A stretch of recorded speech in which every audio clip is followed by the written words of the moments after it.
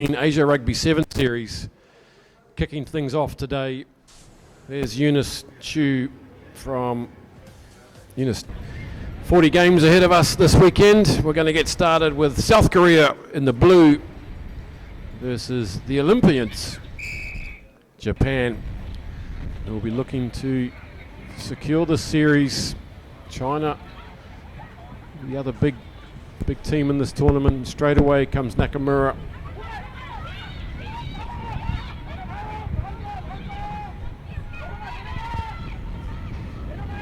Japan kicking early. It's a rare tactic for Japan. They like to keep ball in hand. It's very hot out there. 31, 32 degrees. You can see how short the shadows are. The sun is right above us here. It's going to be a hot couple of hours.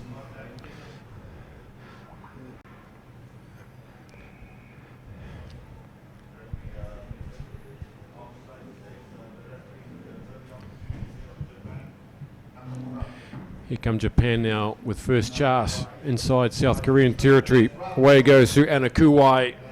One of the Olympians in this side gets things underway in this third leg of the Asia Rugby Sevens series.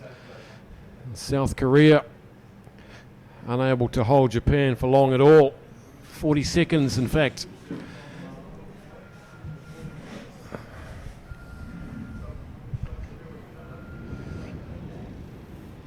Anakuwai, one of 6 Olympians in this side. Japan finishing up 10th over there in Rio. Great experience for them. Great moments for Japanese rugby as skipper Mio Yamanaka gets that one over from straight out in front, and it's an early 7-point lead to Japan. You can see her just trying to conserve energy there as she strolls back to halfway. Here goes Anakuwai, untouched. Canters round to get us underway here. Beautiful stadium this. First 1893 since they've been racing horses here. It's now a full-time international rugby stadium with some of the best grass you see in Asia. Going straight down. We're underway again, and South Koreans coming in from the side to that breakdown. Kuwai swings it away to Nakamura. Here goes the playmaker, Chiharu Nakamura. Look at her, she knows the game so well. Sees there's no sweeper, pops the kick in, can't get the bounce. Picks it up, she goes again. Skipper at the Olympics. She's an absolute rugby machine, this girl. Usually always takes the right option, and this time there was a chip over the top. Said it before, but you could put her in any team in this competition and she'd be worth a good couple of tries at least.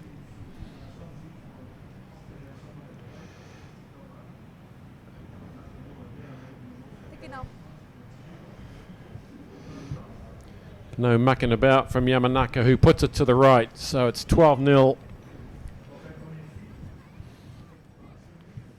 And that's 2 early kicks from Japan. Have a look at this. She breaks out of the tackle. This is after she did the good work with the chip through.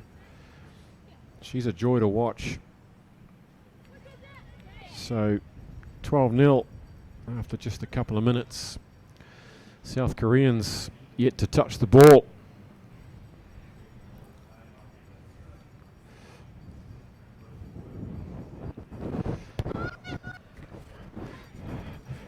Another beauty from Yamanaka, knocked on by Lim, back into the hands of the Japanese, who don't need second invitation, up to the 10-metre mark now. Takes in 3 Korean defenders. Kuwai away now to Nakamaru. Sitting out on the wings, Misaki Suzuki, and she's going to go in untouched for try number 3.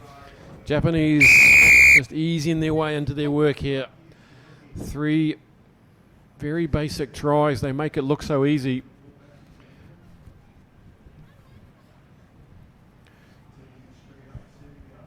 Misaki Suzuki not required for the Olympics. 10 seconds. And picks up her 5th try of the series.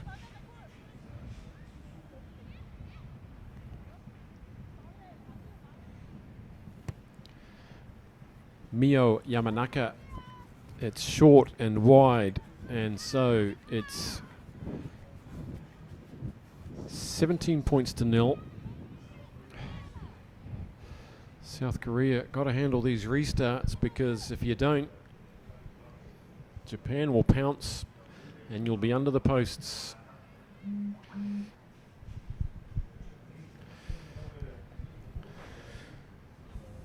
These teams have Thailand and India making up Pool D, who will be up next, Thailand and India. Yamanaka again goes deep this time, nicely taken by Jinju Yu. Pressure comes on Lee Min-hoi. She takes it with some attention on her. Here goes Lim Jae-won trying to make her way to the 22. Look at the Japanese. And a Kuwai there getting busy, but illegally so, says referee Eunice Tate. Here comes South Korea with a little bit of possession now, up to the 10-metre line. Crashing in goes Yang Sol-hee. No, I want to see clear release advantage. Nakamura's over the top. Illegally so again. Lim now halfway come Korea. Finally into the Japanese half, but look at the work there at the breakdown from Ai Nakamaru. So efficient at this breakdown, but been made to work for it on this occasion by the Koreans. Susumi, skipper Yamanaka was out wide.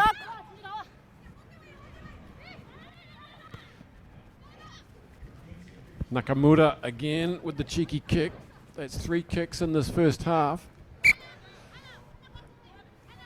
And they'll get the ball back through a line out about 28 metres out from the Korean line as the hooter goes. White 4.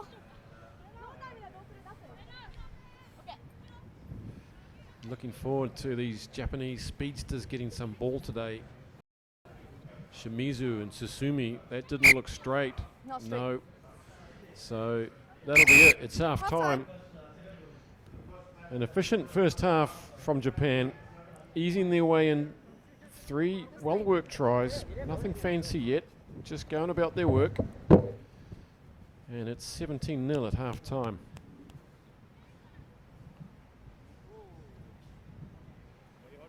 Okay. Anything on your side? Okay. Call. Offside. On white, is it? Or blue? Yeah. You just call, I will take a look. If it's minor, we'll let it go, but if it's clear and obvious, I'll just give another 10. Anything?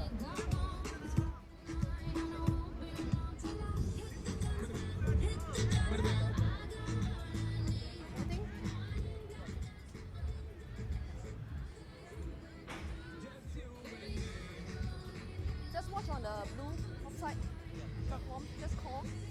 So that it's okay, just keep talking, then you get yourself into the game as well. Yeah.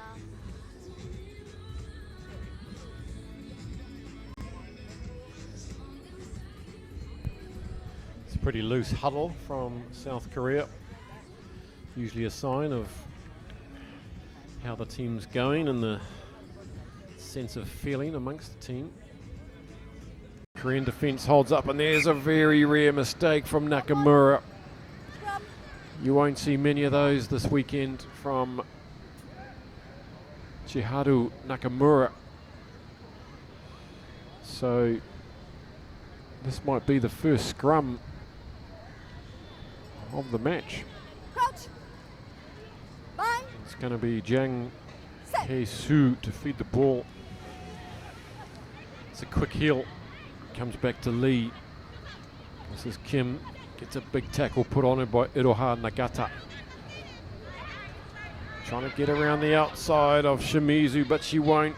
That's Susumi, sorry, in 12.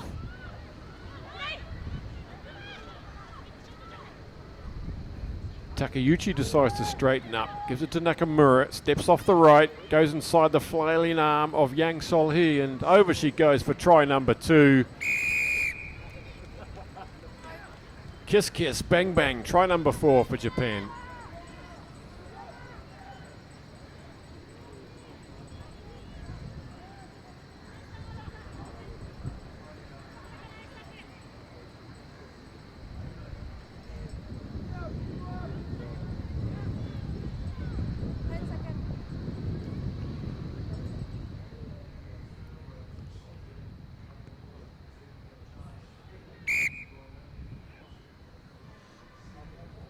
Second try of the tournament and 10th try of the series for Nakamura. Here she goes again. Maybe a little bit of an obstruction there, but no one can put a finger on her.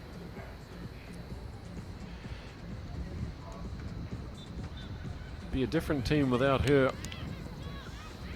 She really runs the place. But Kanematsu, who was at the Olympics, also not here. Also vastly experienced general of this Japanese, the Flying Sakuras.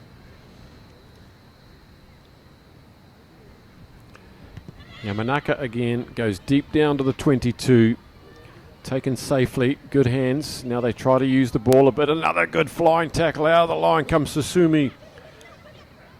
Big intensity from Japanese defense. They win the breakdown. It's Nagata. Here goes Suzuki, the try scorer. They're about 10 meters out now, straight in front of the posts. Yamanaka swings it across to Takeuchi. She straightens off the left, gets driven to the ground by Yu finally.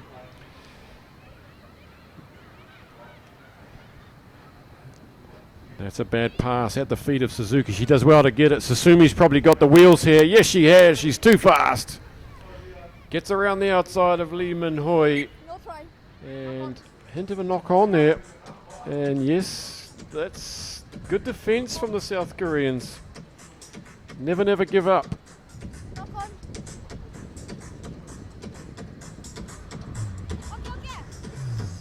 That's a blow. That's an error from Susumi. She scored some great tries in this series, and she won't want to look back on that one.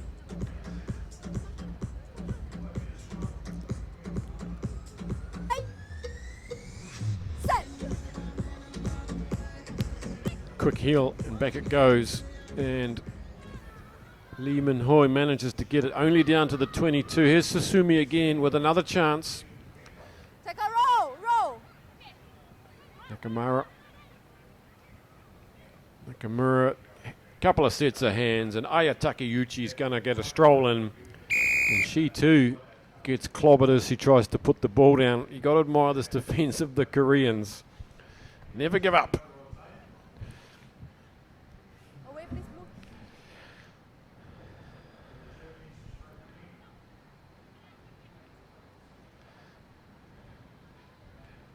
We haven't seen Mayu Shimizu take the field yet, wearing number 10. 11. She has the chance to take the leading try scorer for this series with the absence of Zhao Ying from China, who's scored 15. Shimizu's on 13. And there is no Zhao Ying at this tournament. And here she goes for her run-in. Jumps on her anyway, just for good measure. There you go. Welcome to Columbo. 27-0, 5 tries, just the one converted. Not hitting her straps with the boot yet, Mio Yamanaka. Mio Yamanaka, she scored 62 points in the series. She's up in second spot on the point scoring table. There goes Lim Jae-won. Looks over her shoulder and sees a couple of Japanese coming at her. Goes to ground. Suzuki now. A little bit knock on.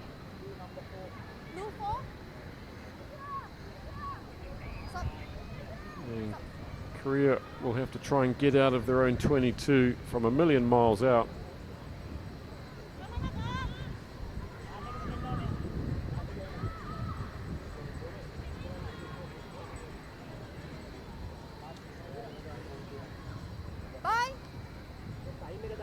Set.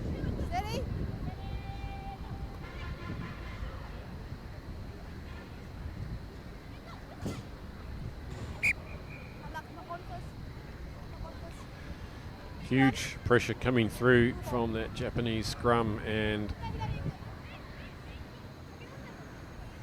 they'll get another feed to the scrum. Very hard indeed to get out of that position. Bye. 5 out from your line, 8 in from the touch line.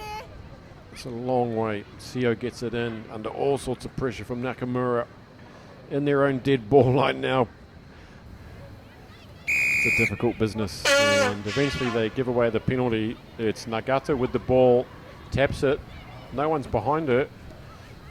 Nakamura, Susumi, can she finish it this time? Yes, she does. She's going to finish the game with a try of her own, try number 6, and that'll be the game. Too easy for Japan, and they'll be happy keeping South Korea to 0, who haven't really shown anything with the ball in hand. 6th try of the series to Susumi.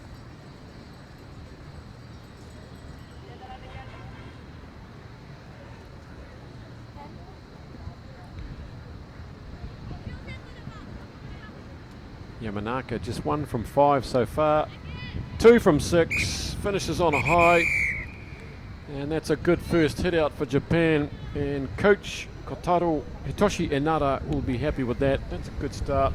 Here we see the final try. Susumi. In every case, all 6 tries, the Japanese were untouched as the try scorer went across the line. So good start to Japan. 36 points to 0. We're underway here at Columbo with 39 games remaining. Stick with us.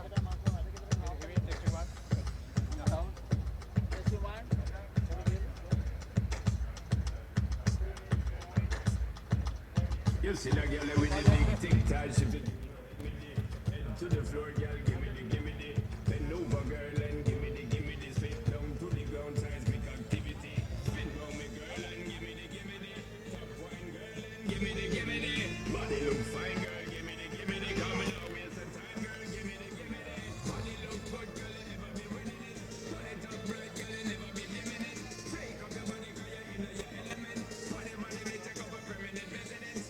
Take your body, coming over, yes, we need it. Take your body, coming over, yes, we need it. Take your body, coming over, yes, we need it. When the trumpets blow.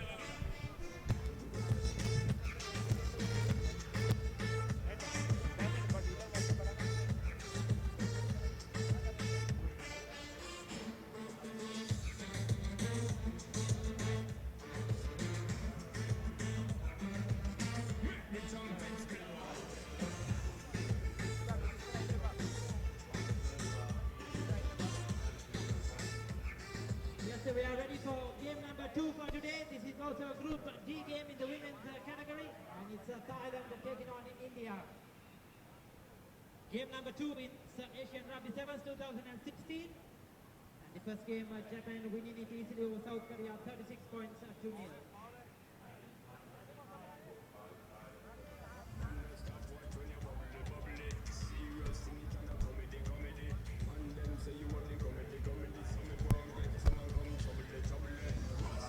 Here comes Thailand versus India, and we're seeing a mark of respect to the King Bhumibol, who passed away just 2 days ago.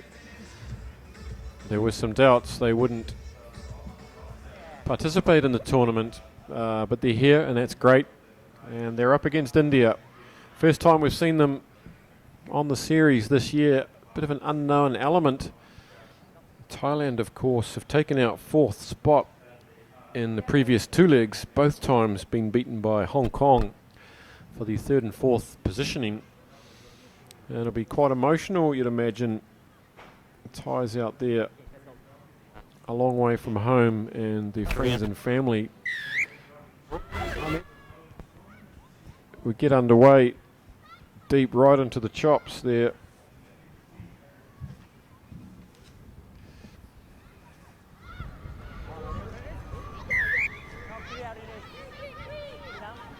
Early free kick for India.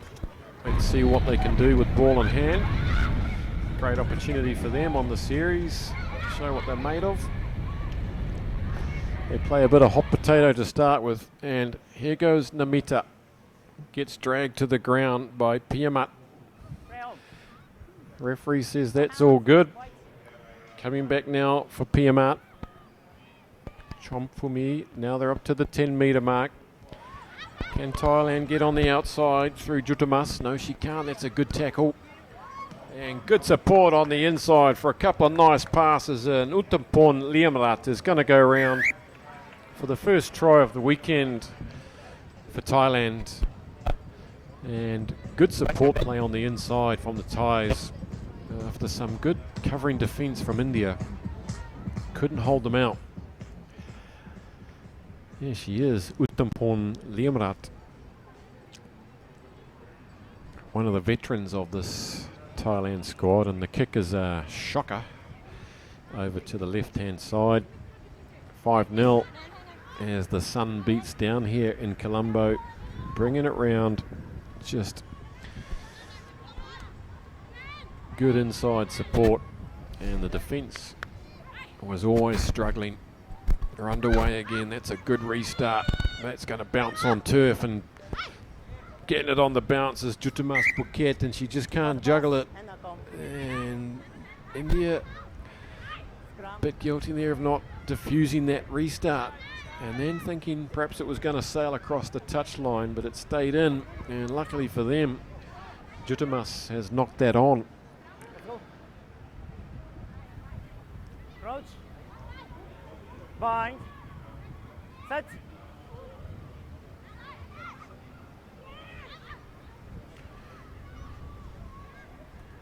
Indian backline extremely deep there, and they're suddenly about 20 metres behind the gain line and under all sorts of pressure from Thailand. Coming out of the line comes Chichanuk and buries her over the try line there for a 5-metre scrum, making things a little bit difficult for themselves, India, from that first scrum of the match.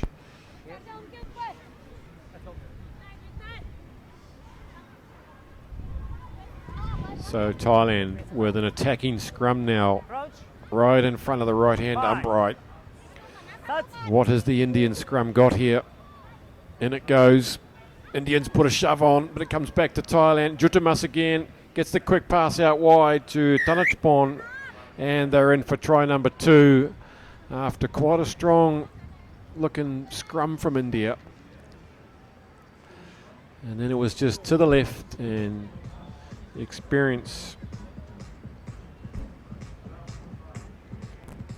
of these Thais, knowing where the space is, they can play some very good sevens at times. There's a definite gulf between the top 2 teams on this series. Here we go again. We see the replay. Uttampon scores one and then delivers one for a 2-try and a 10-point lead early in this first half. It's landed on grass. That's a good restart finding the turf, and they'll give themselves a chance at the line out.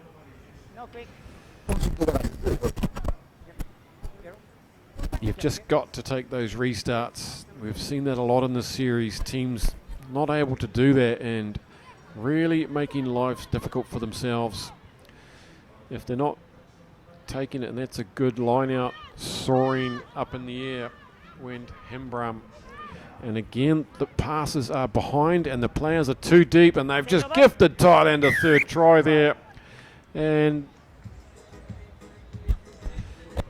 the Indian side too deep and not running onto the ball, standing static and just inviting Thailand to scream up and put all sorts of pressure on them, along with the pressure they're putting on themselves. Uttampon with the conversion, 3rd time lucky, 17-0.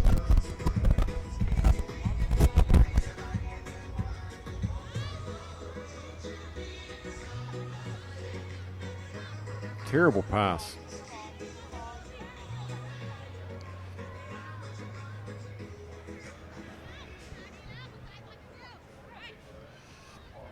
Here we go again. Can they handle this kick? That's an identical restart. This time getting under it is Margie.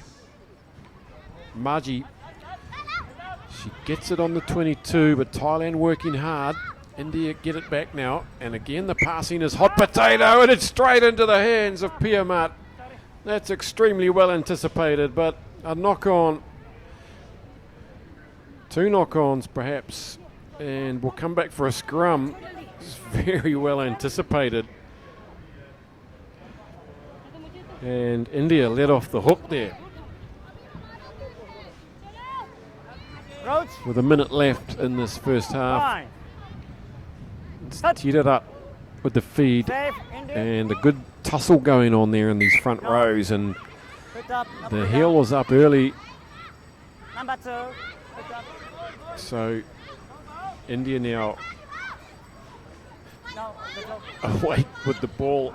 Right. Team didn't really know what was going on as Pradeshi set off on a run of her own. And look at this Thai defence coming up now again. And this is Chichanuk. Rack, hands Scrags up, her, hero. tries to keep her off the ground. Ball is out. Margie goes to ground. Is there some space on this side now? But it's a sloppy pass. Just keeps it in, and it's a forward pass. Terrible. So Ground. India continuing to make things a bit difficult for themselves here. Let's go. And as the hooter sounds, Ah. Thailand with a last chance Crouch. to nab themselves a 4th try Bind. and take a huge lead into the second half. Foot. Stay. Teed it up with the feed. It's Scruffy, and she's accosted by Pradeshi, almost without the ball, you might say. Reverse it. Straightening up goes Uttampon. She's been dynamic in this first half. Good pressure from India. They've stolen the ball, and now with the Cross forward. a little bit sloppy again, but that'll be half time. 17 points to 0 here. Thailand with a good start to their campaign here in Columbo. They'll be looking to improve upon their 4th placing in the first 2 legs of this series, and that'll mean quite possibly a confrontation with Hong Kong later in the day.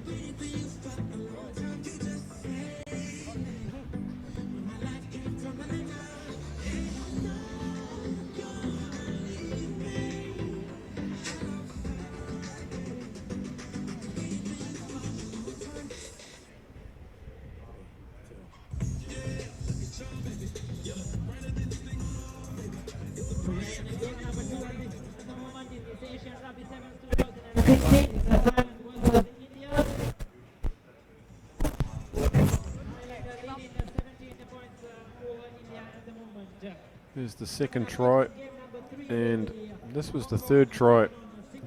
India making it just too easy for Thailand. Thailand haven't really done anything special, but they're ahead 17 points to 0.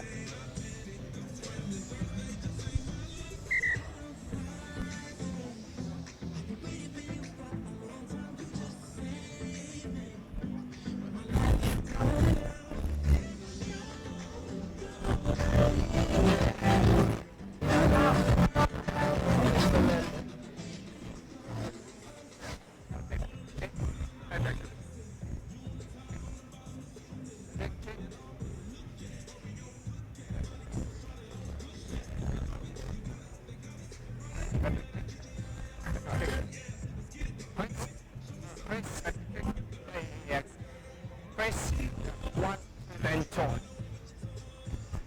Yeah, from there.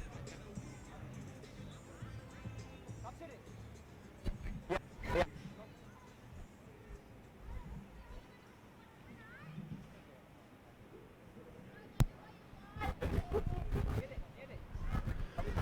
Thailand sitting on 14 points on the table after 2 legs. China and Japan on 22 each. We've had 2 marvellous finals in Hong Kong and Seoul. And above Thailand, we have Hong Kong on 16 points. So Thailand, if they were to finish ahead of Hong Kong at this tournament and with a better points difference, could still take out third spot.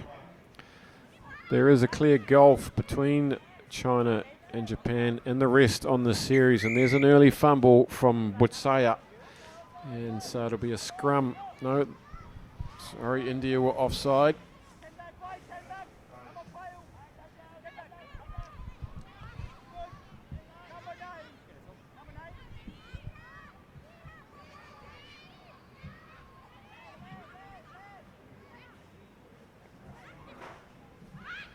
Thailand put on a bit of trickery out there, and they go straight through the middle on the burst. Goes Piamat. She's going to go all the way under the post. She gets those long legs working, and that's a good try to Thailand. 22-0 within the first minute of the second half. Did you see it go? My word. Love to see that whole movement again from the quick tap. Players coming from all directions. Piamat, Chompumi, fourth try of the series. And the kick is over. So it's 24-0. That's a good start to the second half.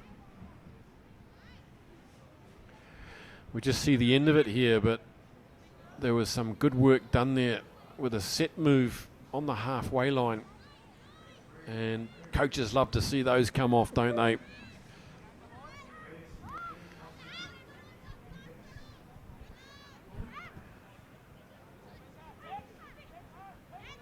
It's a different restart. Now here come India with some rear ball, but they're just not able to get another pass in. And here come Thailand again, showing no mercy. This is Jetapon. Puts on a bit of footwork, tries to get round the outside of Namita. She comes back at her and brings her down. Quickly on the scene was Piamat, try scorer. And that's a loose one over the head of Naratsara, but referee was playing advantage. Naratsara number one's another one that can really put on some footwork. Got 3 or 4 very well balanced runners have Thailand.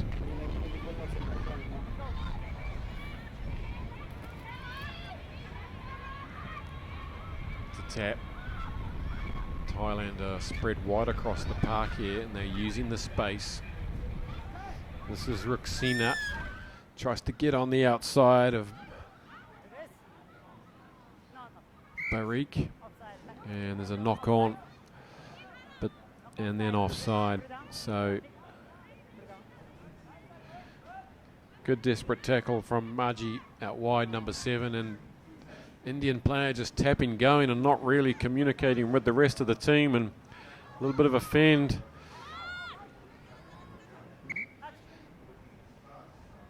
Rest of the team had turned their back and were walking away.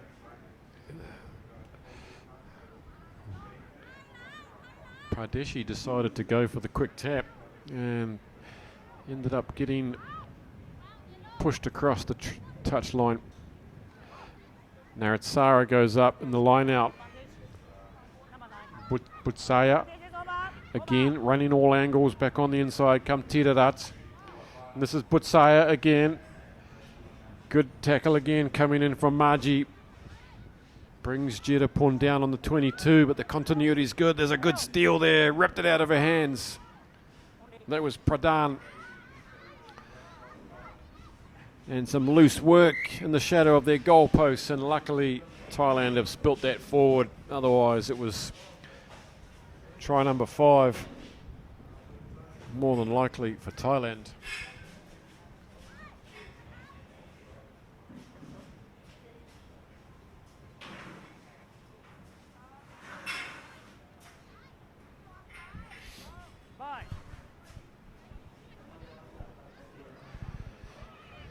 Minute and a half remaining. India this time decide to kick it, and it goes straight into the arms of Thai defender and then back luckily into the hands of Pradeshi, sorry. And now it's Thailand. Surely they can run this one in, and show and go from Bruxina, and she goes in by the upright for a pretty simple try number 5. As the substitutes come on for India. Not able to exit from that position over there with the scruffy kick.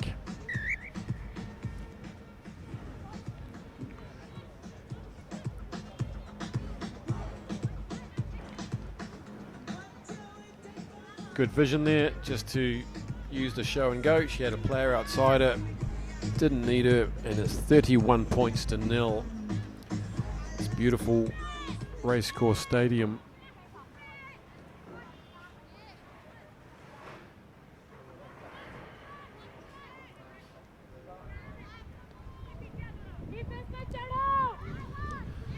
It's a good restart. It's not taken, it's bobbled by Maji, and that's gone forward. We've seen teams struggle in this 8-team format. There are clearly 2 top teams, and then after that, Hong Kong and Thailand. Greek and Shahi, Swita Shahi in 12. It's their big moment. Get their hands on the ball for the final seconds. They've got 2 more games later today. India, they'll have Japan after this, and then they'll have South Korea. So not going to be easy for them. And what happened there, the scrum has popped up and everyone stands around as the hooter goes, and it's a bit of a cat fight in there. It's a mess, and finally it's Sunjukta Munda who decides to put it down, and that's it. The game's over. India with a few work-ons, and Thailand, they'll be reasonably satisfied with their first hit out today. And they'll be up against South Korea at 2:18 and Japan at 5:14 local time later today. There it is, 31-0, Thailand thumping India in match 2 of leg 3 of this Asia Rugby 7 series.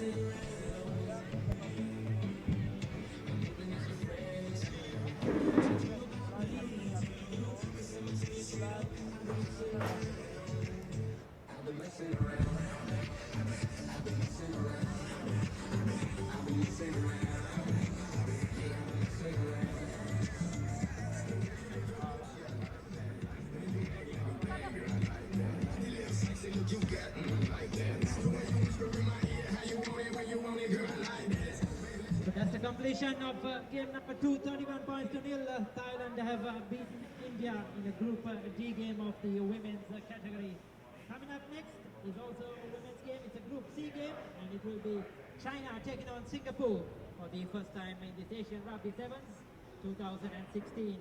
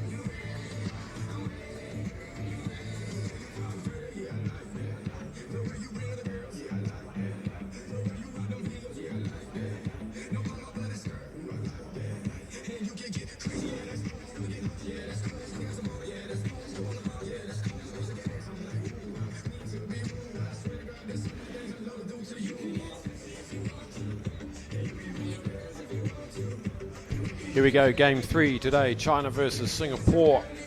This is a Pool C match featuring China and Singapore.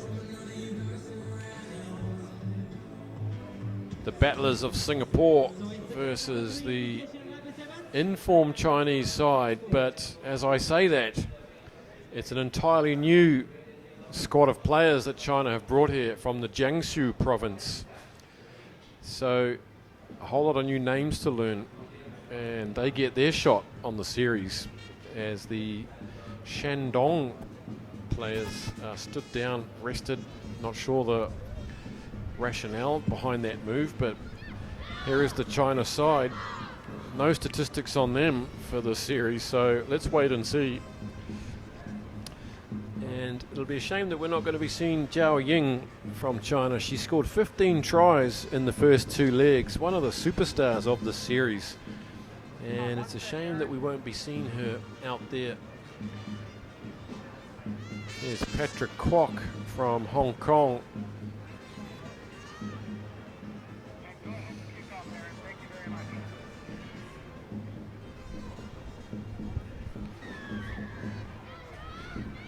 So China, 22 points in the series, equal with Japan. Will be looking to build something with this brand new squad. They'll have to finish higher than Japan. And look at here, they come straight away, these athletes. Look at the cutback on the inside from Liu Yan. Over she goes the halfway to the 22. They won't stop her. And with just 15 seconds on the clock, business as usual for this Chinese team. It doesn't matter which province they're from. They are very, very good athletes.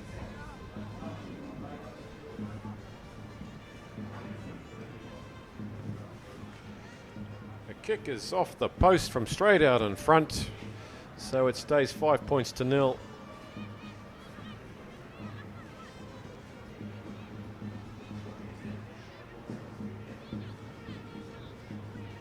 Good start for China, and coach Jing Hongjun, new coach and all, just stepping off the left there, and the bigger player T Tawatosi unable to match the step as she was tracking back. Here is Tawatosi now, gets a finger on that one as it goes over her head.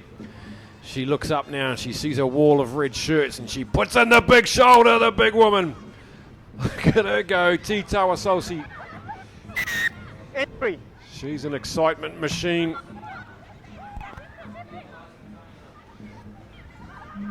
Little break out there from Eunice Chu.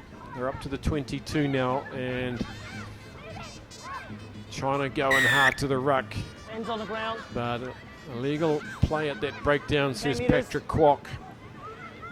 So about 25 metres out, straight in front of the post, China with a second chance. Try scorer Liu with the ball at her feet. Here she goes. There's some trickery. Good, crisp passing out wide. This is Wang. Puts out a beauty to the flying Gao Yu Ying, and she's in for her first try of the series. And that is classic China women's sevens rugby. There are no better in the game than the Chinese at the long pass game. They are masters of it, and they can get across the field in 2 or 3 passes as good as any other team, and I would include the men's teams in that. Very well drilled. That's a good looking kick from quite out wide. She struck it well, but it's to the left, so it'll remain 10-all. Change kickers straight away. Coming across was Alvinia Ao-Yong, who's pretty high on the try scoring herself. 10 tries in this tournament. She's taking 5th spot overall on the points table. It's 12-0, my mistake. Here's Tawatosi again. She's going to put the big shoulder in. This time she delivers, gets it up to Chan. Look at the work, the powerful work at the breakdown there. Tawatosi again, injecting herself early in this game. There's a good inside ball to Avinia Ao Young, and she gets mowed down from behind. Rock! Sim Chu Hong goes in to try and help. No. Yeah, it's fine. Tawatosi's there. She's through the legs. Took everybody by surprise, and Chan Jiao Yu goes down on it but can't control it. A little knock on. So good defense from China tracking back there, and good seeing the big athlete T Tawasosi getting in early. That's Eunice Chu.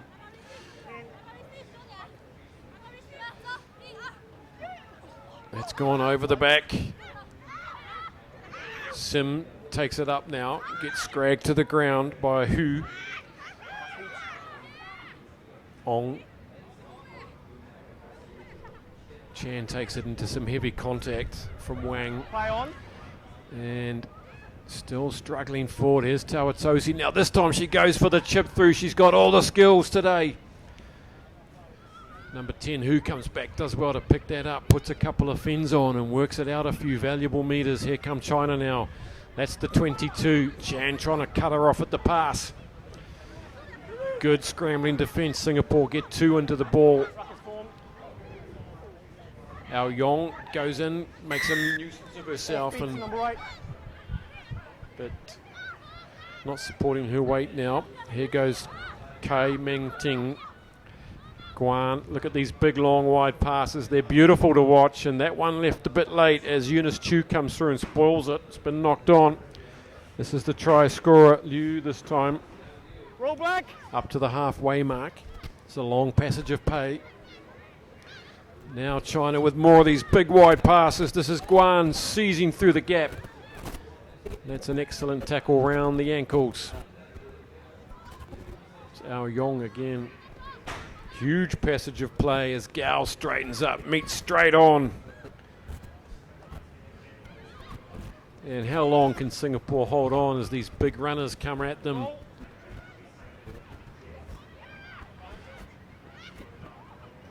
Gao now, and this time trying to go for the chips from chase. That looked accidental, so it's play on, but no one's running back there.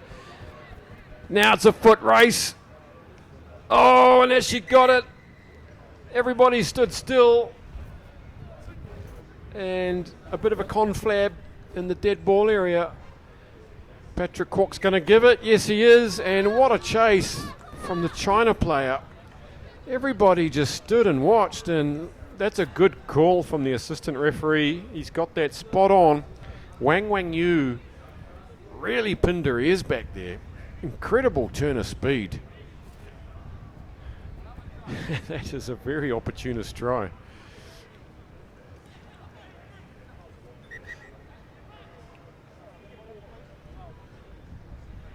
I think Singapore might have been waiting for some advantage overcall from Patrick Kwok. It didn't come, and they made the ultimate mistake of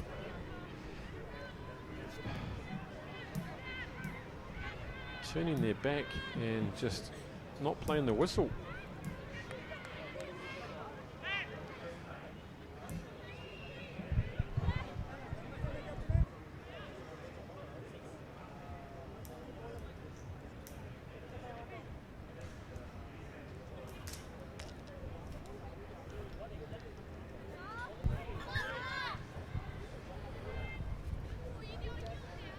No problems with the kick.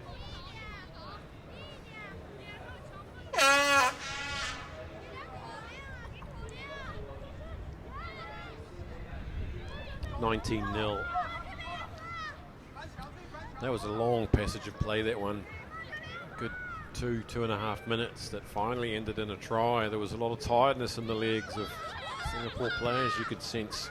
Good restart, and Guan goes up and knocks it back to Shin.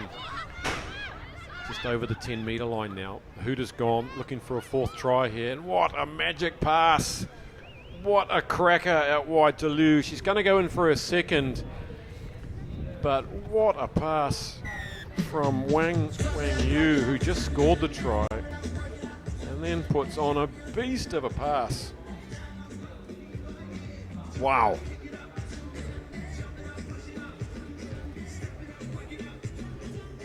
incredible stuff from China after the hooter.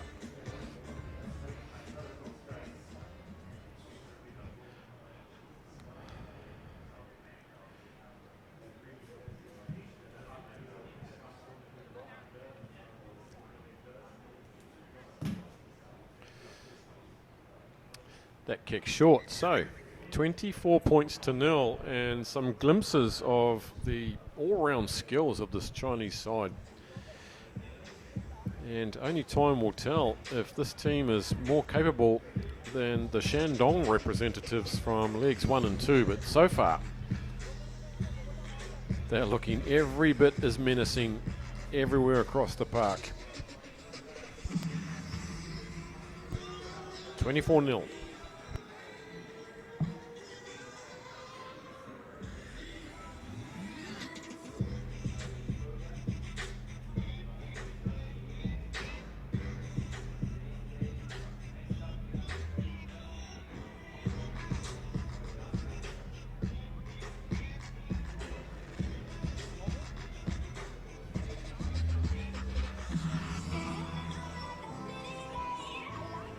So at halftime, China lead 22 points to 0 over Singapore.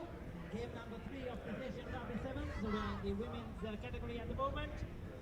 Game number 4-2 will be a women's game, and that will be Hong Kong taking on the host Sri Lanka.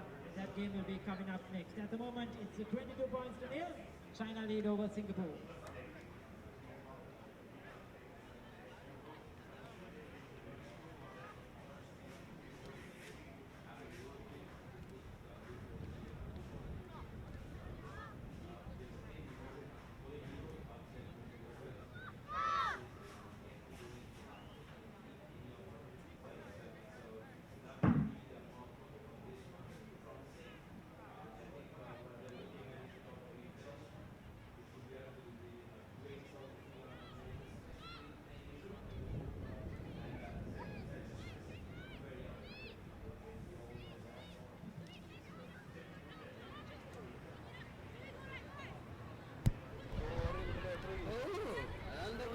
No real chances yet for Singapore.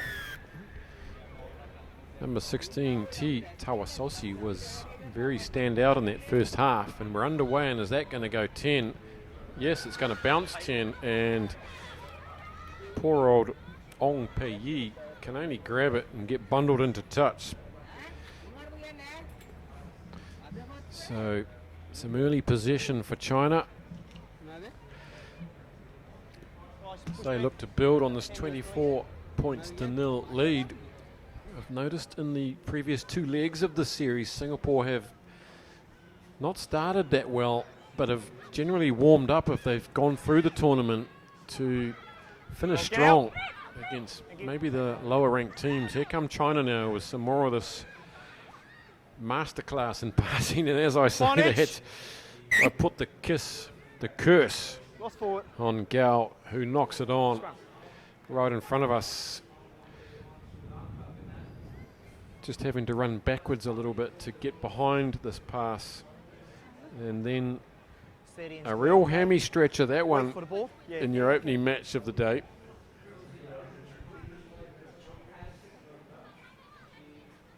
Nice, let's go. She's fine, let's go. Crouch. Bind. Sit. Eunice Chu with the feed. Here comes Singapore now, and it's a bounce pass. It's a scruffy, awkward, difficult one, and all she can do is toe it on, the arms out for some advantage. Can China work it? I bet they can, and here they come. A little bit of a shimmy, a dummy, and some more good hip swiveling passing as Gao goes smoking through the gap and gets pasted by Ong. Play on. And that's good work from Tawatosi again to get across there and get busy at that breakdown. She's had a very good game, has the 16, but her teammates have failed to do anything with it once she's secured it and getting driven off by China. But a little knock on, says Mr. Kwok. Scrum here. As Singapore look to make a few changes here. Looks like it's Samantha Teo in 9. and Lai Poisson and 6 are coming on. Substitution. Come my bags.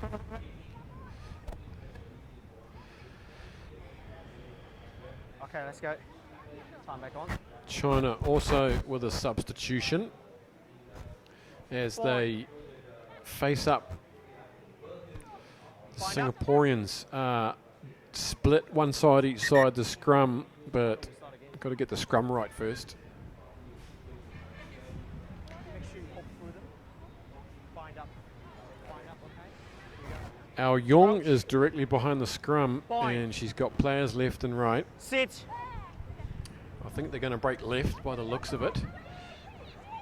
They haven't won the scrum though, so they'll have to come now forward Get out. and defend as China bring it away. Xing.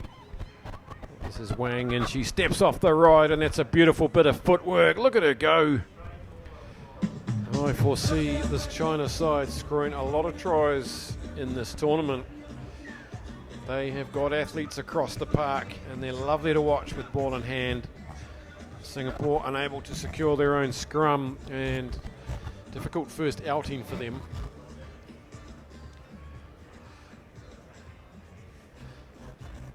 They'll have Hong Kong and Sri Lanka later in the day in Pool C. A very Chinese feel to Pool C with China, Hong Kong and Singapore.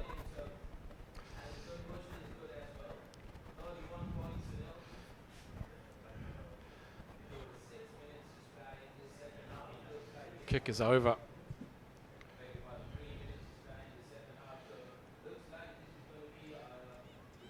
It's very hot down there. We're looking at 31, 32 degrees. Great step off the right. There's nothing that Lai could do. Just wrong-footed at speed by her opposite. This time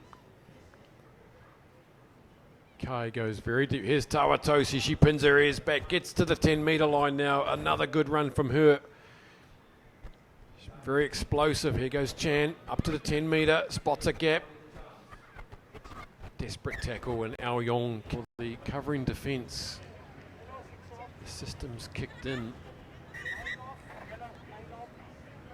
A minute and a half left as two more subs from China. On come Xu Tian in 11 and Sun Kei Hong in 3.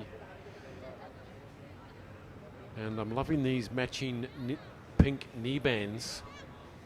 It's a nice touch. They've all got the knee pads on. They can't all have injured knees. Perhaps it's I think it's a little dry down there. It's a beautiful piece of grass. Here come China then. This is Xing. Liu Yuan out wide, puts a bit of footwork on and somehow gets around the outside of two defenders. Up come the line. Good line speed on the outside by Lai. Try to hit him off. Force them back in field. Shin. Off the left goes Xu. Off the left again. Swerving round. Christabel Lim's not going to get her. Lai's not going to get her. And that's a handy bit of footwork from the big strapping Xu Tian. Straight on the field and onto the scorebooks. And they're piling on a big one here, China. And she's going to take the kick herself. Why not?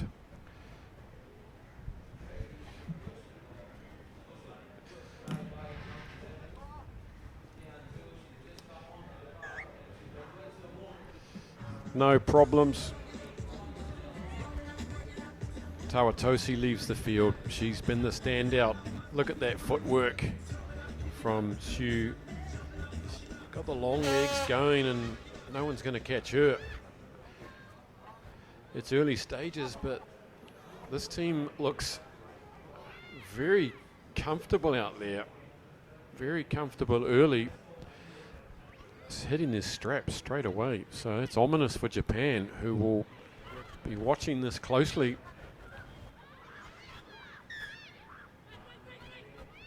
Seeds 1 and 2, Japan and China. shouldn't meet earlier than the final if everything goes to plan. Hoot is gone, and a final penalty for Singapore. They're sitting on a 0, and they want to get some points. They've been... Here goes Lyle. That's good foot, good work. Ball in 2 hands. Coming across was Lu and scrags her into touch, but she gets the ball in field to Christabel Lim. China are all over her illegally, just piling in there. There's a good run from Lai. Here she goes again.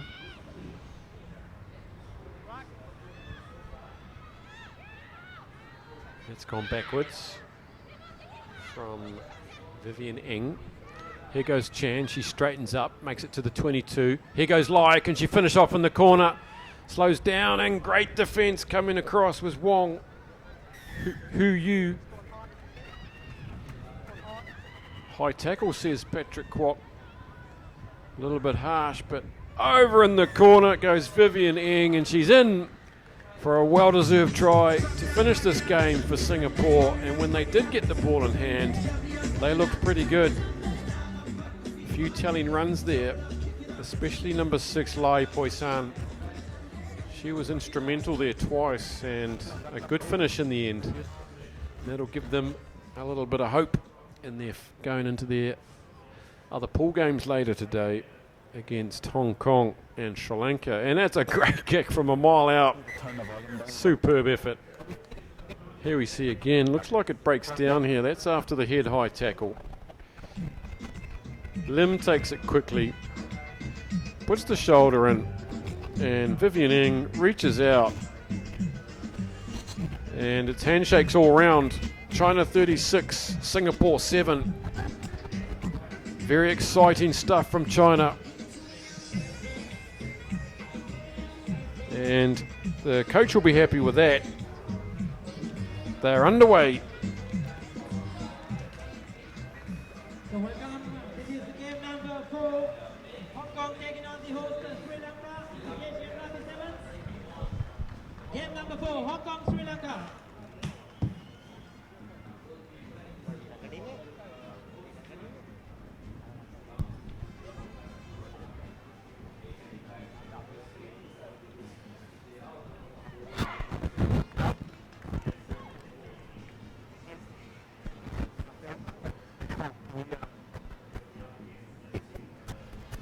Here we go, game number 4, Hong Kong versus Sri Lanka.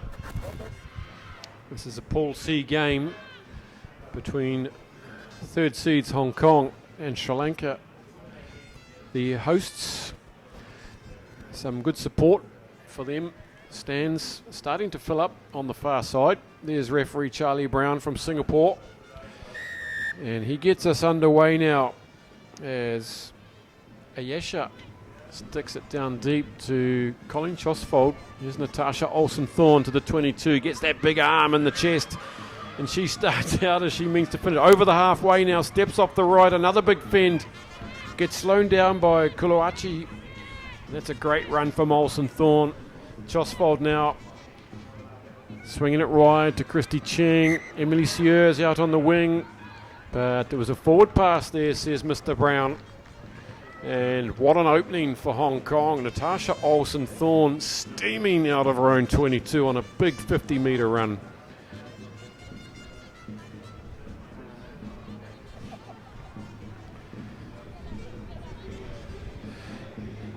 See the entertainment in the background there? It's all going on down here at the Race Course International Rugby Stadium in Columbo. Beautiful day. It's very hot down there. Here comes Sri Lanka now on their 22. Good tackle, but coming around the outside. Natasha Olsen-Thorne gives it away. Chosfold's coming across. Skirting down the touchline goes Dilrukshi. She is a star. She's going to go 80 metres. Brings it round. What a try for Sri Lanka. She was very impressive in Hong Kong in leg 1. She's a big athlete. And she got around the outside of 3 Hong Kong players there. And what a riposte from Sri Lanka.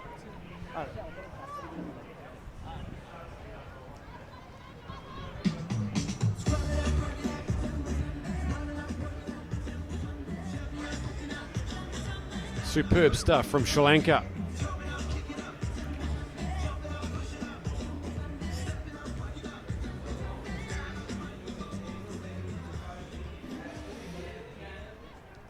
Now's the conversion and levels it up at 7-all. What a start from the hosts. They needed that.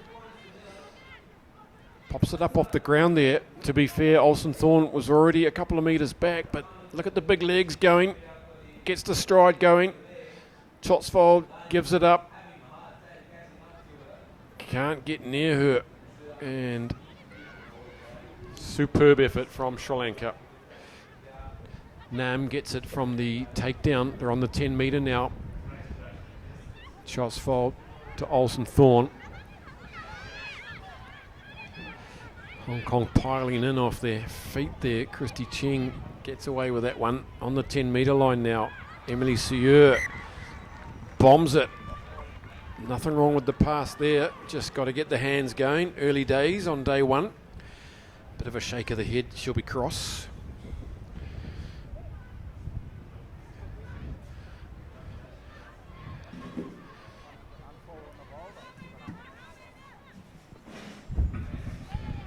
If you're joining us from Hong Kong, hello everybody. Hong Kong will be desperate to improve on their third finish in the previous two legs. China and Japan just too good so far. Good shove off the ball there from Shamwai Sum. This time Sri Lanka going for the kick over the top and traipsing back goes Sham. She's on her own. She's going to have to do something with the footwork here. Chotsfold comes back to help her. Dilrukshi 9, she's into everything. Really is a star of the side. It's good work from the skipper, Cheng. Sham again, getting busy. Here goes Nam. And working down the touchline there, but the Sri Lankan defence got an extra spring in its step when you're at home in front of the go-go dancers on the far side. Excellent. So first line out of the game. Sieur and Cheng will hoist Sham in the air to try and upset this Sri Lankan feed. They go for the underarm. And that's a wobbly old one. Chotsfold gets it on the bounce. Puts a little step in. Kuluachi does well to get a finger on her and stop that movement. But we'll go back to the wobbly old line out throw. About 11 metres, 9 metres inside Sri Lankan territory. Emily Sieur there anticipating the breakdown coming through and taking out the second defender there. Crouch. Bind. Set. Hong Kong really lacking the firepower in the back line in this series, but here goes Chotsfold. Olsen Thorne tries to secure that, but it's been bobbled, so that movement comes to an end.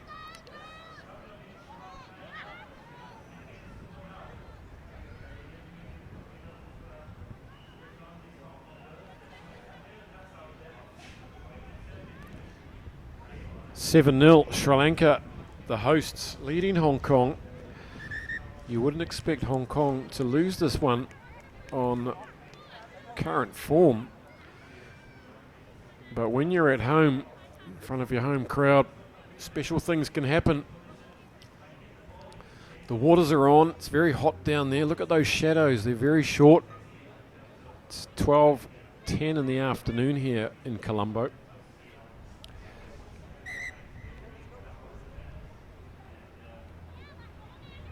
Here we see the little knock on by... Yeah, it was a bit of a mess, wasn't it, as Olsen Thorne came in to try and secure that. Here we go then. It's a scrum just in front of the 10 metre. Final minute of the first half. Hong Kong trailing 7 points to 0. Hong Kong put a big shove in there and Cheng reaches over. Sorry, it's Nam. Picks it up. Now down the sideline comes Chong Ka-Yan. She's got the legs. She's got the gas. She gets on the outside of Pereira. And Hong Kong with a crucial score just before half time after a block-busting scrum effort from the forwards. And there's low fives all around from the front row. Very happy with that. They've set up a try, or they've created the chance for a try. Chong Ka Yan showing some very good pace around the outside. And that was much needed for Hong Kong as Chosfold lines us up.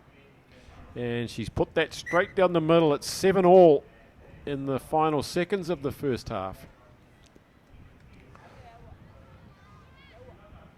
Just good hands from Cheng there. She knew that Chong's on the outside.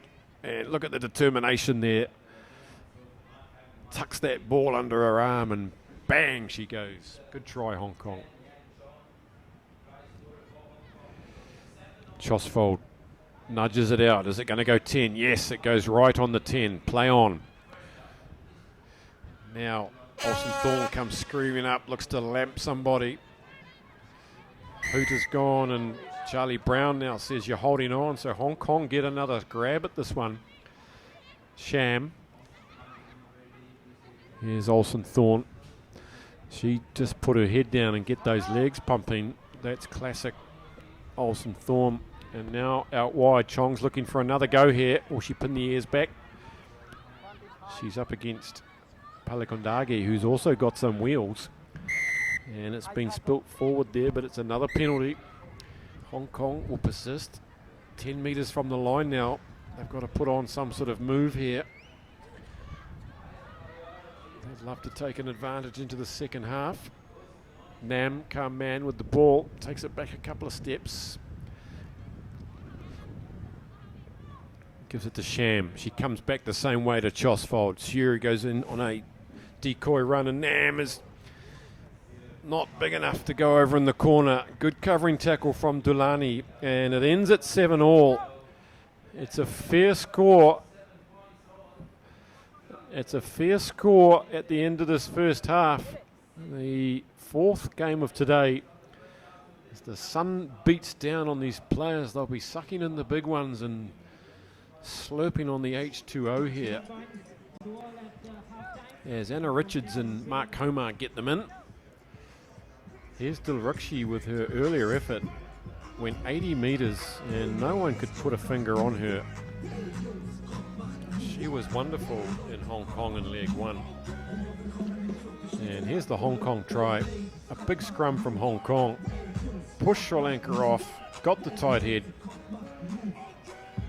And Chong Ka Yan finishing lovely. So 7-all here in Columbo. Right after this game, we'll be starting the men's segment, and the first game will be a Group A game, and that will be Hong Kong taking on Japan in the men's segment. That match is coming up next. Damn, that's a cold ass honky. Rolling in hella deep, headed to the mezzanine, dressed in all pink, set my gator shoes, throws a green drink, then a leopard mink. Girl standing next to me, probably should have washed this. Smells like R. Kelly sheets. But shit, it was 99 cents. I get copping it, watching it. About to go and get some compliments. Passing up on those moccasins. Someone else has been walking in by me and grungy fucking it. I'm stepping up, crossing and saving my money. And I'm hella happy that's the party. I'm gonna take you down the style. I'm gonna take you down the style. No, for real. I should grab it. Can I have this hand me down?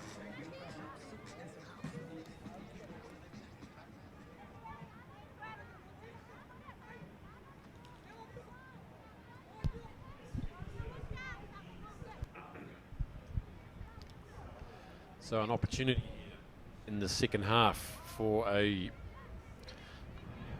rear win for Sri Lanka over Hong Kong in front of their crowd, and Chosfold hasn't got that the 10 metres as Garvey tried to take it on the full, so that's an early error and an early chance for Sri Lanka.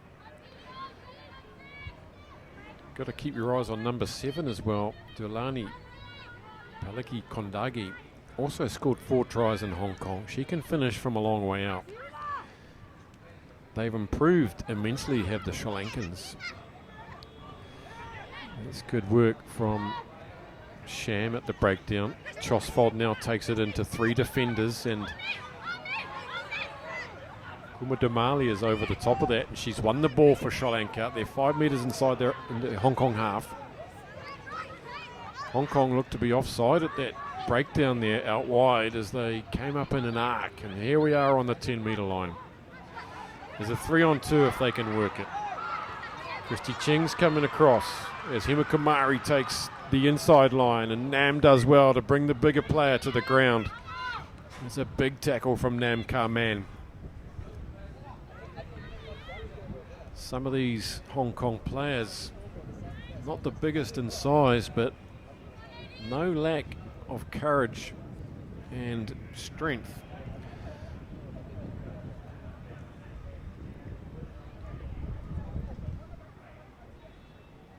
Looks like an injury there to Himakomari. And so she's down on the ground. Sri Lanka have just 6 players to work with here. Away comes Sham. A couple of passes just behind the player there, slowing things down. Here goes Nam again. Chosfold has to get in there and secure this. It's very scrappy. Cheng's doing her best, but there's a knock on in the end, and Hong Kong putting themselves under pressure there with some mistimed passes, just going that couple of inches behind the advancing player to slow things down, and then Chosfold and Cheng having to clean up. Sri Lanka back to 7 now. Let's have a look at the scrum. That's pretty evenly contested. Here goes Anusha Ataniake, and she gets thwarted, and Olsen Thorn there very industriously wins the ball back for Hong Kong. Here comes Garvey, looks up and takes a few steps and throws out a bit of a loose one. Here goes Nam, not the fastest player on the field, but she decides to have a go, gets on the outside, one to beat now. Beautifully wrong footing her opposite Kuluachi, and she's going to go all the way, and she may not be the fastest, but what a bit of footwork there to free up some space. Puts in a big hit 2 minutes ago to win the ball, and then scores herself a magnificent wee effort there. Hong Kong take the lead for the first time in this game.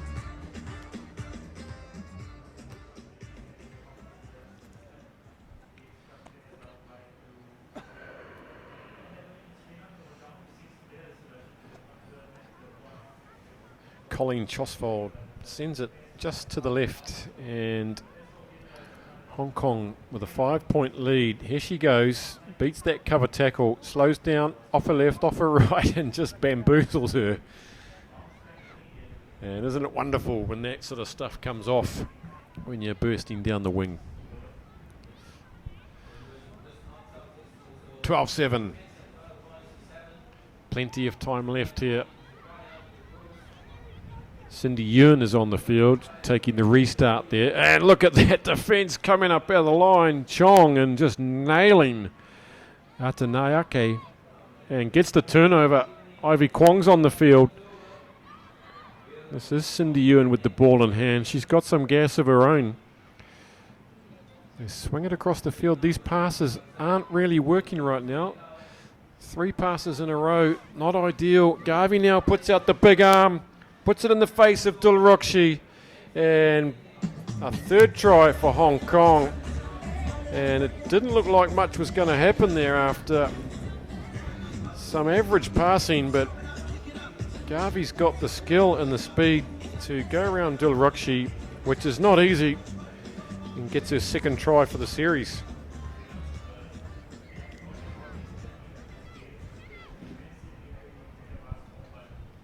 Good injection from the bench there, straight away from Cindy Yuen and Ivy Kwong. That's what you want from your bench, as the kick falls short and to the right from Yuen. Here she goes. That's a great fend there as Dulrukshi goes high, and this time she hasn't got the gas to come back at her. That's a good finish from Garvey. And Hong Kong finally putting a little bit of daylight on this courageous effort by Sri Lanka. 10-point margin now, 1.5 minutes remaining. And a beauty from Yuen, just goes to 10 metres. And Ivy Kwong now takes it forward.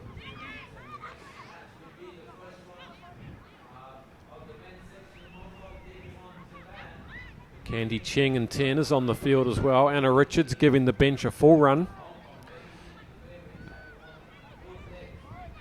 think just Lindsay Varty to come off the bench. On the 22 now, there's some classic work from Christy Ching. Takes a couple of metres, gets them go forward. Hong Kong now just have to work it to space. Ivy Kwong's waiting for the last pass. Can she beat the last defender? Decides to come in field, gets nailed from the side from Kumatamali. 5 metres out, and Charlie Brown with a very quick call there that Kwong was holding the ball. Good cover defence from Kumatamali, and now a kick through as they go chugging back and look flying down the side now. Hong Kong look tired. It bounces into the arms of Dulani Palakondagi, and she's going to go under the posts. I'd said she was quick, and she came from nowhere to put them back in this game, but the hooter is gone, so that might be it. But good vision to go for the kick deep in their own 22. Palakondagi scored 4 tries in Hong Kong, leg 1. And got around the outside of players with ease, and that time she just came screaming through from nowhere, and Hong Kong looked like the legs were a bit tired. And it's missed, and that is the end of the game. An exciting finish as the hosts start strong and finish strong, but Hong Kong have done enough in the middle of that game to put Sri Lanka away and take their first win of the day. 17 points to 12, and a good workout for Anna Richards' players. And that brings to an end the first round of women's games from Pool C and D. We'll switch modes now and get into the men's side of the draw in just a few moments.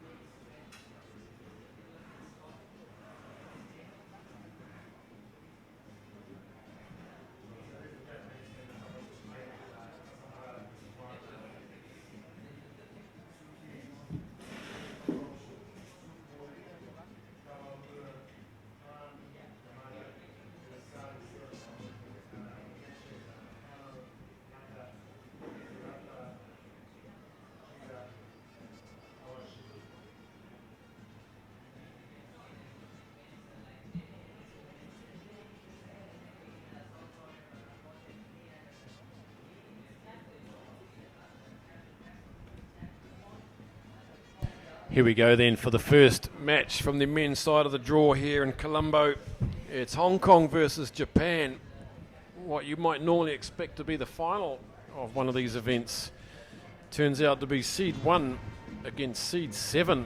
Japan obviously sending a development side to contest in this series. Have failed miserably, finishing 7th in Seoul 3 weeks ago, having to just beat Singapore in the 7th and 8th playoff. Hong Kong, meantime, have comfortably won the second leg against Sri Lanka 36-0, and also against Sri Lanka in League 1, 22 points to 17. There's our side there for Hong Kong. Coming into the side, Jason Jayam from the under-20 squad, back from varsity in the UK. And both the McQueens are out for Hong Kong, but that may not mean too much. These two sides, here is the Japanese side, largely unknown. University students haven't really got their mojo working in this series. None of these players were in Rio. Here's our referee, Cavini, Talemalagi from Fiji, who's just been inducted to the World Series. Congratulations to him.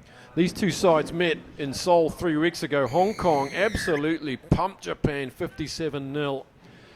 And that was a record score.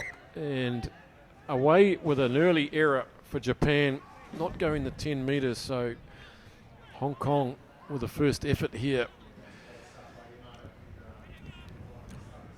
Mark Wright also out of this Hong Kong side. Jack Capon coming in. And here goes Kadu Lee. Rowan Vati, 5 tries in Hong Kong.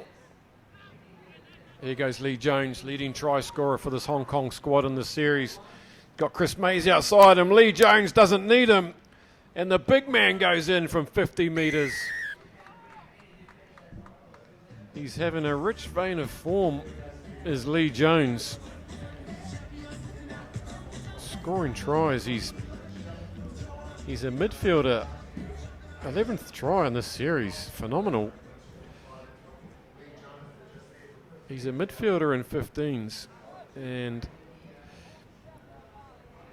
leading try scorer in the series. Ben Rimini with the conversion is the leading point scorer in the series. And the left boot not working yet with the first effort of the day, and good strong start to Gareth Baber's men. Here he goes. Puts the big fend into Kitsuki. Boom. And he's got the gas to finish it off. Untouched, and he'll be happy with that. So will his mum and dad. 5-0.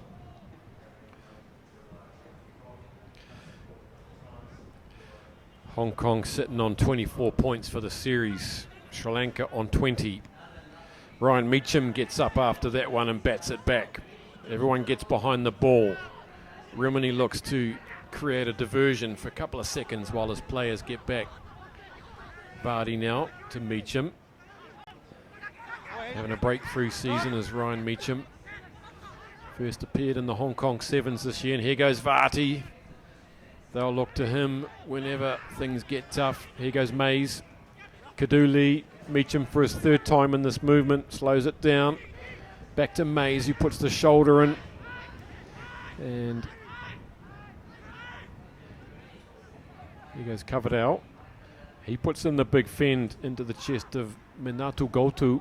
Keeps his feet. He's held up by 3 Japanese. Still gets it to ground. Rimini, eyes up. Goes through the gap. And Minato Gotu's not going to catch him. And that's good eyes up rugby from Benjamin Rimini to score try number 2 for Hong Kong.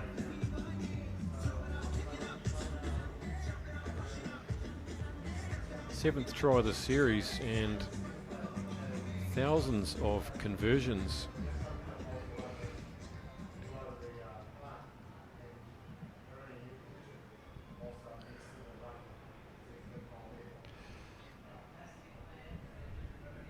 $94 points for Ben Rimini. Adds another 2. One of the many very experienced players in this program for Hong Kong, and he won't get many easier tries than that, but coming from some good build-up from Coverdale, Meacham and co, just toiling away on that one, content to take it several phases. Rimini gets it up, and they've just left it to Meacham, who said thanks very much. Kaduli's on the site to take that one forward. Japanese just not communicating there. The rush defence of Japan. Out of the corner of his eye, Vardy sees it.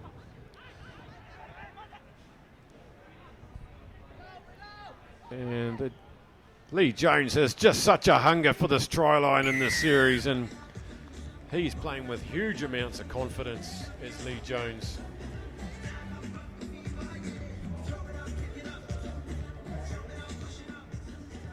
Try number 3, and this is heading in the same direction as the 57-0 trouncing that Japan received from Hong Kong. Here we go again. he looks up. There's a couple of Japanese who make some rather feeble attempts there. They go high and not really interested. Japan have to be careful here. They are fighting to stay in this top-tier Asian series. They were beaten 3 weeks ago, both by Malaysia and Chinese Taipei in the same tournament. Lost all 3 pool games on the first day. 17 points to 0 after about 4 minutes of this first half.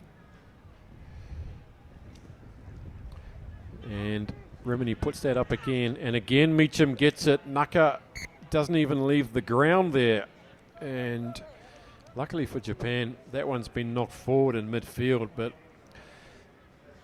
they're just not getting these restarts right, Japan. There's no communication by the looks of it. There's no organisation, and these are the basics of sevens rugby. Nailing your restarts and your exits. What can they do here now? They're a team lacking confidence, and they need to get into this game. Here's Naka now. Fires it out wide to Han. And that's gone to ground. Luckily, Kosuke Naka's there to pick it up, and Kaduli, one of the smaller men on the field, bullies him. The rush defence of Hong Kong, Lee Jones comes up, gets into the eye line of Han, who now tries to put Suruta away. It's a good inline inside ball there. Those can be hard to defend. Now they swing it back the other way. Hong Kong defensive system is staying steady. Lee with a good tackle on Yamada. Brings them down about 12 metres inside their own half. And they're going side to side. Japan, no one's really taken the line on until now. And Han sees a gap, goes between Mays and Rimini.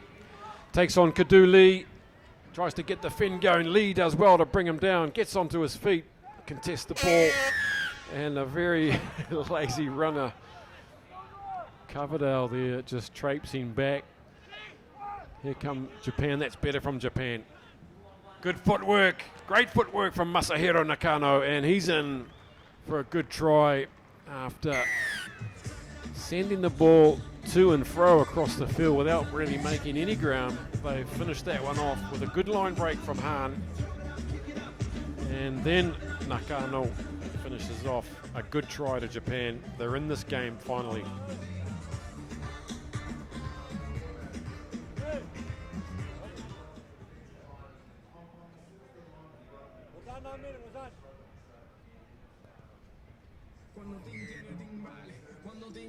So at half-time, 17 points to 7. Conversion's over. Japan 17-7. And there's The first game in the men's Hooter has gone, so it is half time as we see the finish from Masahiro Nakano. South Korea taking on Malaysia.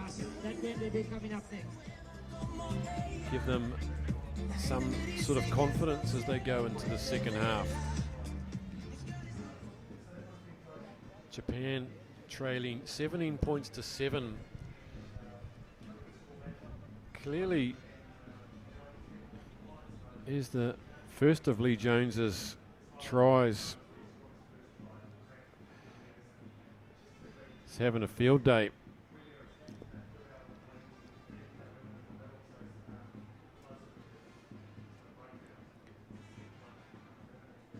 His good friend from Cambridge in New Zealand gets the second try before Jones puts in another one of those big right-handed fins. Get out of my road. And finally, Japan getting one of their own. Clearly, Japan, one eye on 2020 Olympics, building the next cycle of players.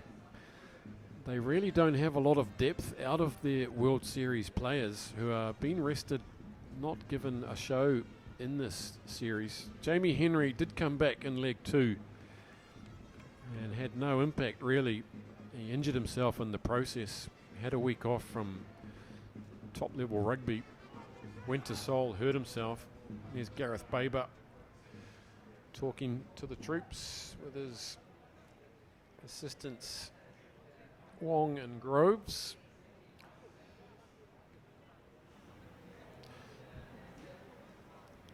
So Japan really coming in at about 5th or 6th string in this tournament. They're already on the World Series. They've got nothing really to prove, but it would be somewhat eyebrow raising if they were to finish in 8th spot on the series and be ejected from the Asian Sevens series and yet still have a team in the World Series. The winner of this tournament or this series will represent at the World Sevens Series in Singapore in April, and the top 2 finishing sides from the series will go into the World Sevens Series qualifiers at the Hong Kong Sevens with a chance to get onto the World Series. So at the moment it's Hong Kong and Sri Lanka leading the way, and anything could happen over these 2 days. This home crowd will be hoping Sri Lanka can make it to the final. Here go Japan now. Quick tap and go from Kawashima. Gets up over the halfway. Tomasi Lawa is on for Hong Kong after a long injury. John Moon Han with some good footwork off the left foot. Kasahara with the show and go. And has Meacham got any legs to catch him here? He's going to pull him down, but he gets the inside ball to Kosuke Naka, and try number 2. Japan are suddenly back in this game. A little show and go, and the Hong Kong defensive line easily punctured there by Japan. That'll be concerning for Gareth Baber.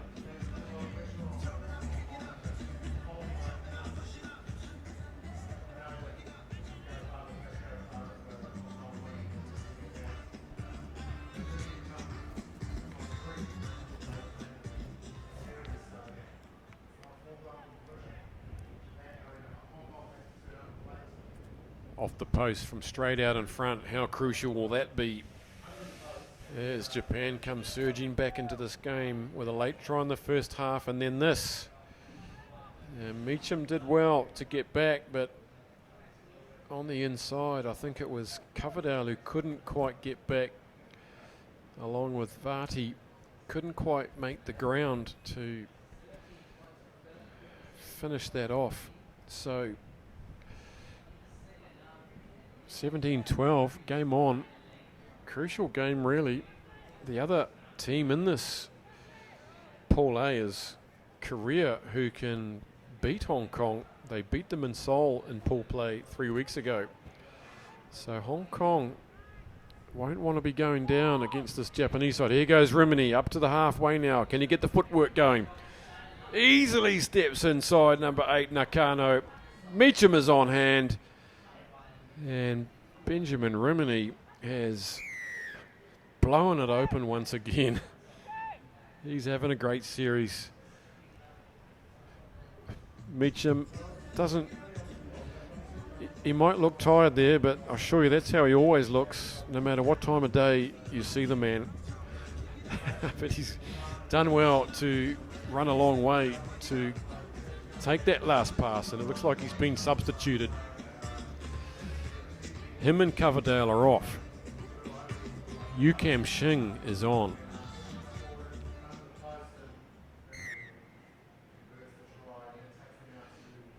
Ben Rimini converts and gives them a tiny wee buffer now. Too easy there on Naka. Smoked him and throws out the Hail Mary. Knows that his Valley teammate's going to be there. And he was. And he gets an easy dot, does Ryan Meacham. Good score, Hong Kong 24-12. Rimini straight down the middle this time with the sand wedge, and Yu Kam Shing gets up but can't quite bat that one back. Yu Kam Shing now trying to defend that far line. Kawashima thought about taking him on.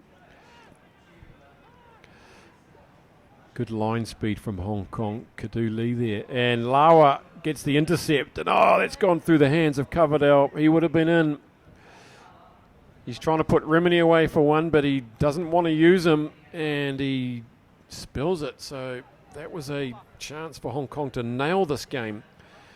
Yu Kam Shing goes flying in for the tackle. Rentaro Kawashima now tries to take on Mays. Won't have him. Tamasi Lawa over the top. And Lawa gets up and takes the ball, but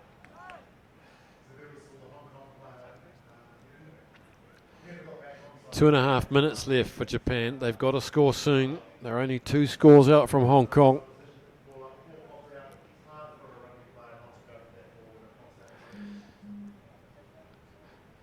Driving it low and hard was Naka.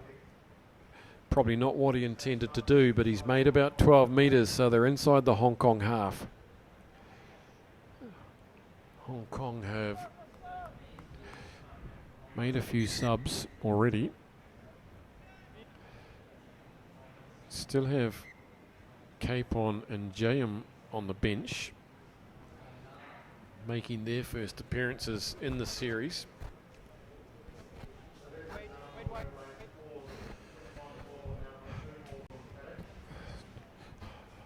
Hope the clock has stopped as there's some confusion over which ball they're going to play with. You can see the breeze on the flag there to the front.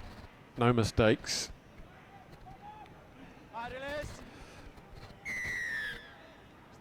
Hong Kong doing well there to win a penalty. That was much needed.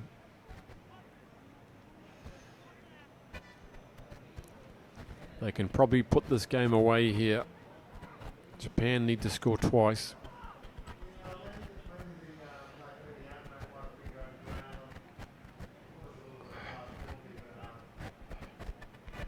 This is Coverdale now. There's a set move on as Mays comes through the middle, takes it beautifully on the run. Chris Mays and Ben Rimini in concert there.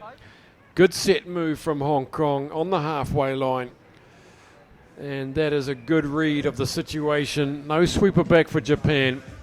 And that's good experience from Hong Kong to put this game out of doubt now.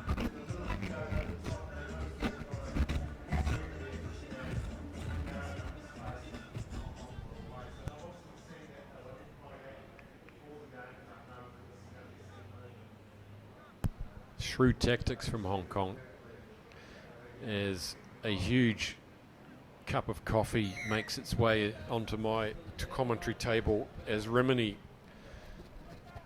sends it between the posts. Coverdale's coming off as the young man Jason Jayam gets his senior. Sorry, it's Jack Capon coming on. Jason Jayam is on in 11. This young man getting his debut for the seniors. He's played under 20s in Hong Kong for Sevens. And a great moment for him as he runs out with his senior teammates. With time up on the clock now, will he get a touch? Rimini will try and give him a touch. Here he comes, the young man. Gives it to the other substitute, Capon. Rimini takes it on the inside, but can't quite pull it in. Japan now, can they go 80 for a consolation try? How eager are Hong Kong to test out their defensive systems? That's it with Sevens. You never give up. Capon makes the tackle. Away by Naka. He tries to use a little time to get some players behind him. That's Hiroki Suboi. Japan trying to work the short side now. Hong Kong working hard on defence, determined not to let them in for another. And eventually conceding the penalty. Here goes Jason Jayam, but he's off the mark. He's very eager, this young man. He's like a coiled spring. There's time for the line out if he's to kick it out.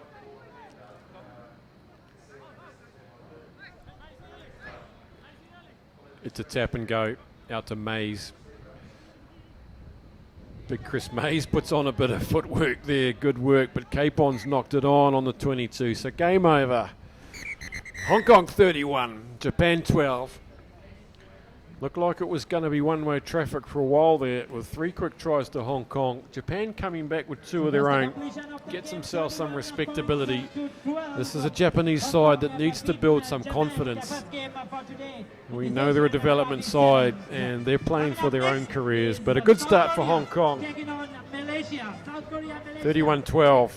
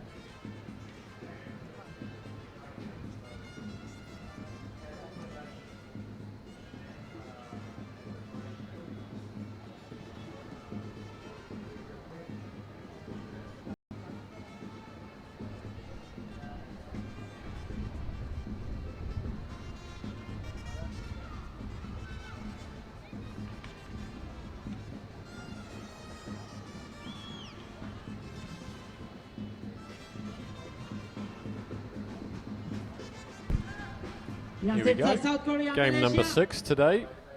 South Korea in the blue South jersey, Korea Malaysia in the red taking jersey. on Malaysia. Malaysia, who managed to take out 5th spot in Hong Kong in Seoul. There is the Korean side. Look out for number 1, Andre Kokolad.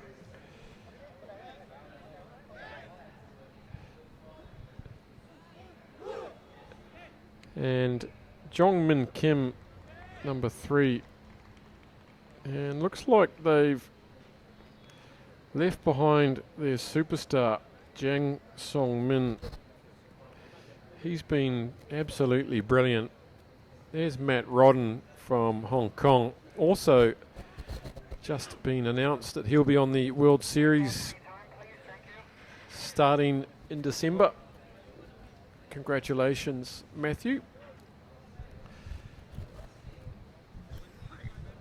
And Malaysia finishing 5th in Seoul, beating Chinese Taipei. Both those two teams showing huge improvements. Malaysia can play some good sevens. They did, of course, take 8th and final spot in Leg 1 in Hong Kong. So they've been good improvers over this tournament. And Korea, well, any team can turn up. They can beat anyone in this series, and it's an early chance for Jeong. He's the real pace man. He's a veteran. He's in his 30s, but no signs of age in those young legs of his.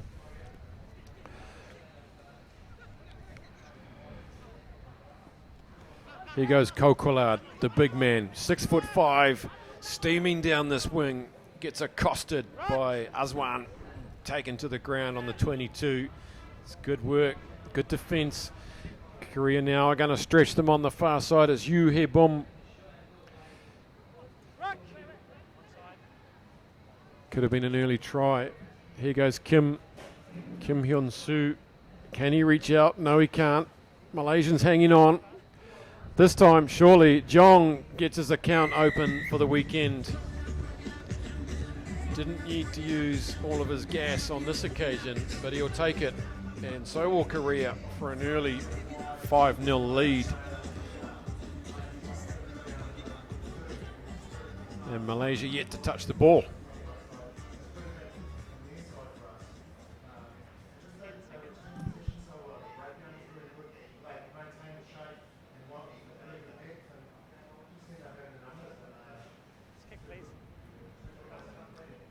Lee Jae-bok, Korean fullback, sometimes a midfielder in the 15s. Off his left from wide out, doesn't like it. Next kick, faster. Stays 5-0.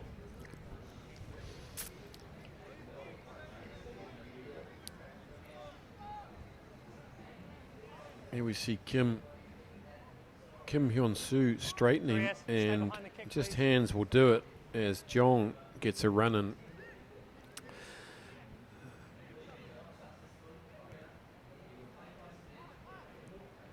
Lee Jae-bok with the restart. Malaysia with their first chance at the ball. Andre Kokolad gets busy on them and says that he's not guilty. Oh, that's a big hit from Jong.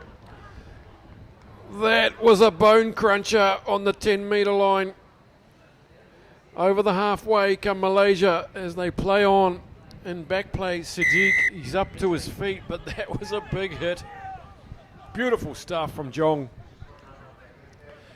Malaysia, though, not perturbed. They keep coming back. They're on the 10-metre line. Here's the man who got the big hit, Sadiq. He's on his feet. He's looking angry. Jong has another go at him. Good tussle between those two. That's good work from Sadiq. That's what you got to do. Get back on the saddle. And this is rough, uncompromising sevens play from Malaysia. Matt Rodden, no release from the tackler.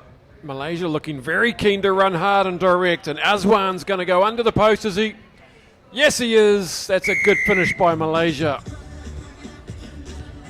Different style of play from Malaysia. They usually throw the ball around, but showing already they're willing to take it direct to the Koreans. And a more physical approach than we're used to seeing.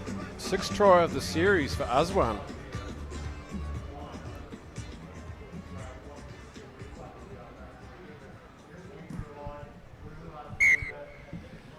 Good sevens from Malaysia as they take the lead. Lee Jai Bok there falling off a tackle, and Chang Yong Hung unable to stop him right on the try line. So excellent finish by the Malaysians after a massive tackle in the middle of the field. Was a beauty.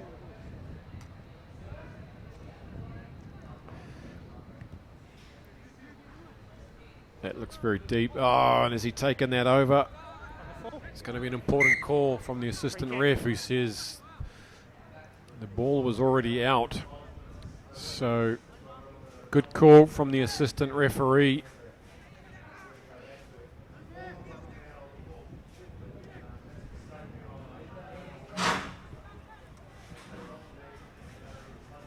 Here come Korea through Kokolad.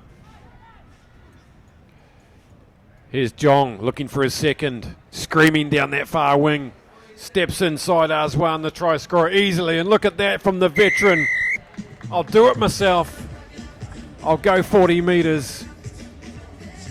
And he's showing some good form early in this tournament. They'll need him to be at his best this weekend with players like Jang Song Min and Kim Sung Soo out of this Korean squad.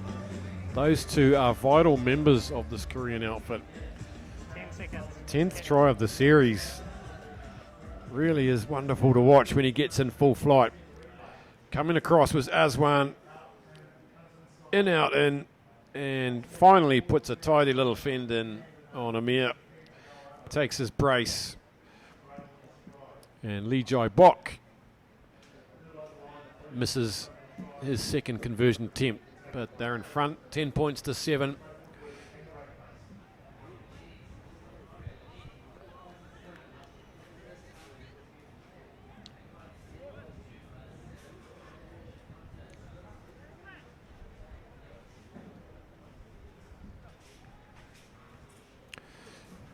Nice little chip from Lee Jai Bok to get us underway. And this is Zafran getting accosted by Kokolad and Lee. And a no-look pass there. Could have done with a look on this occasion from Izzuddin, the big man. Stay away from the ball. Hold. Here he goes, the big number one. Tries to put on the no-look pass. And sometimes you've just got to take a look, don't you? There's a Malaysian down and back play. So Korea up against 6 players here. Oh, and the man who's down suddenly gets to his feet. It's Amir. And there he is, number 6. Gets across. Can't get the inside shoulder on Jong this time. And they swing it back the other way now. Here comes you, Kim, and the big young man Kokolad decides to go on the inside shot of Sadiq. Feeds it up to Kim, and Kim Jong Min goes in for his first try today. Good work from Kokolad.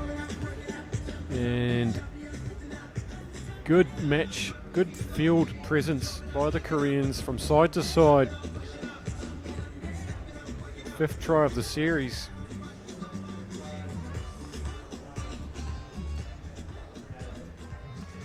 We see him just finish this one off. Kokolad makes a good decision to come in field, takes down 2 players, and Aswan cannot hold Jong up. The hooter goes, so Lee Jai Bok with this conversion now, just to put a little bit of icing on this cake, but he misses his 3rd conversion, so 15 points to 7. So 15 points to 7 South Korea At half time at the race course. 15-7 South Korea lead.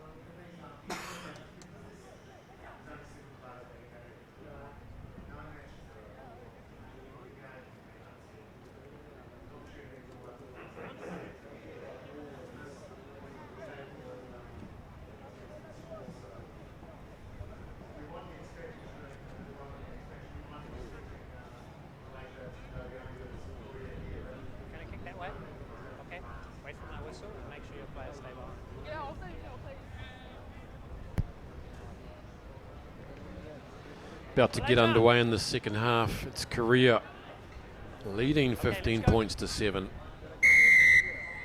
3 electric tries unconverted as Lee Jai Bok gets under that with a pitching wedge. No advantage. Not fun. And job done as Kolkwalad gets through there and hopefully hasn't injured himself in that movement. Stay bound.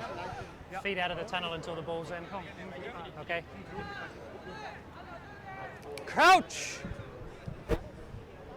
Bind. A rare scrum in this match. It's Malaysia's feed 15 metres inside their own half, and the Koreans have messed it up for them. Kim Jong-min, the try scorer, gets the quick pass out to Chang Yon-hyung, and try number 4 after a monster effort at the scrum there. Malaysia unable to get the ball back, and that could be enough.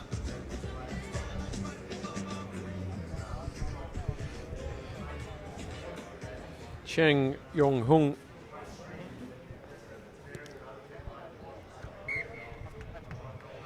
four unconverted tries.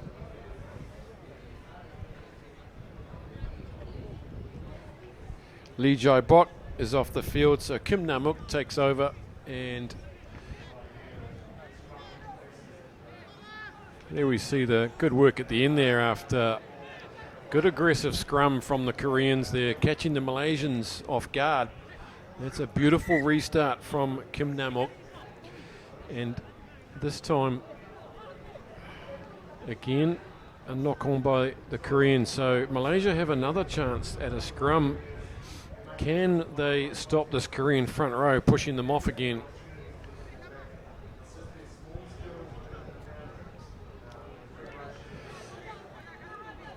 Koreans are down early and they look eager. Right on the 10-metre mark.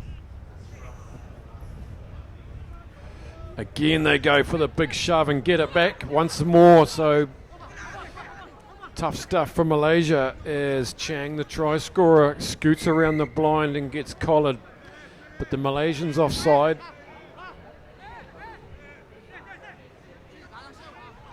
Just 3 minutes gone in this first half. Koreans asserting some physical dominance over the Malaysians. Chang swings it wide. This is Kim Namuk. And look at the line back on the inside. Steaming through comes Kim Hyun-soo. What a line from Kim as he just makes a beeline towards the post and no one gets a finger on him. Not sure if that was a set move or not. He just made the call, saw the defence drifting, decided to straighten up and went like an arrow at the post there. That's good, straight, hard running from Kim Hyun-soo. And he gets hooked by the coach for that effort. Another conversion. So that's the 5th try. He just steps off the right there and straightens a little bit, puffing out the cheeks there and untouched. That's a fantastic effort from Kim. So comfortable now at 29-7. About 3 minutes remaining. That player is way ahead of the kicker. You a little bit too keen there as kicker Kim Namuk kind of took an extra step from the kickoff and fooled his chasing player. Azwan with the ball now.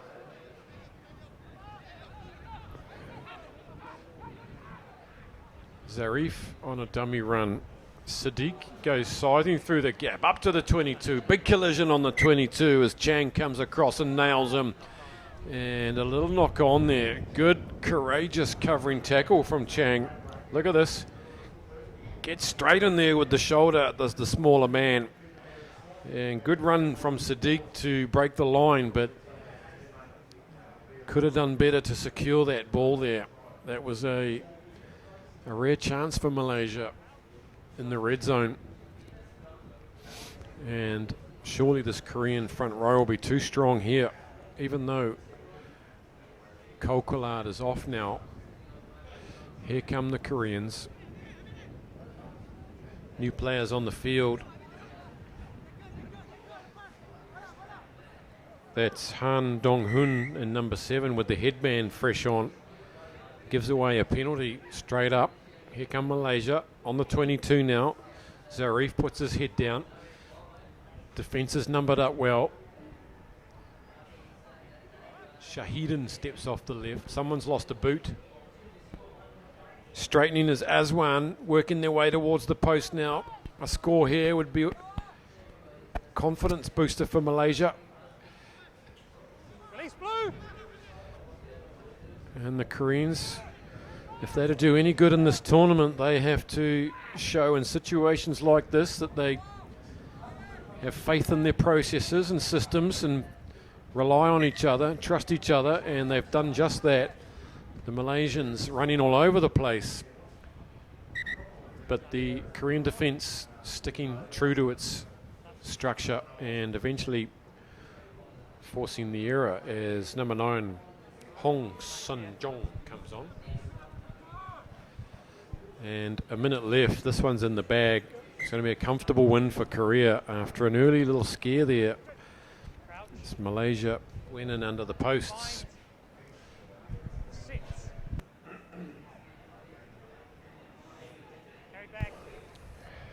Hong gets it away now. Koreans now showing that they're willing to run hard and straight. Kim Namuk.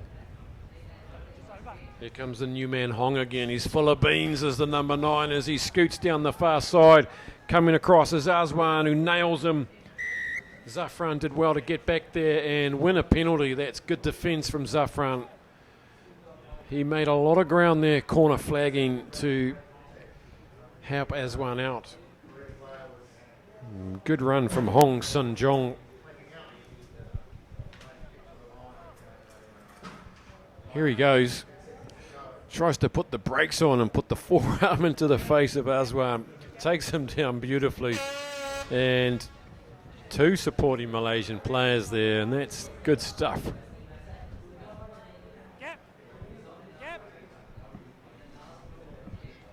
Hooter's gone now. 29 points to 7. Malaysia will look to build throughout this tournament. Get themselves into the running maybe for 5th and 6th spot again. Good basketball stuff.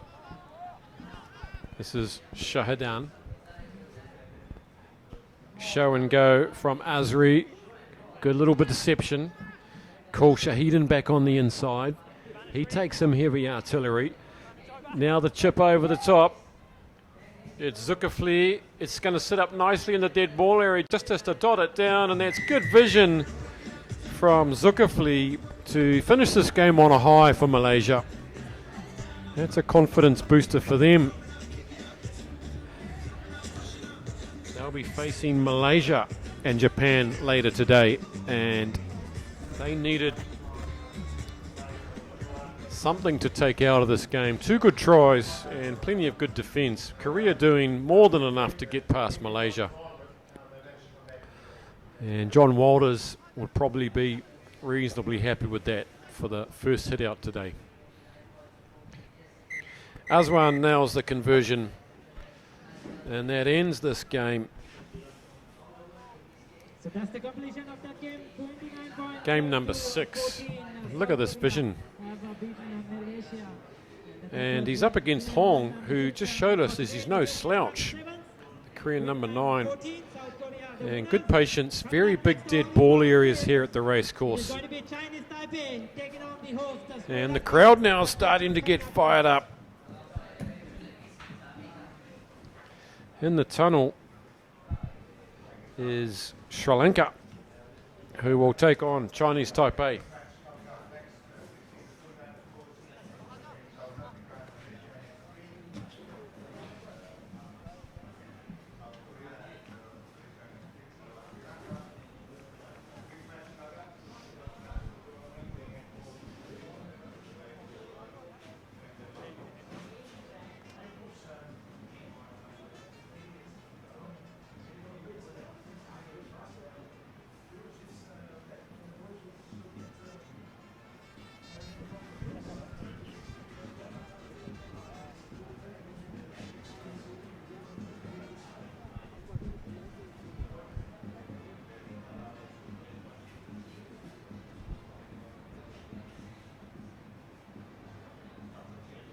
So Chinese Taipei, Sri Lanka. Asian Here we Taipei come Sevens. then, match number 7 today, Sri Lanka versus Chinese Taipei. Hometown heroes welcome on to this field at the race course here in Columbo by their fans. Danushka Ranjan, the skipper at 8, he is absolute dynamite. Good to see Muthu Tantri back in number 1, former skipper, back from injury. And this Sri Lankan team have been on fire, making 2 cup finals in the series. Chinese Taipei, well, they've been impressive as well. They beat Japan 3 weeks ago in Seoul and ended up coming 6th after narrowly losing to Malaysia in the 5th-6th playoff. Damon Murphy from Australia, recently also inducted into the World Series roster. Congratulations to Damon. He's come from Brisbane, Australia to be here this weekend. We're underway, and Sri Lanka with Danushka Ranjan with the early attempt there, and looks like he might have knocked that on.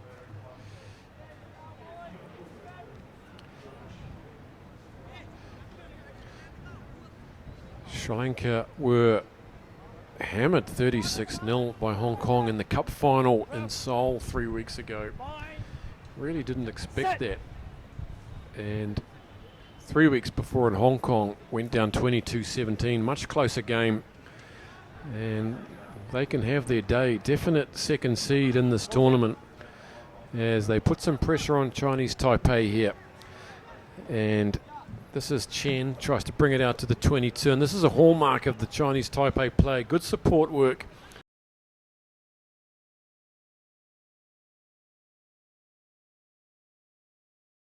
The way they play.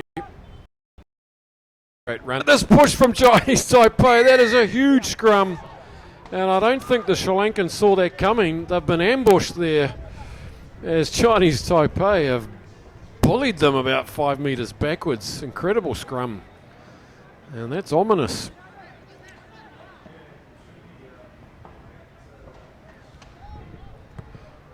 Well, that's something for Sri Lanka to think about now for any future scrum opportunities, as Chinese Taipei get out of their half for the first time on the 10 metre mark, the first line out of the game. What a scrum that was. Good at set piece, Chinese Taipei. And there we go, cleanly off the top. Big man comes around.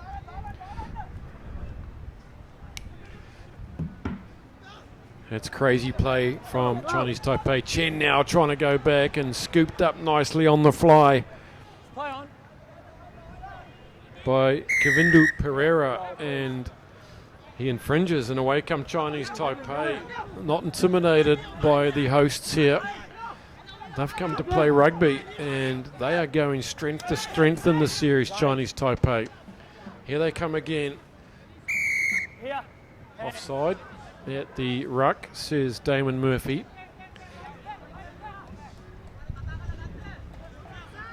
Sri Lanka will need to get some ascendancy over Chinese Taipei soon. They're a team that once they get their tails up, they play with huge confidence.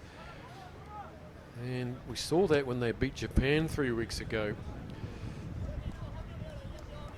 Very aggressive style of play, but they've got some good foot workers. And look at this man here, Trung Paul Yao, number 8. He's going to throw the ball into this line out. We're looking at Ratwati here. Here is Trung with the ball.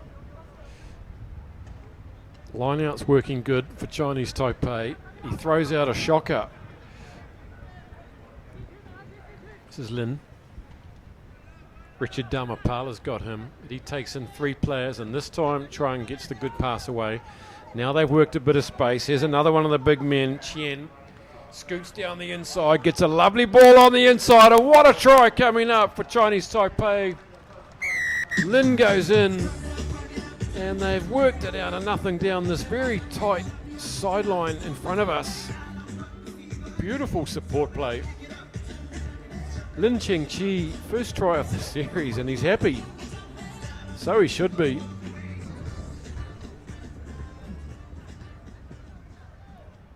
very, very good support play. Coming around was Lin, and the big dive for his first try in the series. And why wouldn't you? The big men of Taipei there, instrumental in that try. And that is a wonderful conversion from wide out by Ho Mingchen. And they lead 7-0, and that silenced this crowd a little bit. And even the cheerleaders have momentarily come to a standstill. So Sri Lanka now, they won't want to face this Chinese Taipei side. They've got to get control over them soon, which they will do. They're a class outfit, Sri Lanka. Here they come now down the same sideline. Breaking tackles is Suri Bandera. Tries to release, cannot. There's players all over the place from both sides. The penalty goes to Sri Lanka. Here's Gunaratne up to the halfway. Good upper body strength. It's 4-on-1. Straightening up goes Dharmapala, and the crowd gets up and finds their voice. There was a 4-on-1 overlap, but he didn't need it. Through the dummy, goes under the posts, and Sri Lanka needed that to quieten down this Chinese Taipei effort. Under the posts, and should be levelled at 7 after the conversion.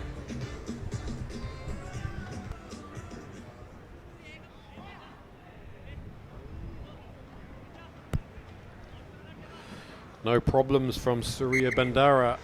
7-all. This is an exciting game. Quick tap. Down goes Chen. Dharmapala here. Steps off the left. Around the throat. Too high by Chinese Taipei. And he made that look easy.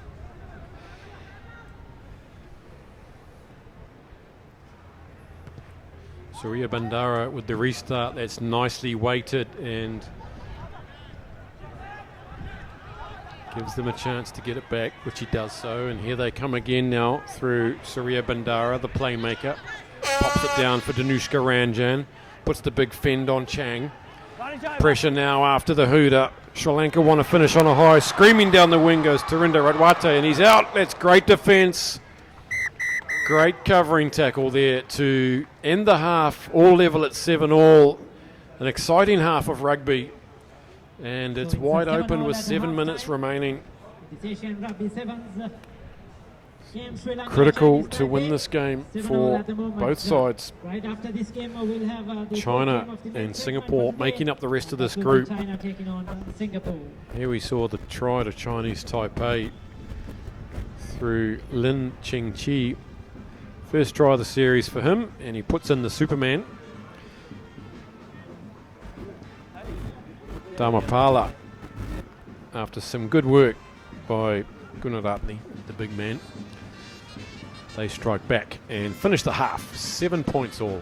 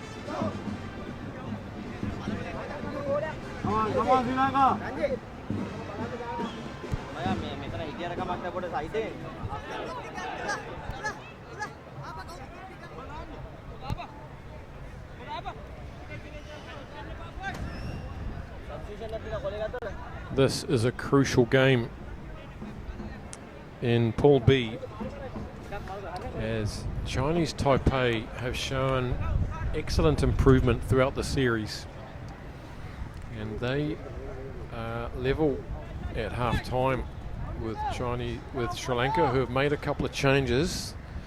Their big fellas have come off, 2 props. And good to see out there Sudarshan Mutitantri in number 1 for Sri Lanka, back in the squad. Kevin Joseph is out there as well, so both teams making the subs. It's very hot out there, 31, 32 degrees. Look at Chinese Taipei there, winning the turnover at the breakdown. They know they've got to score early in the second half to stay in touch. And oh, the last pass is not a good one, and they'd made some space there. They'd done the hard work, got the turnover, and that's an early chance squandered. They won't get too many of those. If they can win this game, they'll give themselves a real shot at finishing at least second in the pool. And if that had gone to hand, I'm not sure if Danushka Ranjan would have been able to make up the ground. Flying high is Dansha Dayan. Here come Sri Lanka. They can go 90 metres like no other team. And as they prepare to do so, it's a good tackle from Chen. They managed to win it back. Mutitantri comes through, puts in a big hit. But plain advantage for the knock-on was Mr. Murphy. Good play by both sides. Evenly matched so far. Sri Lanka unable to unleash dangerous backline players except for Dharmapala in that first half try. Chinese Taipei have got the first receiver straight behind the scrum. Chang, there he is.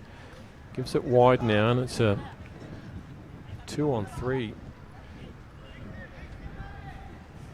Chen Wei Chiang decides to take on the Sri Lankans. He can't do it, and Danushka Ranjan picks and goes. And Dharmapala's on hand. He's going to get his second try. Good support play from Dharmapala. And Chinese Taipei, because they had their first receiver directly behind the scrum, when they set their backline away, they only had 2 players to face 4 Sri Lankan defenders. And it all went downhill from there. Second try of the series for Dharmapala.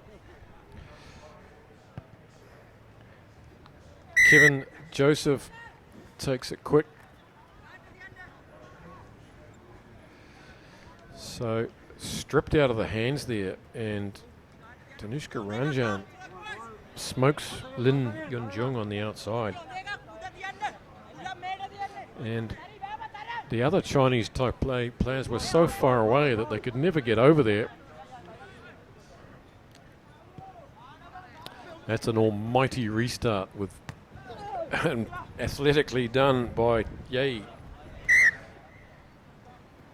But the ball's gone out. We're in touch. There's a flag up. So extremely athletic there from Ye. Getting up over the Sri Lankan to bat that back. But it's going to be some more pressure for Chinese Taipei. Sri Lanka now looking to put this one away. It's their line out to the front. Easy ball. Kevin Joseph unleashes the back line. Here goes Ramanaka. Decides to take him on the outside. Puts in the fin. Can he tiptoe? He stays in. The flag stays down. And that's fantastic. From a line out on this side. A bit of tomfoolery in the dead ball area. But it goes down for try number 3. And that beautiful blue here, perhaps deceiving the defender. Sort of a mauve tint through it, Ramanayaka. I'd love to see this on the replay. Can't have had much space down that sideline. Here he goes. He goes on the outside of 2 players, puts in the fend. Stay out, stay out. Yeah, he must have been very, very close to the whitewash, but extremely well finished. And that's a quality try, Sri Lanka, and the kick is good.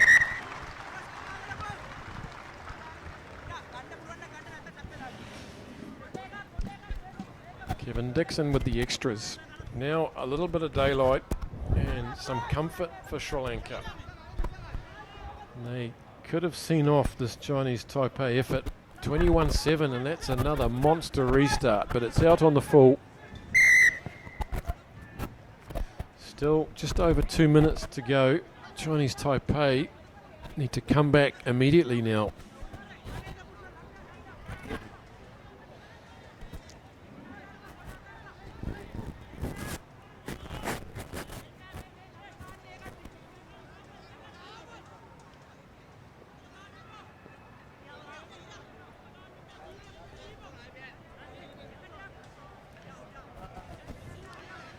Huang is on. He gets us underway again, and Chinese Taipei going hard through Chang. Oh, what's he done? Lin Wei Ming is an unforced error there as he's fumbled the ball. And that's a big blow, and that's probably their chance is gone, unfortunately.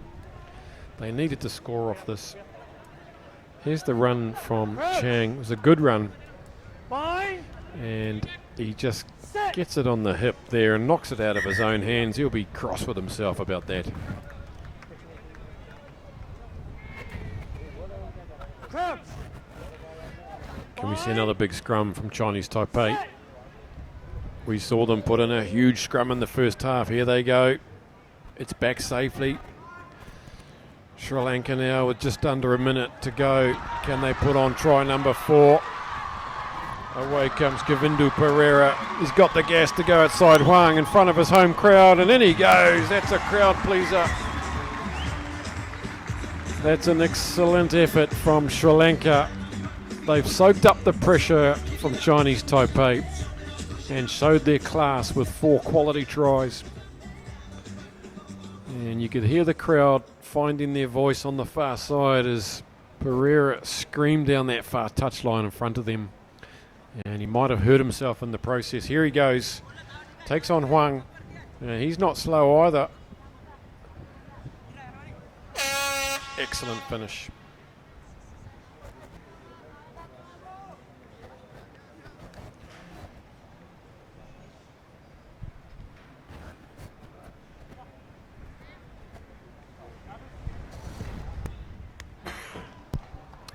Dulage Pereira from 1,000 miles out. Can't nail it, and he goes to check up on the injured player. But that's a good finish from Sri Lanka. They've soaked it up, and they've delivered it back with interest to Chinese Taipei, who were impressive.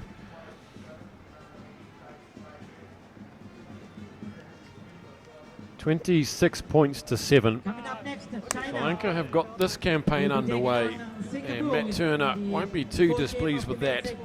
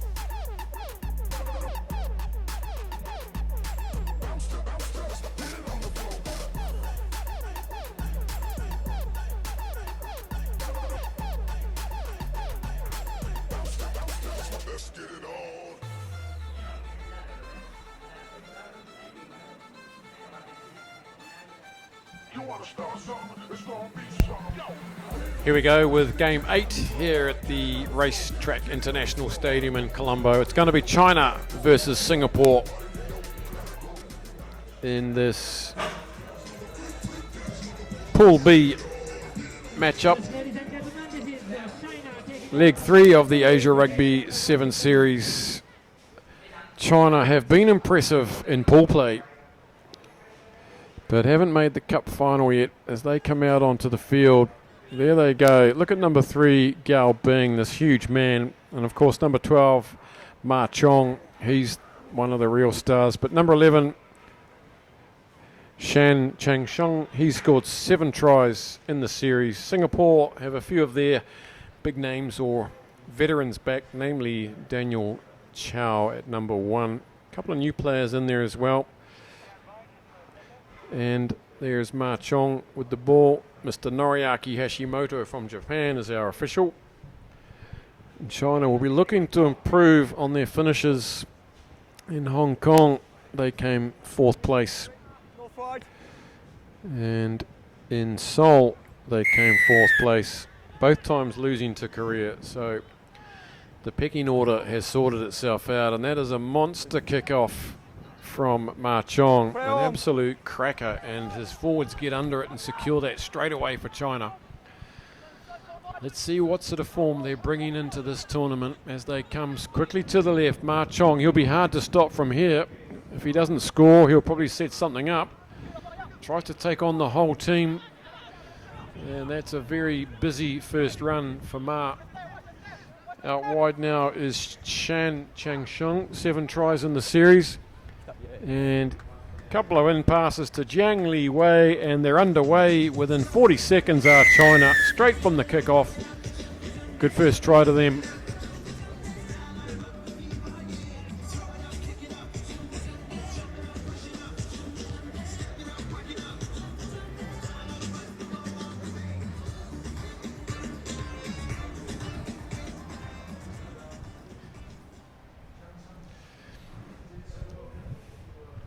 Ma Chong from pretty handy position adds the extras. 7-0 after a minute and a half.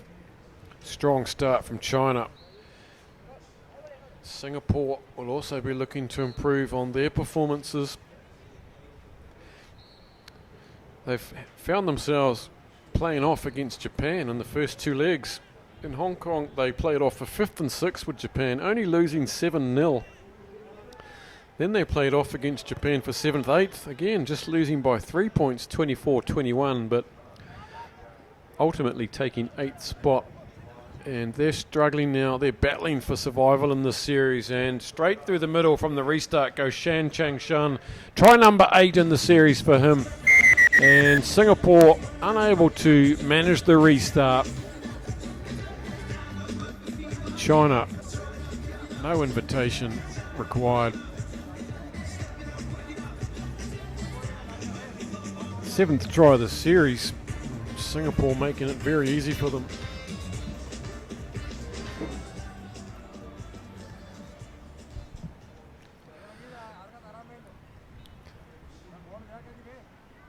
China going through pool play in Hong Kong, undefeated, really looking like world beaters, easily beating Korea and Japan. Ma Chong is away with the kick, and look at the gas there, getting on the outside of Ting.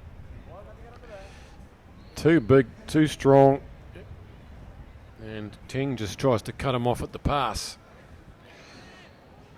12-0 then, very quickly, as Ma Chong gets us underway for a third time. Can Singapore handle this restart? No, they can't. Gao, he's about 6'8", gets up and makes that look very easy. Here come China now. Up to the 10-metre line through the try scorer Shan. And Ma Chong's on the outside. Can he finish this one off? Steps off the left once, off the left twice. Makes a beeline for the posts. Takes on two more. What a star this man is. 4 defenders flailing at the superstar Ma. Isn't he wonderful to watch in full flight? Incredible. And take it all the way back to the restart.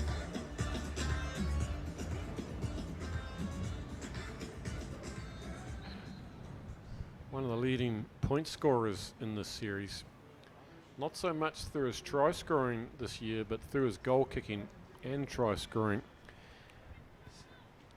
He's third highest point scorer for men on 60 points. Ben Remini on 95 for Hong Kong, and Lee Jones on 60 with all his tries. And what an effort from Ma Chong. He's one of the guys you come to watch. Each team has a few of these superstars. And here he is with the ball in hand for another beautiful restart. Gao goes up again, and Singapore, he's got to be offside this time. Gao, he was ahead of the accidental kick forward by his player. Up he goes, bats it back, and Zhang kicks it forward, and Gao can't help himself. He reaches down from the huge height and has a go at it.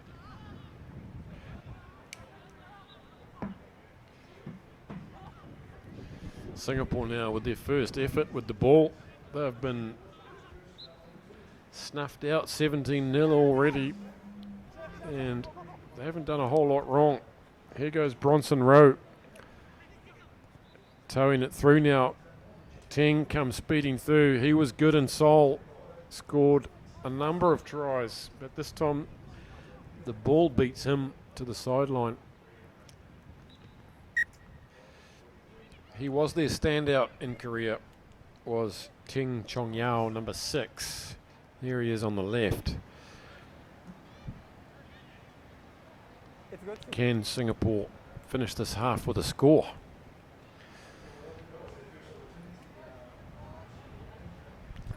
It's going to be hard to win a line out off China. They're very good at the set piece. They've got some very tall men. Zhang away now. Here goes Ma Chong. Does a bit of dancing. Can't get out of the 22. Good defence from Singapore, watching him like an eagle. But they've conceded a penalty. And I don't think they're back 10 there, but play on. China now working the far side, and this is Lee Ding-Kei, and he's looking for the big man on the outside, and he gets taken nicely from behind. Good cover defence. Gao will be furious there. He'd run all that way to get on his shoulder, and Lee wouldn't give it to him. Should have given it right there. And we know that Gao can finish. He's a very tall man, but he's got some pace too, and everyone loves a big man getting the legs open. Crouch. Point. Hooter's gone. Set. Singapore. Do they have the stomach to go 80 metres? Looks like it.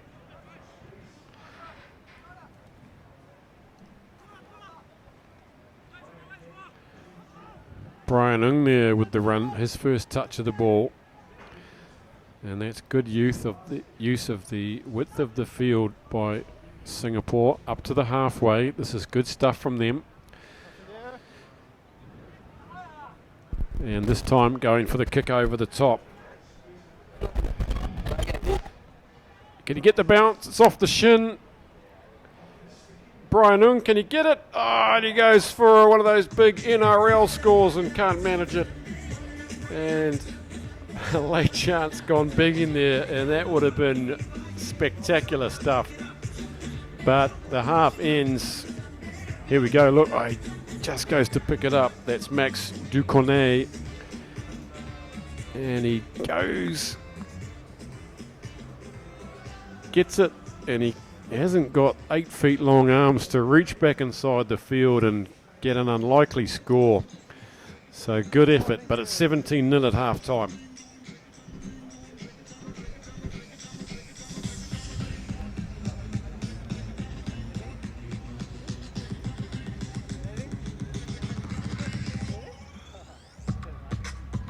Points to 0 at the moment. China leading over Singapore. Right after this game, we will be having the women's segment once again. And the first women's game will be in Japan taking on India. 17 points to 0. China leads Singapore in the Asian Rugby Sevens 2016, powered by Dialogue.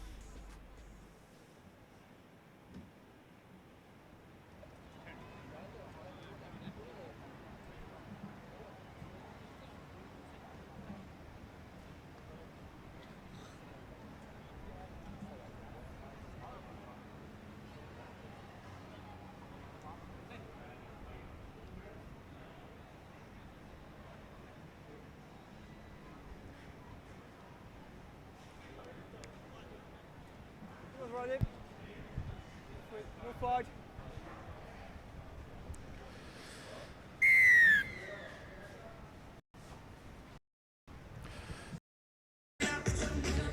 That's exactly what they needed to get themselves back into this game.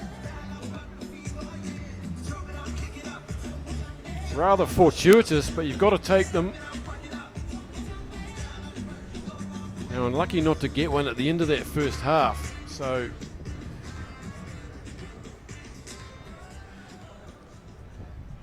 Brian Ng absolutely poleaxed in the Hong Kong leg and concussed. It was a sickening head blow. He was in all sorts of trouble, so it's good to see him out there and doing what he does. Singapore battling to stay in this Asian Sevens series. Someone's going to get relegated. 8th spot will get relegated for next year, and away come China. This is Fen Wenru. Inside ball to Lee Deng-Kei, and they're going to go 80 metres themselves untouched. And they strike back too easy. Singapore perhaps still celebrating that try, and China just relentless.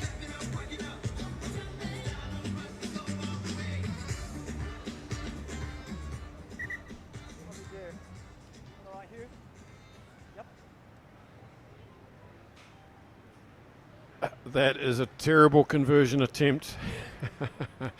The big man, he's not too bothered. He's been hooked, I think.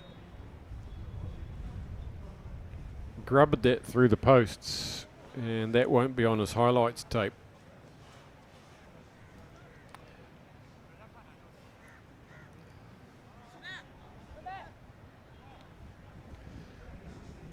So 22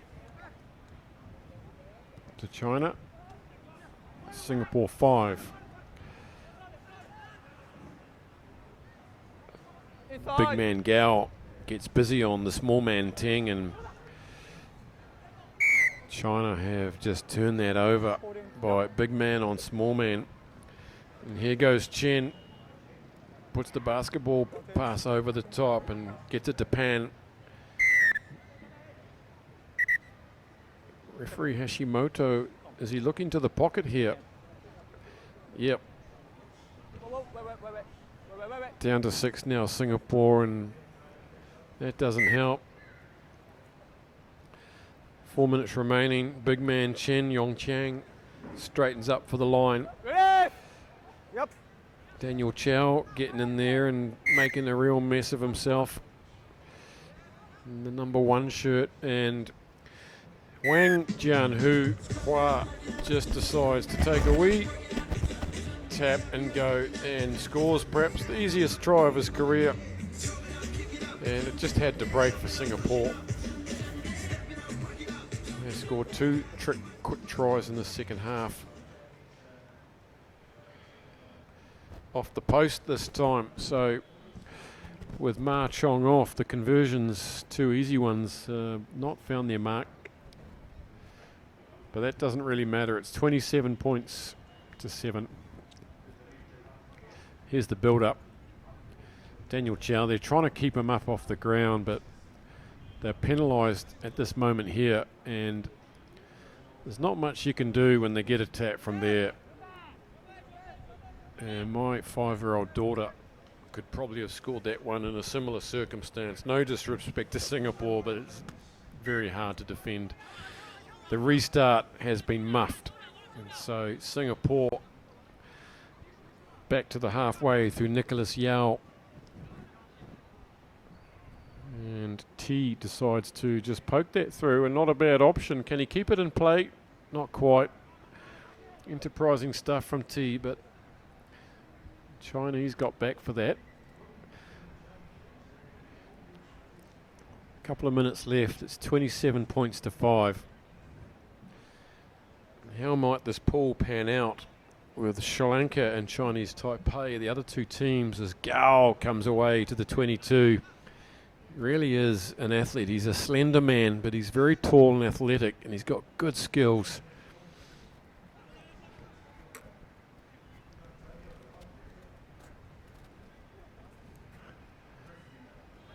It's a huge pass out to the left. They're lining up for it now. This is Chen, this big man. He takes on Daniel Chow, and he's doesn't back himself. Just drops it out of the hand, and it bounces up nicely.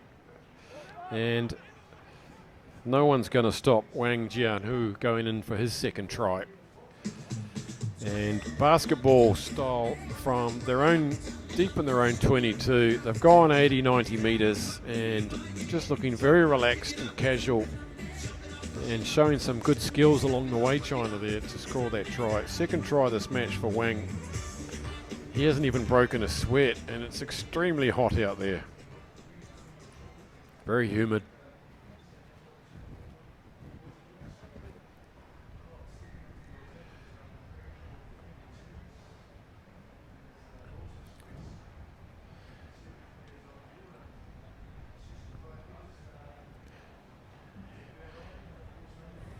Good skills throughout there for China. So this is a good start for them, 34-5.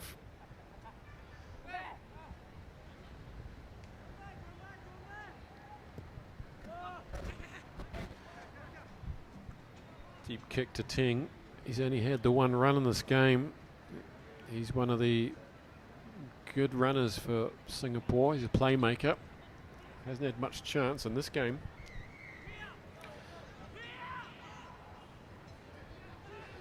Just a couple of seconds on the clock now. Singapore searching for more consolation. Good breakout from Nicholas Yao, but the pass is a bit loose and it's all over the place. The ref's playing on, no he's not. It's been knocked forward, so that'll be the end of the game. 34 points to 5 as China have seen off Singapore relatively easily. And Singapore they will be pinning their hopes on a win against Chinese Taipei later today in order to avoid that battle for 7th and 8th. Good hit out for China. They won't be too displeased about that as we head back for the women's side of the draw.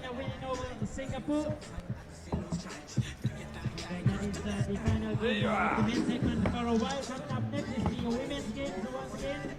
We have 4 women's games that are lined up. Japan take it on here. It's the Asian Rugby Sevens 2016, powered by Dialogue. Oh no. I always want to know feedback.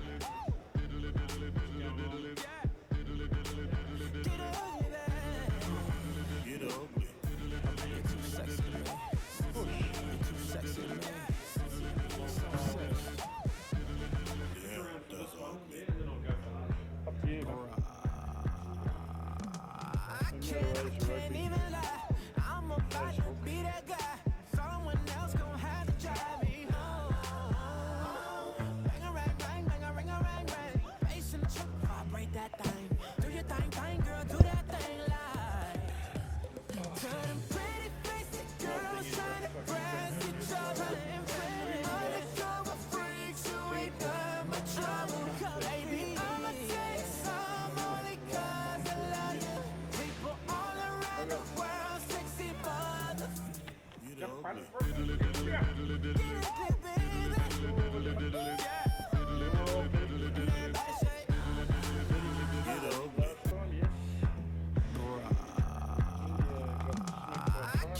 can't even lie. I'm about to be that guy. Someone else gon' have to drive me home. Bang a rang, bang. Ace in the truck, vibrate that thing. Do your thing, girl, do that thing live. To them pretty faces, girls trying to press each other and friends. Undercover freaks who ain't done my trouble. Baby, I'ma take some only 'cause I love you. People all around the world, sexy mother. You the ugly. Get it, baby. Everybody say, you the ugly.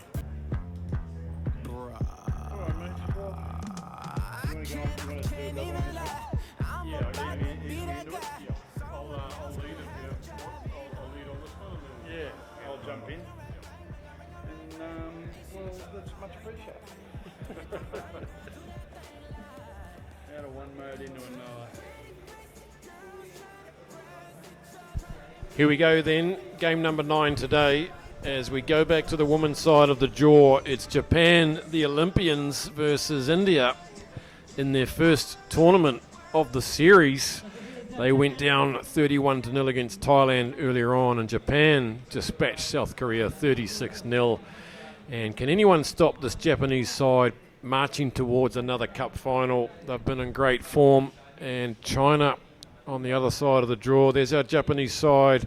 Nakamura at 10. We haven't seen Shimizu at 11 yet. She's the leading try scorer for Japan. Susumi at 12. It's been going well. Anakuwai and all of her friends there. They're going to be very hard for this Indian side here. Vastly unknown side. Have yet to get a score in this tournament. But great to see them here as Guam and Uzbekistan drop out of this third leg. Eunice Tay from Singapore, our referee. And I'm joined by Justin Sampson in the sweat box. Good afternoon, Grant. What a lovely venue. I was just admiring the photos in the headquarters, the VIP room of Sri Lankan Rugby Union, and some beautiful old black and white photos of the race course days of the various horse races back in the 50s. Magnificent conditions here. As we get underway, and India, as we saw against Thailand, just struggling to handle the restarts, as many teams do, and it really is critical. And Japan will punish you from the outright. Well, I've just did a brisk walk around the outside about 10 minutes ago on that pitch. It is so hot, I reckon I lost about 5 kilos.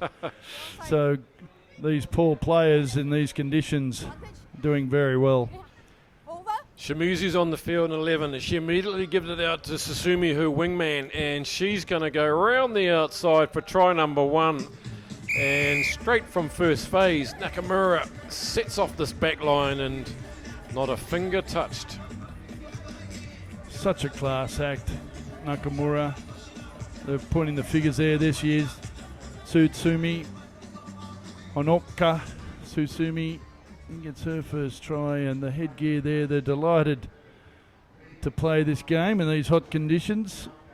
You feel for them because it is extremely hot, although there's a big thunderstorm building out just behind the picture there. It's a great conversion from Yamanaka, Mio Yamanaka. Look at the speed there, the leg speed of Susumi. She's hot on the heels of Shimizu in the try-scoring stakes. No covered defence there, even though Hembram from India was getting there in the in-goal area. It's a little bit cooler ground over in the stands, I have to say, with that shade. You mean the VIP air-conditioned box? That's a little bit cooler again, if I might add, but it's like a sauna even in there. Yamanaka goes deep this time, and again, India have let it hit the grass and batted back rather dangerously, and then they've recovered it easy. Here goes Shimizu, this confident little runner. Look at her go. Isn't she a sight when she gets going? And that's about try number 10, if I'm not wrong, for the series. Too easy for Japan. And look how happy they are. They're enjoying their rugby. It's great to see Mayu Shimizu, the 16th try for this season. She got a bunch in career in the second leg. And then, of course, she's been one of their more consistent players on both legs so far, kicking off with Hong Kong back in September. They are the form team. It's a beautiful pitch to play on. It's quite firm underneath. And the Indian ladies, well, I was sitting next to them this morning at breakfast, Grant, and they are tiny, very tiny. What they have for breakfast? And, you know, the usual bit of rice, bit of chicken bacon, some fried potato, a couple of eggs, bit of fruit. Maya Shimizu, that puts her 16 tries, one ahead of Zhao Ying from China, who's not here at this tournament. So she's the clear front runner now for try scoring. Erika Kachocho from Guam also on 9 or 10. She's not here, so Shimizu got a chance to really stretch this out as Mio Yamanaka gets us underway, and that's a very rare mistake from her. Her restarts are a masterclass. Yes, as a coach, you want those simple things done well, don't you? Particularly on a restart. Up high, put pressure on the receiving team and try and get the ball back, and that's quite an unforgivable mistake as India restart play. Well, it's really the only time they've had the ball. Let's see what they can do. They're in the Japanese half, and they'll find it hard work to get one past this Japanese side, but Maji comes down the wing and fires it into the knees of Pardeshi, so a little bit unfortunate, but they did struggle to get anything going against Thailand. The backline was way too deep on first phase ball. They were chucking balls backwards behind players who were just standing still. So interesting to see if they can improve throughout the tournament. That's all any coach can ask for as we settle in for our first scrum, second scrum of the afternoon. They're holding their own there. Look at their legs and their body structure. Not too bad. Squirts out the side and will be reset by Eunice Tay. You compare that body height, look where their legs and hips are, and you see the prop on the near side, her right leg's a bit up. Nakamaru gets it away to Yamanaka. Shimizu to Susumi, this formidable combination of players out there. Susumi throws off the tackler, up to the halfway now, coming across, cover the corner, flagging defenders. It's Potate, and she can't even get close. And it was a bit rough to start with, but they've gone 70 metres. And again, the smiles, the hand claps, and fantastic stuff for Japan. The high fives, they're really enjoying it, aren't they? Honoka Susumi to second. We haven't seen much of her today, all on the Korea leg. It open space, shift the ball, and the Indian cover defence just isn't there. It's a great experience for the Indian girls, a tournament of this magnitude.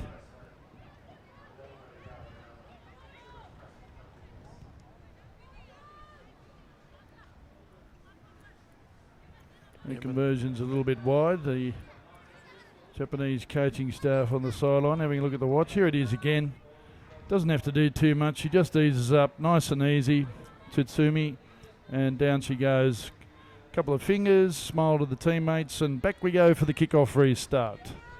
Bit of breeze picking up as that thunderstorm's coming in from right to left of pitcher.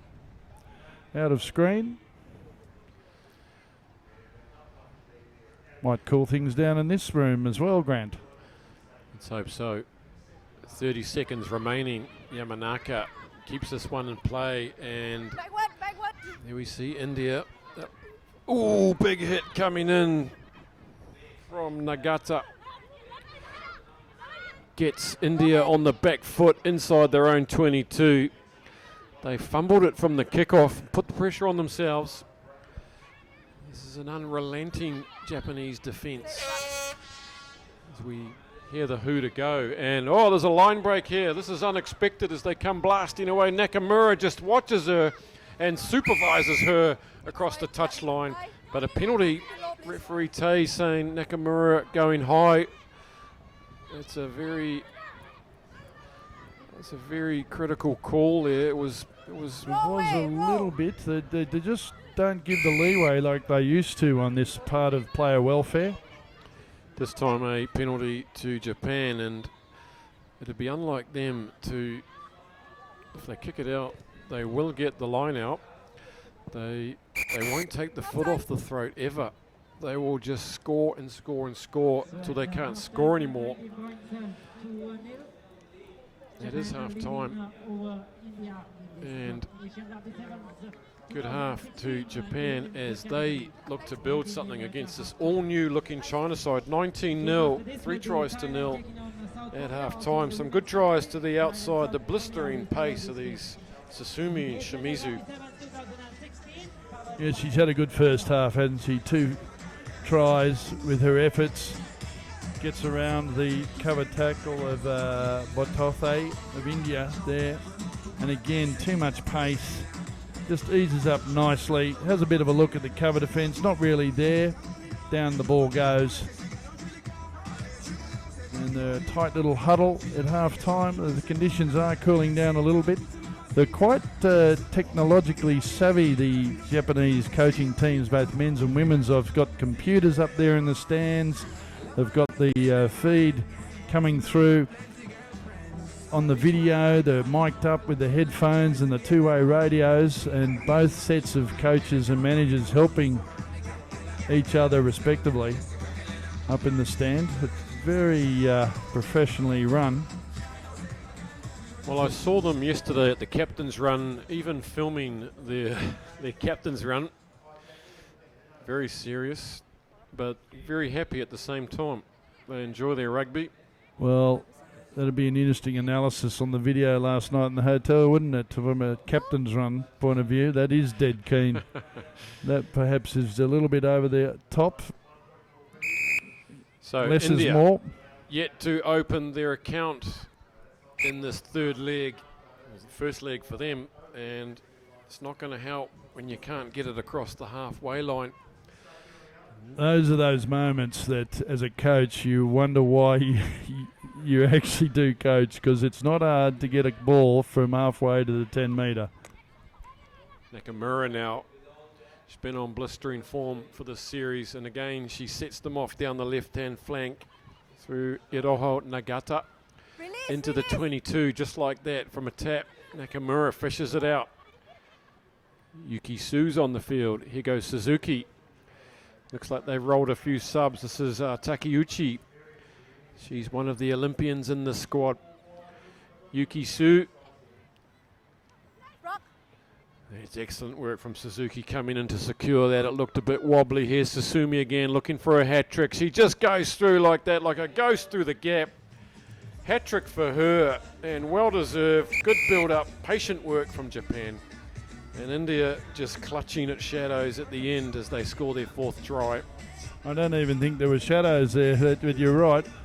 They're just a class outfit, Japan, and they're showing their dominance of this competition and giving the Indian ladies a lesson. Their first time in the series, if I'm not mistaken.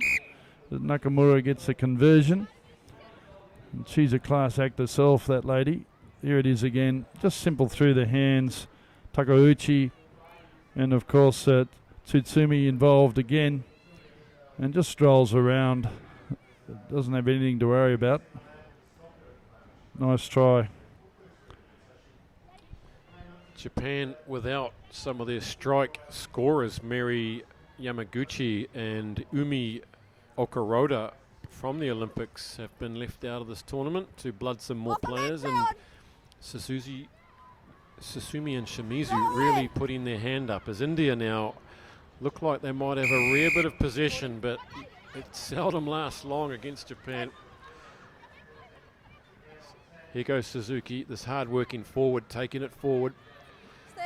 Takeuchi goes in, throws out a big loopy one now, and they get to the 10-metre. Nakamura. Taniguchi, can she flick it inside? No, she can't. She's taken to ground. Good desperate defence from India. Now Japan are just going to stretch them from side to side. And can India hold out here as Nakamaru takes it forward? Suzuki takes a difficult one, gets it back to Nakamaru, and that's a great try. There's no way you can defend that for very long. Side to side. The skills, the big wide passes. Try number 6. Try number 6 it was, and you made a good point there, Grant. Burrick, the Indian number 1, she's done a bit of work. It started on the near touchline, and Pardeshi for India as well, number 6. She's been doing as much work as she can against this very classy Japanese outfit as Nakamura takes the conversion from wide out. Looks a little bit short. There it was, but we'll just see the replay here. It started on the near touchline, it went straight across the field. They timed their passes beautifully, drew Nakamaru, the defenders, then offloaded with the wraparound, and Nakamaru again in the corner. That's good play.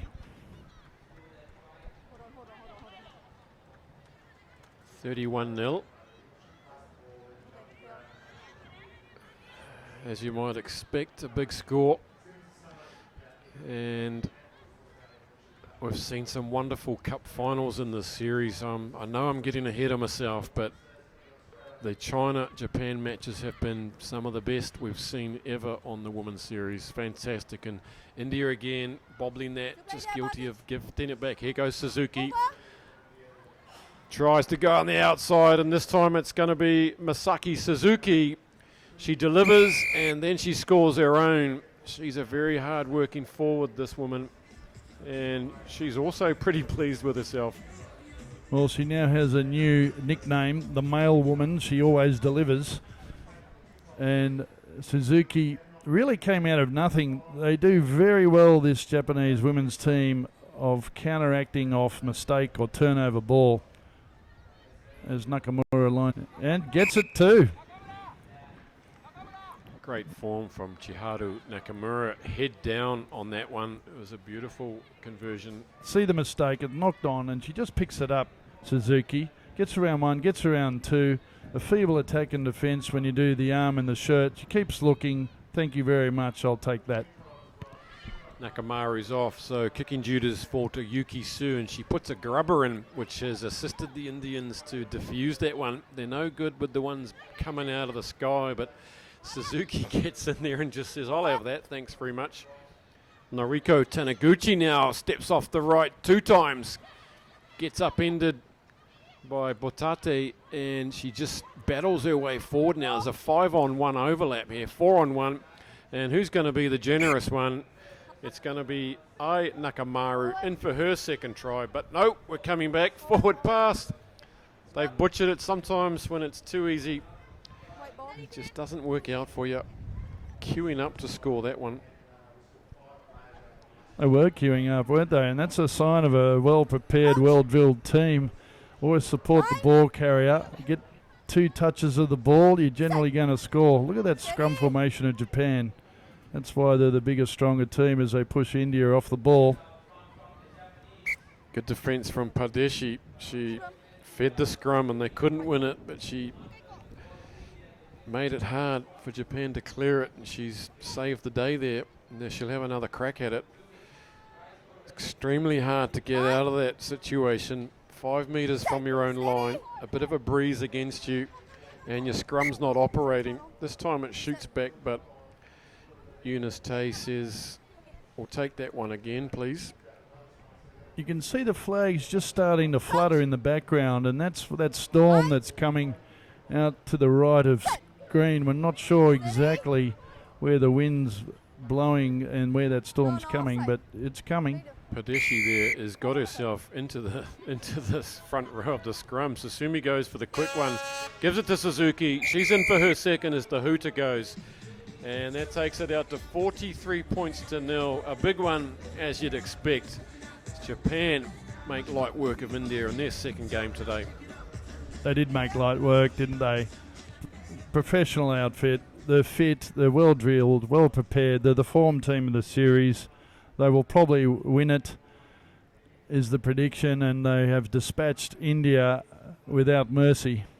The conversion is not a good one. There, that wind picking up a bit. So, here it is, quick tap, bang. Shimizu, sorry, it's Utsumi that does that, and eventually Suzuki gets another try. Easy as you like. The players shaking hands, and 43-0 to Japan over India. A great experience for the Indian women's team. Their first time in the Asian Sevens series, and our next match coming up shortly, Thailand, South Korea.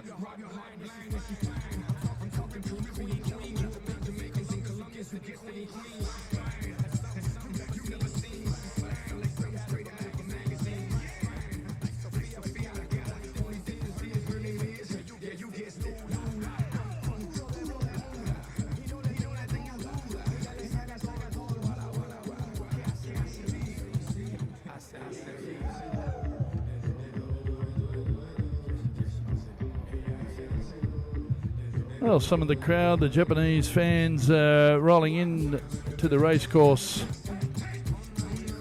Stadium here in Columbo, Sri Lanka. If you just joined us here at Asia Rugby TV, click and subscribe to our channel. Support the growth of Asia Rugby. Tomorrow, the last 10 games, of course, on Rugby Pass, the world's first internet streaming site, available in 23 countries all over Asia, excluding Japan, and that is exclusive to Rugby Pass, those last 10 matches tomorrow afternoon. And thank you for joining us as we see the two teams get ready in the tunnel. South Korea and Thailand. And condolences, of course, to the people of Thailand of the passing of their king. And South Korea, relatively new to women's rugby. And they're in the red, white and blue as they run out on the right-hand side. Thailand in the yellow. And what they lack in size and physicality, Thailand, they make up for in speed. You can't give them too much room because they will pounce. And here's the team. Look out for Bouquet, number 2. Chom Phu Mi, number 6. She's a real worker. And Yushi is also a bit of a try maker when she wants to. South Korea, Kim, Jang, 3 and 4, Seo, Lee, all good players, all love to run with the ball when you get the chance, particularly Seo.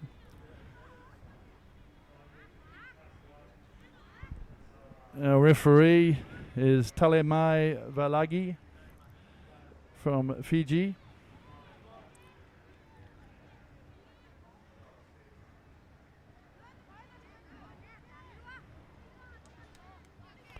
And there she is, that blonde hair kicks long and deep into Thai territory. Through the hands quickly. Chom Phu Mi. And it's gone forward already. That's not the sort of thing you want straight off the bat. Especially with no pressure coming through. Got plenty of time, plenty of room, plenty of space. So South Korea have a prime opportunity just outside the Thai 22 in midfield with Haishu Jang feeding in. Good shunt, gives a bit of more room and space through Seo. The way she goes, look out for this lady here. She's quick as lightning, Lee. Min Wee Lee, with that bright blonde hair. Thailand doing well on defence. Good passion, good energy, getting on the front foot. Going down the short side, South Korea. Lovely little ball, Seo, number 5 there. It's at the back. And going over the top, stay on your feet, says the referee. Dongli Kim. And Haishu Jang. So, Thailand. They're having a bit of a chat. Get reset. Are they going to kick for line out?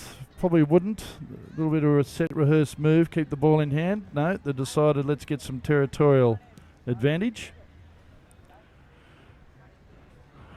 A wise decision in hindsight. Save a bit of energy.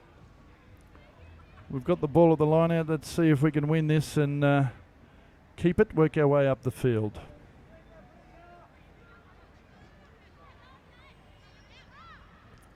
You see that often now. Let's walk, set ourselves slowly to the line out. Up it goes. Back it goes to Chom Phu Mi and through the hands out to the wing. Out and around. They're not going to get around Lee. She's too quick. And Liam Rat sort of bundled into touch there. There she is. Number 9. Here we go again. Tries to get the ball from Yusri, who passed inside. Too much cover defence. On halfway, this magnificent stadium, magnificent pitch. Hot conditions though. There's the 50 metre.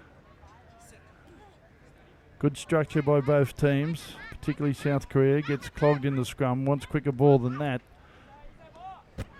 Does a wrap around. She wasn't ready for it. Seo. And she's a bit frustrated at that pass. And Min Wee Lee clapping the players on. Number 5, Bohee Seo. So they get an extra 8 metres, Thailand, in attack territory. Good shunt from South Korea, but the ball comes out the back and they swing down the short side, Thailand. Lovely cut ball from beautiful run. She evades a tackle, Liam Rat, and she's going to score for Thailand. What a lovely ball on the angle. It hung there beautifully. She hit it at pace. She still had a bit of work to do, and Thailand gets their first try. and the conversion as well. So there's a turn for the books. Well done, Thailand. On the scoreboard, Uthumpon Liamrat, her 6th try for this series.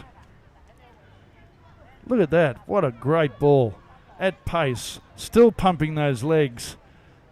And eventually got away, I think, from Kim's defence. Great try. Good reply.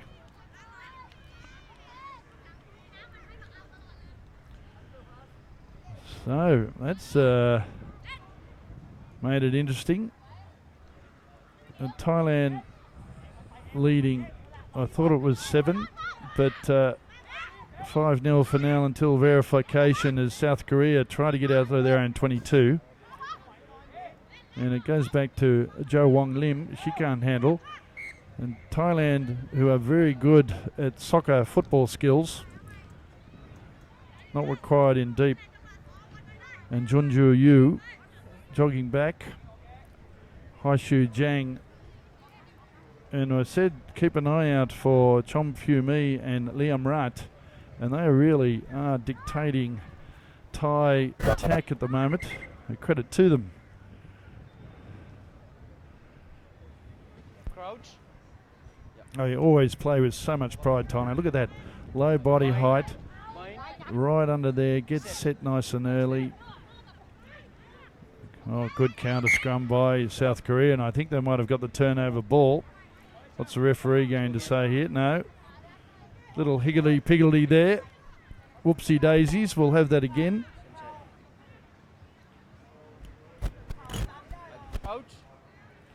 So it is 7-0. 5 minutes gone in the first half. Very tight context between the two teams. It's South Korea dominating in the scrum. Here she is. Do not give her any space. Lee wraps around her own pass. Eventually gets to where the space and speed is with Ju Yong Lee, number 7 with the headgear. A couple of defenders that she brings in. And still they drive forward through Yu, number 2 at the back. Where's the halfback? Now she comes around. Mingwei Lee.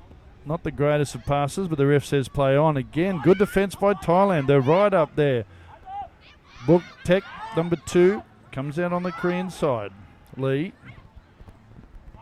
brings it where it should be. Jang on the wing.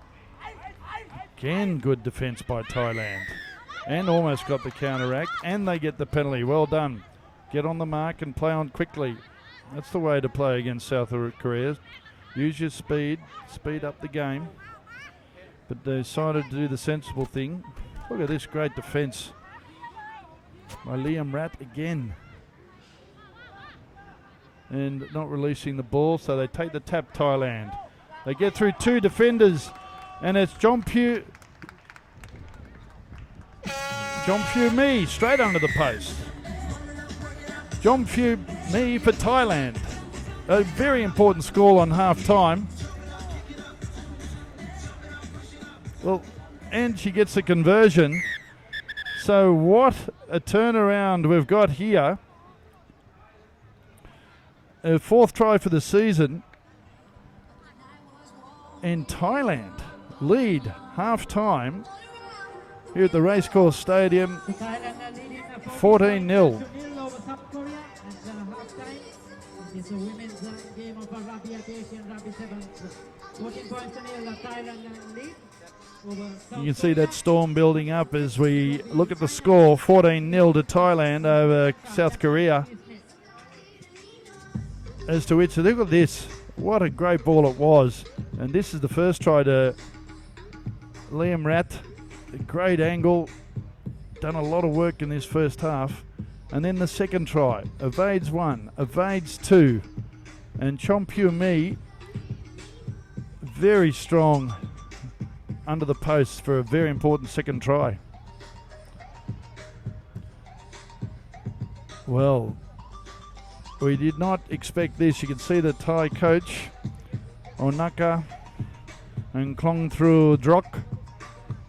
A little bit loose, the Koreans. It's always a good indication of how a team gets together after a try behind the posts or at half-time, how they respond after a try is scored or the restart. And they're a little bit shell-shocked. You can see Min-Wei Lee there, number 6, having a bit of chat. Thailand, on the other hand, very tight huddle. Good, confident perception, a lot of energy, a lot of passion, and that'll give them a good confidence to lead at the break 14-0. 2 mistakes in sevens can cost you dearly, and that's no discredit to Thailand, but they made the most of their opportunities against this South Korean side that is favourite. Captain. Remember, while South Korea lost to Japan earlier 36-0, and Thailand had a good win over India 31-0, as you would expect. But they lead here 14-0. Away we go, second half. And a mistake right off the bat. No, leave it. Jang, here we go. Thailand moving. Butt kick. Counter ruck there from Lee. Almost got it. Playing advantage of the referee. Thailand's ball. And Chom Pugh Me couldn't handle. Not gone both ways. So, good opportunity. Great field position for Thailand. A scrum just inside South Korea 40. There it is. She came through pretty hard there, Kim. But it came out again. Lee couldn't handle it because there was the attention of Chom Pugh Me. Again, good pressure at the breakdown by Thailand. They have the reward. Witaya Ronyat feeds it back. Warakite Kitasurkun driving it up through the 40-metre line. Numbers out here, 2-on-1. Does she need it? It's just almost there for Chom Pugh Me. She gets a lovely ball away to Liam Rat, who gets her second try, and a very important one at that.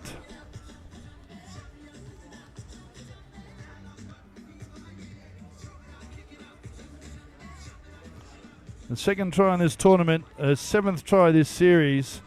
And these two players, Liam Rat and Chom Pugh Me, working very well together.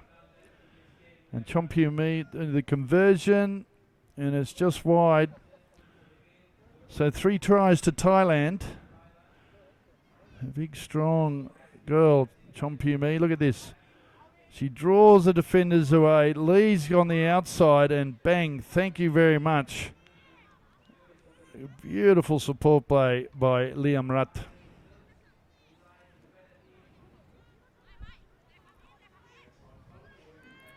Well, building score and points on the board puts pressure on the opposition. That's what you want. Nice little jab kick. Does it make 10? Yes, it does. Oh, tackle without the ball? Perhaps not. Small collision. Nothing into it. Comes out the back. It says play on, says the referee. She doesn't go into touch, Lee, but the linesman said that she did, and therefore the referee says we'll have that back. Number 2 goal. Time out. Number 2 goal. Stop. Thank you. You in here? Now you can see Lee just picks it up, but once she in an onside position, she was, so that was play continue, but she was in touch. So that's why Thailand have the line out, and they go short just over the 5 metres with a wraparound, but it didn't look straight, and it wasn't. Unfortunate. Love the intent. Quick ball, a bit of creativity at the front of the line out. You don't always have to go high and up. You can go short and quick. And a rugby pass, as long as it's down the middle of the 2 lines. And fresh legs coming on for Thailand. Jirapon Pieranabanabon. And also coming on, Kanlarat Pungram coming on for Thailand, and a nice little bow and respect. Game on. 10 minutes gone. It's the second half in this Women's 7 Series fixture. Korea have got a lot of work to do, even though they're trying some fancy play with Lee in the wraparound. That's good pressure by Thailand, and they've really got them under the foot. Thailand's tenacity at the breakdown paying dividends. They get another penalty midfield right on the 22. They play on quickly, but the referee wants it back on the mark. Holding on. You don't generally see teams go for 3 points in sevens. There'll be a rehearse move unless they kick for touch, and that's exactly what Thailand does. And save your energy, get a breather, work out what your move is at the line out, take your time walking in. And teams are doing this more and more often. They're looking at what the big boys do in the World Sevens Series and really slowing play down at scrum and line-out time. There's a Korean bench looking a little bit hot and worse for wear. Lovely quick throw again. Lovely wrap by Chompyu Mi, who gets it at halfback and eventually gets it to 1D. Haven't seen much of her. She lays it back quick. She's not held. Gets to her feet. A little bit harsh, but she did have to release technically and then pick it up. South Korea trying to work out of their own 22. A good, tenacious defence by Thailand again, coming up on the front foot. Bonrak, number 10. A little bit too eager. Well, Korea really don't know what to do with this impenetrable wall that Thailand is offering. Knock on. Crouch. And Sawatnam, Bind. number 8, Set. Steady. to Set feed wide. the ball. Taps her top on the near side. Pushing before the ball comes in, plays on quickly. This is what Thailand do very well. They speed the game up. They went back 10 metres, Korea. So they get another chance, Thailand. And Sawatnam taps it again. This time looks at the blind. Decides to go open through the hands. Pungram. 1D. Roll wide. Good support play. Comes out the back end, but over the top, Thailand. You've got to stay on your feet. Unfortunate. Jin Ju Yu wanted to play on quickly there. Korean number 2 in the back does so now. They got a lot of work to do, Korea. Through the hands. Minwei Lee looks inside. Doesn't get around the cover defence of Bunrak, number 10, Thailand. Again, look at this. 3 Thai defenders in there, and they're getting at the contact area and making it hard for Korea. Oh, great tackle again. Pungram, number 12. Korea making it hard on themselves, but Thailand and Yusri, number 7, a good ball contact. And counter-rucking at the ruck as well, and they get rewards for their effort. This is a great display of tenacious defence by Thailand. Look at that. Ball and all, Yusri, and still they come in through the gate at the contact area, Thailand. And they win decisively in the end as the whistle goes for full time. 19-0. And that is a great win by Thailand. Just Korea just couldn't get into the game, and every opportunity that Korea had, they were not given an inch by this very intense Thai defence. And Thailand, to the amazement of some in the stands, have won this game 19-0 over South Korea. Great start to the tournament for them.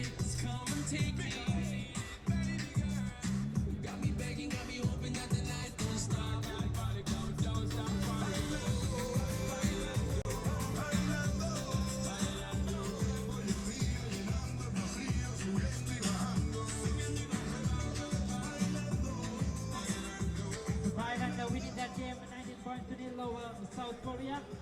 Easy runaway win for Thailand. Well played to Thailand. They have won both their games so far played today in this Asian Sevens. Here we can see 2016. Coming Cho up next is China Kyung taking on Mi. the host Sri What a Lanka. good game she had, Liam Rutt. Now it's Chompyu Mi, evading 1 or 2 tackles and a lot of pace and power. This lady, a workhorse. And those two set the standard and set the scene for this Thai team, who grew with confidence at every pass. Again, both players featuring in this try. This time it was Liam Rat for her 2nd try of the game, her 7th of the series. And they deserve their win. Great effort.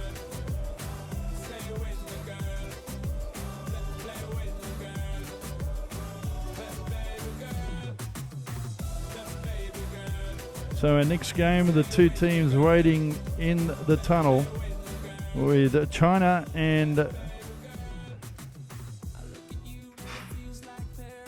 Sri Lanka.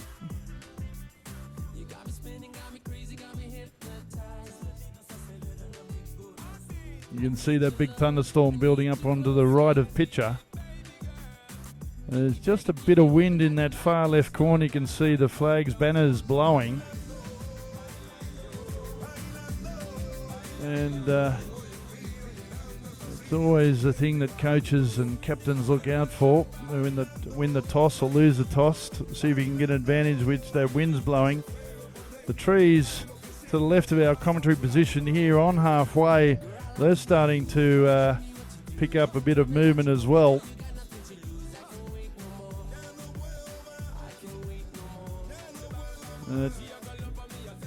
Wind is changing directions. Hard to pick which way it is coming. As the two teams get ready in the tunnel.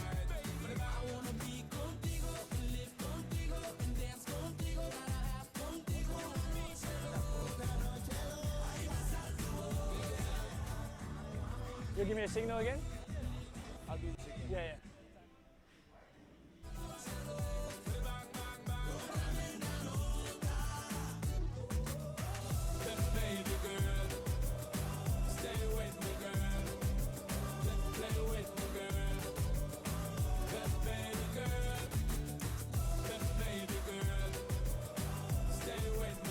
China and Sri Lanka. And China, clear favourites in this game. We've already seen Japan beat India 43-0. We've just seen Thailand in the Women's Sevens series. If you've just joined us here in the third leg in Columbo, Sri Lanka.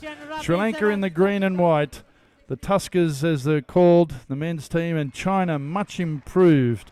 11 training centres within China for men's and women's Sevens series.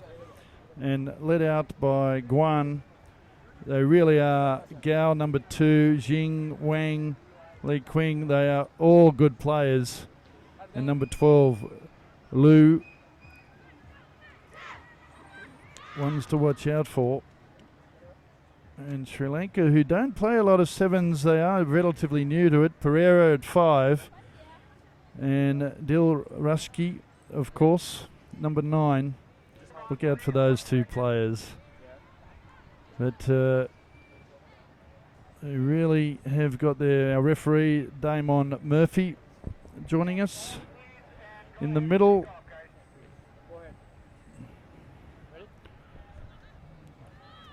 Much cooler conditions if you've just come on board our coverage here. China right to left in the yellow and red, kicking long and deep into Sri Lankan territory.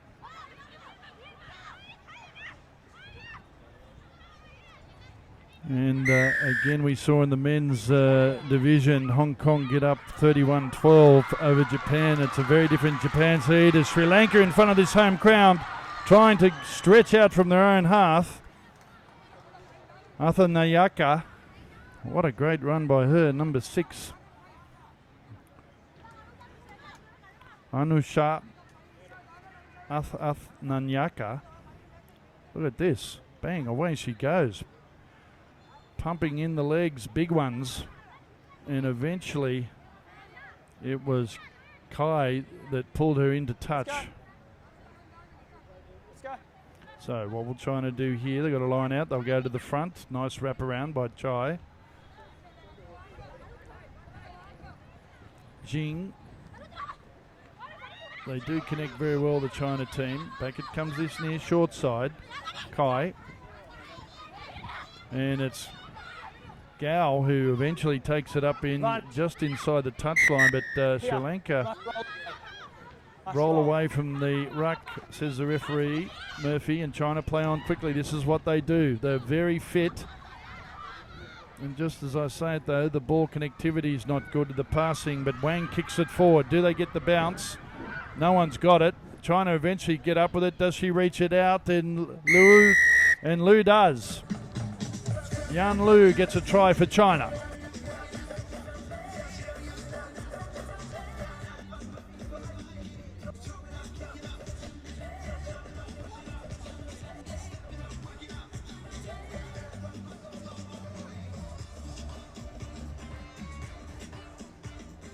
Jan Liu has 6 try for the series.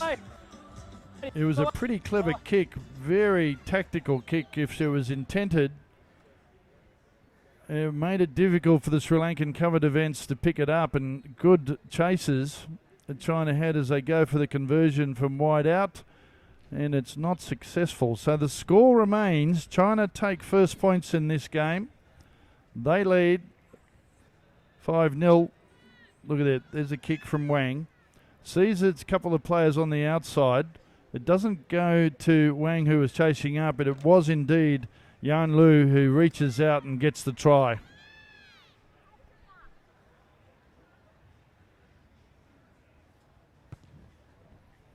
Well, their men's team had a good win over Singapore, 43-0.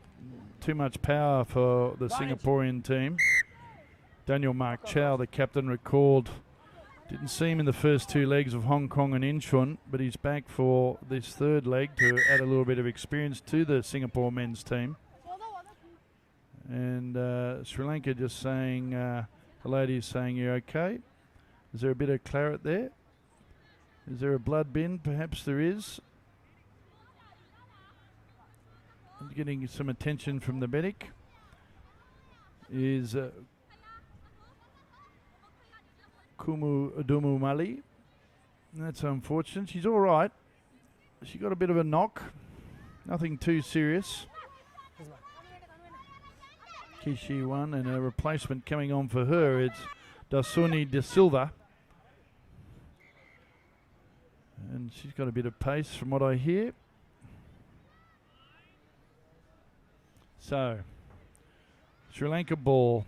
They're under pressure. They're in their own half. Through the hands. China coming up as one and squeezing them. And they eventually get some ground. Pereira for Sri Lanka. Got to get a ball back. It's good counter-rucking by China in Gao, number 2. But play on. Still Sri Lanka's board. She decides to kick. There's nothing happening on her outside left shoulder. That'll roll into touch, and that's a smart kick in the end for Sri Lanka. Right back into China, deep territory. Nothing much you can do about that. On the mark. Yeah. On the line. On the line. No. On Still the the line. first half. 5-0. China lead over Sri Lanka.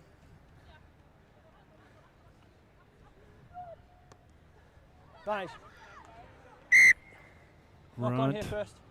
Sri Lanka trying to get some pressure going there, and Woonjethi Lake. Over here. There she Over here. is. Over here. Over here. Ponytail with the headgear.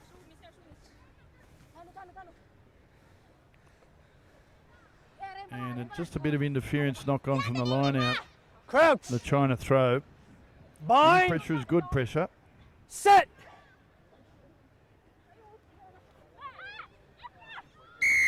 Yeah. Penalty. Early. Let go of the ball, says referee Damon Murphy from Australia. China now, they haven't had too much of ball. They've got it now just on the Sri Lanka 40-metre line. Yao Kai, good passing. Now they're starting to stretch out China a little bit. They've got nowhere to go, says Lu. Half back, Advantage. Wang. 12. 2. Hands through Guan, and eventually Jin. And a good fend off, but she almost gets away. Gao, number 2, but the ball's on the China side. Sri Lanka coming in from the side, perhaps? Hands. Yes. Ruck form. And using a hand. 10, Trying to 30. play on quickly. That's better play.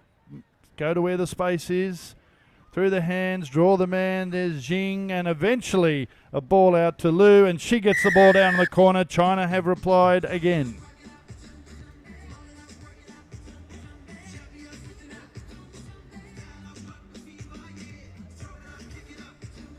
Well, it was a matter of time. Yan Liu. She was on the end of a sweeping move that Sri Lanka came in from the side and used their hand at the ruck. It was quick play on, penalty to China, and simple hands with Jing Ladies, out of the way. Out. and Kay, and eventually Li Yu gets the ball down in the corner.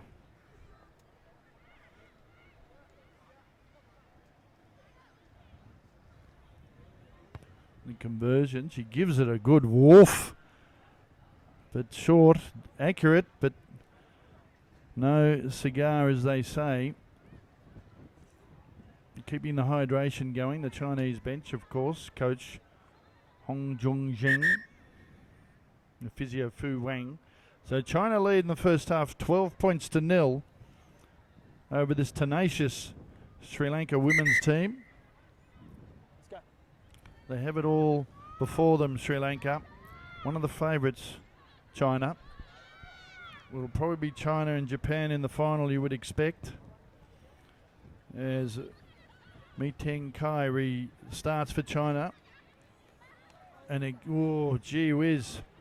Wang came flying up out of the line. This is number 6. She's coming into the contact work and roll away from the tackle, says the referee.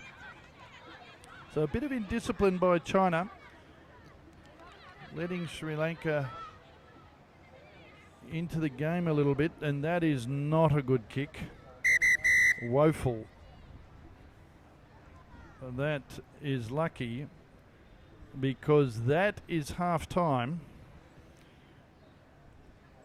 So China lead 12 points to 0 over Sri Lanka.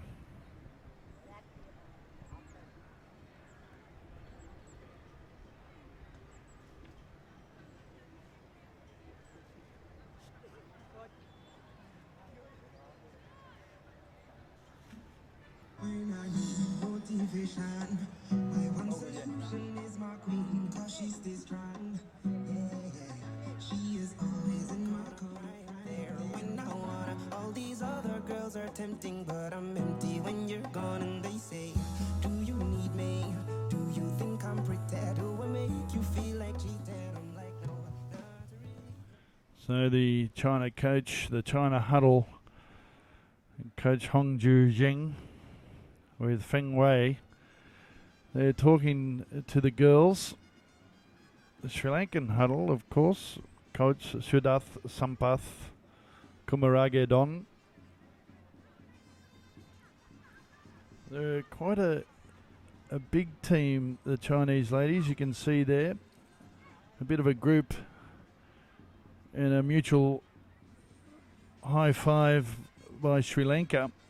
They want to get on with it as they jog back to the halfway. You can't fault their energy and passion, Sri Lanka.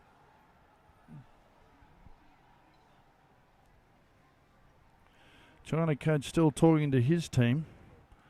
Zheng laying down the laws and to get a bit of structure back. Let's get our hands on the ball and let's move the ball back our systems like we do at training every week. And let's put this Sri Lanka team away.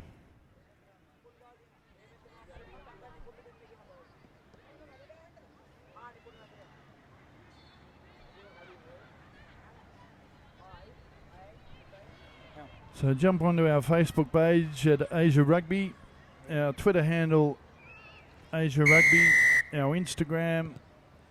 Your support is much appreciated as Sri Lanka restart. China lead 12-0, the start of the second half of the third and final leg of the Asian Sevens series. 8 men's teams, 8 women's teams at each leg. It started with Hong Kong back in September. We were at Korea, Incheon, South Korea 2 weeks ago. Japan leads the women's series. They are the favourites. A couple of their ladies that were in the Rio Olympics in Brazil. And Sri Lanka putting on pressure at the back of the scrum, but China eventually get it away. Wang and Kai. What can they do? She's been busy. Liu dummies and gets around one. She's still going. She evades a second, does she? The cover defence eventually brought down by a good tackle by Widgeth Lake. It's on the 10-metre line and China scramble to get it back. They play on quickly. It's good refereeing. Great vision by Guan. And Guan will reply for China in a very important score after the resumption of play.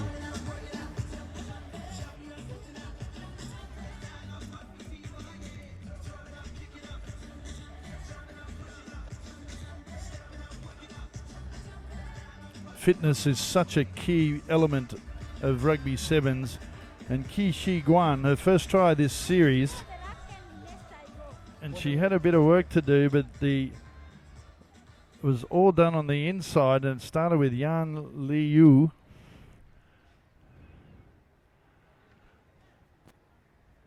Lines it up.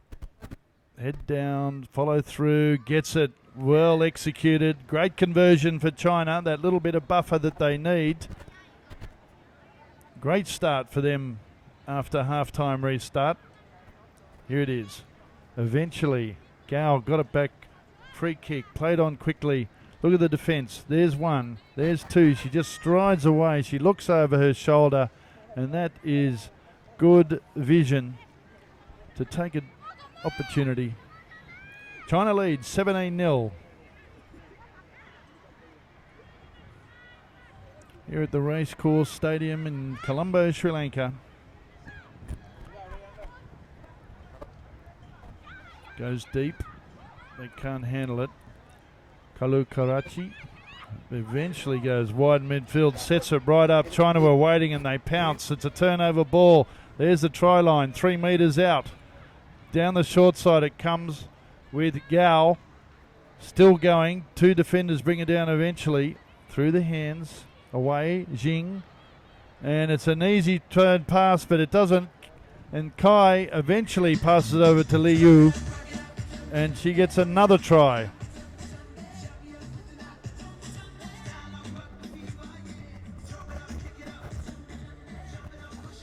Great pressure, great intensity by the Chinese women's team. Yan Liu was on the end of it. She didn't have much work to do. It was all done by that early pressure of Jing and Wang and Kai. The turnover ball, lines it up again. Head down, follow through. This time not as good as the previous conversion attempt. But happy that they are, because he's making a substitution. Zheng, the Chinese coach. Here it is again, through the hands. Zheng saw where it was, as did Kai, and said, Liu, thank you very much. Now a nice little buffer China have now as they restart after that try. Long and deep, 22-0 they lead over Sri Lanka. Sri Lanka, not the great pass that they were looking for in Pereira in midfield. She couldn't believe what she received from her teammate, I think it was De Silva, from the near touchline. But pressure's a great thing. How much you can apply, how much you can withstand. And China are doing all the application at the moment. That's why they lead 22-0. And they've got the power to go with it, as we see from the scrum. And it's quick, and it's down away the left it goes in Kai. Falls over, does Wan Yu Wang. Tackle release! But they keep the ball. Sri Lanka got to be careful they don't. Zhu. Jing. Gao draws a defender, goes up, sucks in 2, but they spread out Sri Lanka. There's a gap right next to the ruck, and she takes it because she saw it and eventually draws defenders with Zhu again, and a lovely ball. Out it goes to Wang for another China try.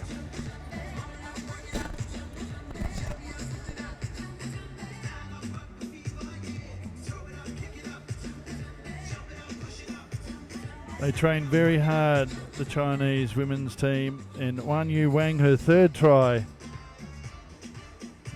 so far. Another one of their stars. They can call on so many of their players. That's what's so good about this Chinese women's team. There's a couple of key playmakers for sure, but they do all share the spoils quite often. Look through the hands. Evades the tackle of De Silva, number 2 for Sri Lanka, and they just patient with the ball. She saw the gap, lovely there with and away it goes through the hands of Zhu and Kai, and there it was. Thank you very much.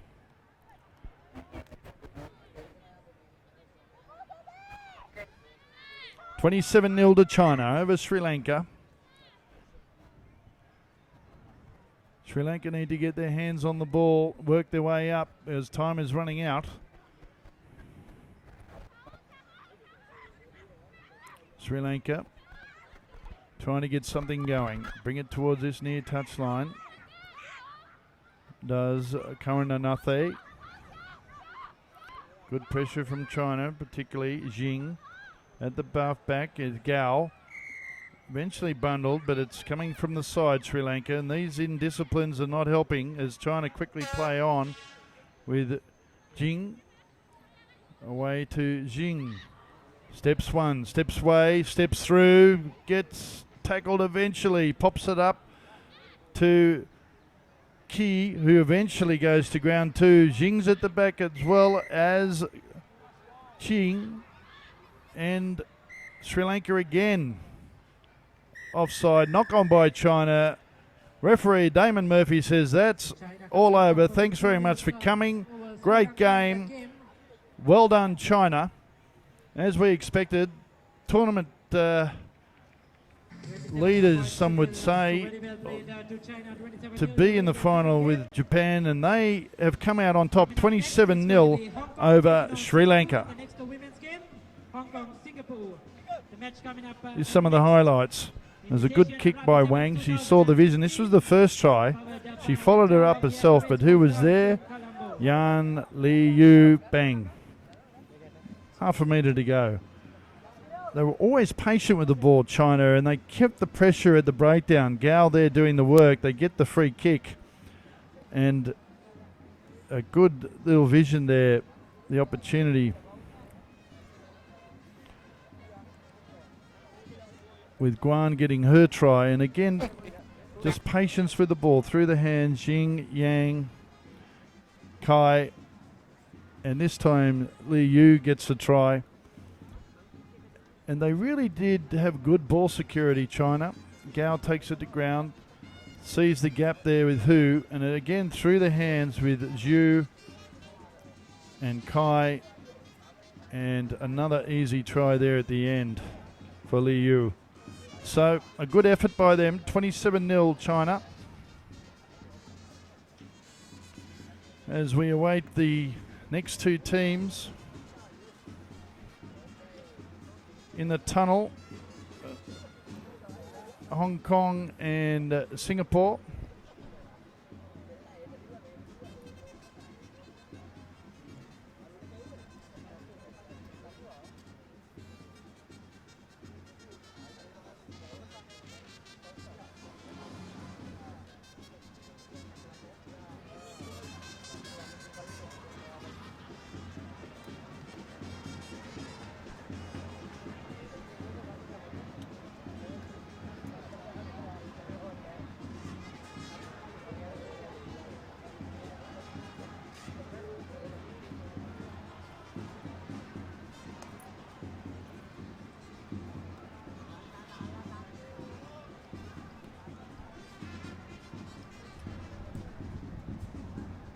So Hong Kong, Singapore in the last game of this second round of the Women's Sevens series.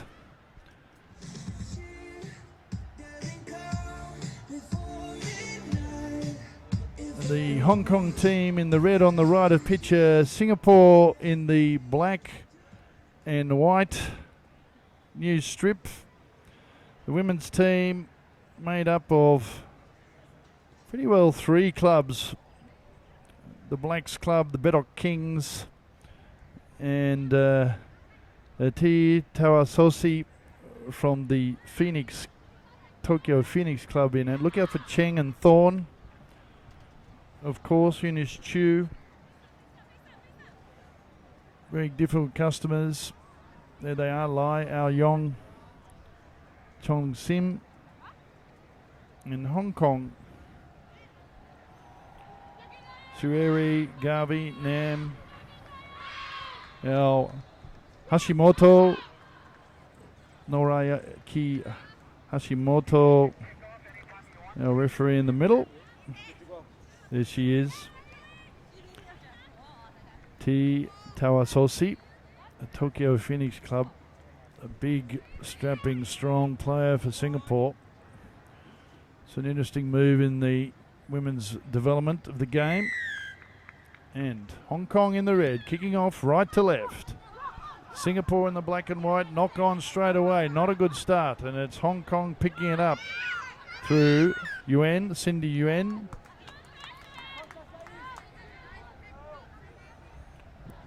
Garvey. Joswald for Korea, Hong Kong rather. There they are. Adrian Garvey, number 3. Cindy Yuen will feed at half. She's got attention from Eunice Chu of Singapore, number 5 with the ponytail. First scrum of the game. Out it comes. It's good quick ball for Hong Kong. Standing still. Eventually they get some forward momentum. Olsen Thorne holding on to the ball. Surely that's a penalty, but no, says the referee. Not exactly allowing a 50-50 contest for that possession, and Hong Kong break away. Hong Kong just being patient with the ball. Almost a bit of a Lipsy represented is Sueri. There we go. Chong does well. Sucks in 3 defenders. Hong Kong's ball. Olsen Thorns at halfback, sees a gap and goes straight through and pumps the legs hard. And Natasha Olsen Thorne gets the try under the post for Hong Kong.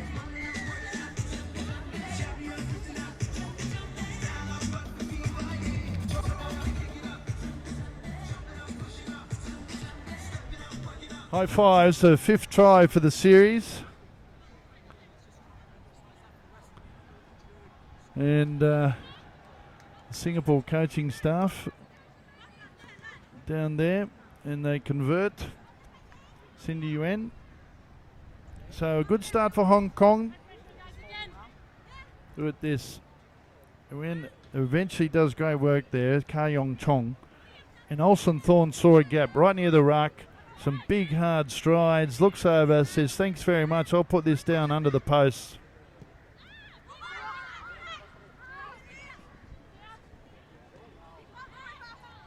Hong Kong on the restart. Singapore's come up with it. Hong Kong lead 5-0. Conversion was not successful.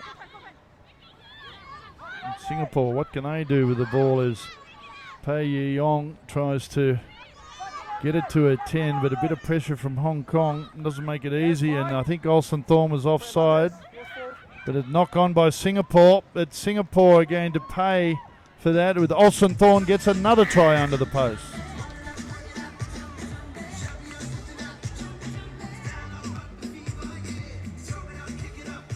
Well, you take it when it makes itself available, and Olsen Thorne's done that twice.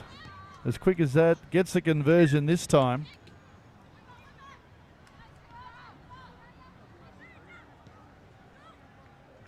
They are one of the top 3-4 teams in Asia, women's sevens, Hong Kong.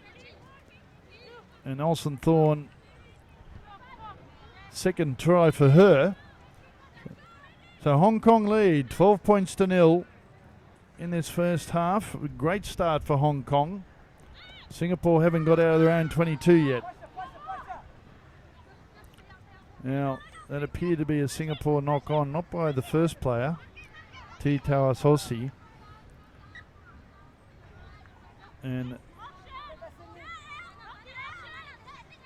Amelia Suri in that line out. It's going to be Christy Cheng who throws it up the middle. Up it goes. Nice little wrap around. Cheng.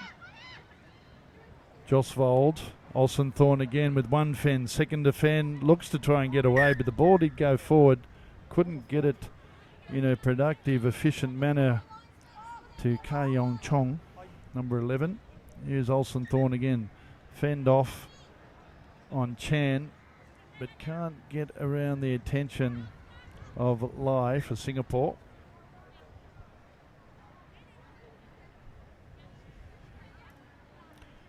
She's not the biggest girl on the paddock, Cheng, but she packs power weight ratio.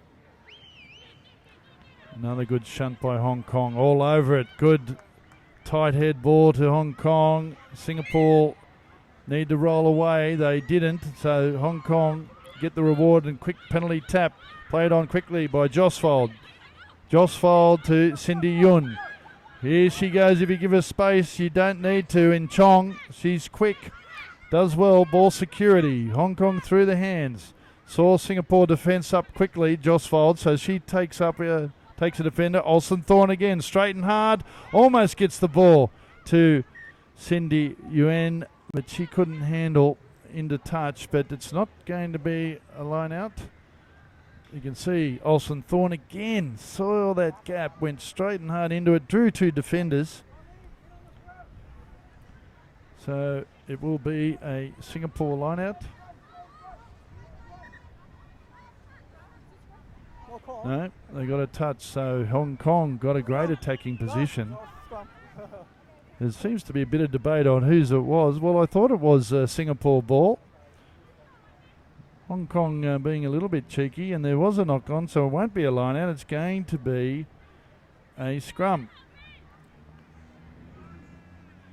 A little bit of confusion. We've got it now. There's a 5-metre scrum to Singapore. Watch out. Here comes the push from Hong Kong. It eventually comes out under pressure, and they kick long into a little bit of a gap. That's relieved a little bit of pressure for Singapore, because Cindy Young is bringing it back and does a little shimmy-gimme David Campese goose step, and she's going to go all the way. She is. She got around Pusan Lai, and what a great little individual try that she's done. Bring around the post to make it a little bit easy for the conversion. What a lot of work she had to do, Cindy Young.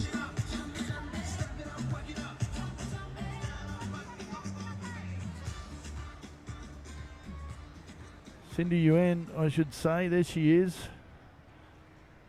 Small in stature, huge heart, great pace. My apologies, Ka Yang Chong. Ka Yang Chong for Hong Kong. So half time. So 19 points to nil. Here are the highlights. She goes back and gets the ball. Chong gets around two defenders. Does a shimmy Campese with Lai of Singapore in number 6, and she goes right around Lai, who's really chasing hard. That just cannot get anywhere near Chong, who comes around behind the post. Great score. So Hong Kong lead at half time in the Asia Rugby Women's Sevens Series, 19 points to nil over Singapore. There's Sham, number 8. And of course, the coach, Anna Richards, former New Zealand Sevens player. Singapore huddle. Here's some line out. Chong again at the bottom of that ruck. Olsen Thorne saw the gap. No one was standing there on the pillar. And a little bit disorganised, the Singapore defence. Again, good pressure by Olsen Thorne and straight and hard. And there was 2 quick tries by Hong Kong, and that really got Singapore backpedaling. She tried to get the ball off to Josfold on that occasion. Olsen Thorne didn't. And then look at Chong again. One defender in Chan. Then gets around Lai of Singapore. Lai's still chasing. Lai's still trying to get there. Has to give up in the end because Chong has got too much pace, and that was an important try before half time.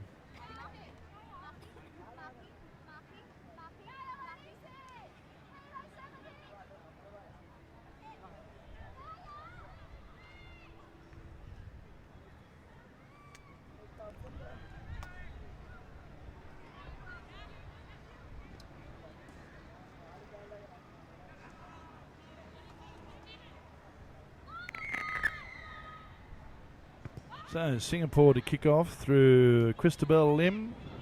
Hong Kong lead 19 points to nil. Kick him. More close. And the dominant team you would expect. Singapore need to do a lot better.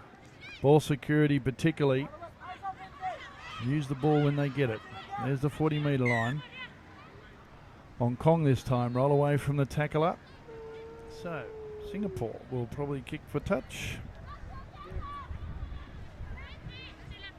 And Al Yong, reverse move with a tap, goes the short side. It completely goes to ground with T Tawasosi not really ready for it, took her eye off the ball, but it was knocked back, so Singapore retained possession. Despite the attention of Olsen Thorne for Hong Kong, counter-rucking, and they get a reward, she does, and plays on quickly. No. Hashimoto, the referee from Japan, wants it back, coming in the side. And now a rehearse move by Hong Kong. Girls forming a nice little arrow, but Josval decides to take it for herself. Gets a little bit of attention from the defence, and now she ends up at halfback, handles it, draws the defender. Orson Thorne there. Here we go. We haven't seen much of Lindsay Varty. Through the hands, drawing the defender. They are going sideways, the Hong Kong ladies. But Singapore not organised in defence as you would expect. They regroup. 3 Singapore defenders there. Hong Kong fends off one. Was that forward? It looked to be forward from Emily Sue, and it's not, because Colleen Josfold gets a Hong Kong try under the post.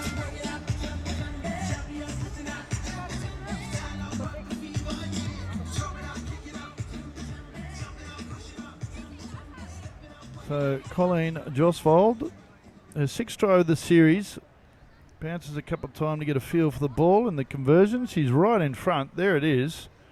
Follows through. Lovely done. Simple straight conversion. Gets the extra 2 points. This is how it happened. Chong and Lindsay Varty getting a little bit of attention. Does the offload. It looked like it was Christy Cheng. And Josfold says, thank you. I'll put that down right there.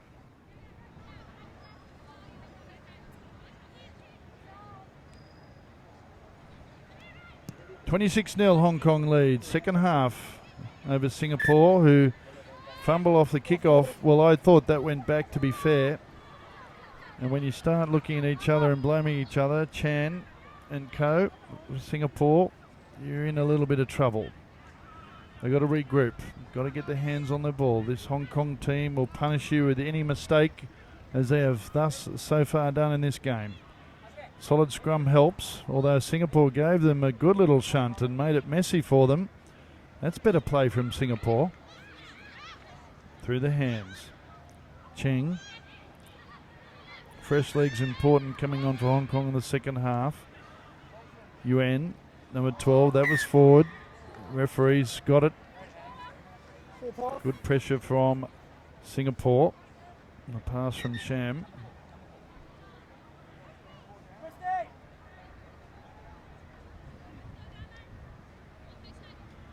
So, Carman Nam Carman coming on, number 2 for Hong Kong.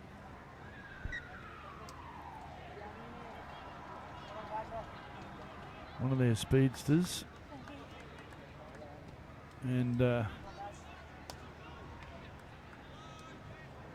Hong Kong dominating this game. That's why they lead 26-0. Singapore got a scrum. But he's saying, Mr. Referee Hashimoto, that went in feed incorrect.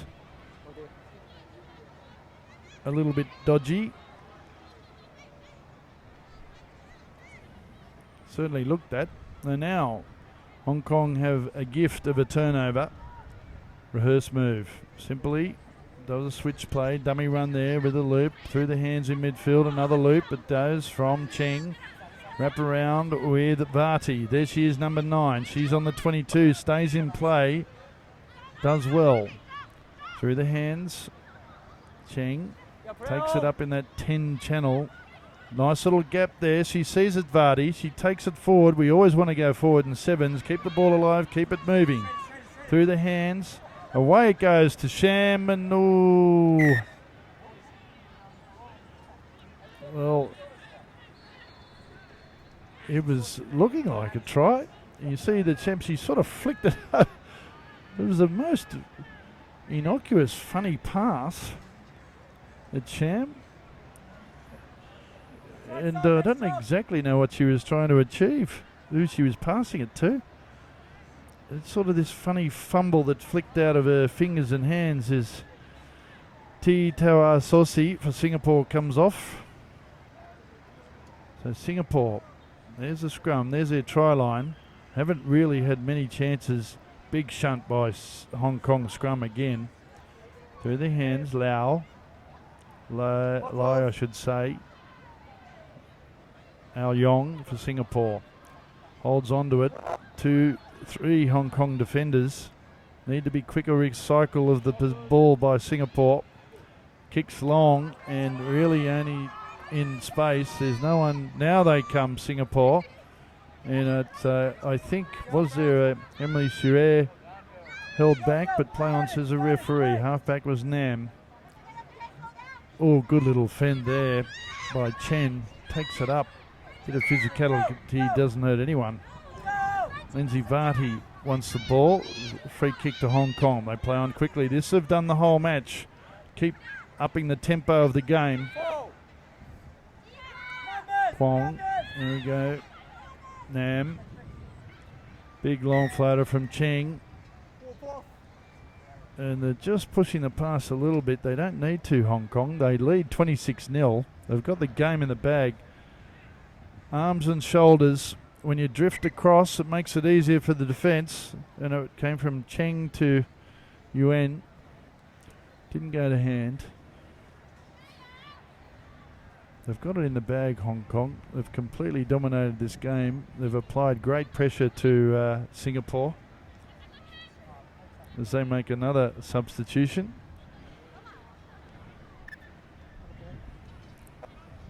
I suppose fresh legs for a minute or two is going to help the cause. A good scrum by Hong Kong again. Eventually, Chu comes over for Singapore. They kick again. There's the full-time hooter going. They eventually get the bounce, but the referee says that's gone forward or a knock on, and we'll bring it back for that infringement. Players get a bit of a breather.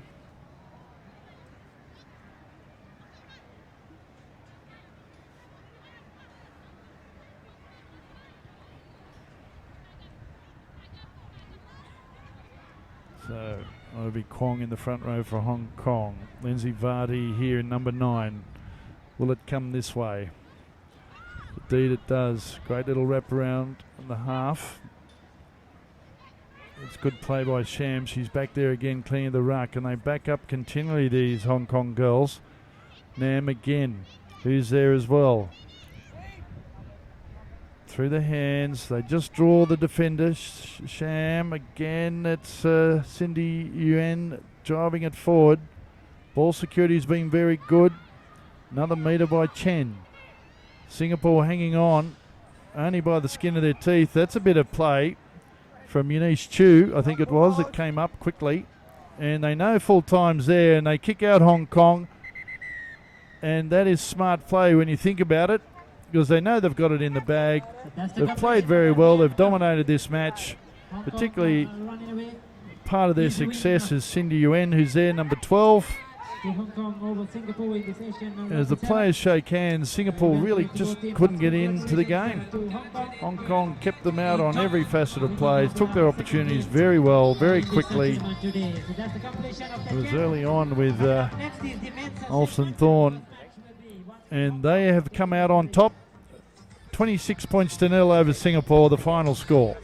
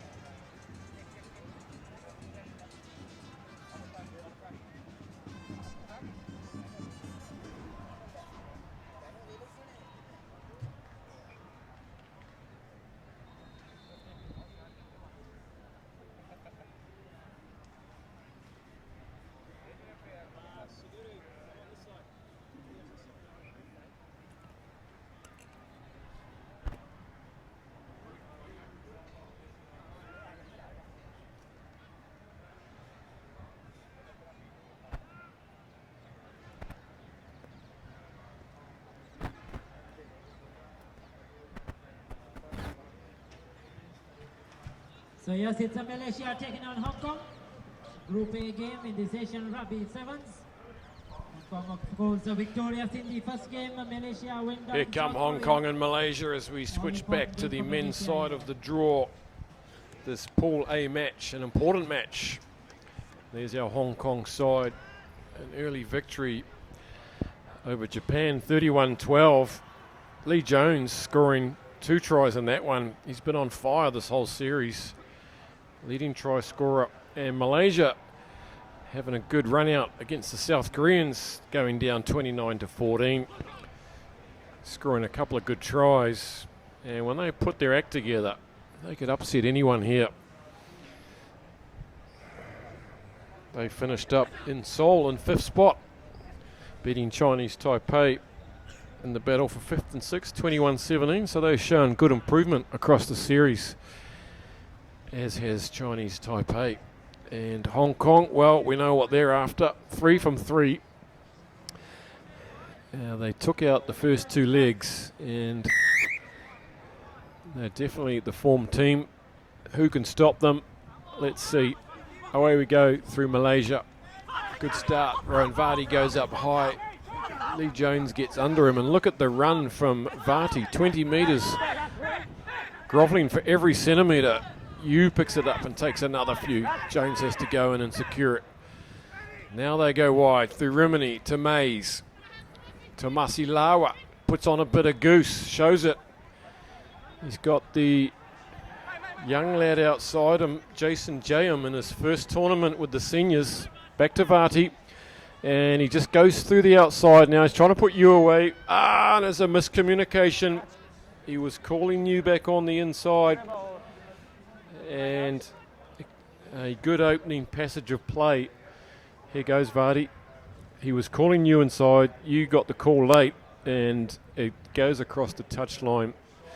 So a big opening 60 seconds there. Lee Jones prominent. There he is in the line out. Can't win that one, as Azwan took that at the front. Now Malaysia with a bit of go. Sadiq doing it the hard way to get out there, 22. Sadiq. Here they go now. Around the ankles goes Lawa. Just gets him by the bootlaces. Mays is getting hungry on the ball there, and he's won themselves a penalty there. He was strong over the ball, and Jason Jayam takes it quickly to Lawa. The 2 debutants pairing up there. You can see Hong Kong trying to speed up the pace of the game. Those quick free taps and try and keep Malaysia moving. Here comes Jayam again. He looks hungry. He got his first start earlier, got a 30 seconds. Now he gets a start, so he's trying to show what he's worth. He's a coiled spring. Chris Mays as well.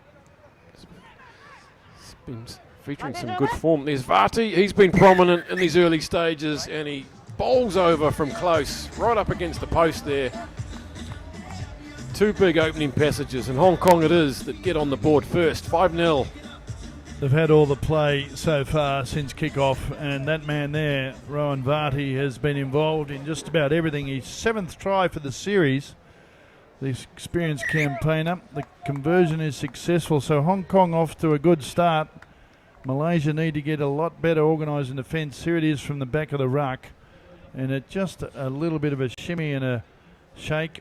It was from Christopher Mays, and Varty straight through right there, virtually through the middle of the ruck under the posts for Hong Kong's first. So 7-0, just about 3 minutes in. Sun's gone out, it's brought some relief here. There's a bit of breeze out there, but it's very humid, but Hong Kong will be used to that. So would Malaysia. That's well won by Yu, who's gone up there, and Remini now sees there's no sweeper, pokes it through, takes on Zafran, and can he get the bounce? They're huge dead ball areas, but not quite big enough. He goes for the big NRL razzle dazzle, but huge dead ball areas, Justin. huge dead ball, and he had the sense to give it a bit of a toe, and it just got away from him because the ground's quite hard, and you can see a little bit of a shimmy and a degree of difficulty 2.3 for the inward 2.5 metre mid-air goose step. The Czechoslovakian judge giving him 9.8 for his efforts, but Malaysia kick out to the 22. It's a massive kick out. Varty chugs back for it, and he's got to wait for his players to get behind him. Shapes to kick. This time Yu gets the call on the inside and hovering over the top Samir. And it's a bit of a scrap there for the ball. Mays it is that gets it up to Jayam. And that's good front foot ball to Masilawa. Jones, 2 tries already this weekend, but he's biffed that one forward to his mate Ben Remini. And the telepathy not quite working for the 2 Cambridge boys out there. You can see good little offload by Lower, and it didn't really get the reward that Hong Kong probably would have wanted as Remini's there. Malaysia, of course, got off to a confidence boost in this game. They're tenacious, their energy. They beat Japan back in Korea, which give them a great lift. Yep, here come Malaysia now into the Hong Kong half. Good step off the right. Varty comes across to help out Yu. This is Zulkifli, puts on a bit of footwork, beats Yu the first time. He comes back at him and he's beaten him. That's a great individual effort from Zulkifli. He's taken on 2 of the veteran outside backs there, Varty and Yu, and he's tricked them into letting him go through for a try. He's got a lot of pace, Zulkifli Azmi. It's his second try of the series. He had a good effort back in Korea. Look at this. He gets around one defender, gives Ewan the little bit of a step and a start. He stops, he looks for his support. He goes into a complete 180 degrees, cuts back inside 2 defenders, particularly Yu in the end, and he gets a try for Malaysia. Great comeback.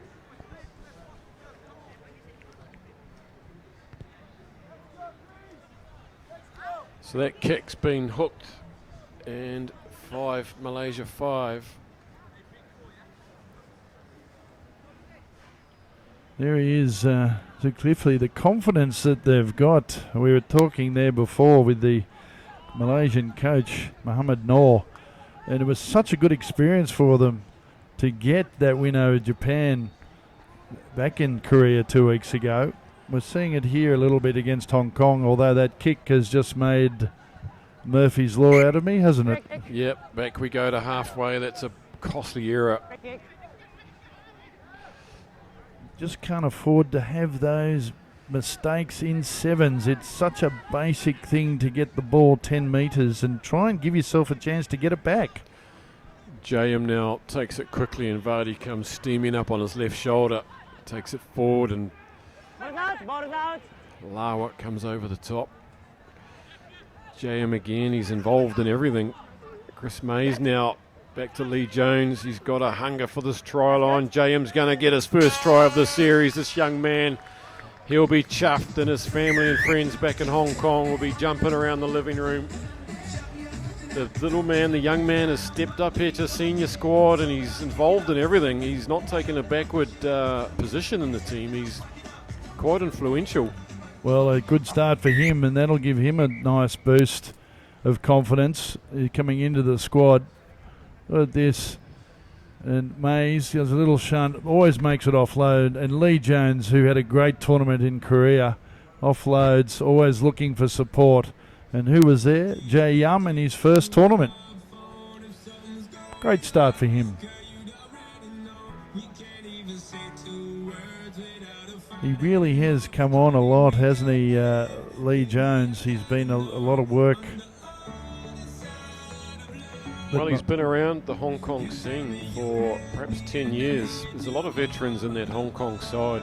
Guys like Varty and Yu Kam Shing. The McQueen's not here this week. Here's Varty. This is earlier on in the day in the game. Just struggling to get the timing right with Yu. This time Mays makes the run, and it was Vardy that was on hand here just to... And you can always see, Grant, that Hong Kong are backing up that ball carrier. They're well drilled and get 2 touches on the ball. Get to the guy. It's your responsibility to get to the ball carrier, not for the ball carrier to wait for you. But Zulkifli responded for Malaysia beautifully. And a good response here again, Mays. Love that inside ball. Lee Jones backing up, and the young man, Jayam, gets his first try in his first tournament.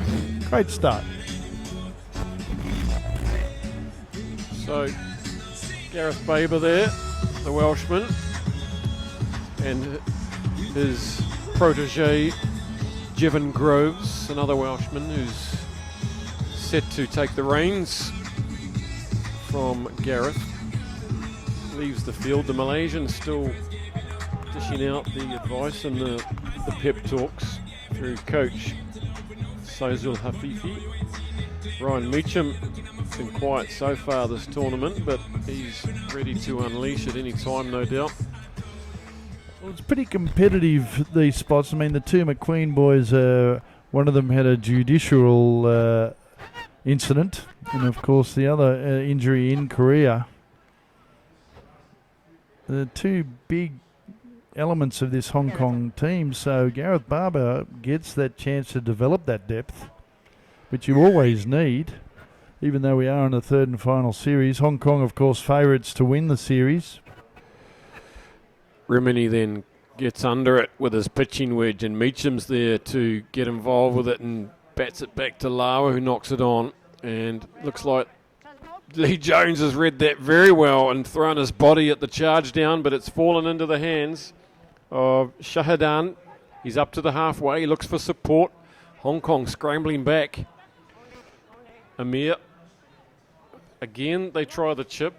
Meacham just gets in the road and hinders the line of Zafran quite legally and quite cunningly, of course. Jam gets back, and it's a very messy hot potato situation. And finally, a knock on from the kickoff there. A couple of kicks from Malaysia. I'm impressed with Malaysia's tenacity in defence here, Grant. You can see they got right up on Meacham. They came right up in one line. They're talking to each other. It's not a bad front row, that Hong Kong front row, is it? Got a bit of size and power behind it. Jones and company. Jayam with the feed. Vardy crosses his arms and runs into Amir. Squirts back. Lawa spots it. Mays now has got Rimini on the outside. He went about 60 metres from that position earlier in the day, feeding Meacham for a score. This time the Malaysians have got him covered. Meacham happy just to play his part, shoveling it along. Jayam throws a loose one at the feet of Lawa. And again, Varty decides to be the man who takes it in, but straight to ground went the first arriver for Hong Kong. So 14-5. Hong Kong with a small lead over Malaysia. If they could score here, it would throw the cat amongst the pigeons. We know they can. Beat Japan last tournament. Aswan, good line. Looks like something's going to break here shortly. It's Aswan. Can he get the bounce? Yes, he does. And that's well read by Aswan, the 10, to see no one was back there. And you could feel it coming. The Hong Kong defence was thin. And that's well read. Good gamesmanship. Good gamesmanship indeed. Good vision as well. Aswan Matzizi, his 6th try of the series. He's really done well on this occasion, and that has really put a cat amongst the pigeons. A great reply by Malaysia. They kept the ball. They kept moving forward. They kept Hong Kong going backwards. And Vardy's just acknowledging his friend over there, Cardo Lee, having a drink and not realising that the Malaysian player is going to try and convert his own kick, which he did. Aswan Matzizi, there he is. Well, look at this. Beautiful long ball. And step inside. It was great work by Dazfran. And look at that. Kick over the top. Gets the bounce. Gets away from Meacham. Thank you very much. Wonderful stuff. So, just 2 points in it now with about 4 minutes remaining. Hong Kong need to get themselves back into this game. Looks like Vardy's been trying to do a lot of the work on his own. Here goes Lawa, takes contact, fires one out to Rimini, gets a good bounce as Asri comes across to head him off at the pass. Rimini makes a rare mistake, and Hong Kong maybe trying to force it a little bit now. They've got time, 3 minutes left. Well, when you got fellows like number 4 there, Lawa, driving into you like a chainsaw, you go backwards, that's for sure. And that's the type of defence that you want as a coach. And we look at the Malaysian bench. They're a little bit more energised, that is for sure, because they're just behind this Hong Kong team, 14-12. They have the feed. If they could put something on here, it would be very exciting. Final few minutes, as Hong Kong would have to dig deep. But here they come, Malaysia. Azwan, again he goes for the little kick. Kaduli steaming across from the far side. It doesn't quite go to the dead ball line. He's done well there. Lee throws a shocker at the feet of Vardy. Has it gone forward? If it's not, it's very fortunate for Hong Kong. Coverdale it is that just battles like a trench soldier to get out of the 22. And look at this from Malaysia. They're very lucky there, Hong Kong. Malaysia were counter-rucking. They knew something was on. And 2 minutes remaining. Ben Rimini now will put it out. Well, this is what we're trying, that looked forward to me, that it went forward. So what is the assistant referees or touch judges, as we say in the old days, and I still like the old days, they are touch judges and they are friends of mine, as the Hong Kong bench are getting a little bit anxious on the sideline there. So they got a break against Malaysia on that occasion. Lee it was, he tracked back, did well to scoop that ball up, and then he threw a terrible pass and put his side in all sorts of jeopardy. Now he's throwing it in. Lawa goes up, it's untidy. It's play on. They've managed to get it back through Coverdale. Good tenacious defence by Malaysia. They're not giving up. They're making it difficult. It comes on Malaysia's side. Finally it's been knocked forward. Here come Malaysia. Can they put this game beyond doubt? Yes, they can. Shahidin's going. Can he make it all the way? What a great tackle from Rimini. In come the reinforcements. Azwan, can he go over? He's going to go over. Kaduli can do nothing. And we've got a boil over maybe on our hands here as Malaysia take the lead for the first time in this match. What a try by Azwan Matzizi. There he is, number 10, his second one. But it was great work before from that turnover ball. We were just saying how tenacious they were at that contact area to force the issue, to put Hong Kong under pressure. The ball came away. They got the break. And it was 5 metres. It was a great tackle by Remini. And this fellow here saw the opportunity, saw the space, and has really given his chance to his side with a conversion as well. Great play, Malaysia. Look at this. In defence there, and it was this fellow here. He's looking, and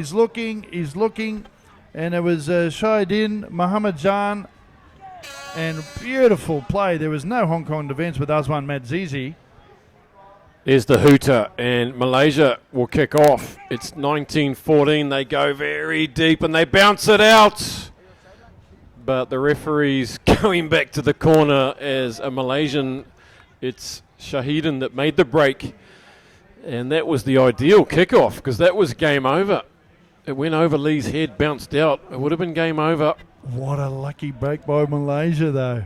Lucky break. It would have been Hong Kong ball back on halfway, and you know what Sevens is like. You get your hands on the pill, and anything can happen. So this time. Azwan with the restart. He's gone out on the fall. That's a big error. Will it be costly? Hong Kong are 5 behind. The hooter is gone. They'll have to dig deep here. You wonder why Malaysia were trying to do that. They learnt their lesson surely the first time. They got a lucky break. All they had to do was just put it in the corner, not kick out on the full. Here goes Lee. Hong Kong will be looking at some of their experienced players to stand up here. Will it be Meacham? He straightens off the left. Bang, twice. As one comes in, takes him down, and a good tackle.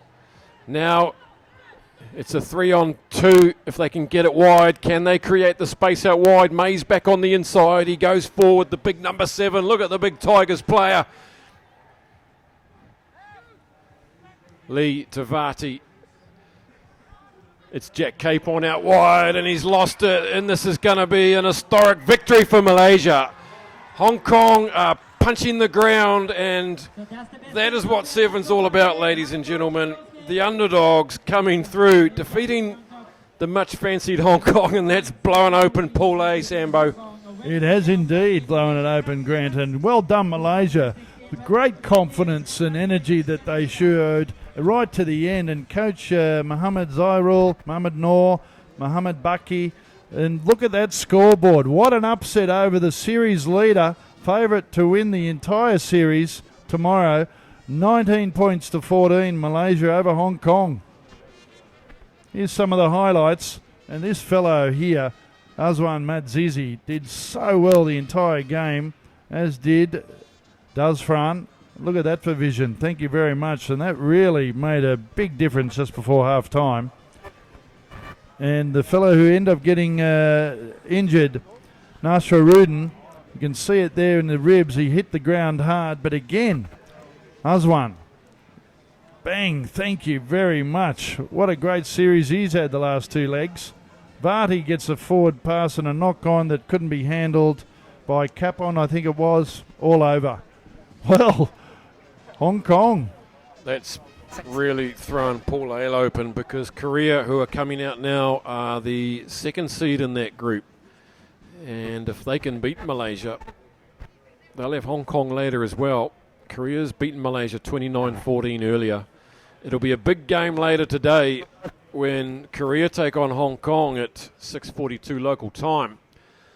But they first have to get past Japan, who showed a bit of improvement as they scored a couple of good tries against Hong Kong. They went down though, 31-12. An improvement on the 57-0 shellacking they got in Seoul. Here they come. The North Korean neighbours. And it's going to take something special from Japan to beat the South Korean side, who are without a couple of their stars. Here is the Korean side, noticeably without Jang Song-min and Kim Sung-soo, who have been very influential in the first two legs, but they do have some firepower out wide with Jong Yon-sik. And in the Japanese side, still no one really standing out amongst this team of youngsters, university students. And no Henry Grant from the second leg, who was lucky to get into the squad in the last moment with the Korean leg. Charlie Brown from Singapore just became the full-time referees development officer for the Singapore Rugby Union, the former Irish school teacher, back in July, making an immediate difference to referee development already.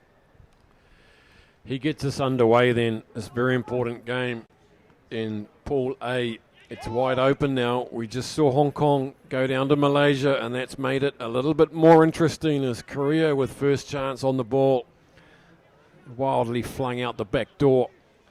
And here comes Andre Kokolard, the 6'5" of Korean beef,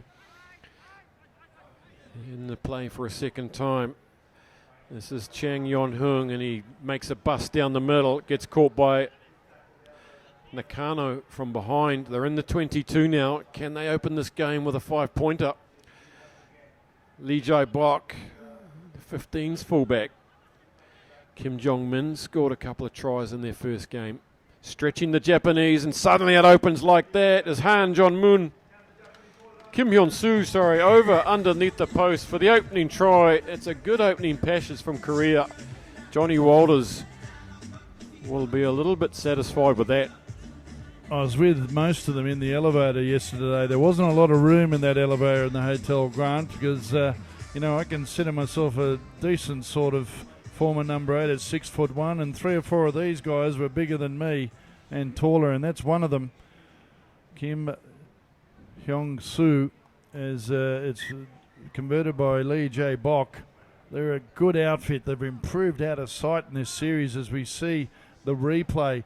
Just a shimmy and a step back inside Nakano. And too much power, too much pace. Kim Hyun-soo.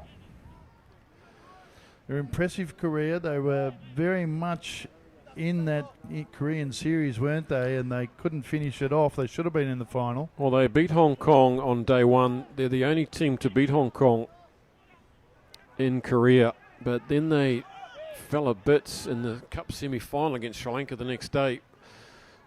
So they'll be looking to improve. They seem to have a regular consistency about that, they. John Walters said they've never won the first game on day two. And that's the big bogey he's trying to get off his back for this tournament, the monkey off his back. And that is why we see Sri Lanka ranked second in this series and why we've seen Sri Lanka twice in the final. It's that consistency. So Sri Lanka will have watched that earlier game, Hong Kong losing, because they're still in with a shot of taking out the series. If they could win the Cup and Hong Kong don't manage to get better than fourth, if they come in fourth, they will potentially take this tournament out. Here come Korea now. Here goes Jong, 2 tries earlier on today. There he goes again. He's too strong, the veteran. He may be in his 30s, but there's plenty of life in those old legs yet. In his 30s, he looks like he's 18. He's that fit and good looking. He hasn't had any cosmetic surgery in Korea. We know that because he's a rugby guy and he's big, strong and fit. Look at that. He knows how to score tries. Jeong Yeon-sik, his 9th try this series. You need that old hand in a team to give you that stability, but easy to keep the calmness and keep the tenacity and intensity up. And that's what Korea have done better than they've ever done before in this year, as the conversions waved away. You would expect against this Japan team. Here it is again. Look at that. Evades one, pumps in the legs, knee high up. No Japan cover defence. He says cheekily, thank you very much. Impressive career. Here we go, 12-0 then. Early buffer. Coquillard goes up like a salmon upstream and bats that one back very athletically and would injure a regular man, would be in hospital following a spectacular leap through the air like that. The Comerican played a bit of schoolboy rugby for the USA, under 17s, and played some rugby at California Berkeley University. He's got some pedigree. That is impressive stats. I'm still getting over the salmon part. Not so much a stat as an observation, that one. Here come Korea. Lee Jae-bok on the wraparound is Lee. Jong looking for number 2. Number 10 for the series. He bounces out of one. Suruta pulls him to the ground with his companions. And now there's a 3-on-2 if they can work it. Just some crisp passing will do the job. Coquillard's out there and the salmon is going over in the corner. This big piece of Korean beef was loitering out on the wing. From side to side he goes. He's a megastar over there in Korea. He is a megastar. Look at the size of him. He's about 6'4" in the old scale. And he doesn't get too many tries. He's got his 5th one over the 3 legs here today. And they love him up there. There's a good following in the universities and the club scene. 5 professional teams in Korea, companies. But in the universities, there's a very strong competition. As Lee Jae-bok sizes it up. There's a little bit of a jiggle. There's a 22, head down. And what a great conversion by him. So a good buffer. Look at this. It goes from one side of the field to the other. Big floating ball through the hands to Kim, to Han, to Kim Jong-ming. And the South African.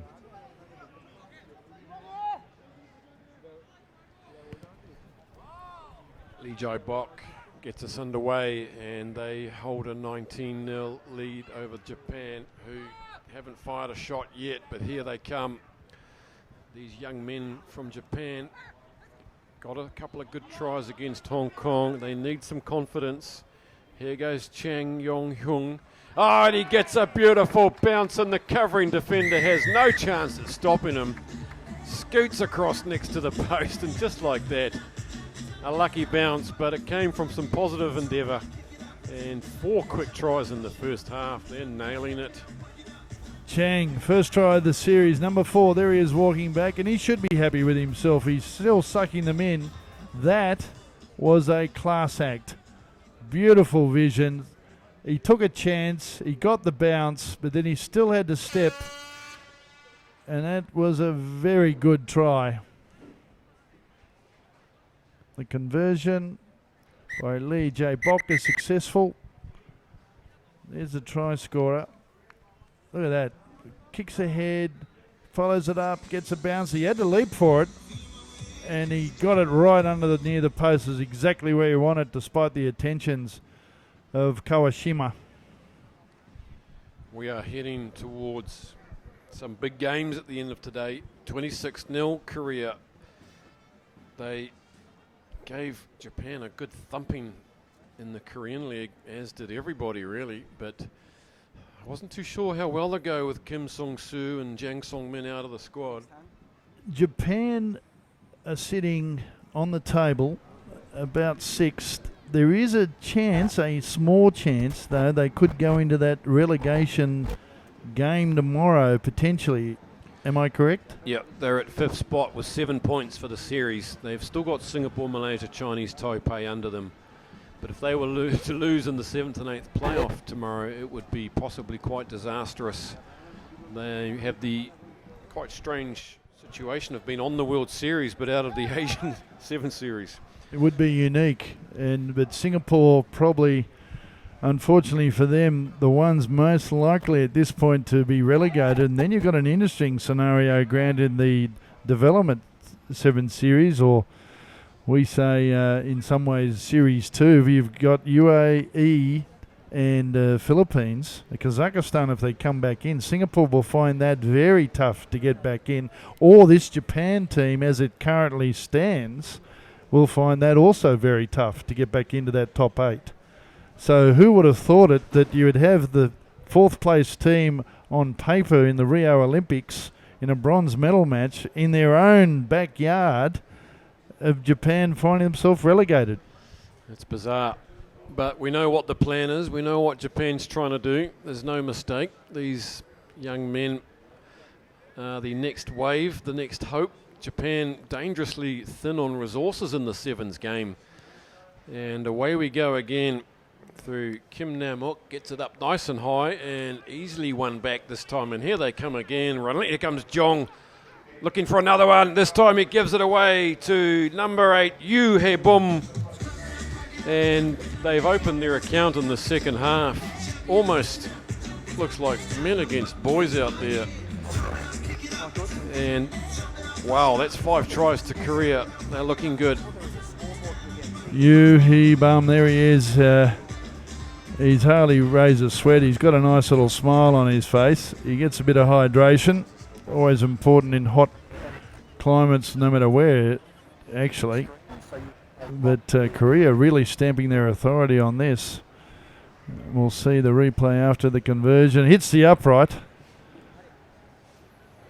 The kick by Kim Nam-uk. Here it is, the veteran, Jeong Yeon-sik. And he just makes it available, draws 2 defenders, and who was waiting there on the end was you. Thank you. Up again, nice and high goes Kim, and that's another beauty. Kokolard can't quite get his big mitts on it this time, but Chang does. And here they come again, relentlessly. Japan just can't get their hands on the ball. Have not been in the Korean half with the ball, and it's hard to see any improvement from this Japanese side throughout the series. That's the sad thing for me, Justin, is that they've come here to be developed and we haven't seen much happening as Korea, through Onjae Kokolard, going for try number 6 as a string of Japanese defenders are sprawled on the ground. What I like about what Waters is doing with this Korean team, Grant, is the backing up of the ball carrier. The support players improved out of sight. Equally, the pressure at the contact area, the structure, they're being very accurate at that breakdown at that contact area. Jokelard pointing, he's coming off. He's had earned his rest as Kim Yo-han comes on, number 2 for Korea. No, I beg your pardon, it's Park Hang-yui. But Kokolard, 2 tries for him. You can see here, they just work it very quickly. Kim Hyung-soo, he pops it up. Kokolard's there, backing up as always that he has done in this series on all 3 legs so far. And Korea way ahead, in control. Once again, it's a cracking restart, and Japan do manage to get it back this time. What can they build here? They've just lacking a playmaker, someone that can run things. And just as I say that, making a great clean break goes number 8, Masahiro Nakano, and just as I give them a bad rap, here they go 80 metres to get on the board finally, do Japan. And that just evolved, to be fair to you. It evolved out of nothing. His first try for the series, Nakano. He hasn't stopped trying. He's definitely one for the future. And Japan finally get on the scoreboard. It's very late in the piece. They've got a lot of work to do. They're not going to get anywhere close. There it is. You'd see, just as we said, that Korea had 3 defenders at the ruck. Because they had 3 defenders at the ruck, there was no one on the pillow on either side, and he took his chance well. They'll be just looking for things to build on out of the series, will Japan, and it's been rare moments like that of individual brilliance. Here come Korea, they're hitting their straps now and just making easy meters through Park Hang-yeol in 11, who's on, and stretching the Japanese back to the other side now. Good spot tackle coming in from Goto. See the confidence from these Koreans now, just taking it on from any part of the park. And Dong-hoon with the blue headband on his head there, just making great easy meters forward there. Look at him go. They've not only got the power and pace, but they're fit. That's the fittest I've ever seen this Korean team over the last few years. John Walters, the coach, they've really got them humming, as is, of course, his trainer. Johnny Gillett, the S&C strength and conditioning coach, brought in by Walters to get this Korean team into shape. He spent 3 months doing that because the game plan had to be around an unfit side. And you can definitely see the results now. As Japan go to the front, trying to make a mess of that was Kim Jong-min, number 3, and it just pops out. Yoo-hae Bomb just comes screaming down this left-hand side, feeds it up to Kim Yo-han. Japanese scrambling back and doing well to stop this one. They've got nearly everyone behind the ball, but it's a lot of space to cover over there for Tsuruta, and he's not going to be able to do it on his own. Dang-hoon Han has come around for try number 7, and good work by all 7 players there. There's Walters and co on the sideline, the Korean bench and coaching staff delighted with this performance. So I always think a great indicator too off the field, Grant, the little things that make a difference. They were here nice and early by Thursday along with the Hong Kong team in the hotel. I saw them have a meeting. I saw they went out for a stretch. Get here early, get settled, get the rest. All those little things add up. And you can see it. There's a real cohesion amongst these players. Missing a couple of influential players. Kim Sung-soo especially, who was leading the try tally through the series, injured himself in Seoul. And there goes our new man on the field, Yoo-hae Bomb. He looks a bit like John McEnroe, doesn't he? Yeah, with the except he's playing rugby sevens. Here come Japan. There's not long left, and another clean break, just speeding through the gap goes Uchida. Brilliant ball inside to Hiroki Tsuboi as the hooter goes, and a consolation try for Japan. 2 more tries for them, but well and truly accounted for by South Korea. And we have an interesting game coming up later between Hong Kong and South Korea. The flag is up, the kick is over, so the game is over, and Johnny Walters will be quite happy with that. Here's the final try, and you can see Suboi. Nice and easy, the pace. It got pinched between two Korean defenders. It slipped through there, unattached.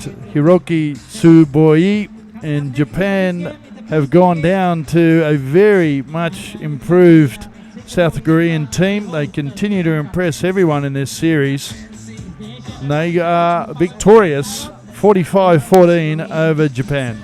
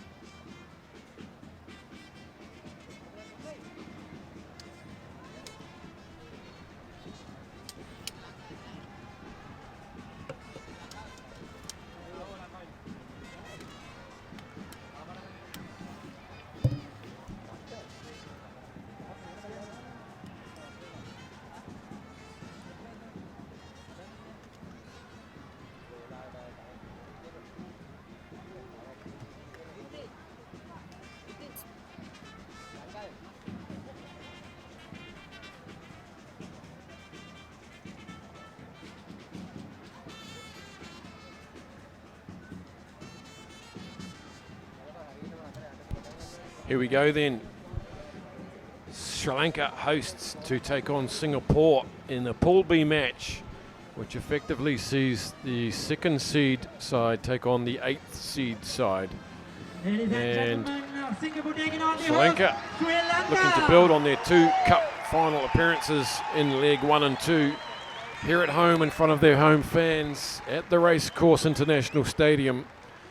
Beautiful surface, beautiful stadium, and a good crowd. There are our Sri Lankans.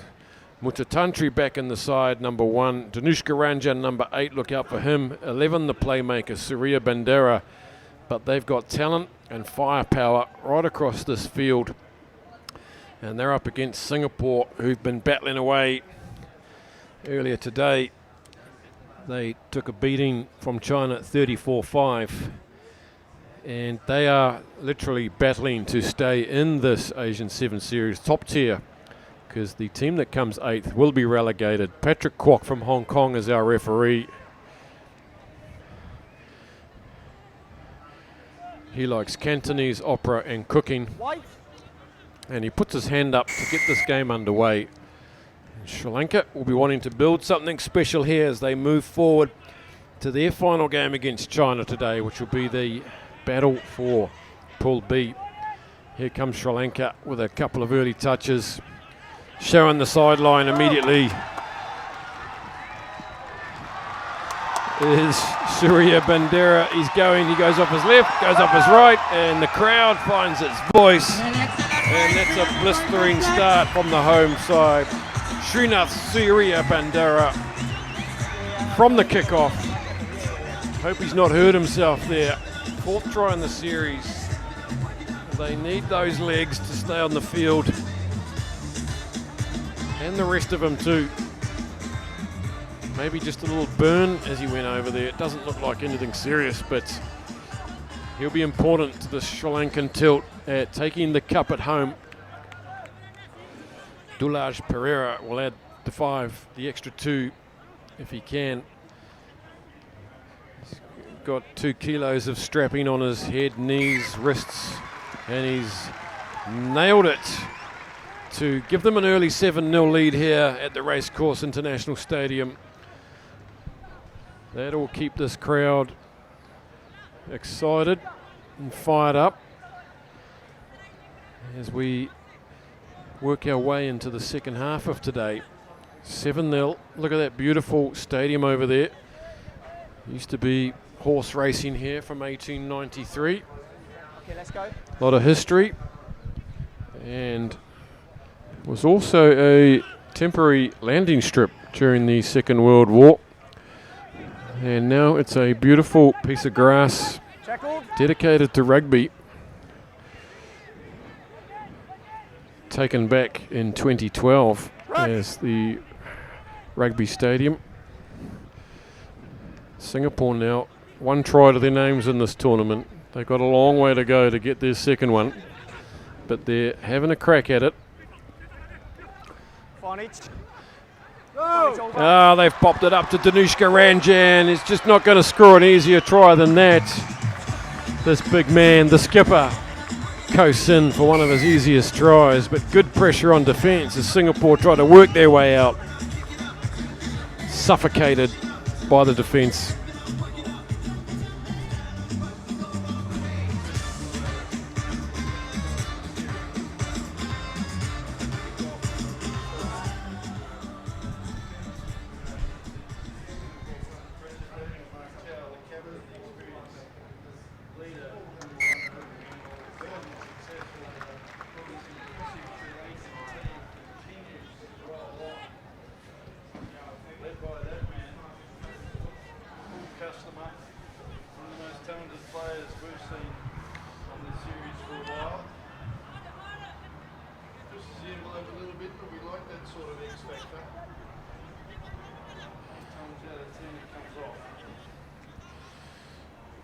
Dulaj Pereira gets us underway. We're seeing some outstanding restarts here today, and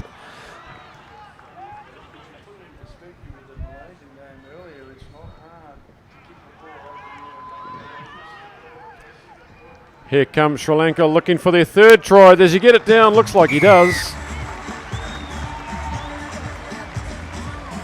It's Tarinda Ratwat.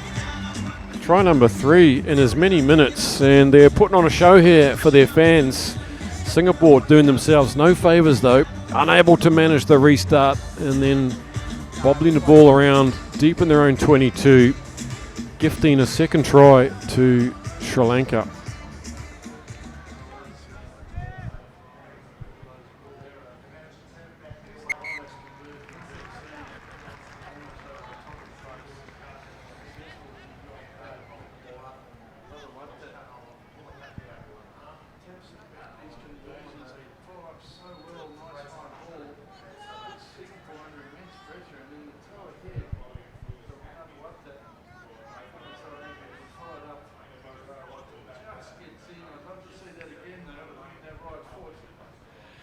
It's all good in the hood. It's 3-0, and Pereira sticks another one up with some snow on it, if there's ever been snow in Sri Lanka.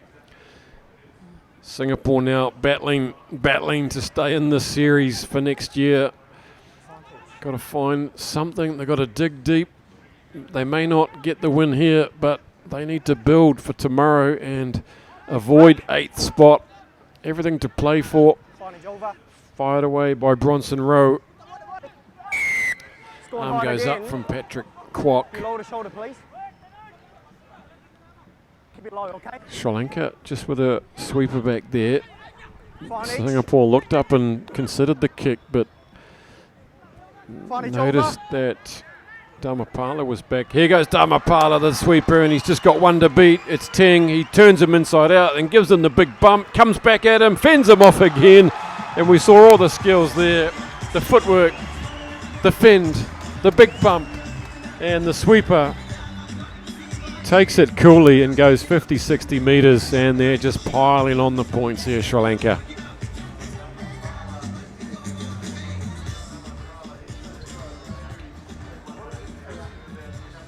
Yeah, go and talk to your boys, keep the tackle low. Yeah, talk to them.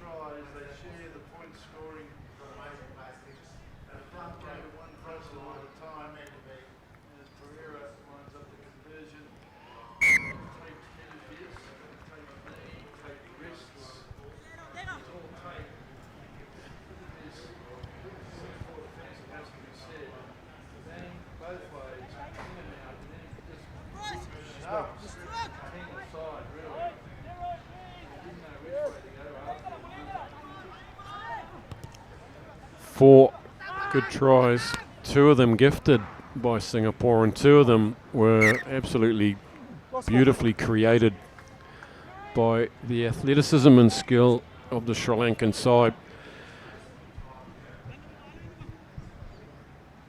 And from the restart, just Teng having a bit of a shocker. 2 plays in a row, he's let his side down there. He'd be cross with himself. As the hooter goes, it's 28-0 already. Very little resistance offered by Singapore here, and they'll be looking for a 5th one on the stroke of hard time. Pereira to Surya Bandara. Here goes Danushka Ranjan. Look at that, he just says, I'll put the big fend on and go around the outside. This man is quality, and the threat that Sri Lanka has across this park, all of them can fend and go around players, and that's why they're sitting 2nd on the ladder in this series. The crowd is loving it.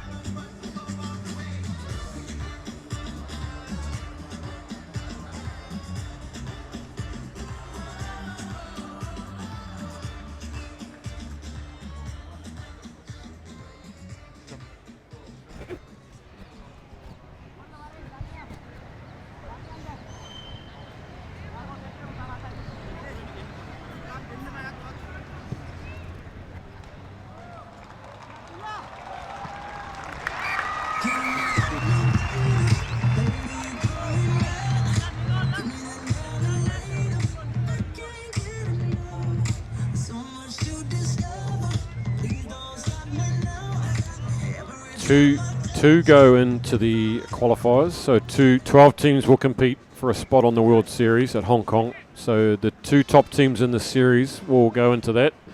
So if it stays as is, that would be Sri Lanka and Hong Kong. And the top team will go into the Singapore event of the World Sevens Series to mix it with the big boys as one of the 16 exactly. Now what an opportunity for that.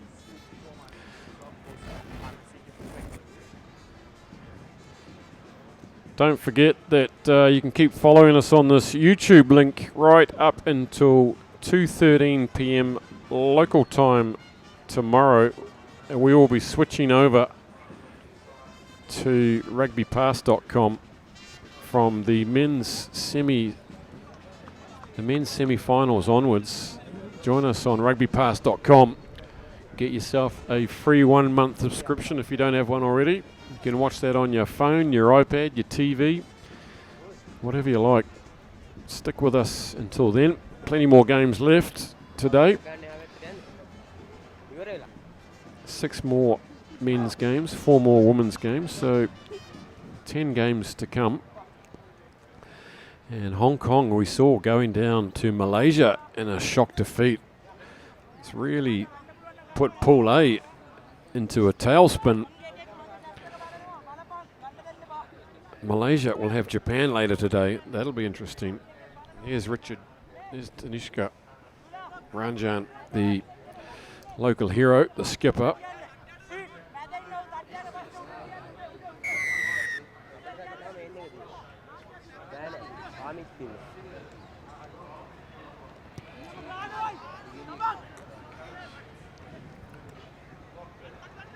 Here they come now. Here's Danushka Ranjan. Just shows it, goes it, and as if he's playing touch rugby down the beach with a bunch of kids, he just goes in untouched again.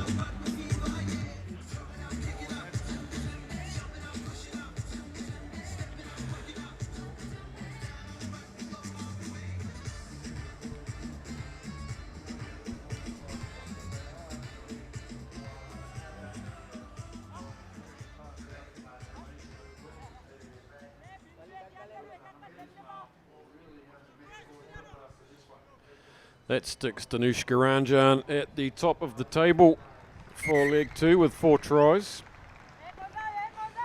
And the conversion is good.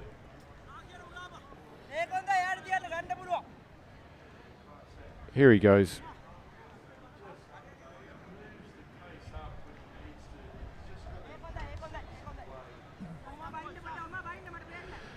I watched an interview with him this morning. I didn't understand a word of it, unfortunately, but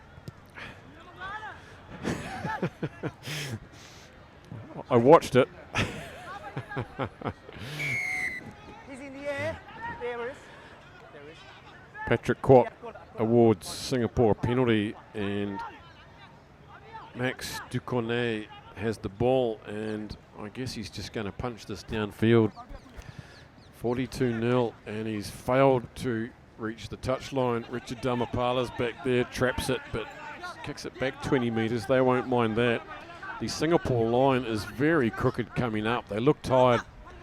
Here comes Ratwat, and just like that, this tired defence comes up crooked, and it doesn't take much of a shimmy to break the line. It was like a dog's hind leg, that chase, and they do look tired and a little bit disinterested.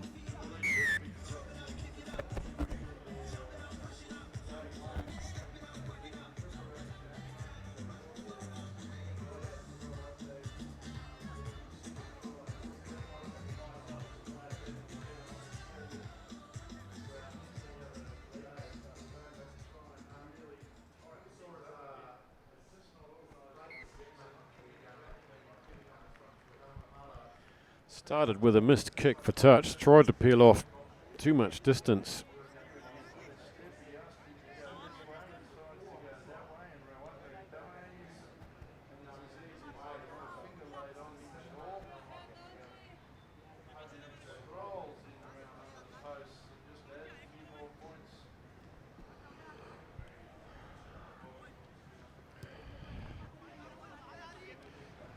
That's another bomb of a restart, and taking it on the full is Ramanayaka, and is he going to go around the outside? No, infield to Ratwat again, and that was spectacular stuff.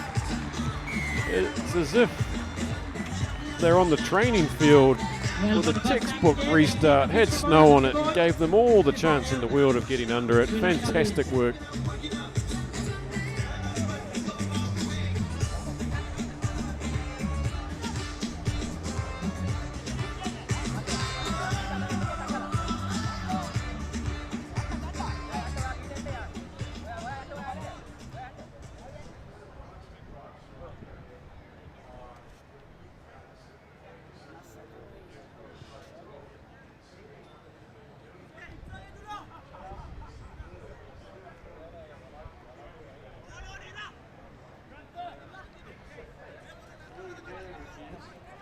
It's a mauve rinse.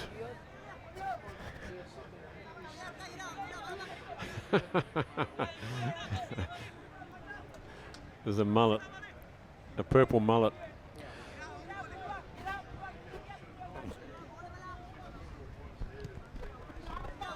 away we go again, and it's left to fall into the hands of Zaki, who does well and sets Ting. Oh, sorry, that's Rizwani down the sideline, and he's clearly well over the sideline there, but referee Govinda from, local assistant referee says, no worries, mate, just play on. You need all the help you can get. Up to the halfway line now through Samu Tao. Good run from him, good strong run. Links up with Zaki. Here they go. Can they work a bit of space here? They put the kick in. They probably shouldn't have done that because they had a 3-on-2. It's just gifting the ball back. It's 54-0 with 2 minutes remaining. The last thing you want to do is give it to this man, Pereira. He's just going to coast in with no one within 60 metres. And bad option from Singapore. They could have kept that in hand. They had a 3-on-2. They look around and they're under the post for try number 1,000.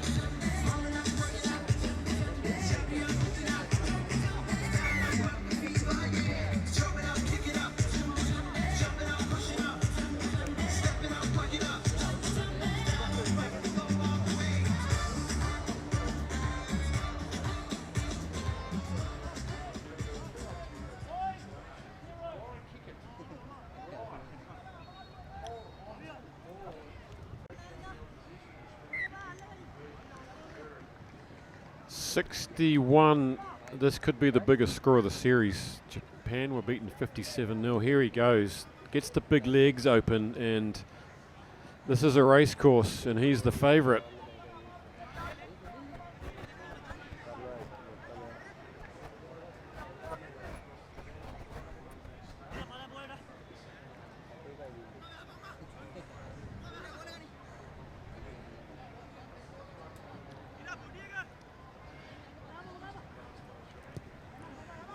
A chance for more scores here. Taken, Ting bobbling it, juggling it.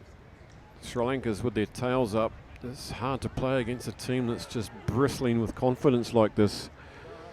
And it's just ripped out like candy from a baby from Ramanayaka. It's bobbling around, but it's been knocked on. Patrick Kwok on the spot to spot that.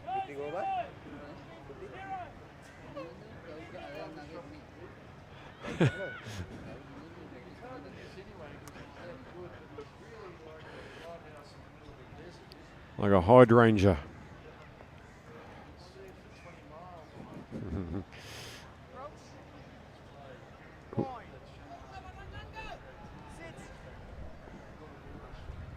When the lights come on, I'm expecting big things from that haircut.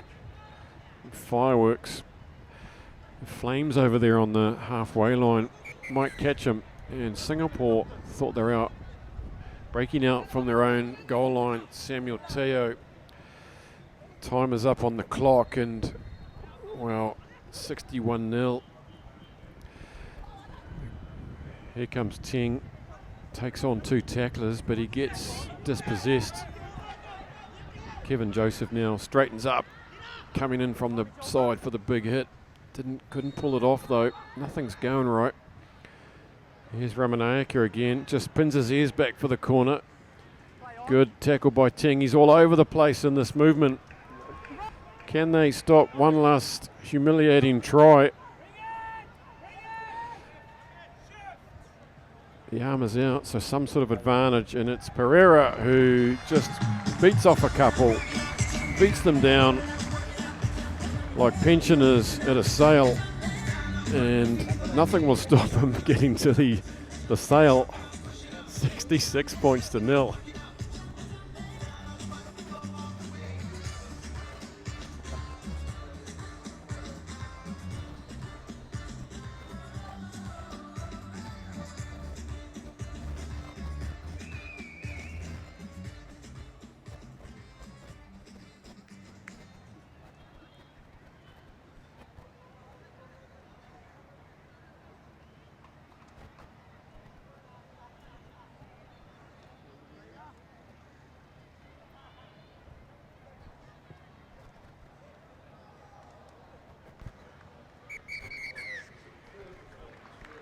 So that's it, a massive victory for Sri Lanka. 66 points to nil over Singapore. Well done to The game's over. Here's the final score of the day, of the game, sorry. It was Harantha Pereira, and it just had to come. You can't hold out a team that's on fire like Sri Lanka for too long, and it's over. It's a huge score. Biggest score of the series, and what a mouth-watering prospect later today. 66-0 Sri Lanka. They'll be looking forward to their matchup against China later on today, and Singapore, well, back to the drawing board. They'll be trying to scrape something out of their final game against Chinese Taipei.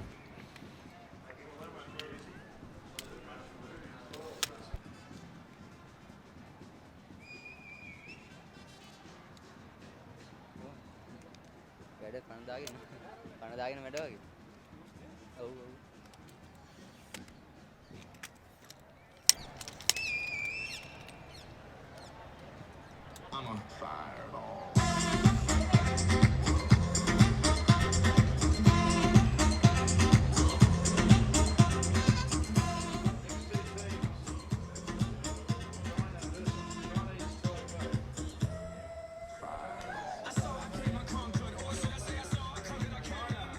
This is China, this is for the Chinese Taipei.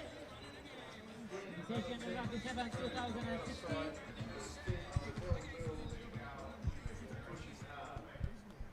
Here's China, Ma Chong, as you would expect, but on some good form, but also keep your eyes out for the big streaky man, Gao, 6'8", dynamite.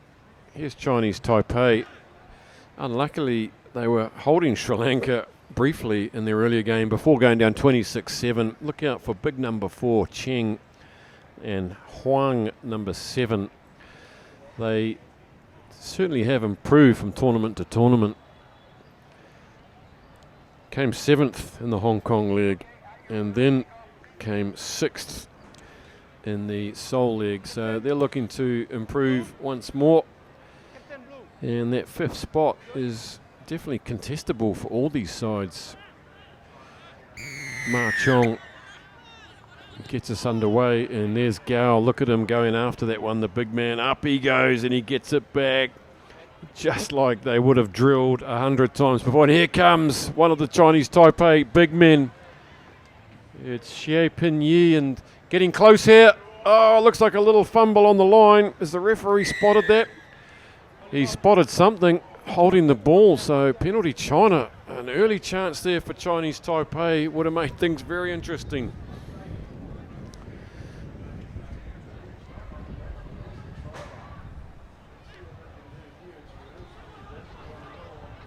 Ball 3. Here's Gao. Fires one out, gets back the return pass, and is happy enough just to get to the ground with that one, and they'll set things off again. They've got to go coast to coast here, but they can. Ma Chong's not out here this time. He's stuck on the other wing, but instead it's Shan Chang Shun. Scored a lot of tries in this series. The flag is up in front of us, so there's a foot in touch. And a good breakout from China, but good defence from Chinese Taipei. Look at that tackle. That's copybook round the thighs, and Huang comes over. He's not much of him, the slender man, but he's full of courage.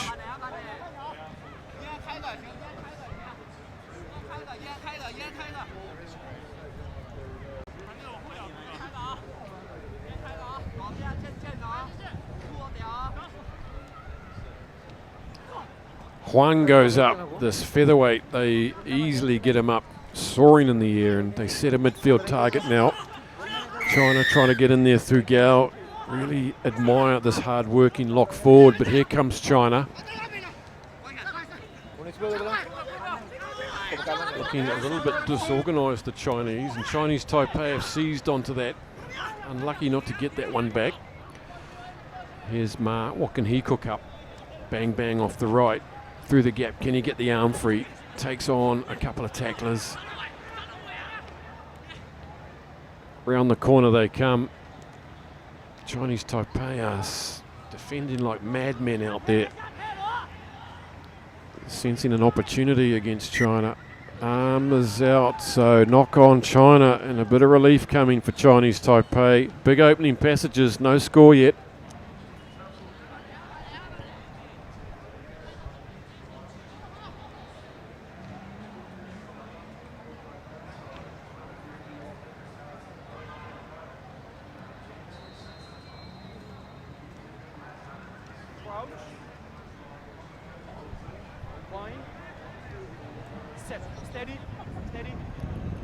Chinese Taipei backs are very deep here. They do the first thing. We saw their scrum in their earlier match was massive, pushing Sri Lanka off a couple of big scrums. Yeah, and that's good defensive work from Shan Chung Shun, getting over that ball nice and strong. And it was Chen who just had to hold on to that for a little bit longer. Shan, the penalty winner.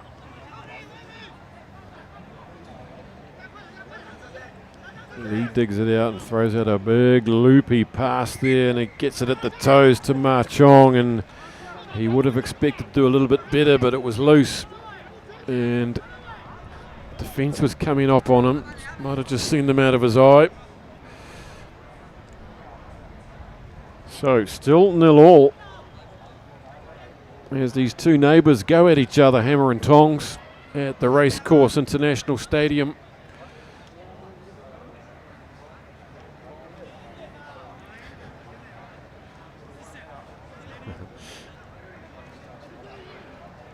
Huang feeds it and scoots around the side. This time they see that the sweeper Ma Chong was on the open side, and it's a foot race down to the 22. It's going to stop in field. Ma goes in, gets it down, and can they get him over the sideline? No, he's too strong. And that's good work from Ma. He saved the day there for China. And they tap and go quickly, and this is sapping stuff end to end. Out of a few easy tackles go Lee Denki. Up to the 10-metre line. Taipei are struggling to get players back now. Jiang swoops on the loose ball. Steps inside one, goes outside the other. Oh, and over the line. Shan Chung Shun has botched it. That would have been try of the tournament. End-to-end stuff and good defence as Chinese Taipei struggle still to get 4 players behind the ball.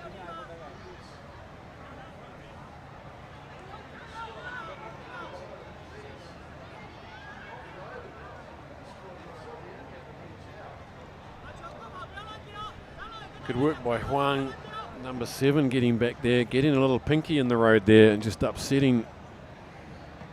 And that was all it took to make it look like he'd made one of the worst errors of today. They really needed that. We're locked up at 0 wall here. Oh, that's a crazy pass between the legs. Somehow he gets away. What's he going to do?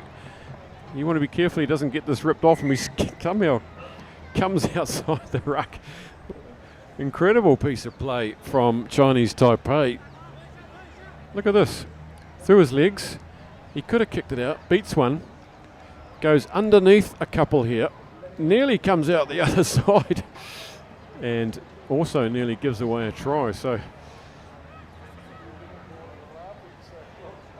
we are locked up with 30 seconds till half time. China getting a real workout here. This will be an easy score surely for Jiang, and those are always hard to defend. It's a cruel blow for Chinese Taipei. When you're 5 metres from your line, you get penalised and your opposition has the ball in their hand already. They don't have to go and fetch it from anywhere.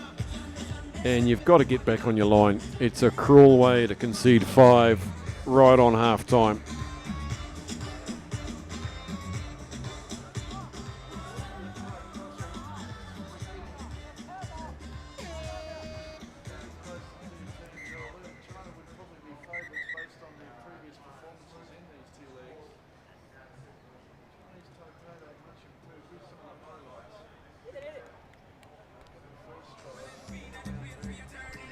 Great, now your face, we are burning up. And the by the gates, we are serving up. We are stick to the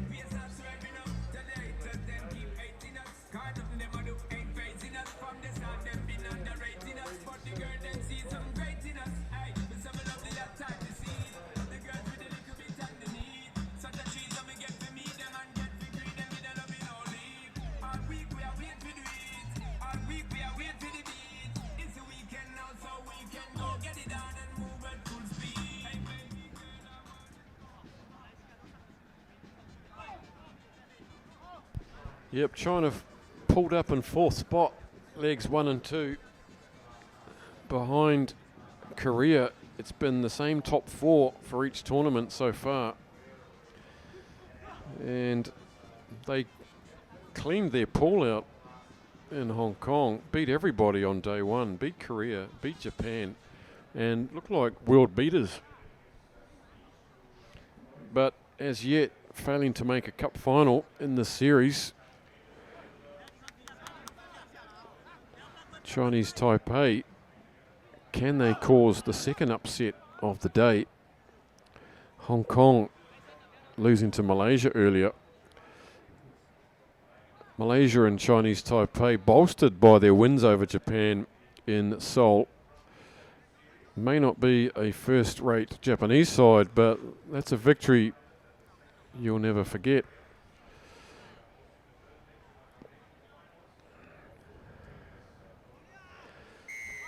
So Huang, this gifted footballer, sticks it up nice and high, puts China in their own 22 and says, have a go at us from there. Go 80 if you can. And of course they can. Here's Gao. Flicks inside a couple of tackles. Puts the shoulder in the big Maori sidestep. It's good athletic play from the big man. But here come Chinese Taipei and a bit of off the ball pushing and shoving there.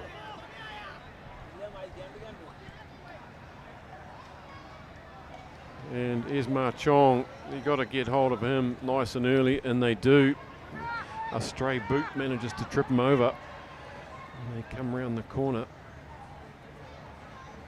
And an easy ball back to Shan Chang Shun finally. And Chinese Taipei said, come at us from 80. And they have. And they've gone under the posts for try number 2 to put a little buffer on Chinese Taipei.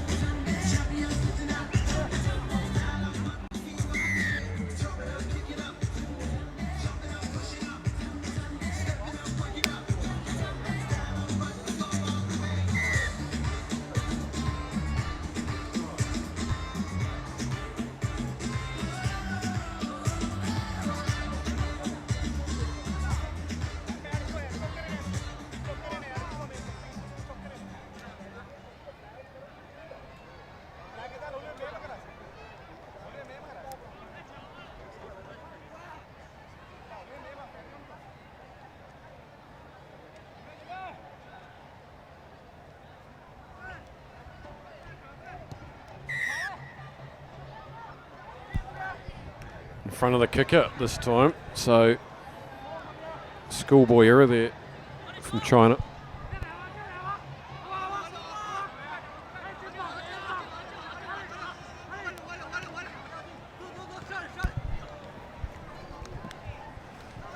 Chinese Taipei now will have to work their way back into this game. They trail by 14. They were in it for a good 6 minutes, 59 seconds of the first half, and this crowd would love to see the lesser fancied, smaller team take over a big team, but there's been a knock-on on the far side. So I think the lights will probably come on here soon at the Race Course International Stadium. And nice little breeze. It was very hot earlier, in the low 30s, very humid. Weather that probably not uncommon to many of these sides, and there's a bit of a substitution here with Gao coming off and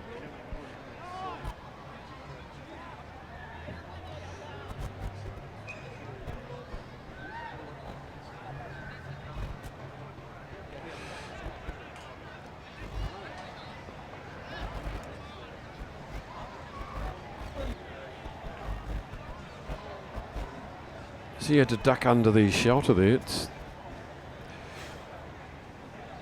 I was just...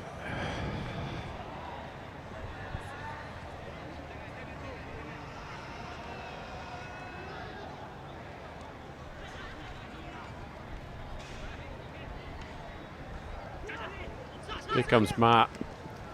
Just opens the legs a bit. Gives it out to Wang.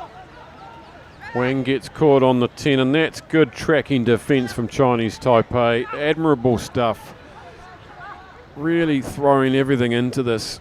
Could easily have just let that go. Here's Huang, steps off the right. He's looking for support. No one's behind him. He has to make a few yards, and look at him go with those slim legs of his. Gets them pumping, and Lin fires out a big Hail Mary. And it's very broken field now. Chinese Taipei love that, but just booting it through rather recklessly was the big man there, Chuang Po Yao. He's a man that loves to get the ball in hand and have a wee trundle. He's got real gas.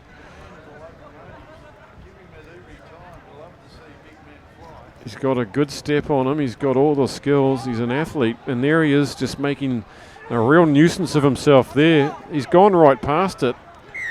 And that could have gone either way there, really. Referee Kiminda from Fiji says you didn't roll away. Real scrappy. But here come China. Ma Chong on a direct straight line. Well read. And just spotted the gap, ran the gap, and got a beautiful inside pass. Short ball.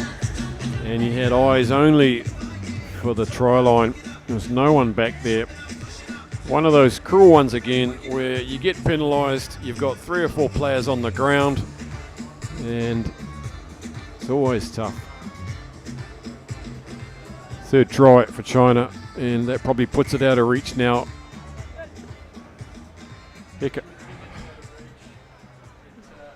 As the Pelicans come flying across the field, what a magnificent sight.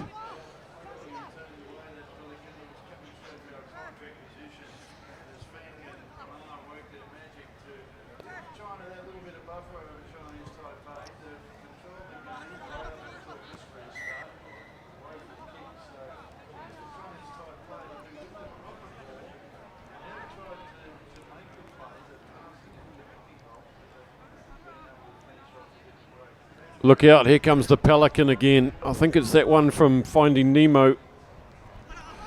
Here comes Chinese Taipei. They're down by 3 converted scores, and they've only got a minute left. Playing for some consolation. An unfortunate bounce off the hands of Lin as he looked to finish this match on a high.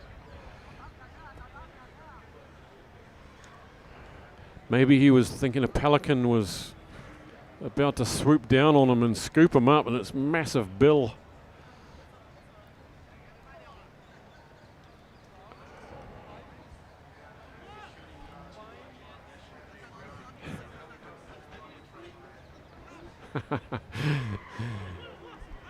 Time is nearly up on the clock here. That looked forward. Yeah.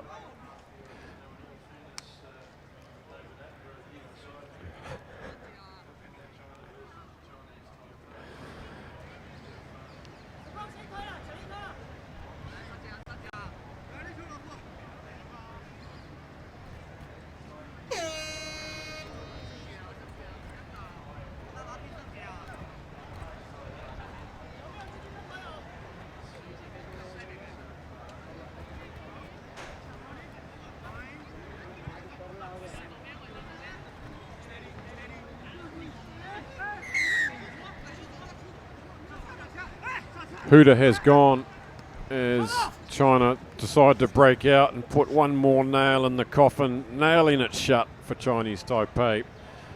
It's this huge man Chen. Looks like he could be in the Olympics throwing a hammer or lifting some tin above his head. Look at the size of this man.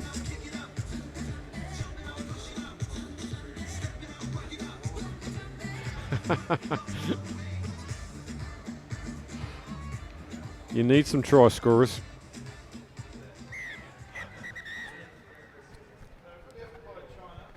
That's the completion of that game, 28 points to nil. China have Chinese Taipei in that group game of the men's category. Coming up next is the women's segment, and the first game will be South Korea taking on India in the women's matches.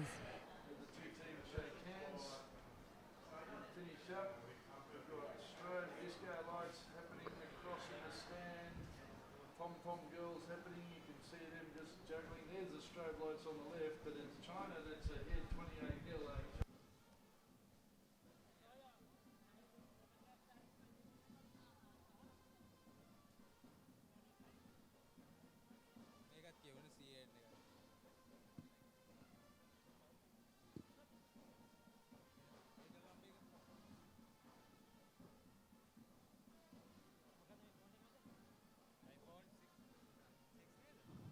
Well, we have found an iPhone. It's at the DJ's table. Can you please come over? Anybody who has lost an iPhone, please come over here where the DJ is.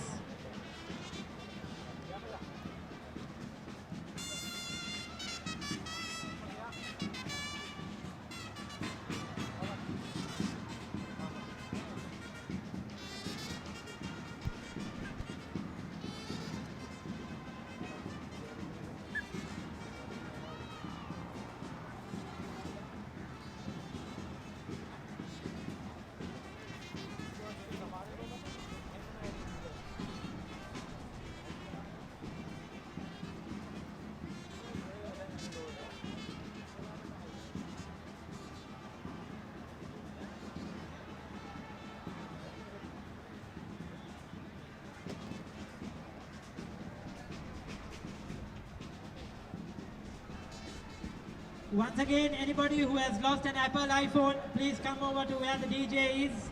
We have your lost phone with us.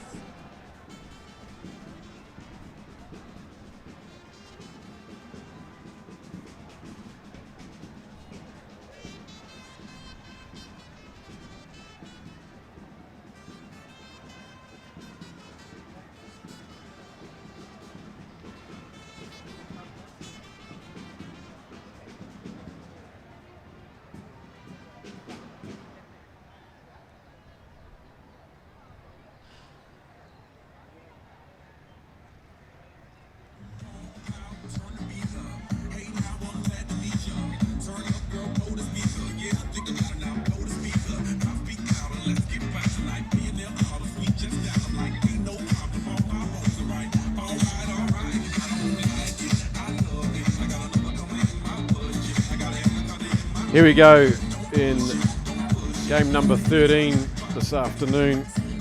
Game number 17, sorry. Back to the ladies' side of the draw as Korea take on India in the bottom two seeds of this Pool D. India earlier going down 31-0 against Thailand. And Japan 43-0. And South Korea beaten by Japan 36-0. Beaten by Thailand 19-0. South Korea yet to score. India yet to score. And this will be an ideal chance for these two teams to have a go at each other. Probably at a similar sort of level, but I would say some advantage to the South Koreans. Matt Rodden from Hong Kong, recently inducted to the World Series, appointed to the World Series. Congratulations, Matthew, and all your family and your mother. I know she's watching. Hello, Mrs. Rodden.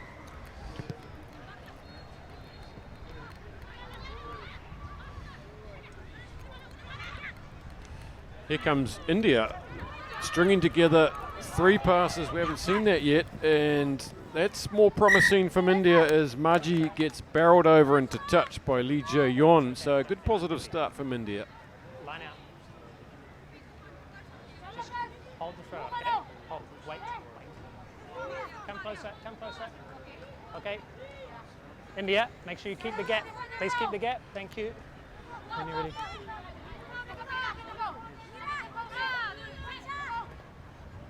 Matt Rodden using all of his fitness there to stay up with play. Here goes Lee with the shocking peroxided here. It stands out from the crowd. Matt Rodden, 19.5 on the beep test. He's up there with the top beep test scorers from the Hong Kong Sevens side. That's what you want from your refs.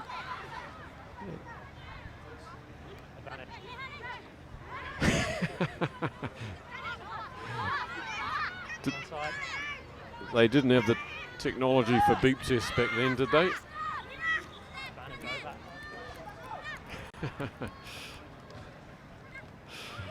Here come India, showing some good promise already. This is their second phase of play, stringing something together. Both these sides have been battling through the early parts of today against their bigger rivals, Japan and China. And they've stolen that away easily. It's Anna Botat sets away her speedster on the outside. It's Hupi Maji, and she gets run down by Kim Dong Lee. It's a good chase by Lee.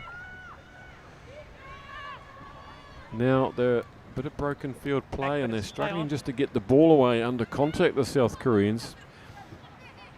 And that's what we like to see from teams like India. First appearance in the series and really just improving throughout the day.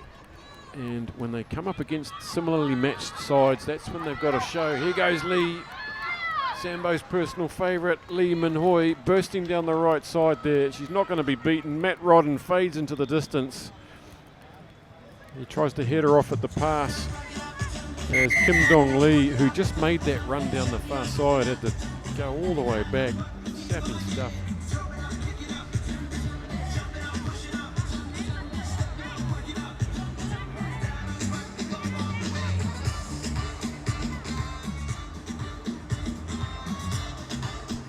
Put a pink rinse through it since the Korean leg. I like it.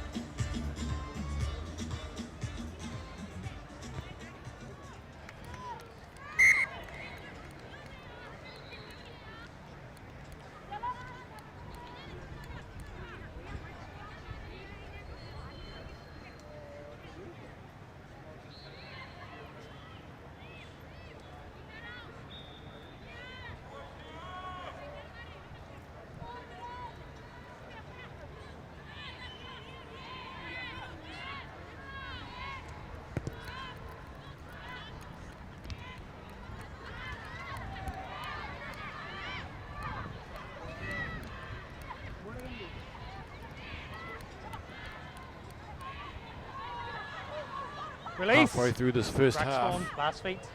Our first try on the board for both these sides today.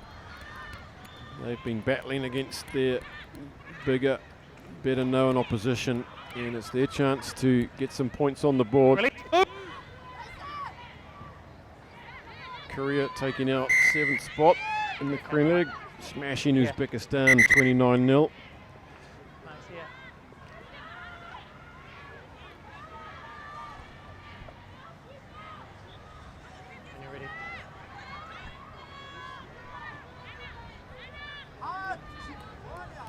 Yeah, not for rugby either. Just to wear that to school, I was bullied.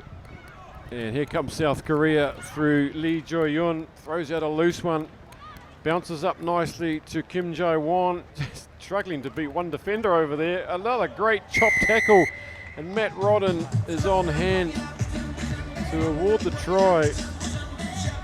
It looked like one Indian defender was holding up against 4 invaders. That's a good finish in the end. Second try to South Korea. Jang Hye-soo, 3rd try of the series. Move, please. Thank you.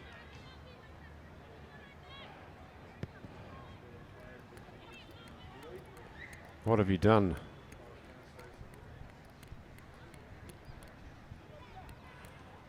I'll tell you something else about Matt Rodden.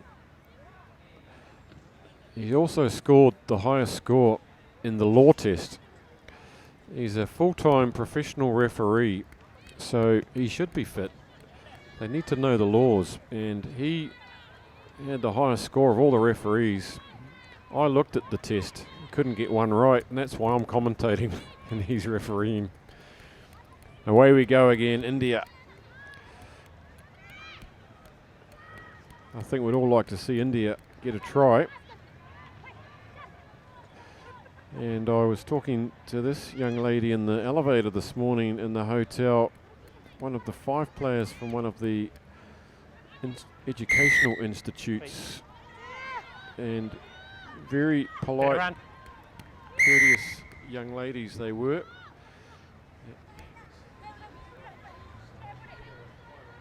When you're ready.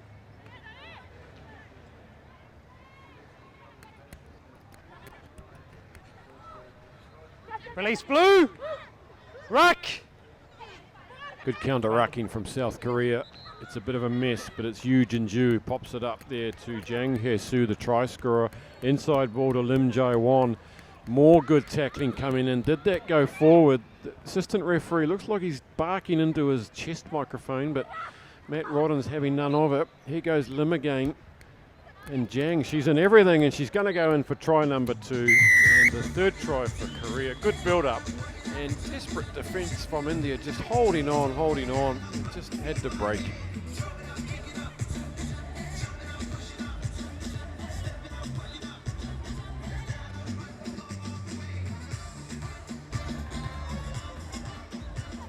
India, please move.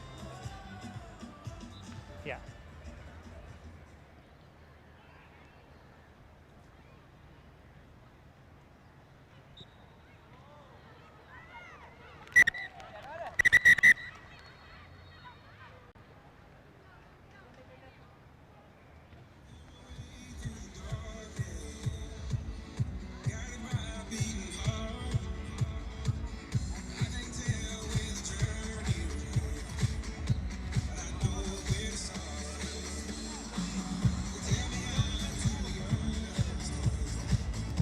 Well, once again, to remind you, we have a lost phone with us, an Apple iPhone. Anybody who has lost an Apple iPhone, please come over to the DJ's stand. We have an Apple iPhone. Please come over and collect it if you have lost it. Yeah, it's okay for me. It's just here. So thank you. Yeah.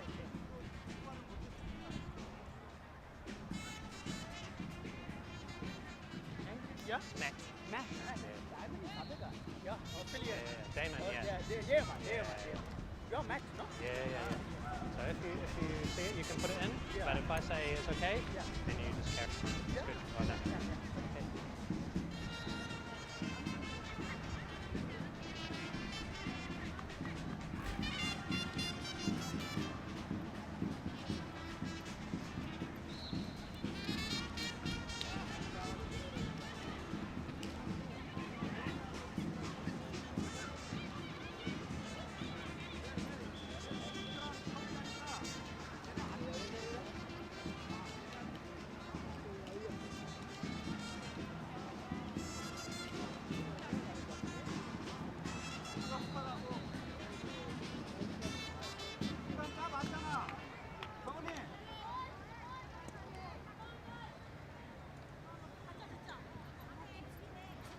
Stay behind you, and when you kick it, and wait for my whistle before you kick it. Thank you. Are you going to kick that way? You're going to kick that way, right? Or this way? That way. Just so I don't get in your way, okay? I was going to get my eyebrows done, but it ran out of time.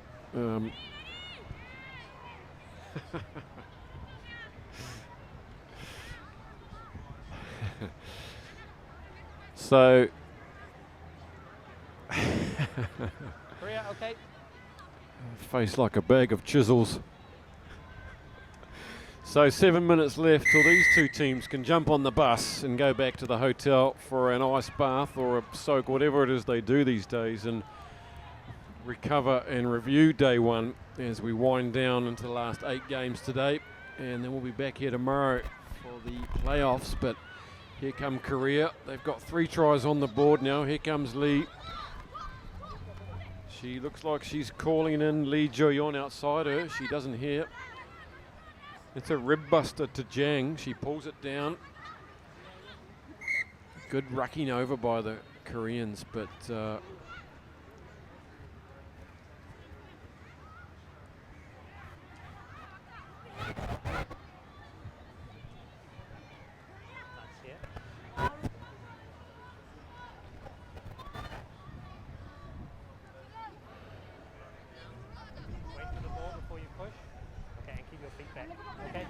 It is a real area of improvement in the women's game. The last 2 seasons have been noticeable breakdown work by all the sides, especially those ones featuring smaller players like Hong Kong, Japan, even the Guam players, just real hard workers at the breakdown, very efficient. They see it as an opportunity to cause turnovers.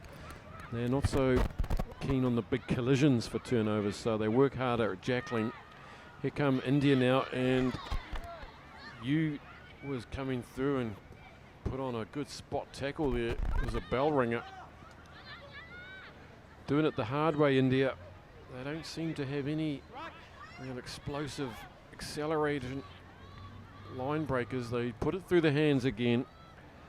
This is Anna Botet making very hard yards up to the 10 metre and eventually dispossessed by the hard-working defensive effort of South Koreans. Lee Min Hoi swings it away.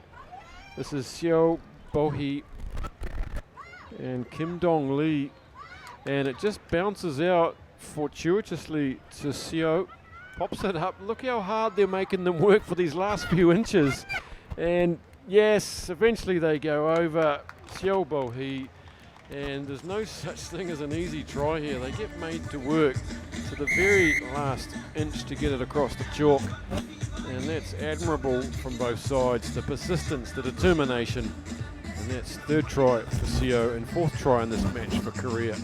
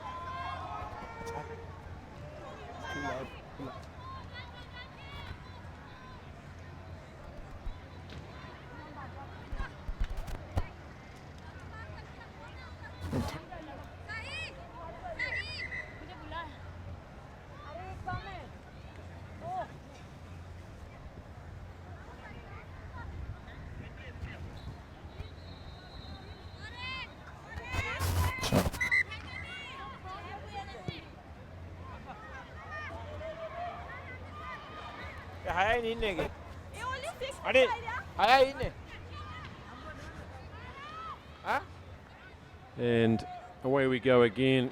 Sri Lanka in Sri Lanka for the 3rd leg of the Sevens. 26-0. South Korea putting on 4 tries as the iced coffees make their way to the commentary box late in the afternoon.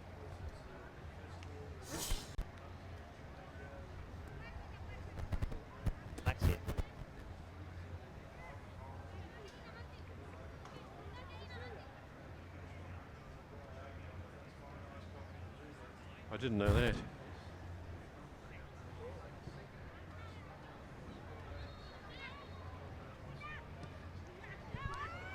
Well, that's a telling stat, Justin. Thanks for that.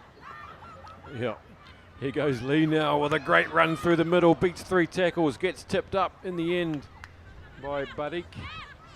And India now have to fan across. Back on the inside line comes Kim Dong Lee. That's a good run by her up to the 22. On the spot is Park Seong Yun, and she puts herself away in a gap. Good build-up work from South Korea. They're really finding their feet with their 5th try today.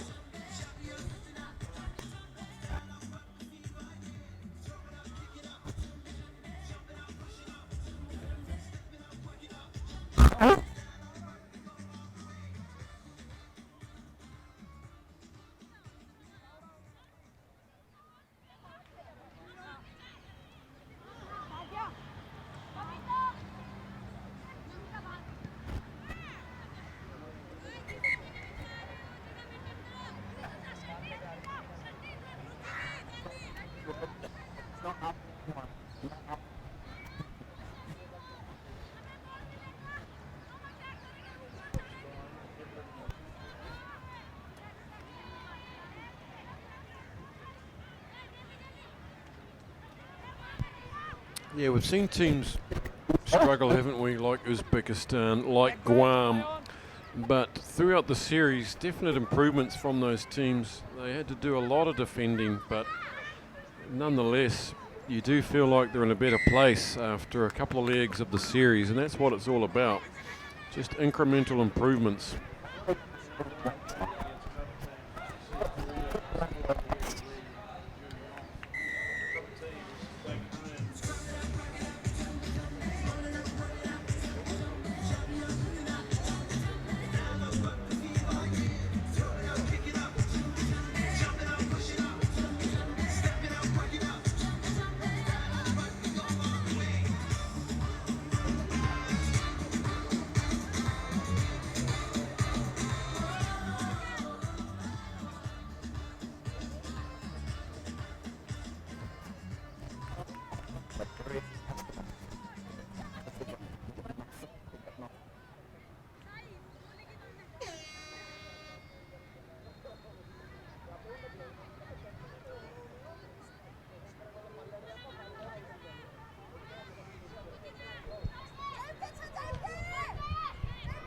You can give us a tweet at Asia Rugby if you would like to give a shout out to any of your countrymen, countrywomen, or any advice for us on pronunciation or statistics. We'd love any feedback.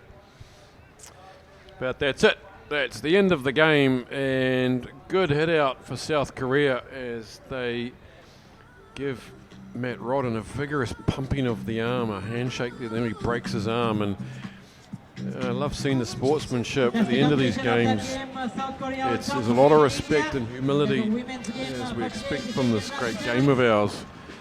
And there's no bragging. Thailand taking on Japan in the women's segment. Thailand-Japan coming up next.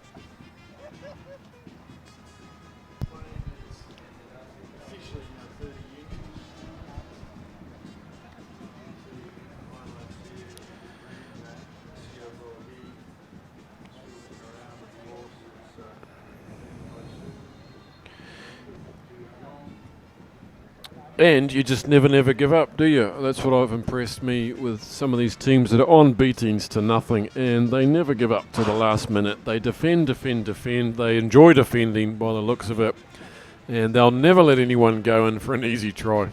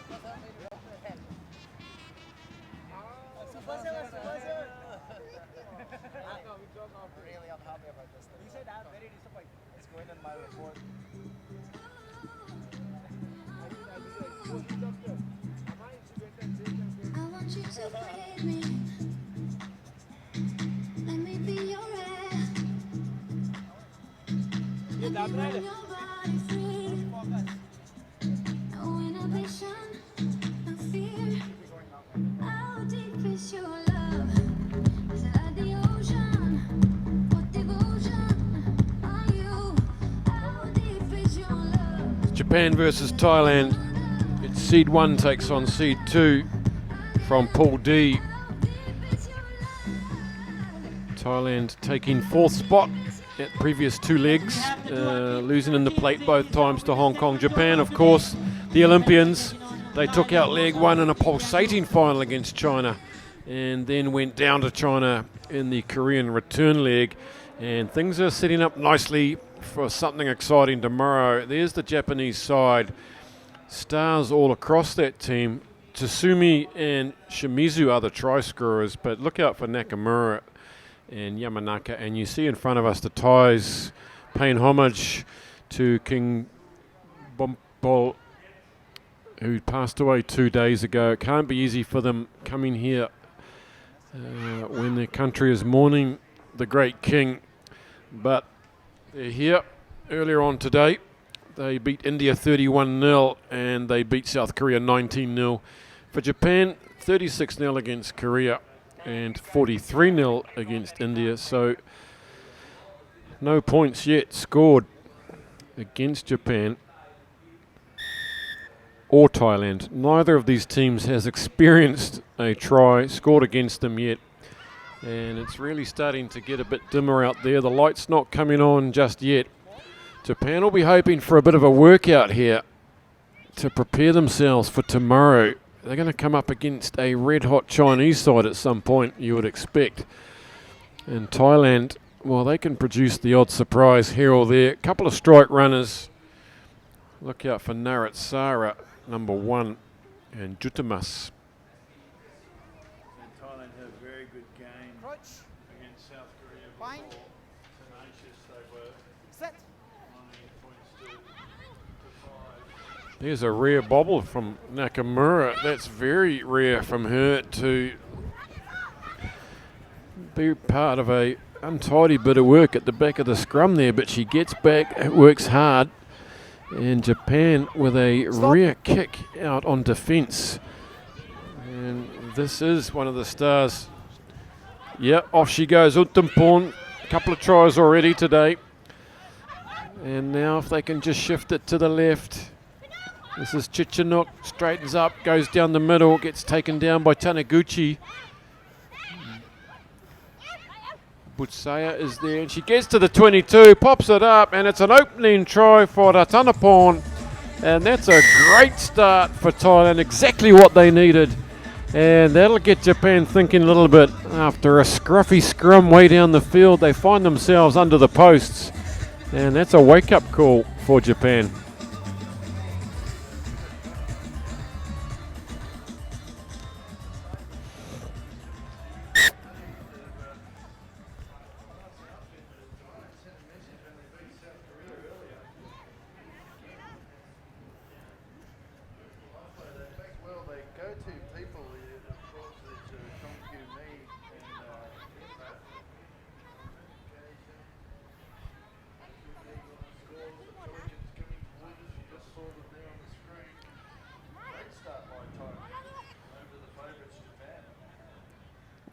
What a majestic sight, those pelicans.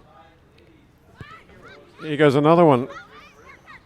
That hasn't gone 10, so that's what your coaches don't like. You score a great try and then you give it back to the Japanese on the dot, and they got attacking possibilities left and right, and here they come. Here comes Bogi Dramanadave, the Fijian-born Japanese. Missed out the first 2 games today. She was serving out a 4-game ban, and she'll be looking to impose herself. Here she goes. One of the real impressive athletes on this women's 7 series. But looks like Thailand have got in there and jackled it. And that's, look at it go in there. It's a hell of a mess. And a bit of flexing there from both sides, and Thailand come away with it. But Bogi Dramanadave, keen to impose herself. She was missed out on the finals and semis in Hong Kong and in Seoul through sightings, and the team is stuck with her, so she's got something to prove, and you could see that right there, showing her hand early. She's, along with Tawasosi from Singapore, one of the real strike players in the series.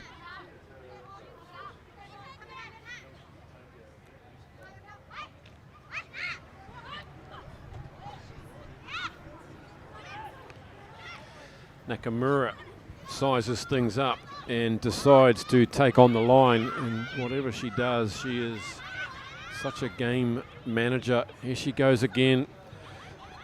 Hands would probably do it. Shimizu's there. Mayo Shimizu thought she might be in for a try, but looks like Bogi Draminadave might be just trying to do a little bit too much work. Here she goes. She could have just given that, and it was a 3-on-none. Takes on the line, beats the line, but then a sloppy pass out has robbed them of their first chance. Crouch. Bind. Set.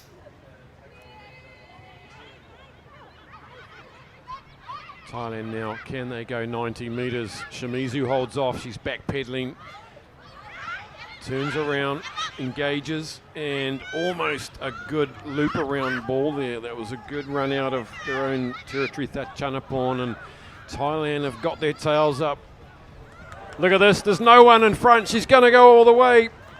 Blasting down that far side is Chichanuk, and what a turn up for the books. Thailand going in for their second try of this match, doing it for the king. And that has put the cat amongst the proverbial pigeons.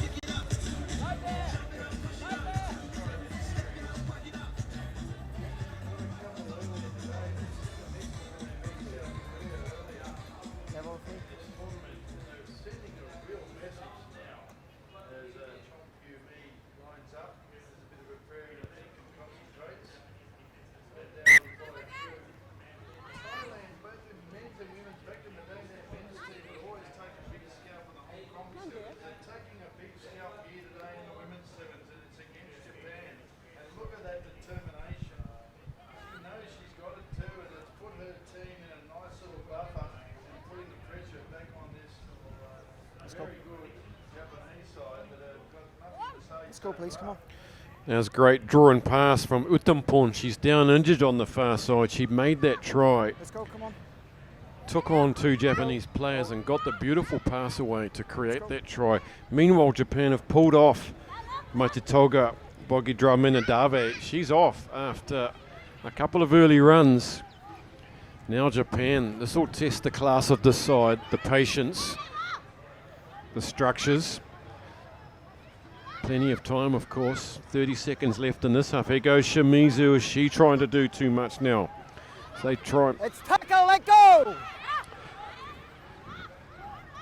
There's another error there right on their line, and we're going to have a final chance for Thailand in this half. Japan are rattled. Let's go, yellow. Marcus here.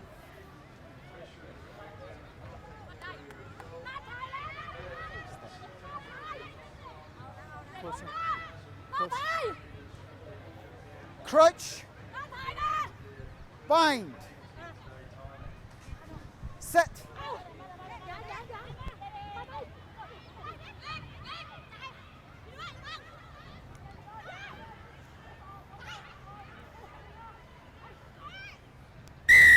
Entry.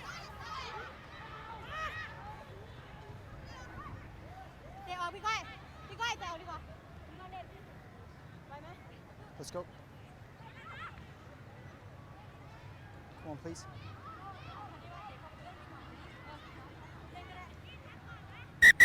Stop.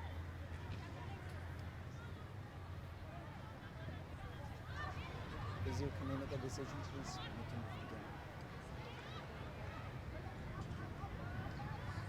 Stop.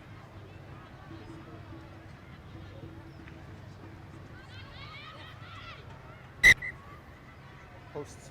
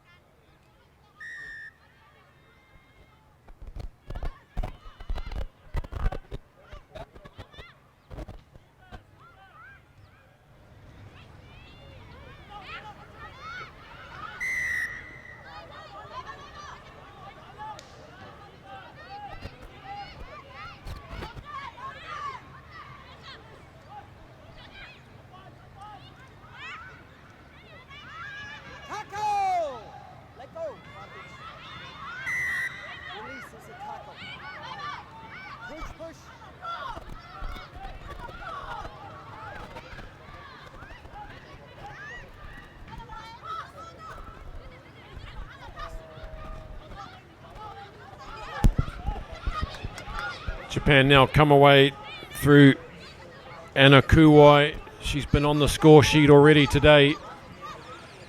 And Thailand are going to fight and scrap to stay in this one. They're going to have to absorb the pressure. Yuki Su back to her skipper, Nakamura. That's the 22 you see there. Look at this hard work going in from Thailand. They are smelling something here. Nakamura to Anakuwai. Out wide to Nakamaru. And round under the post she comes. Makes it a little bit easier for the kick. And there's number 1 for Japan. And they are on the trail back here, Japan, as you'd expect. Yes, you can see a little bit more energy from Japan since the restart, can't you? They've got 1 try back. Nakamaru, second try this series. Fresh legs that Japan are starting to bring on in 1 or 2 of these players. Draw and pass by Kuwai. And Nakamura brings it around, gets the conversion straight ahead, which counts. Every point counts now when you're down.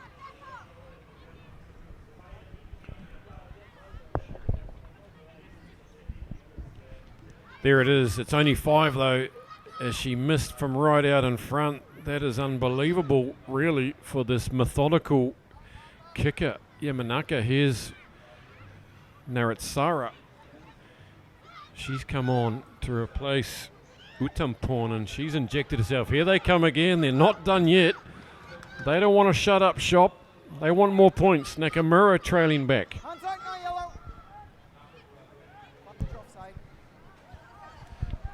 Here they come through Sasumi. Sasumi's got the gas on the outside. Gets around the outside of Piamat. There's number 2. The little winger takes it round under the post, and cool, calm and collected. Japan, they've been to the Olympics and they've been under extraordinary pressure before, and this is a good workout for them. Tsutsumi with her 7th try this series. 2 quick tries to Japan and the conversion as well, and they're back in it. And it was 1 mistake with Chong Pyu Mi of Thailand with the switch with Liamrat or Bunrak, and Japan pounced on it and went through the hands and gave it to this lovely little lady who has a lot of pace, and reply put pressure back on Thailand. So they're back within striking distance, just 5 points now. And Thailand will want to keep pressing ahead for a score here. They can't just defend this one out. There's too long to go, and here we go. 3.5 minutes remaining as Butsaya comes down the right side. Naritsara, she's got the leg, she's gone away. She's got away from Yamanaka, she's going under the posts. And that's exactly what they needed. Hats off to Thailand. They're going for try number 3. And wonderful stuff from Thailand. Wonderful stuff indeed. And there she is. Borakajet Sirikun. What a decisive score by Thailand as we wait for the conversion here of Tirarat. Sawatnat Nam, and she gets it, and that is a very important conversion as well. We don't see this little lady handle much, and she got it on the fly. It was a beautiful ball with her. Skipped away from one defender and really stretched out. She knew she had it too. She looked over her shoulder 3 times, and Tsutsumi got a bit of a warning from the referee over that little late tackle.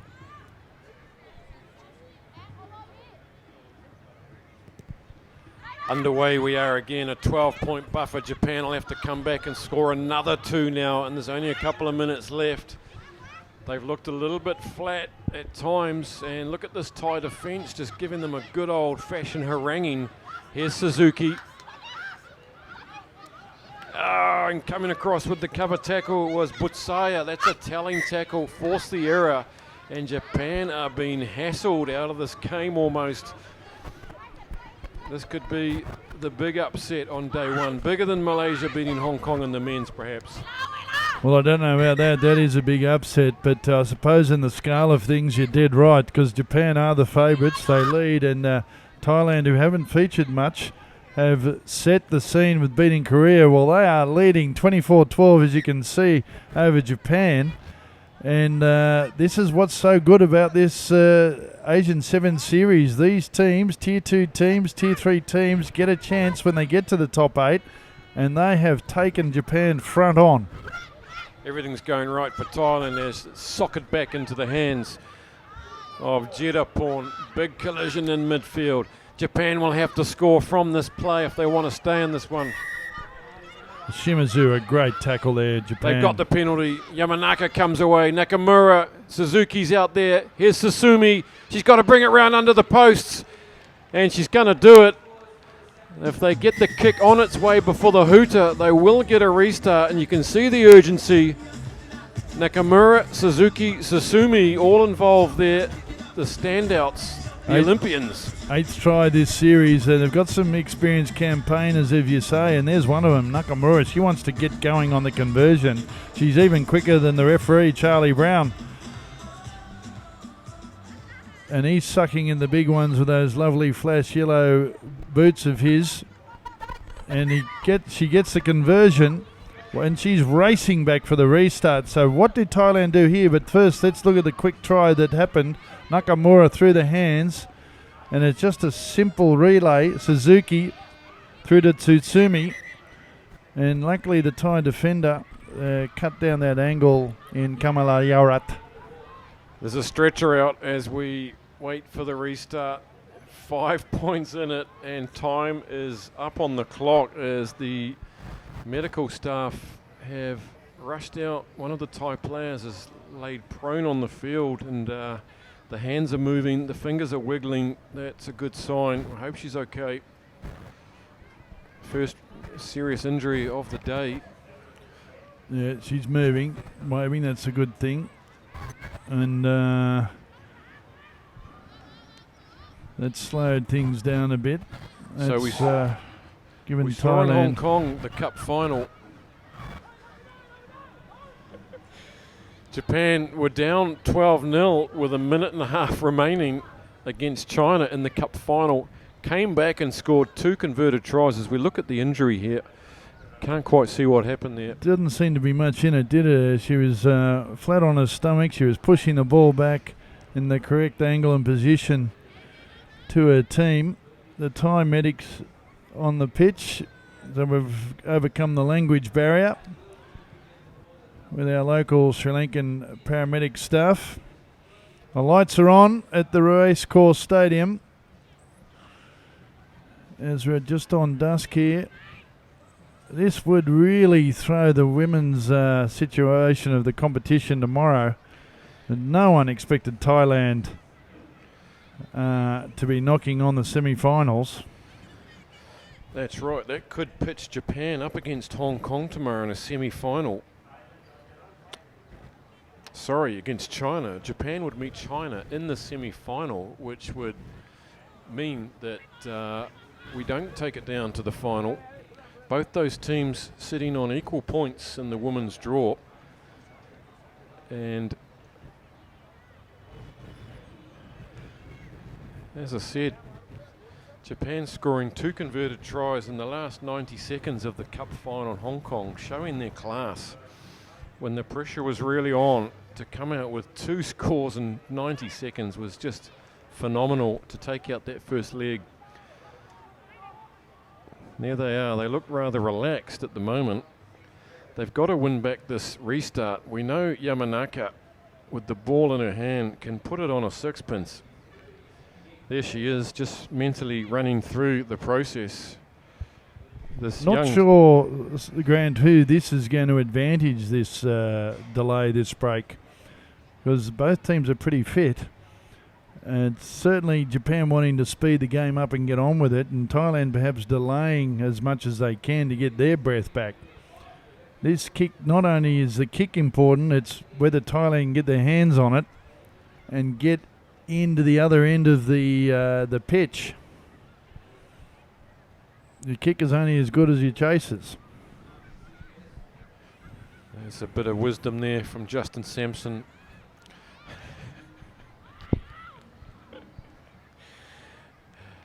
Did a lot of chasing in his days as the Thai player is escorted from the field Good job from the medical team. Let's hope she's okay. No one likes to see that.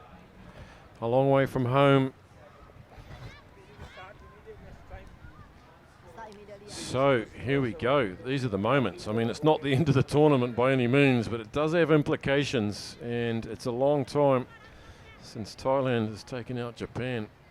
Thailand took out Hong Kong in last year's series here in Sri Lanka on day one. Thailand thumping a very good Hong Kong side. And here we go.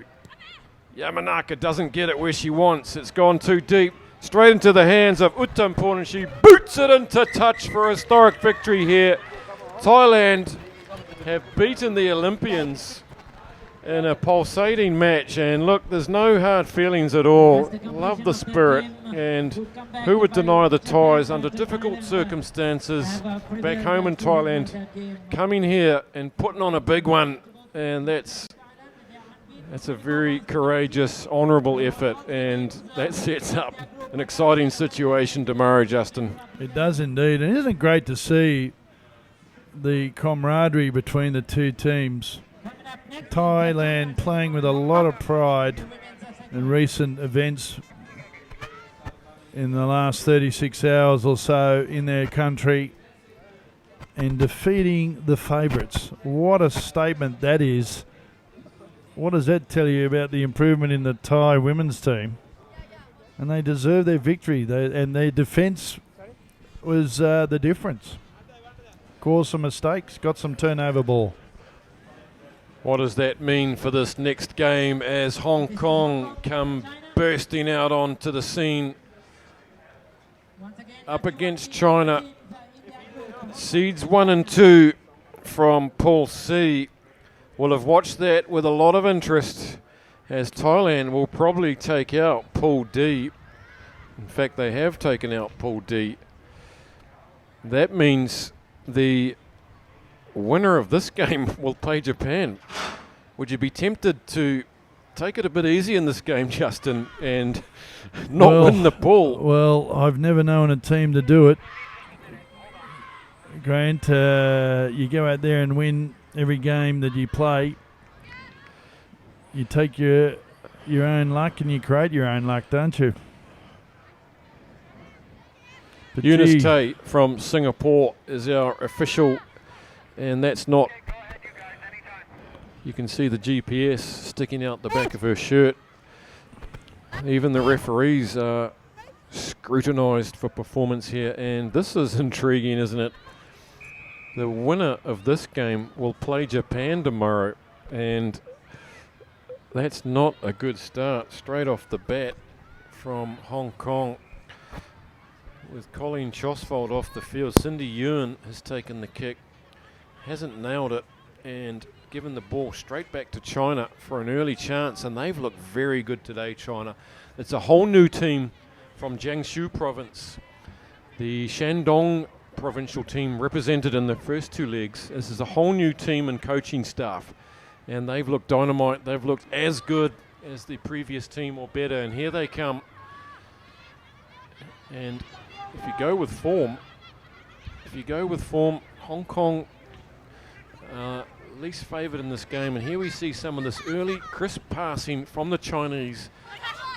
Around the ankles goes Chong Ka-yan. It's a different run outside for Hong Kong in many ways. Got to roll away from the tackle. Once the knee comes into contact, got to release the ball, but the tackler has to roll away from the ball carrier. They're quite fit too, Grant, these Chinese ladies. The Hong Kong have got their work cut out. They're fit, they're strong, they're fast, and they can pass a ball like nothing. You watch some of their big passes. There's no team that passes the ball better than China. Look at these big wide passes out in front. They make that look very easy. Hong Kong's defence working overtime. Natasha Olsen-Thorne gets in with a tackle and then gets busy at the breakdown. This is Guan. Very determined tackling effort from Hong Kong. Nam Ka-man comes out, tries to cut him off at the pass. Here's Gao Yu Ying up now, closing in on the halfway. The sweep is there. It's Cindy Yuan, takes the tackle on halfway. This is Guan again. This is a big opening passage of play here. 2 minutes into this game. And from the side come the supporting players, and that's relief for Hong Kong. Colleen Chosfold tears off, but she's off the mark, says Miss Tay from Singapore. Defence wins games, and you can see that Hong Kong are very well drilled in that aspect of the game. Their coach, Anna Richards from New Zealand, has really got them more accurate in that, more accurate in the contact tackle area. Nam gets it in. Yun soars through the air, and Garvey and Cheng get over her. Chosfold sees the advancing defence. Spears Natasha Olsen-Thorne from a suicide pass. Nam is on hand, throws out a shocker to Chong Ka Yan. She scored a couple of good tries early. No room out there yet though, as the China defence works hard, but knocks it on there. And so we'll have another scrum to Hong Kong. Scrum. Blue ball.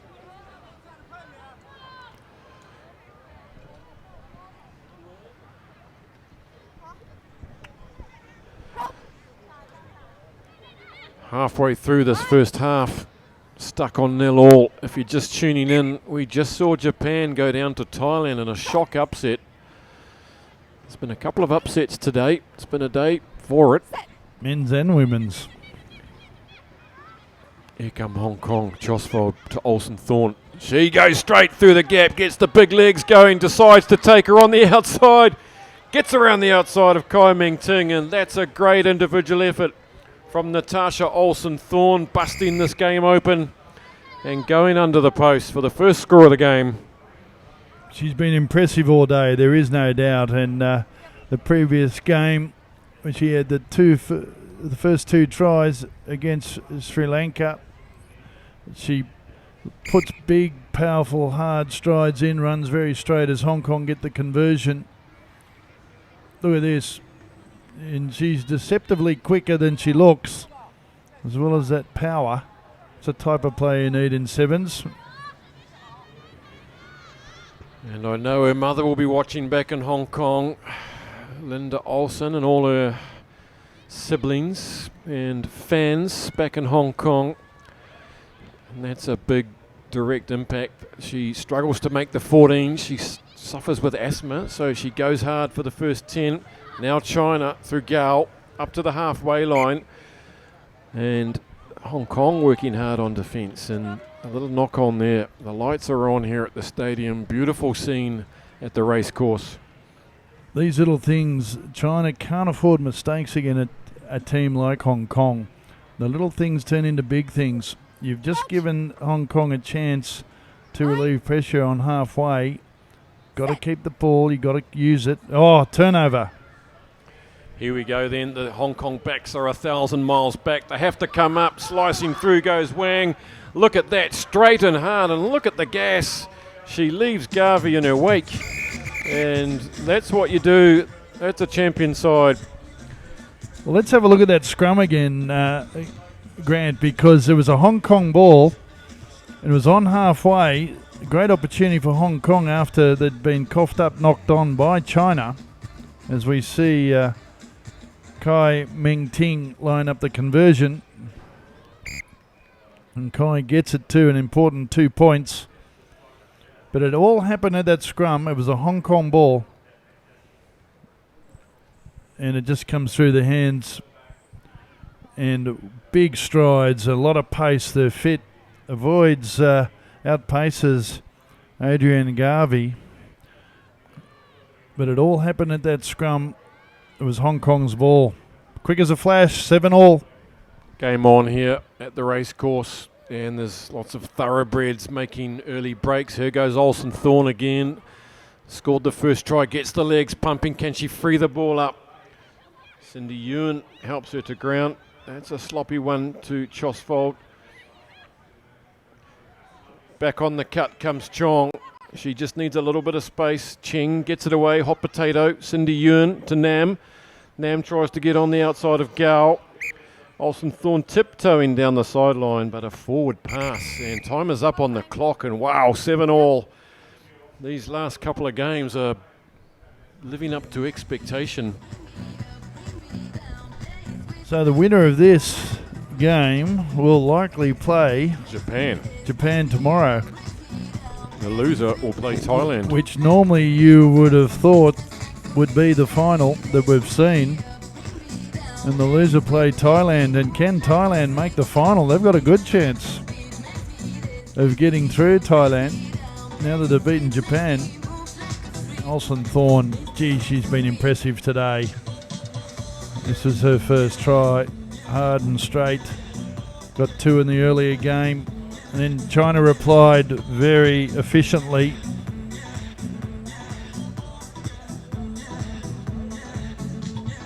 And that was an important score to get them back in. These two sides, they met in the cup final last series in Qingdao in China. Hong Kong winning their first ever cup in that event. Hong Kong took out Japan in the semi-final, which was against the form books as well. So anything can happen in 7-minute halves. You get rattled a little bit. We saw that with Japan. They got rattled by Thailand, who scored 17 unanswered points and very hard to come back from. Anna Richards will be out there now telling these girls to get in there and score first in the second half. Well, normally your top 4 teams, Kazakhstan are not with us due to the compliance regulations of their union with the Asian Rugby governing body. So your top 4 teams are normally Hong Kong, China, Japan and Kazakhstan. And Thailand could be well in that ranking, will certainly go up after their performance today. So it becomes very interesting in that top 5 or 6 teams in Asia Rugby on the women's. Coach Zheng from China, his last words. There's 7 minutes left today for these two sides, and the implication of these 7 minutes is huge.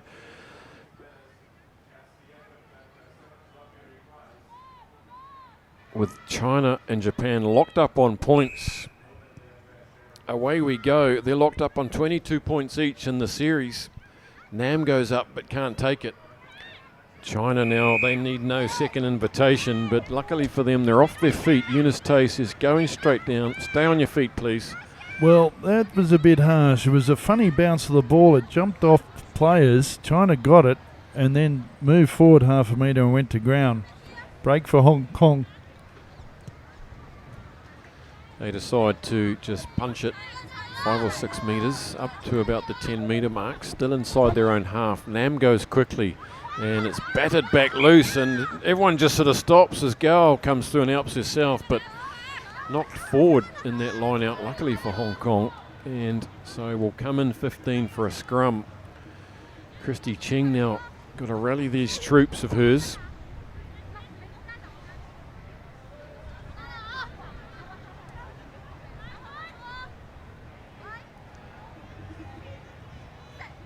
Cindy Yuen feeds it. Chosfold now sees there's no sweeper, punches the kick over the top.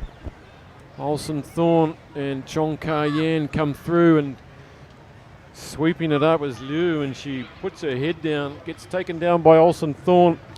Good inside pass, 2 inside passes, but the defence is up to it. Nam is busy on the ball. She's going to win a penalty here by the looks of it.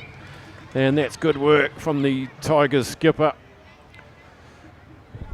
That's an important break, wasn't it? It's all at the breakdown contact area, and that's where Hong Kong has really impressed. They continue to put pressure on there. Their structure in the clean out is excellent, and they get the rewards because of that effort. Turnover ball critical when you have two sides as close as this. 5 minutes left. Locked up at 7-all. Josfold. Garvey on the decoy run. Good footwork there by Cindy Yuen. Olsen Thorne, she must be getting low on gas in the tank. She'll be trying to stay on as long as she can. So important. Garvey on a straight line, times it well. Oh, puts a massive fend in. Tries to go around Xing. Xing pulls it down. She gets up and goes again. Her buddy's there, Colleen Chosfold. Can she just pop it up to Olsen Thorne? Garvey again. The three of them are playing their own game down this left side. Nam to Cheng. They come flying out of the line and it's loose on the deck and it's all hot potato, higgle piggity. Chosfold now, it's a complete mess as it breaks up. Cheng now tries to steady the ship, but the whistle's gone and pulsating stuff. No, it's still going. And there's a real heave-ho on the floor there. Nam taps it. She goes. That's got to be a yellow card for Chai, pulling her back on the jersey. Surely there will be a card here. Here comes Cheng. Garvey goes into secure. Nam again. She's all over this. Chong finally out to Cindy Yearn, and that is a good try. Finally, it had to come. And maybe Eunice Tay will look at her pocket for the yellow card because that was a little bit of professional foul. Pulling back Nam as she took the quick one, and Ewan, rewarded with a start, gets her second try of the series. Ewan does get a second try, and what a performance here by this lady, Josvold, and combining with Garvey and Ewan. It was their own game, as you pointed out in commentary, and they were just so patient with the ball. Ewan across to Josvold, and here she was at the receiving end. What an important score that she ended up getting, Yuen, Cindy Yuen. And look at Josvold saying, thumbs up. I'm absolutely buggered, but I'll give you a thumbs up. Changes are coming. Olsen, Thorne, Garvey and Chosfold are off. On comes Ivy Kwong. And your bench has to be strong at this point of the game. A knock on by China. What a break for Hong Kong. That's a harsh call. I thought that might have gone backwards, but... No, your goggles are on. I know you're trying to be neutral as best you can, but that was a knock on. Hang on, I don't have my glasses. Emily Sieur comes on, and so does Lindsay Varty. Try scorer Ewan comes off, and so it's a full new set of players almost as we put the scrum down about 30 metres out from the China line. We're 2 minutes still remaining, plenty of time left. It's only 7 points. Here goes Ewan, the try scorer. Gives it out to Lindsay Varty. Can't get on the outside this time. There it is. It's sitting there, but there's no one there to pick it up, and China just stroll through. Again, Eunice Tay penalising China, and here they come. Here's Nam. He's got the big French Hong Konger, Emily Sieur, outside of his number one, trying to get involved. Scored 5 tries in Seoul. Candy Cheng, number 10. China just struggling to get their hands on it, but they do now. It's been spilled forward. They've got to go 90 metres. Of course they can. Oh, that's a vital miss by Cheng. China may be panicking a little bit here. They've certainly got players that can go full length of the field. They just exercise a bit of patience, but they've been penalised again. As Vardy shoves her to the ground, says, get out of my road, we want another one. Vardy, what is she doing? She's given it to Ivy Kwong, and that's got to be the ball game. The second upset in a row on the cards here. Hong Kong with their tails up, and try number 3. Wonderful play. Now, I think it was Wang that was penalised. Don't quote me in that previous ruck. And she looked at the referee and went, why me? What have I done wrong? And what she did wrong was that she rested her hands and supported her body weight on the China player. But it's Ivy Kwong who's got her 3rd try this series, and a very important ball, a turnover on the penalty. They saw it, they tapped it, and they caught China napping. And that is Sevens rugby for you. But that was why the penalty was. She looked like she had the body structure. There's it. See, she's appealing to the referee. Why me, the Chinese player on the ground. And quick as a flash, Hong Kong, bang. Thank you very much. Great score. Good little fend at the end there from Kwong, getting the arm out. and there's the hooter. So that'll put Hong Kong up against Japan tomorrow, and China will face Thailand. And that's almost a falcon there as Nam puts her back to the ball. The game is over. Pulsating stuff. This Jiangsu provincial side, they looked very sharp earlier on today, but just the wheels coming off a little bit here under some pressure. Here they come with a beautiful scything run. Look at that. Try of the day to Guan from a set move. Beautiful, beautiful piece of play. Great ball, great run on the angle at pace. The ball just hung in the air just like you want. Guan, only her first try. She's having a chat and to her teammates. She's having a chat maybe to the referee. Well, can't exactly understand Chinese. They'll look at that video and they'll understand why that previous penalty, which was a turning point in this game, which Hong Kong capitalised on, and the referee was absolutely correct supporting the body weight. Yes, she is. What a beautiful run it was. That's the completion of the game, 19 points to 12. What a game we've seen here. And Hong Kong will be delighted with that, and Anna Richards will be delighted. That's an important victory. I mean, they have no chance of winning the series, but they will now face Japan, the old nemesis, in the semi-finals. Haven't managed to beat them in this series yet, in pool play or in knockout football. And that's the great thing about these top 4 or 5 teams, isn't it? They all are beating each other. There's no one team dominating proceedings, Grant, and that is great for Women's Asia Rugby and the 7 series. You never know who is going to be in that semi-finals or the final, because they have all pretty similar on the day. So it's Singapore taking on Sri Lanka. Final game from the women's draw today. It's a Pool C match between Singapore and Sri Lanka, as they will decide the 3rd and 4th seeds for Pool C. Singapore beaten 43-0 earlier by China and 26-0. There's our Singapore side. Had made gradual improvements over the series. They slow starters on day one. We've seen that in all 3 legs. They come back strong on the second day against sides of more comparative abilities. Sri Lanka, well, Dularukshi, number 9, she scored a blistering try earlier, and they've got 3 or 4 ball players who can score from anywhere.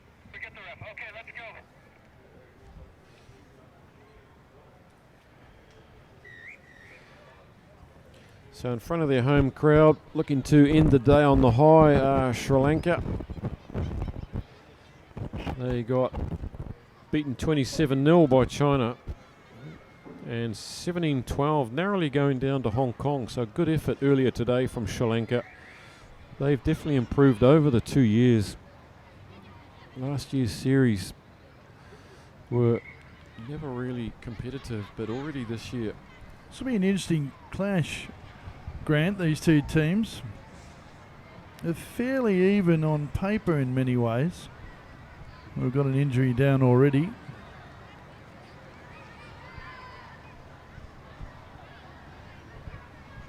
Ideal playing conditions, and if we can get a shot of our the sunset out to left while we've got a stoppage in play, it's a beautiful scene here at the Race Course Stadium while the injured player is getting attended to.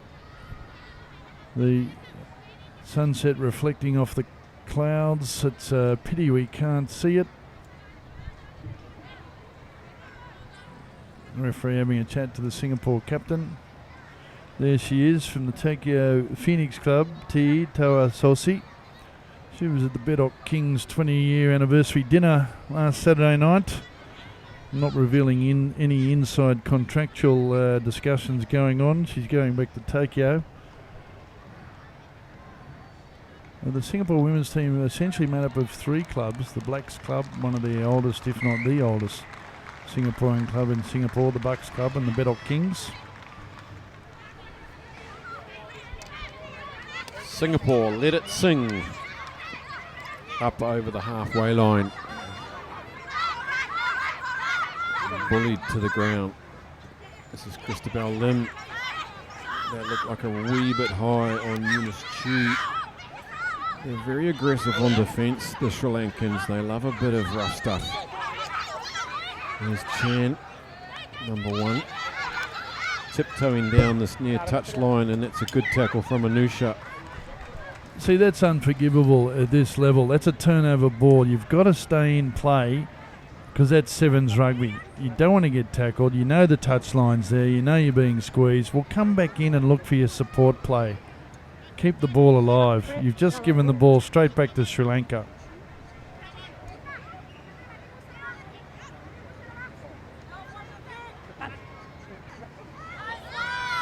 Stolen at the front by Christabel Lim. That's good work. Chan now to Alvinia Aoyong. She's got a hunger for tries, this player.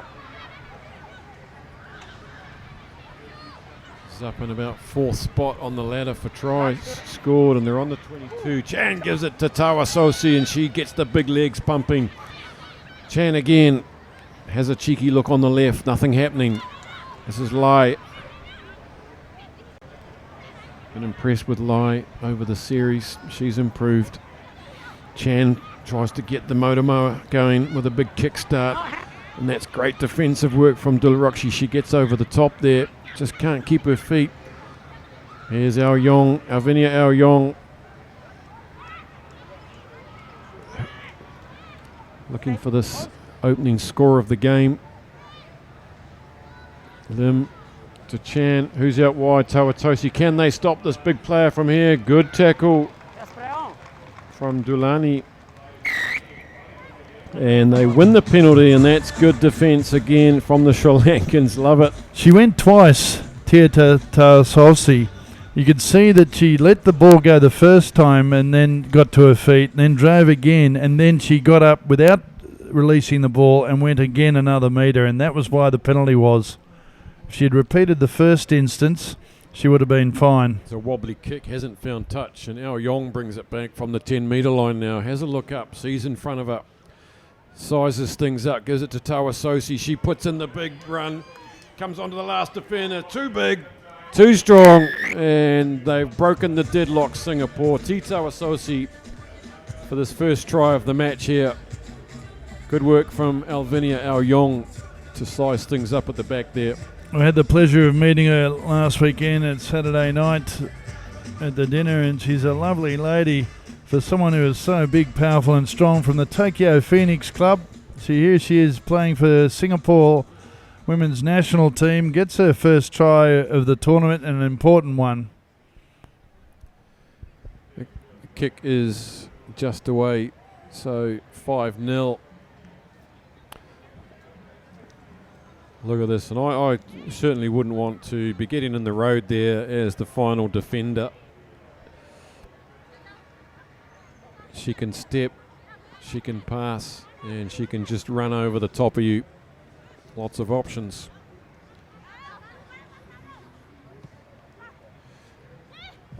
Better Beautiful effort by restart. Singapore at this stage. They're chasing the kick-off a bit better. The kick-off's a bit more accurate. Dilrokshi takes it up aggressively, puts the big forearm in.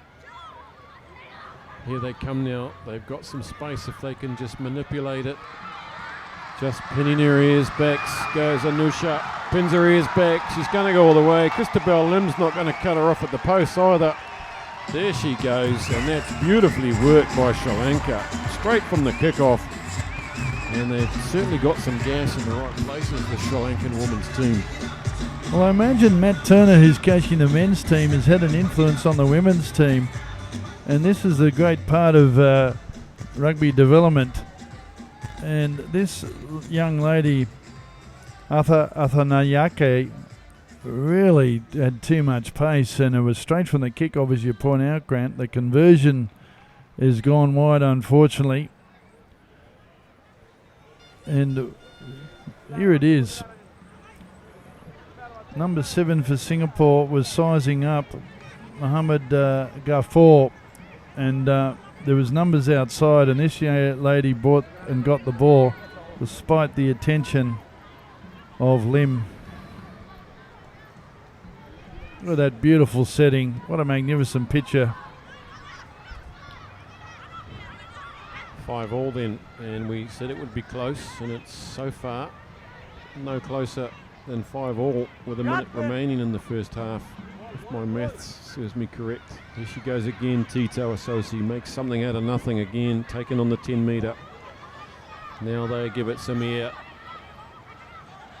This is Lai. Goes inside, gets clobbered around the chops, and a high one from Anusha. And the arm is out for some sort of advantage. Didn't look any malicious in it, but it was high, and that should be advantage over on the halfway line. Scooting round was Nadika, just seeing that it was free. It popped out of the breakdown, so she was entitled to just come in like a thief in the night there and have a crack at it.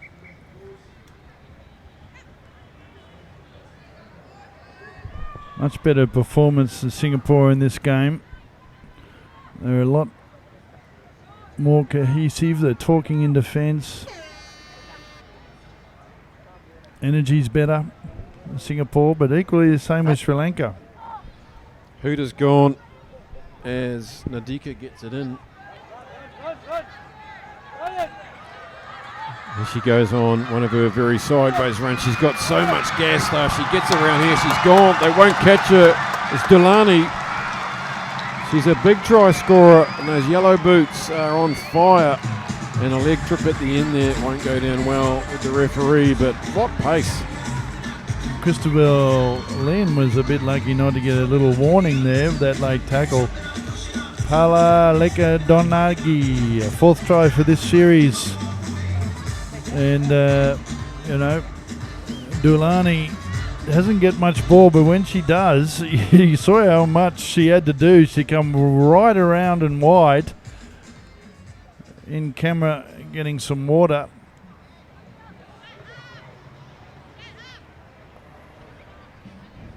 Took off sideways, didn't she? Yep, we'll see in the replay shortly as the conversion goes wide. Important score for Sri Lanka right on half time.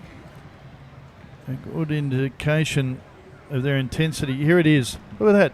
She's just hits the gas, and she's really going, and she has to go so wide right over to the near touchline, and then she comes around and then goes another little step as she sees Lim coming across.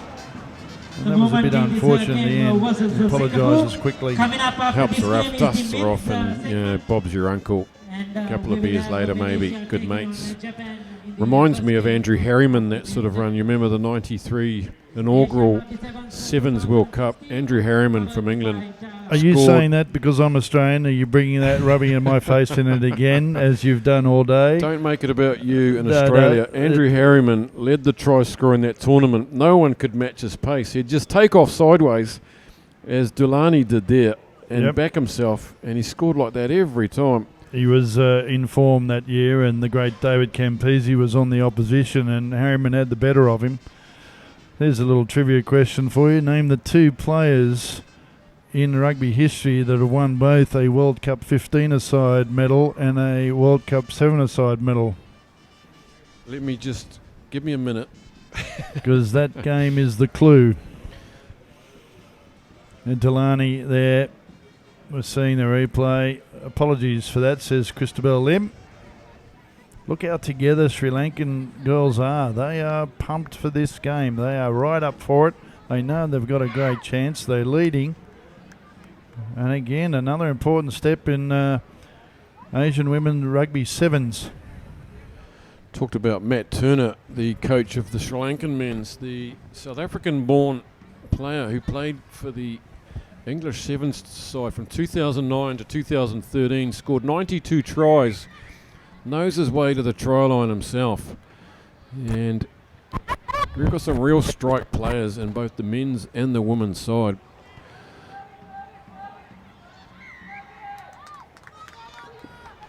This crowd enjoying the last appearance of the woman, their hometown woman today, as the Pelicans come soaring across this field again. There's 5 of them now. Each time they come back with another, if we're here for much longer, you can't quite see them. Coming towards you. Majestic looking birds. You are the David Attenborough of Asian Sevens. They're just doing a flyby. I think it's been arranged by the Sri Lankan Rugby Union, that flyby. And we get a wide shot there. We've just missed them. Look at that sunset as night descends on us here in Columbo.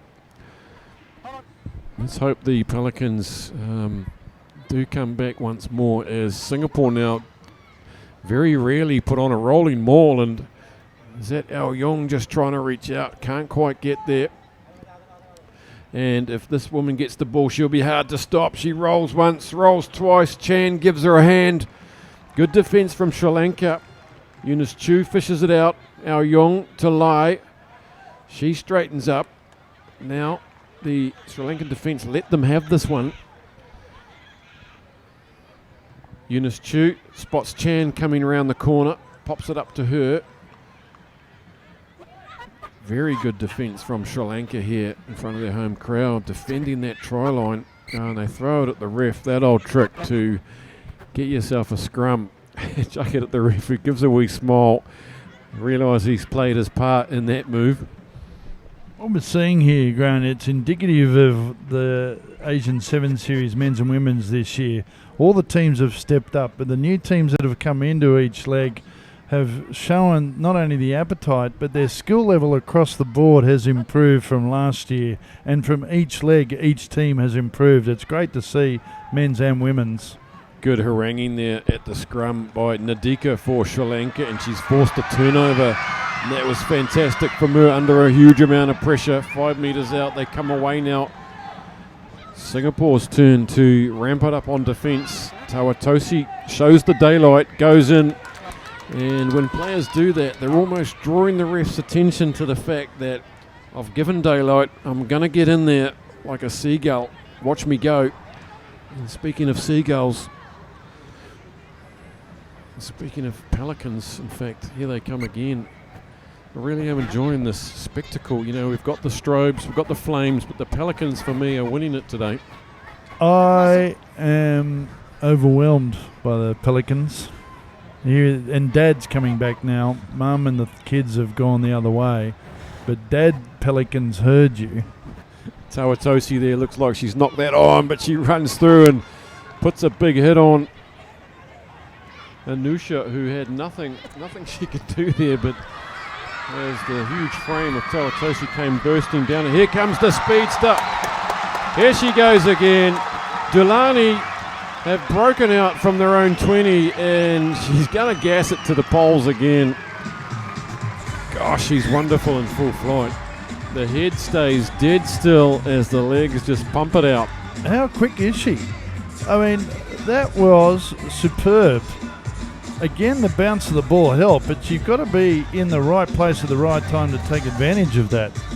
She's got great vision, but when she gets the ball, gee whiz, she goes. And she has been the difference in between the two teams at this point in time. The conversion's completely gone astray. Perhaps could have taken the time a bit more on that. Look at this. Gets the bounce and just goes. And you can see the Singapore cover defence. They knew there was no way they were going to get near. Even the referee had to put some big yards in to get up there. Did she give the ball a kiss there? It's a nice touch. I think the Singaporeans, they threw that ball into the line out, perhaps caught a glimpse of a pelican in the corner of their eyes, and pelicans causing havoc here. They've been part of the secret. Here goes Tawatosi, boom, up past the 10-metre line. Good, straight, hard line there. As Singapore now look to come back with 2 minutes left and 10 points astray. Chan puts her foot over the line though, and surely the AR has seen that. Yes, he has. So what a run from Tawatosi in full flight. Well, the flight of the pelicans has now, you've scared them off. They were enjoying the Asian Sevens series up until that last try. The Pelicans. Singapore making a substitution. Number 3 coming on, of course. Ong Tae Yi. And Tia Tawa Asosi coming off. She's worked hard. Line out on the halfway. It's not very tidy, but and put herself at great risk there, did number 10 Sanjiwani, but they've got it back, and here she goes again, gets to her feet, dusts herself off. Singapore streaming through, and they've won themselves a turnover here, and they'll have to score from here if they want to stay in this. They'll have to score off this movement. Lai goes to one knee like a outfielder in a cricket match, goes down on one leg, takes it nicely. Bit of patience here on the 10 metre.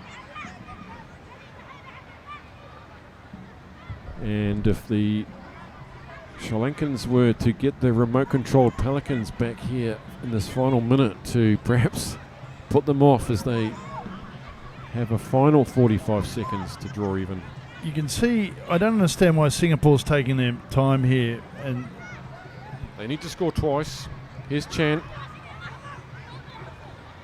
Again, Lai going down in that on one knee to secure that one. Just slowing everything down.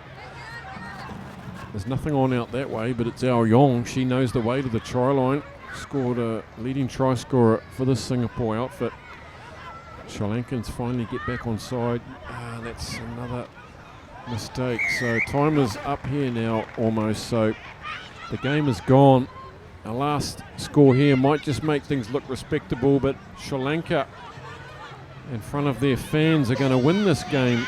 And I wouldn't have picked that coming into this game based on the form of Singapore. They've taken out 5th spot in the previous 2 legs, and now they've gone down to Sri Lanka, less fancy. And there is a rousing round of applause for the hometown girls here, and rightly so. They're a happy bunch right now. They are a happy bunch. Great win by Sri Lanka. It was going to be a close game, and Singapore made a few mistakes, but literally 2 tries to Delani and 2 bounces of the ball. She was the difference, and Sri Lanka deserved their win, 15 points to 5. And again, that makes it interesting in the lower part of the women's competition tomorrow. Here we see some of the highlights as Tia Tawa Sosi for Singapore gets her first try. And Sri Lanka came back well. Look at this. Big strides and streaking away. And a very important score there by Sri Lanka.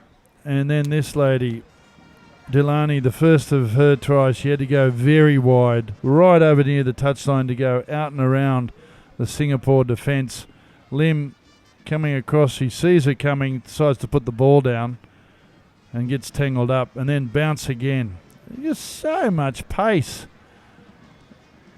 And she knows she's got it. She looks, she checks 3 times. She kisses the ball as well, which was an interesting move, which he called correctly.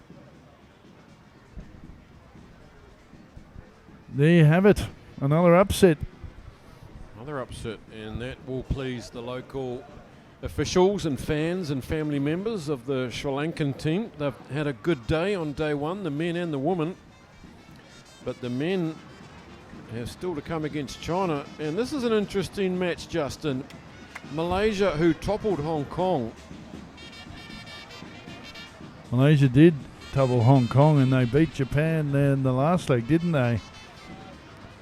Did indeed. Such is the improvement in them. And here are the 2 teams as they walk out. Malaysia in the blue, Japan in their more traditional red and white. All university students, and 4th in the Rio Olympics. They've been training literally for 3 or 4 months. But here's the Malaysian team, and I'll walk you through that. Azwan Mat Sizi, the 2-try man in the earlier game. The big difference in that earlier game. Zulkifli as well, number 6. Keep an eye out for them. Here go the Japanese. Still no one really standing out in the side yet. Han Jong-moon, the Korean-born Japanese player, he's been good, as has Naka and really struggling to impose himself. Patrick Kwok from the Hong Kong Society of Referees. A last cheeky blow of the nose there, clear out the nasal passages. Look, if Malaysia can win this and then Singapore get beaten by Hong Kong, we'll have an interesting three-way tie in the Pool A. 3 teams with 2 wins each. But if Korea can beat Hong Kong after this, they will take the pool, and Malaysia, well, perhaps they'll be second. Well, they can beat Japan. They beat them in Korea in the second leg, so they've got huge confidence going into this game. That's right, Malaysia have improved throughout the series. We're underway. They took 5th spot in Seoul after taking 8th spot in Hong Kong. So these steady improvers of the series, and that's what it's all about. Incremental improvements, but just as we say that, they've gone and botched it. That's a NRL restart there. Did that leave the fingers there, Justin? I didn't think so. I was looking for the Pelican. No, they put the Pelicans away until Sri Lanka come out again. They're on the remote control, charging the batteries as Japan comes surging forward now. They don't want to be beaten by Malaysia twice. There's a hand in the road there, and maybe just a knock on, not a penalty. And coming down this wing is Nakano. Steps inside off the left. Can he go all the way? Closing in on him was Shahidin, but a good individual effort from Masahiro Nakano to get the game underway for Japan, and they'll need some sort of confidence, these young lads, and it's good to see. Well, it says first try in this series. I thought he got a couple of tries in the earlier game, Nakano. He's the one player that's starting to make a bit of impression. Quick and powerful despite his size. And that's an important first score. Here's his 3rd try. There he is, converting his own try, which he does. So a bit of renewed energy. Here it is again. It was a knock-on by a Malaysian hand. There was no intent really, and they took the advantage of it. The referee was actually playing advantage for the knock-on. Nakano swooped on it and got away from the cover defence around the post. Some very good footwork there. And what a restart, take and gather from Malaysia, but it's been knocked on in contact by Shahidin. And was that our friend Azwan Matsizi, Grant? Because there he is, number 10, the real key player of this Malaysian side, and he's in line for the player of the tournament the way he's going. He's up there, isn't he? Each team has got someone special, and he is the guy for Malaysia. And as we said, no one for Japan really putting their hand up as a playmaker or a line breaker or any razzle-dazzle. They do plug away though. It's hard to really see who is the playmaker. On the double round comes Kawashima and easily breaks the line. In and out swerve from Tsuruta over the far side there. And look at the breakdown work there. That's very quick turnover by Japan. It's been knocked back by Malaysia, I think. So it's play on as the Malaysians get hungry, and that's good work from the Malaysians. How did they get all their players behind the ball? Here goes our man.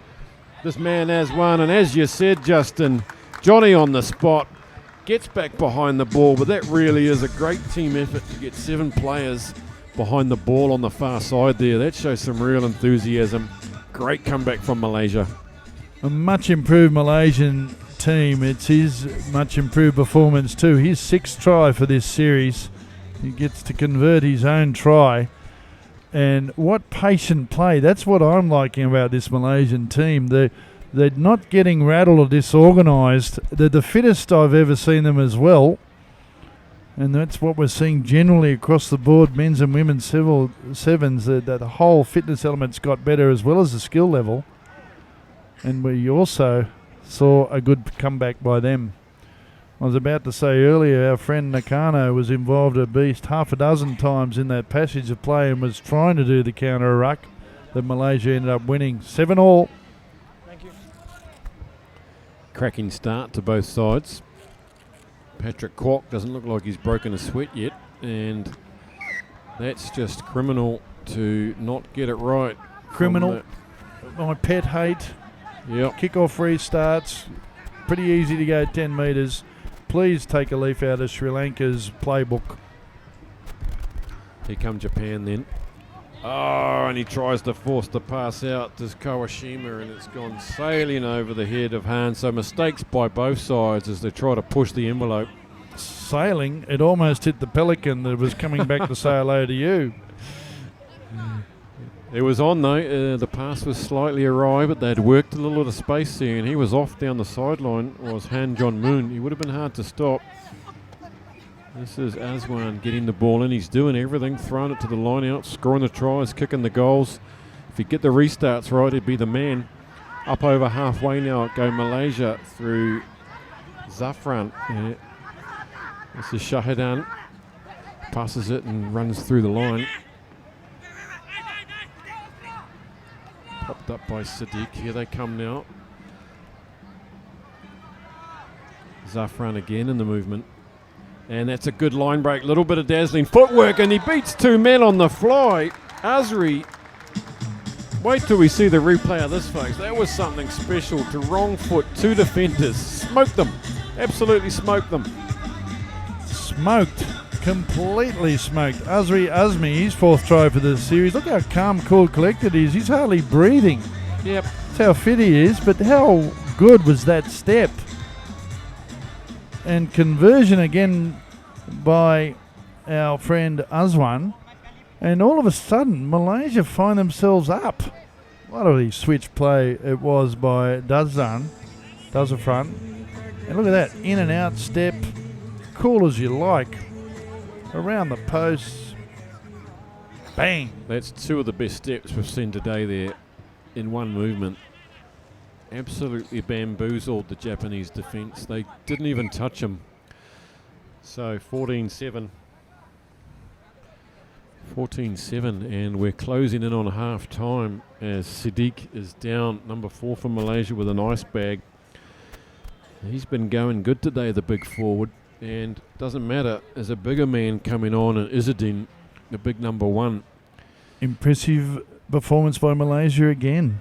They've got Japan right where they want them. Is that going to go 10? I hope for everyone's sake then Japan decide to play it this time, and fortunately they don't earn themselves the wrath of Justin Sampson for another botched restart. But here come Japan. They chose to play it. They've got to make something out of it. Naka tidied up by Azri, and with just a couple of seconds left on the clock, Patrick Kwok awards this penalty. So Japan with a last chance to even things up before half time. Malaysian defence is a disarray here, and that's too easy. Hiroki Suboi has gone in for the crucial half-time score, which will probably lock things up, and that was about 3 tackles missed there from Malaysia. The defence looked tired and disorganised, and he seized on the opportunity. First try of the series. Well, I'm pretty sure he's got 2 tries in this series, Suboi, and a diminutive little power speedster, with his companion Nakano getting the conversion. He's and missed it. No, missed it. Yep, here it is. Just went in and went out. It was poor defence by Malaysia. They got tangled up with each other a little bit, and Azwan didn't come across in cover defence like he would normally, and that's let Japan into the game. We've got a game on our hands. Hong Kong, South Korea will be followed after this game. 14-12 with 3 matches left today, and what's going on here? Here's the first try by Japan. Great individual effort. Left the Malaysians sprawled all over the place. Nakano for his 3rd try of the series. Azwan looking over the shoulder, left, right, left, right, left. There's no one there. Not even Patrick Kwok can catch you. And look at this for footwork. Bang. Bang. Wonderful. Just his head didn't move, did it? The lower half was doing all the operating. And the head was just looking straight ahead. Finally, Japan coming back there for that crucial unconverted try at the end of that first half. Good thing knowing that there's a bit of confusion in the pools, Justin, in the men's and the women's. Not sure how it's going to shape up tomorrow yet. No, it's great, and we've seen that improvement. We keep mentioning it, but we're seeing an improvement across the board. This is the third leg of the Asian Sevens series, and to be this energised, both teams at the end of day one, is a good sign, a good indication. I'm very impressed with Malaysia today. They had a good finish in Incheon in Korea, beating Japan, which sent Japan down to the 8th-7th playoff game on the Sunday. Then they beat Chinese Taipei to take 5th spot in a close one. The other thing to note too, Grant, is none of their Fijians are in this 7 squad. They dominate in the 15s, but there's a great new energy in Malaysian rugby, a new committee a few weeks ago. They won Division 1 in the 15-a-side. They will host that again next year, Division 1, Malaysia. R1 million injection from the Malaysian government after they won that.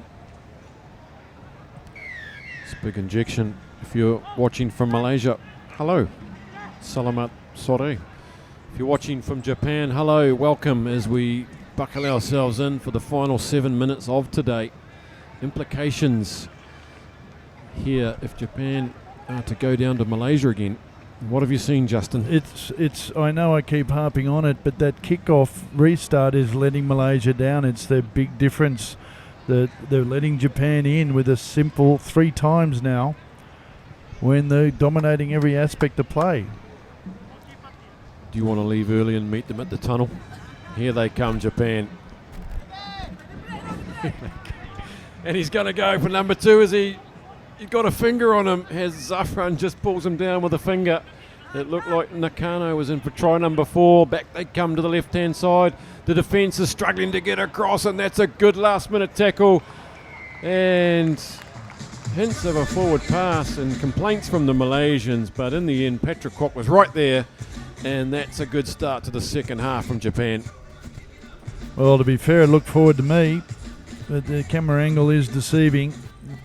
Japan's got the try. The referee's not going to change his mind. And yes, I know players complain on the spot, but they all seem to have something to say about that pass. Important score for Japan. Again, our friend Nakano's featuring, isn't he? He's getting right involved.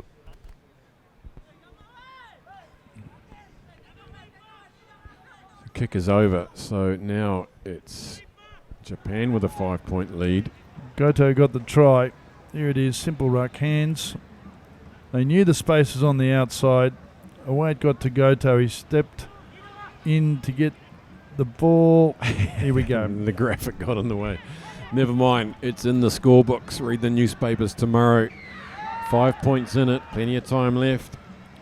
Lots of time left, 3 points, my mistake. Did he miss that conversion from right out in front? He must have. So they've missed 2 very easy kicks from in front, have Japan. As they battle forward, and one more score here. We'll put it away, and he's gone round the side as Nakano. Eyes up rugby, and he's going around under the post for try number 2. And what happened there? The Malaysians left the short side unattended. And we'll have to see the replay. We're coming back though, are we? The assistant referee has been called upon by Patrick Kwok to involve himself.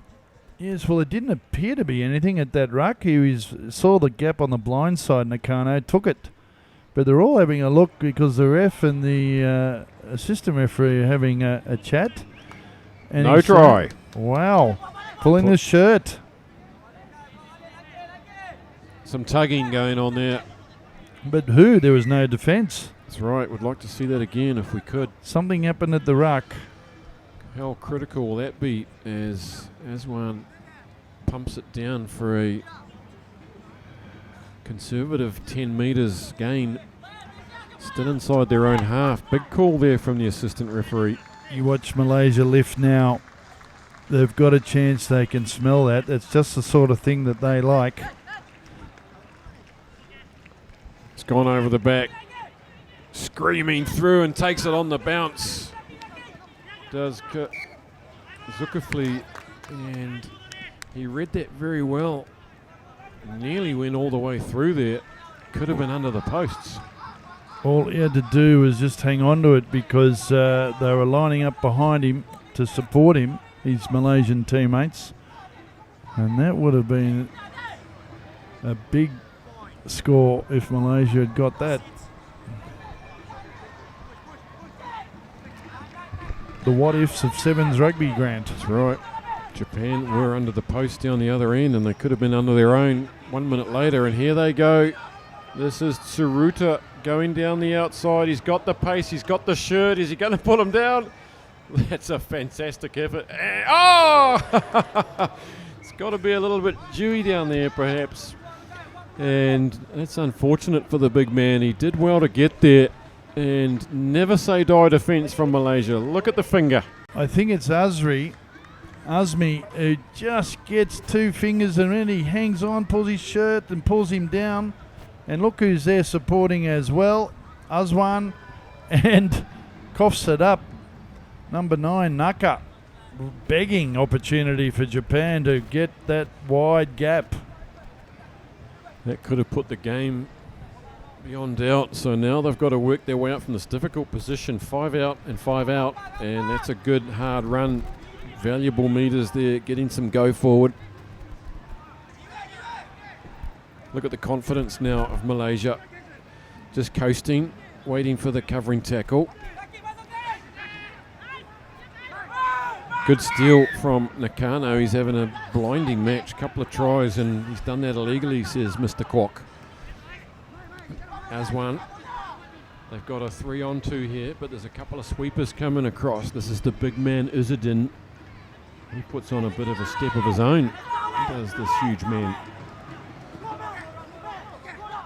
Zafran to Azri. That's the 22 you see there. Suboy is over the top there, and he's going to win this surely, as the Malaysian has to hold on. Yes, Patrick Kwok agrees with me. So not often a referee agrees with you. No, they're always wrong, that's why. It's a shame with Malaysia, just a little bit of indiscipline. They work the ball up beautifully upfield. Their passing has been another key aspect of their play. The ball's out in front, they're running onto the ball straight and hard, Malaysia. And you can just see there, he's just not letting it go, even though he's trying to say, I am letting it go, referee. Well, your elbows aren't. You got to get up pretty early in the morning to catch Paddy Kwok out.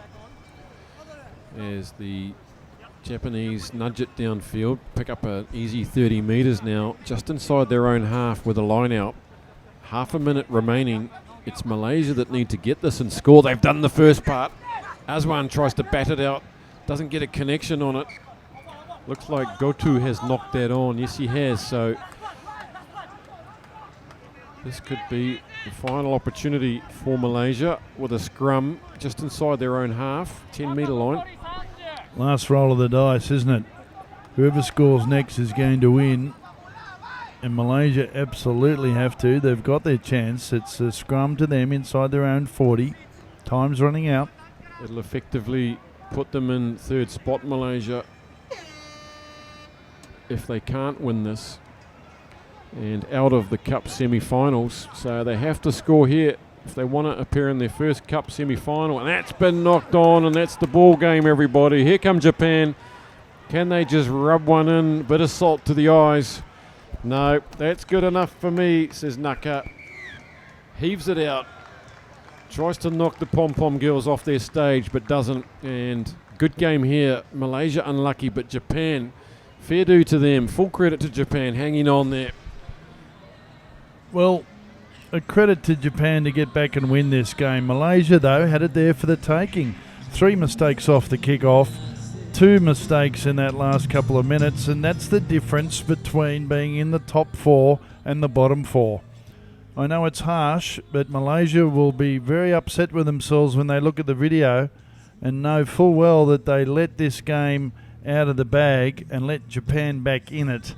They beat them in Korea. They had them here for the taking in Columbo in this third leg, but Japan come away 17-14.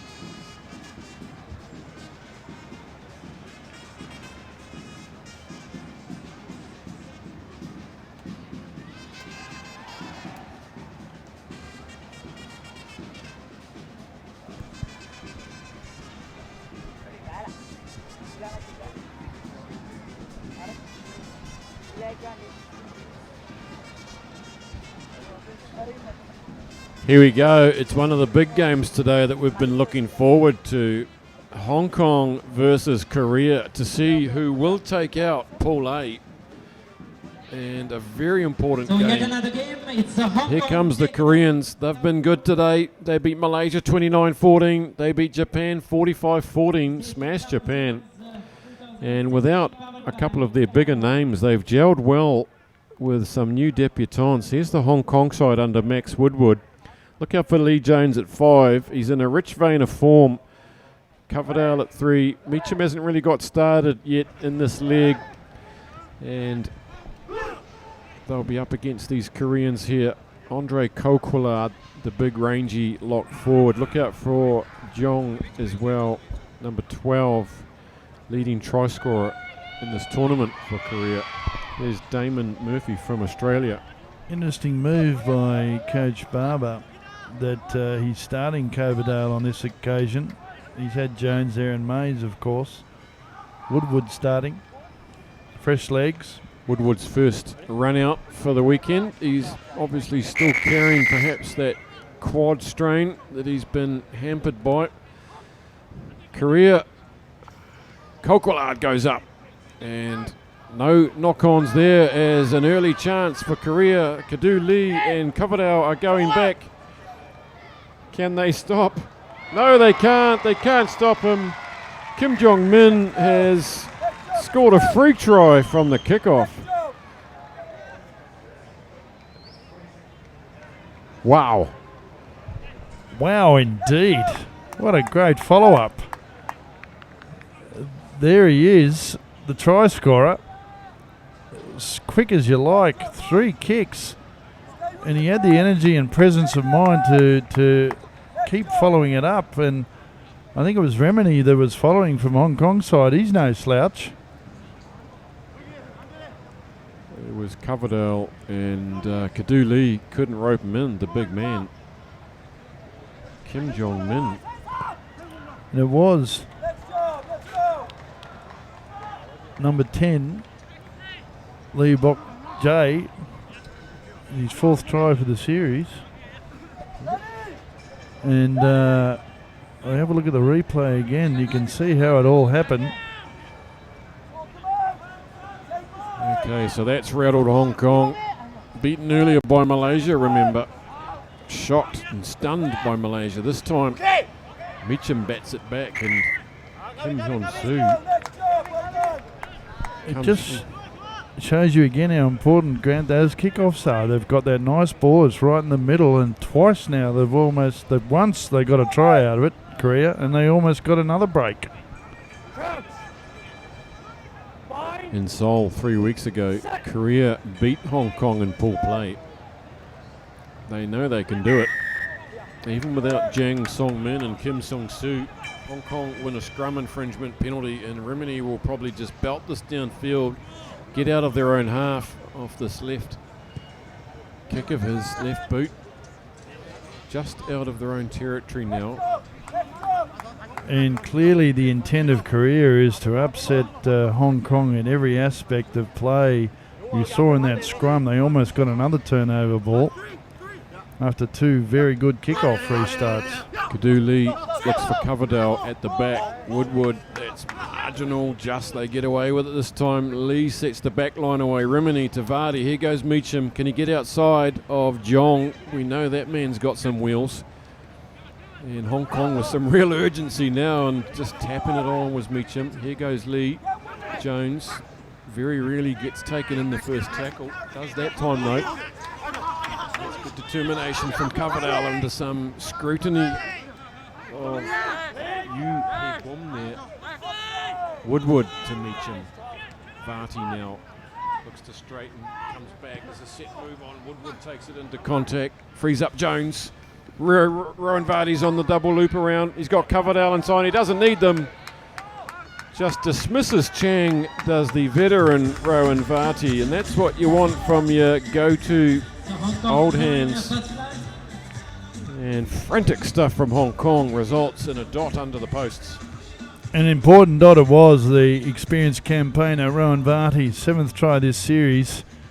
He wasn't a regular starter in Incheon, Korea 2 weeks ago, but he is this weekend as Remini converts. It was actually poor defence at the end of the day by Chang of South Korea. Look at this, Jones, always looking for the support player. Varty goes in and out, and Chang with a couple of airy arm tackles. Really should have nailed his man then. Hong Kong got a try. What a swerve from Rowan Varty. Most capped 15s player in Hong Kong rugby history. He would have had a lot more if he wasn't tied up with the Sevens for a lot of the year. Been around for perhaps a dozen years. So Hong Kong back in this game. 7 points to 5. Crucial score. Kadu Lee and Coverdale get busy now on Jong and here goes Kaukulad. That's the sort of stuff that can rattle Korea in the past, but they've shown more mental servitude in this series. They've coughed it up. Coverdale avoids a chop tackle from Jong. Here goes Lee. He's got Woodward outside him. Can he put him away? He's just going to go all himself, does the wee man, and Woodward was the distraction. Kadu Lee finishes off. Does the Tigers scrum half from Hong Kong, and some sort of fancy little move there from the young man. Nice finish, Kadu Lee. His 5th try for the series, but for me, that whole try happened because of number 5, Lee Jones. It was a quick, almost two-handed basketball pass that went straight out towards this touchline and hands, and Kadu Lee ended up going himself. Didn't need the support player. Remini lines up the conversion.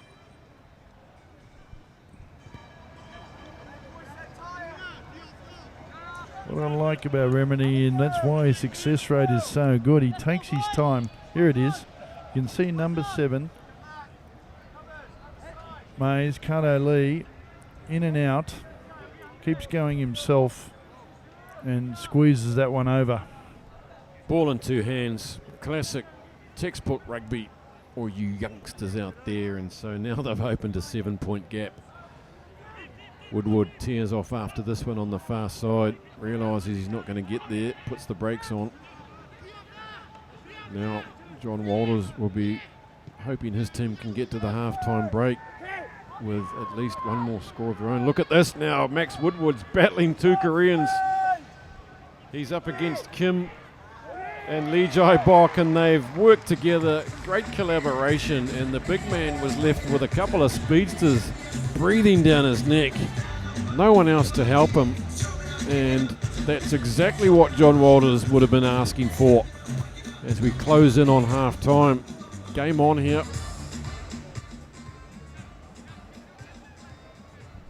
Game on as well. I was about to say something about the kick inside from their own half, but they found no cover defence or no sweeper from Hong Kong, and this fellow here, who's impressed not only the earlier games but so far this day, gets a chance to convert.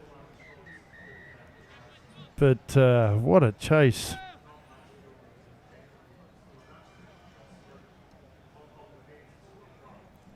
That's half time. Yeah, what a half. Here we go again, the 2 Korean players, and Bok and Kim. And Kim, they're waiting for the beautiful presence in the sense that he knew someone was coming. Important score for Korea. Max Woodward, no slouch of course, plays in the midfield. Did you sense though he just was a little bit off the pace there a little bit? I don't know. Let's see if we can see in the replay as Korea get their first try through, of course, Lee J. Bok and Varty in the reply for Hong Kong and making it around behind the posts. Important to do that always if you get the chance.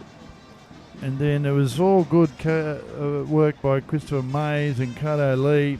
He's got a player inside and outside. He's not leading either of them and slips through and squeezes that over. And look at Woodward. He just, well, not really. Maybe I'm a bit harsh. He had the presence to tackle. couple of strappings gone from the thigh this week, so perhaps he is all right. This will test Gareth Baber's men. An early shock against Malaysia. And if they don't manage to win this, they'll still take second spot in the pool.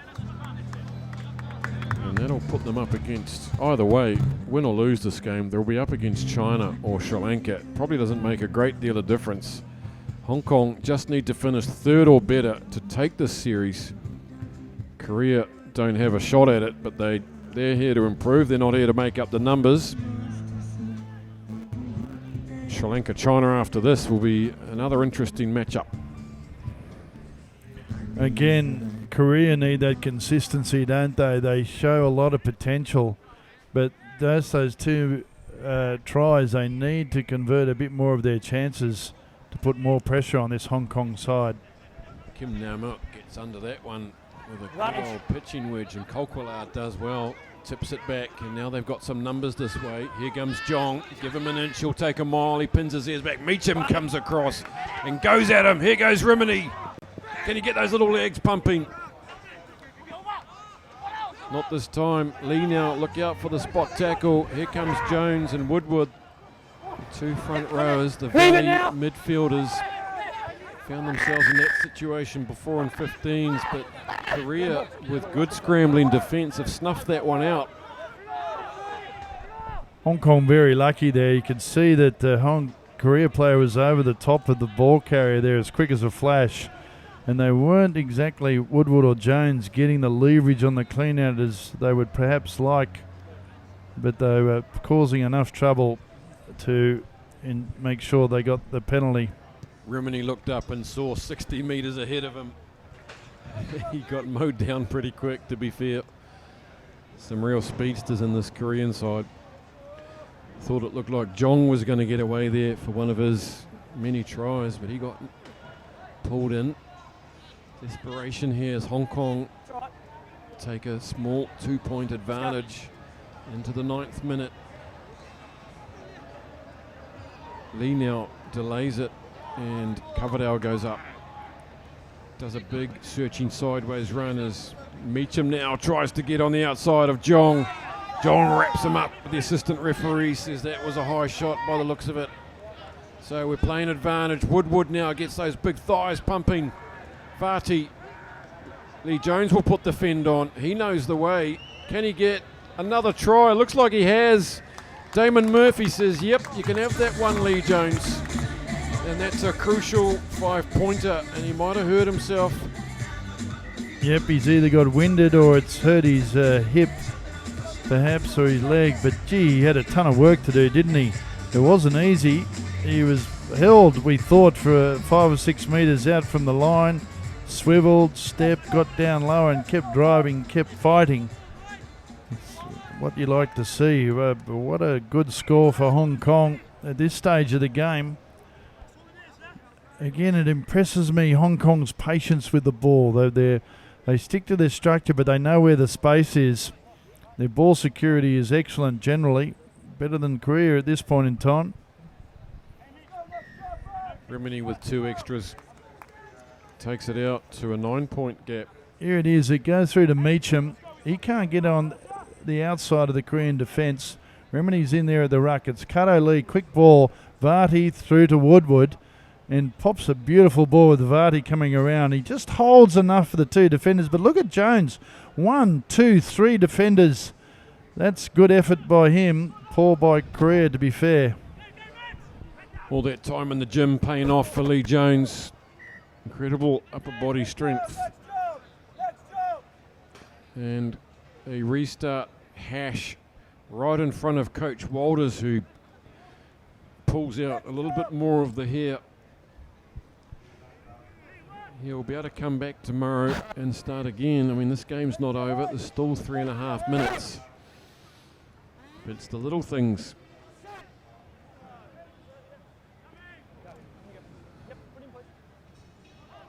That one's crabbing across the field, and that's a pig's dinner, but Rimini now desperately bats it to Vardy. Here goes Meacham. He loves a bit of open field play.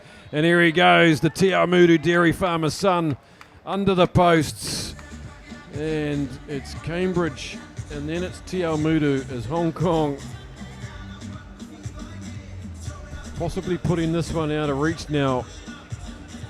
Ryan Meacham, his 8th try of this series. One mistake by Korea or one mistake by any team in a game of sevens, particularly in a game of this nature, and you get punished. And that's what happened as Remini lines up the conversion.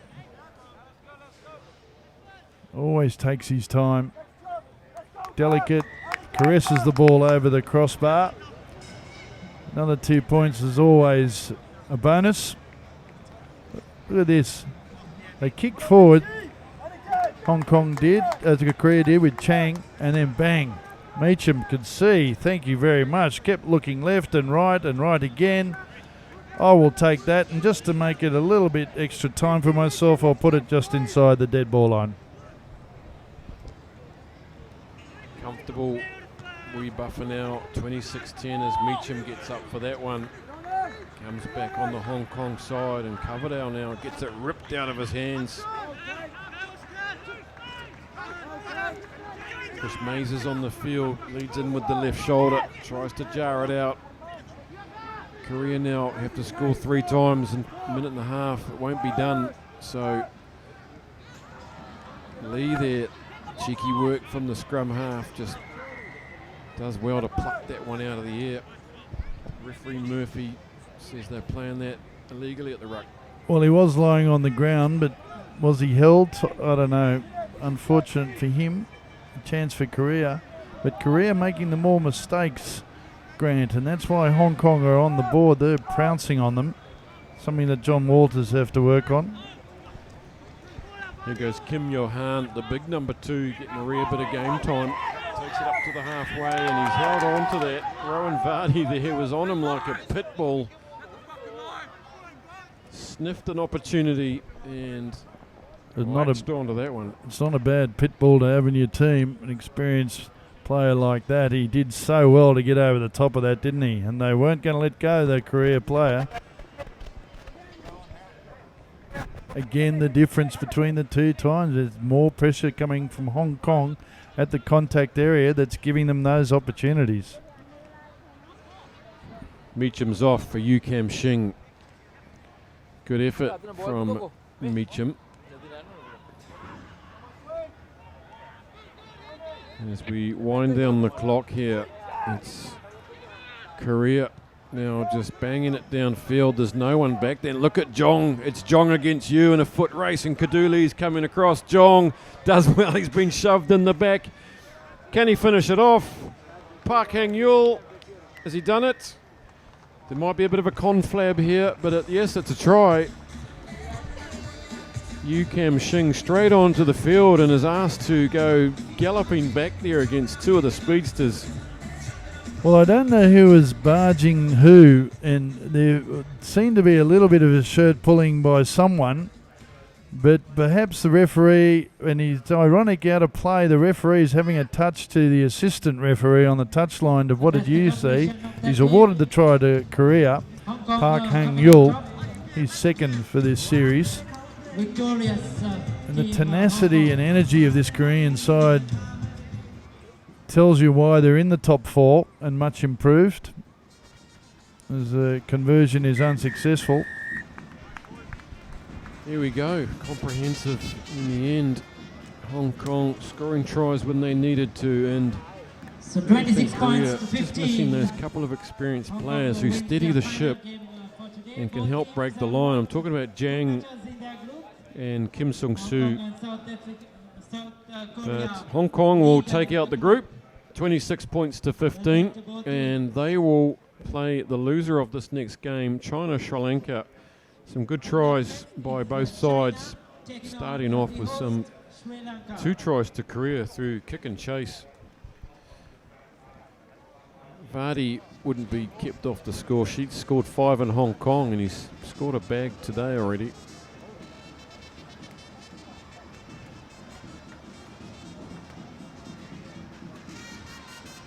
Coverdale there with some good footwork, getting a rear start in place of Chris Mays. Hong Kong also, I felt, we're missing players like Alex McQueen a little bit, brother Tom to some extent, but Alex is instrumental. He's a real pivot in the side. And that's why they brought in the youngster Jason Jam. He didn't get on the field on this occasion, but looks like he's next in line for the scrum half ranks. Next cab off the ranks, Jamie Hood taking the contract in Japan, the Ricoh Black Rams. Him and Nick Hewson, two of the stalwarts out of this Hong Kong side. There's the Te Aumudu dairy farmer. They'll be talking about that in the office on Tuesday. Rimini, Lee Jones and Meacham all work together. PT, a business owned by Jones and Rimini, and Meacham is their runaround. He's their tea boy. And they'll be, what great memories for them to have after you get back to work and you can have a bit of a reflection on what you've achieved abroad. All big players in the 15s and 7s, so that's all done and dusted. They can go back home for a bath, a cup of tea and some biscuits. And look at the video and prepare themselves tomorrow as we go straight into cup finals. We'll be live on Rugby Pass tomorrow.com at around 2:13 p.m. in the afternoon local time. We'll be switching from this YouTube feed over to rugbypass.com. Crystal clear HD rugby coming at you. Stay with us until then. Two more games today. Sri Lanka, China, followed by Chinese Taipei, Singapore.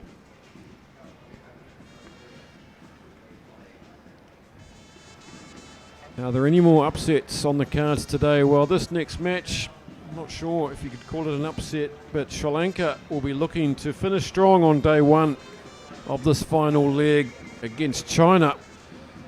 Sri Lanka have appeared in 2 cup finals on the trot. Got smoked in Seoul by Hong Kong 36-0. But they'll grow an extra arm and a leg here in front of their home crowd. China have not been convincing today, although they did beat Singapore 34-5. And they did beat Chinese Taipei 28-0. I feel like they haven't hit their straps yet. But when they do, they could beat any team here this weekend. With players on both sides, we've got 2 real superstars, don't we, Justin? Yes, Danushka Ranjan, the captain, number 8, Rawate. They've got pace, they've got go-to players all over this team. And so have China. Gao, Jiang, Feng, Hu, Shan, Chong Ma. They spread the rewards and the spoils across their team as well. They've improved dramatically, China. They're fit, but so is this Sri Lankan team. Coach Matt Turner has really made a big difference. They're second on the series. They've made 2 finals here in front of their home crowd. Referee Noriaki Hashimoto also been appointed to the World Series. 4 referees with us this weekend have all been appointed, and that's great news for Asian rugby.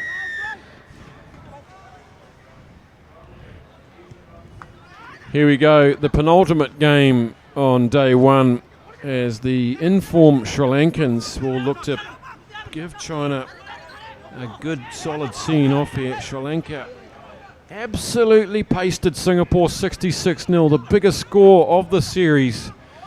And talked about an extra arm and a leg. Here goes Danushka Ranjan, one of the most well-balanced runners you'll see in Asian rugby, in world rugby, let's say. There's the returning skipper, Muthu Tantri, back from injury. Danushka Ranjan retains the captaincy. There goes Dayan. Dansha Dayan decides to take it in to contact, and Shan Chung Shun bundles him up. Pereira. Good hands from Surya Bandera, and the referee says forward. May have got a call from the assistant referee across there. Looked marginal, looked like a line ball. Well, it might have been a Kiwi line ball, but to me it was always forward. Look at that. Just drifted forward. And a knock on as well. And the Chinese player, of course, Feng Wenru, knew it was. just making sure the ref got it, the assistant referee. China have a chance. It's going to be a pretty close game there. Yeah, you can't get much out of Sri Lanka beating Singapore. I think it was 66-0. So in many ways, Sri Lanka may have a bit more in the petrol tank.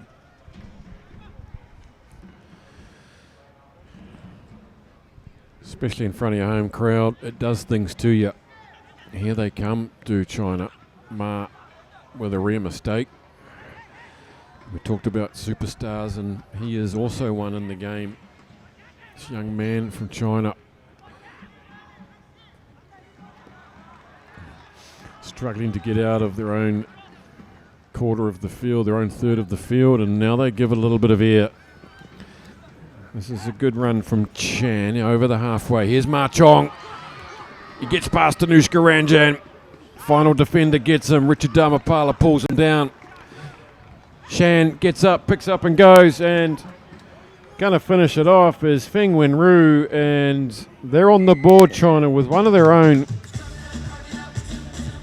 And good play in the build-up by a handful of the Chinese players, all contributing there. All contributing indeed. His 5th try for the season, Feng. But this player, Ma Chong, who continues to impress. He's got all the skills. He is so busy. He involves himself in much of their play. There he is, lining up the kick. The red boots matching the black and red socks.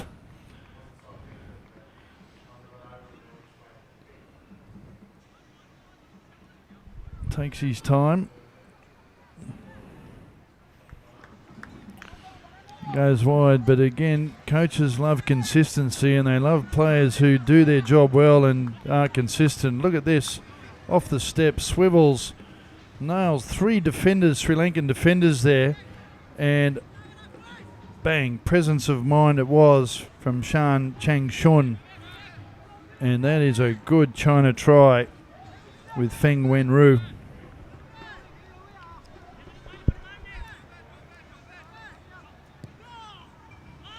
So 5-0. That silenced the crowd a little bit as Ratwat goes up and just leaves it there, and easy peasy for who. Just luckily for Sri Lanka there, China getting ahead of themselves, but quick one taken to Shang.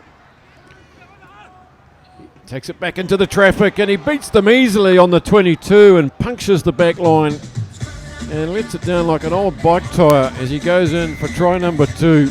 And that was a little bit too easy. I've got to say though, Grant, you can think it was Chen who played on quickly from the line out on the touch, and I love that type of creative play. It's his 7th try of the series, Shan, but it caught the Sri Lankans napping. They thought they were coming into the line out, and poor defence because they had a couple of backs turned. And that is a great China try again. And Chong Ma, look at this, quick ball, big deep floater infield. And he sizes up the defence. 2 Sri Lankan defenders in and around Shan. And that is a crucial try in a game like this. Great creativity. Sri Lankans left looking at each other. That's always a sign that the communication wasn't there when they end up just looking at each other. I thought you had him. Ma Chong puts that one up. It's a bomb, but it's only gone about 2 metres, and for a man of his capabilities, he'll be cross with himself. Cross, his coach is doing backflips on the sideline. You've just done 2 great involvements in 2 very good China tries. Can you please take a bit more time on the restart? Sri Lanka now eager to get on the board in front of their home crowd. Look at that, the show and go, and straightening up is Surya Bandara up over the 10-metre line now. Pereira hoists it away. Mutitantri. Here's a good bit of straightening up down the middle. Listen to the crowd. Richard Dharmapala. And what poise, what balance. And he points towards the heavens and the full moon and says, "We're back." He calms down now. He was excited when he got up from placing the ball. the game's not over yet. Richard Damapala, he did score a good try. It's his first for the series. You don't see an All Black celebrate like that too much. There's plenty of time left in this game. But a good comeback by Sri Lanka, as we see. Look at this. He sizes it up off the left foot and then off the left foot again and just pulls the legs out on that cover defence. Looks both ways, looks again on the inside. That's a good score. That's his 4th try, actually.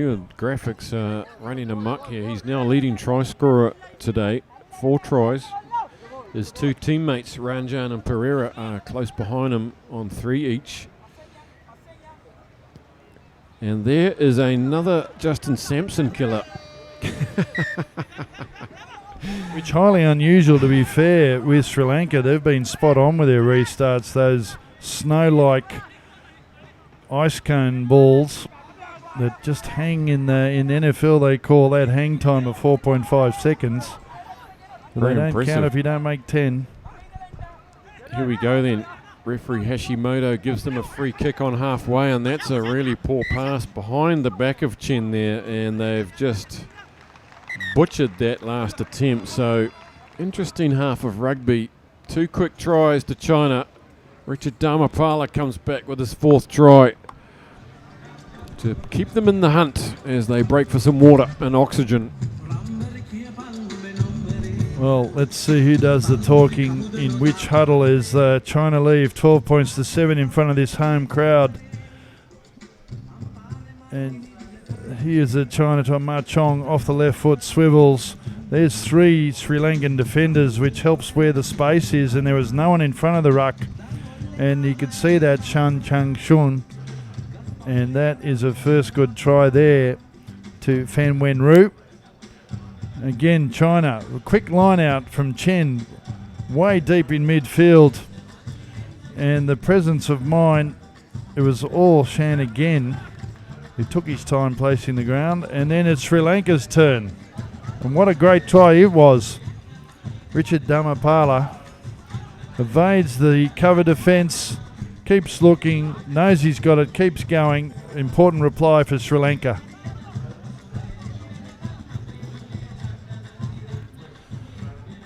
Justin, top point scorer in this series, Ben Remini, with 105 points now. 8 tries, 36 conversions. Who's next on the list? It's Zhao Ying, the Chinese women's player, who's not even here this weekend. She's still holding on with 75 points. Then Chong Ma with 71.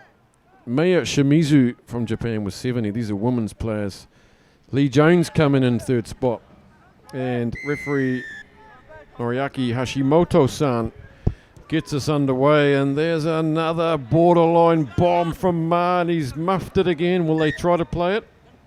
No, they won't. And it's unforgivable, really. I know we keep harping on it, but it's a simple thing. Who would want to be a coach? You're leading, either have a crack on that 50-50 ball just over the 10 or bang it deep into the corner and come up in one line. Damapala, the try scorer, gets the toes twinkling. Here goes Danushka Ranjan. He gets nailed in a bit of a high one by Ma, who didn't mean to. He just fell into his... Here goes the big man. Go. Everyone loves looking at this. Gets the big legs open. Coming back at him is Ratwat, but Gao can't finish it off. What a sight to behold. Now they swing it wide to Feng. Feng's going to trot over, surely. Surely he's going to finish this. Yes, he does. He reaches out, finishes off the hard work by Gao, and that's a cruel blow for Sri Lanka early in the second half. How about the big man, Gao? The big man, Gao, he almost got it, didn't he? But it was Feng Wen Ru. It all started back when Muthu Thantri couldn't get a hand in that 40 metre, the 25 metre going backwards, and then Feng almost cocked it up, didn't he? All he had to do was zip across into the corner and go wide, but he stepped inside twice. Ma Chong with a conversion attempt. That's a better effort. Kept his head down and followed through better. Those 2 points that count in this game. Here it is. Look at the big fella go. He almost got it. You can see how close he was. Gal. And then there's no one out here. Quick ends. And look, all he had to go was into the corner. Step inside one. Almost got out, just reached out. And that's another restart that looks like it's gone too long. What's going on here? He's allowed a quick play. Not sure exactly what happened there. That could have just have easily been a Sri Lanka feed to that line. And here he goes again. This huge rangy specimen of a bloke. He loves to get the ball in hand, open up the legs. Here's Shan. Who's outside there? It's Ma. Back inside to Feng Wenru. Big man Chen gets over the top and looks up and there's no one there. Shan is going in for try number 4. And they're making Sri Lanka look a little bit average out there. They are looking a little bit average because of this China performance. And Chang Shun, his second try, there was no one in front. There doesn't seem to be a bit of organisational communication by Sri Lanka, but China is really not letting the pressure off them at all. They look fit, they look energised, and they really want this game there. There is no doubt. Ma Chong lines it up again. He gives that a bit of a stab and a jab. It goes wide. But Jiang was involved in that one a couple of times. Here we go. Shan. And then there he is, Jiang, number 4. And they regroup, the patience that they have, and no one manning up on that pillar on the ruck. And he saw that. Looks now like an unassailable lead in the second half, as finally trying to get one right from the restart. And Richard Kamchana Ramanayaka takes it down, and Gunnar Atney's on the field. And look at this big man go. He's like a buffalo on the high felt. There was a good chance to peg 5 back, and it's gone begging. Gunnar Ratney, wasn't it? Look, here he goes. Bounce 1, bounce 2. Gets away from 3 almost. And he did everything right. He did everything good. And it went forward and it was knock on. Ball security. It's just not this normal Sri Lankan team. Perhaps that game against Singapore has got to go into a different mentality comfort zone. I don't know. But China's right up for it. They're really running away with this one. 4 tries to 1 with a couple of minutes left now. China just looking to pile on a bit more misery.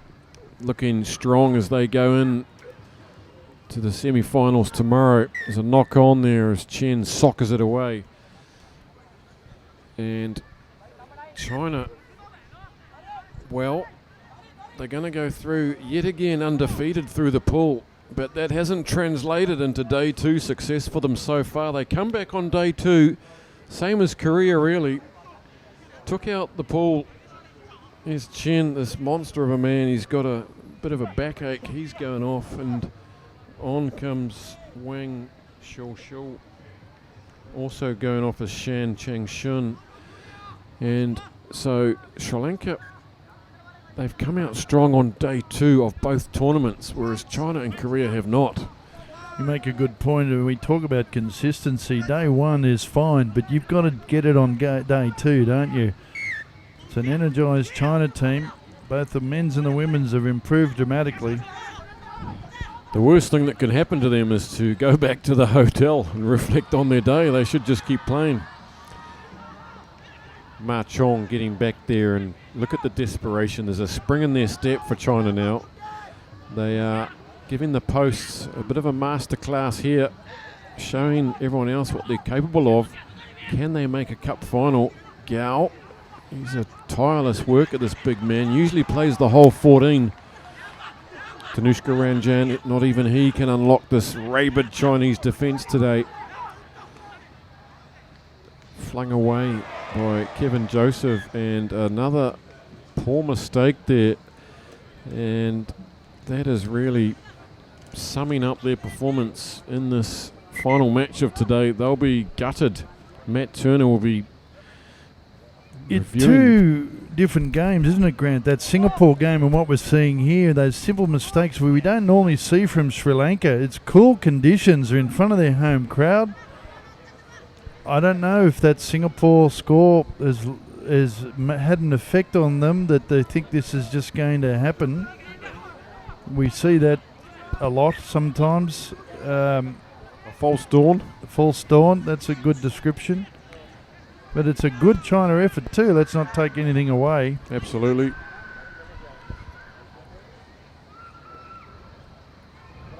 Oh, a little knock on at the base there. So now that was better Sri Lanka play, wasn't it? Good pressure. You want that, your halfback to come around and put a little bit of annoying little presence on him. Yap at his heels. I tell you what's undone them, the Sri Lankans. The radio-controlled Pelicans were packed up early. They got the batteries recharging. Strategic Pelicans have not come back to wreak havoc on the Chinese. I can't wait for the kangaroo court later to penalise you on Here we go. Breaking through, Dhamapala is going to go in for another try of this tournament, but it's all too late as he's still happy. And why wouldn't you be? But as a team effort, it's been a little bit disappointing. Have to pick themselves up from this for tomorrow, and I'm sure they will. They're a classy outfit, and with a little bit of fine-tuning, they'll be back tomorrow. 2 tries to Dhamapala. 2 tries to Sri Lanka. It's all over. And tails up China. Can they take that momentum into day 2? And can Sri Lanka now go back? Matt Turner's down there shaking hands. Realises so China coming out he's there, been outgunned here, 26 points to but 14. they'll be back Well tomorrow, played to both teams. and no doubt Congratulations to China, unbeaten, they'll be up against Hong Kong. South Korea will play Sri Lanka. It's a rematch of Korea, and time will tell. There goes Ma Chong. Didn't really get on the scoreboard himself except for a few kicks, but instrumental. Yes, and it was all China play in the first half, wasn't it? But this is the bit I like. They're looking to play on. They're looking to speed up the speed of the game. And Shan had a presence of mind to come in and then go out and race away while the defence was napping. Sri Lanka responded well. Got themselves back into the game through this fellow. His first try, Richard Dhamapala. And you sort of sense that perhaps that Sri Lanka were going to come back into the game, but China kept going. And good consistency, great presence of mind where the space was. Again, Jiang was involved, but Feng Wenru just made it. He made hard work of it.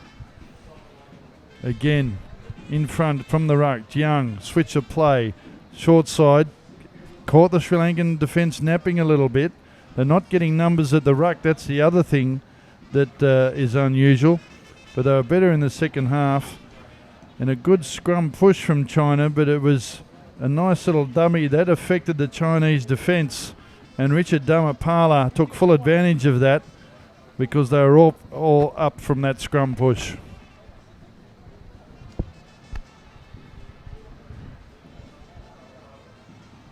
So it won't be a repeat of the first 2 legs because Hong Kong and Sri Lanka will face each other tomorrow at 3:05 p.m. local time. That's when we switch over to rugbypass.com with our coverage.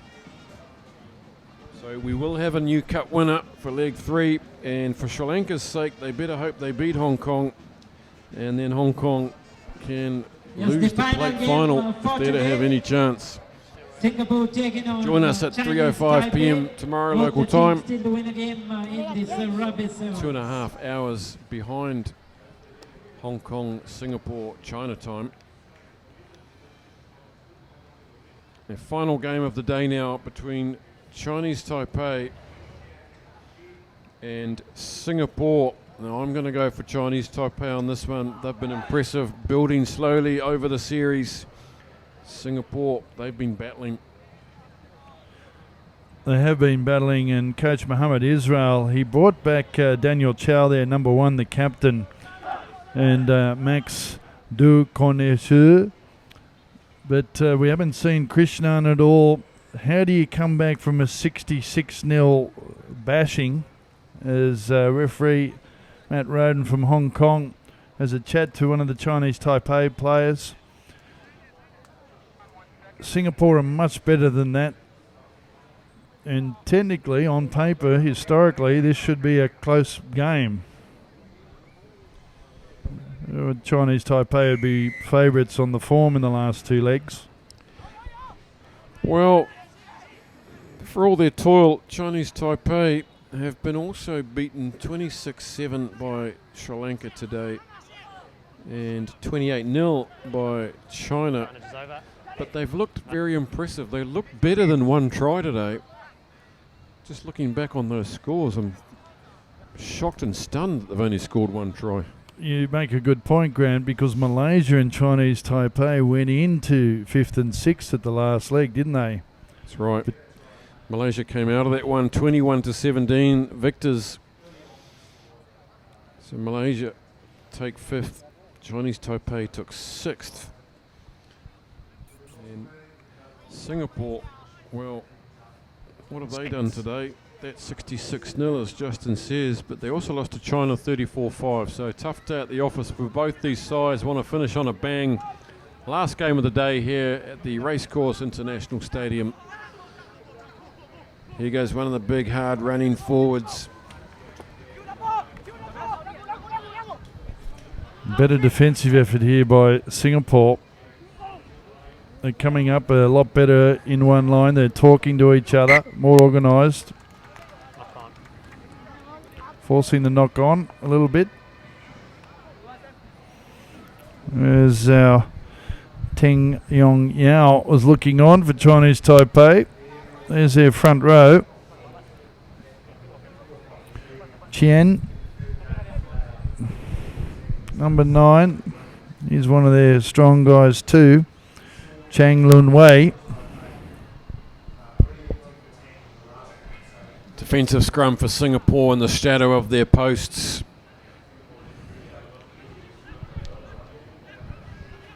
It's a good cut. Samuel Teo brings it out over the 22, and a clumsy knock on there as they... And that was Teng, I think, number 6. He's not had a good tournament so far. He was one of the standouts in Korea for Singapore. It's not gone his way so far today.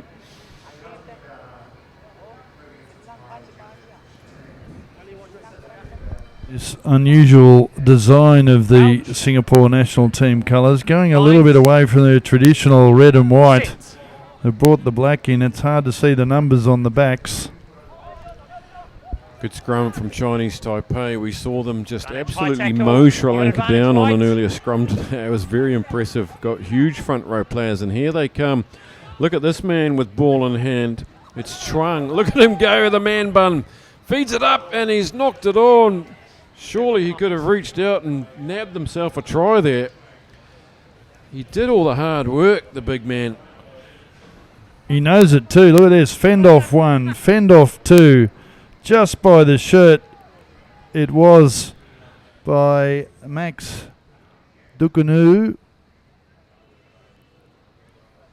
Good effort by him, but it should have been a Chinese Taipei try. Look at this scrum. Chinese Taipei muscle it. And it's going to be a long 14 minutes with the Chinese Taipei smelling blood in those scrums.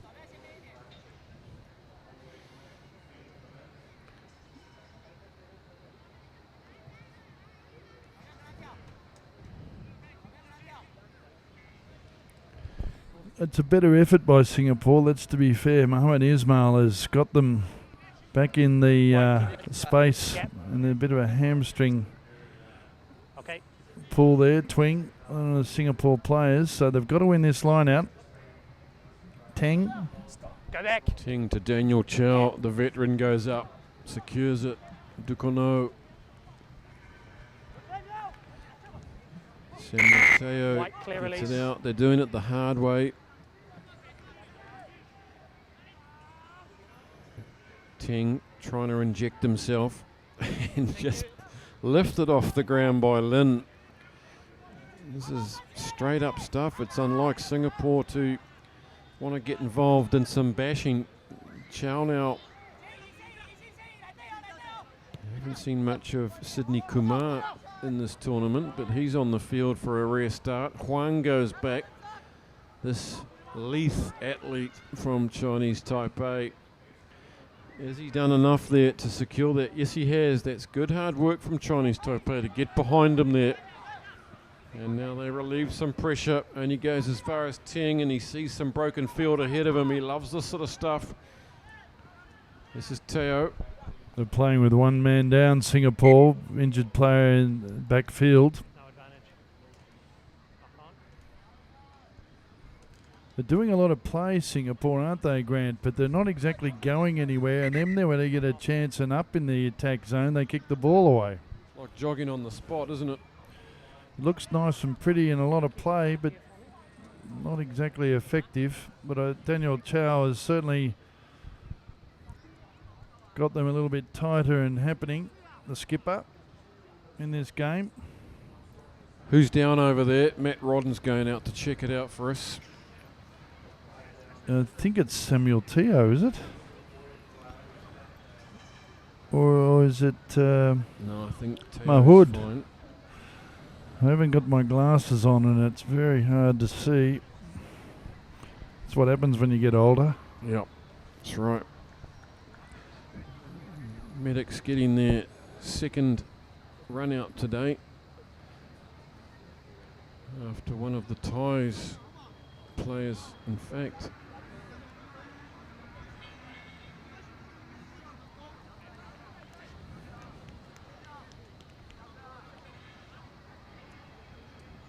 Hope he's okay.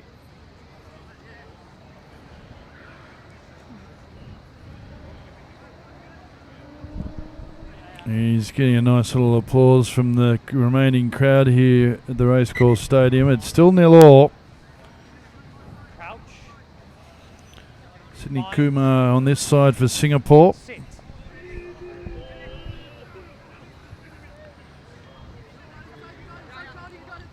A bit of goose gets us underway, and that was forward. And really mediocre. That player wasn't in front of them, he just threw it forward to him. That was Chang Lun Wei. And Ho, number 6, jogging back. It's not the typical Chinese type play that we've seen over the last 2 legs or earlier today. Perhaps they're not as fit as we thought they were. But it's a better effort by Singapore, to be fair, too. It is. Ting with the feed as we close in on half time, and just the tiredness there. You can see little basic errors. Last game of the day.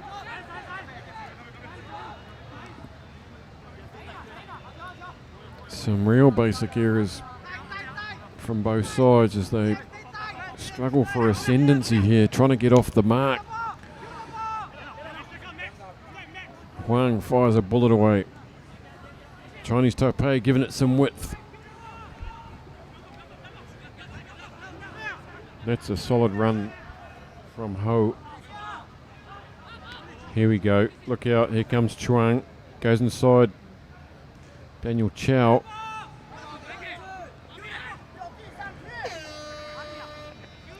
Chuang shows that he's got the passing skills too. Bends down and fires out a cracker. Here he goes again, the big man. He's got all the skills. Comes on the loop around. Oh, he's taking it in one hand. Look at that.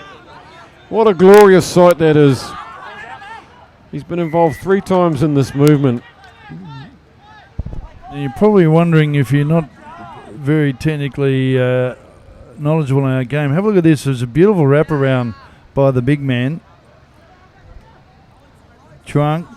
And look at that. He's waited. The ball's at the back of the ruck. And then he decides to pass it off the deck. No. Penalty to Singapore. Hoot is gone, and it's going to just fizzle out here. by the looks of it this half. Neither side having the impetus to break the line, and just sloppy work from both sides. They're tired. That heat has been sapping today. Humidity, and he won't be beaten either. Chuang, he put some good effort on defence. Love it. Excellent stuff. A mind-blowing 0-0 scoreline at half-time. It's unusual, isn't it? Sydney Kumar, he just can't get around Churang, can he? And it is sloppy, it is tight, and it's close, and it doesn't get any closer than 0-0.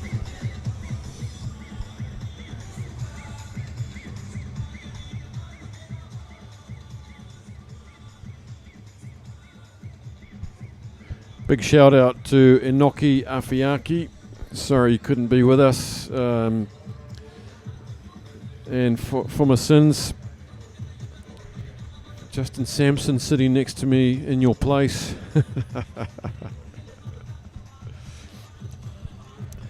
Big shout out.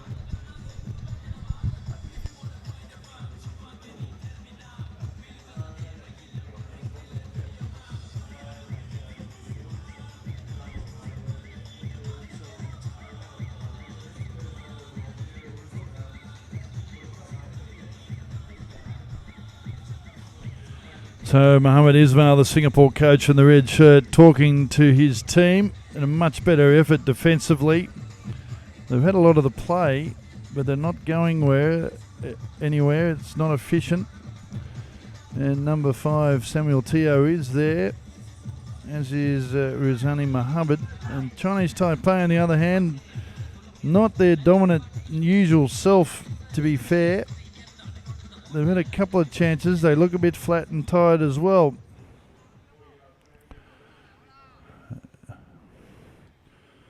So a very close game, as the scoreboard indicates. Bronson Rowe in there for Singapore. And Chinese Taipei, the bigger team, the more physical team, but a lot more organised Singapore in defence. But they've got to take the game a bit harder and more direct to Chinese Taipei. Last 7 minutes on day one, and Singapore gets us underway with a cracking 11-metre kick. It's going to take some sort of luck, perhaps. Here is the pool standings in Pool A, just warming up for the end of the day. And it's hard to see anyone breaking this game open. The legs look heavy for both sides.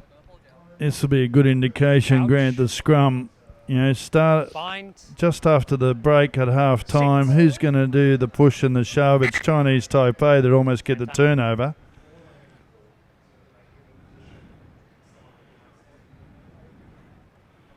Again, just a little indication of who's up for it a bit more after a restart of half time.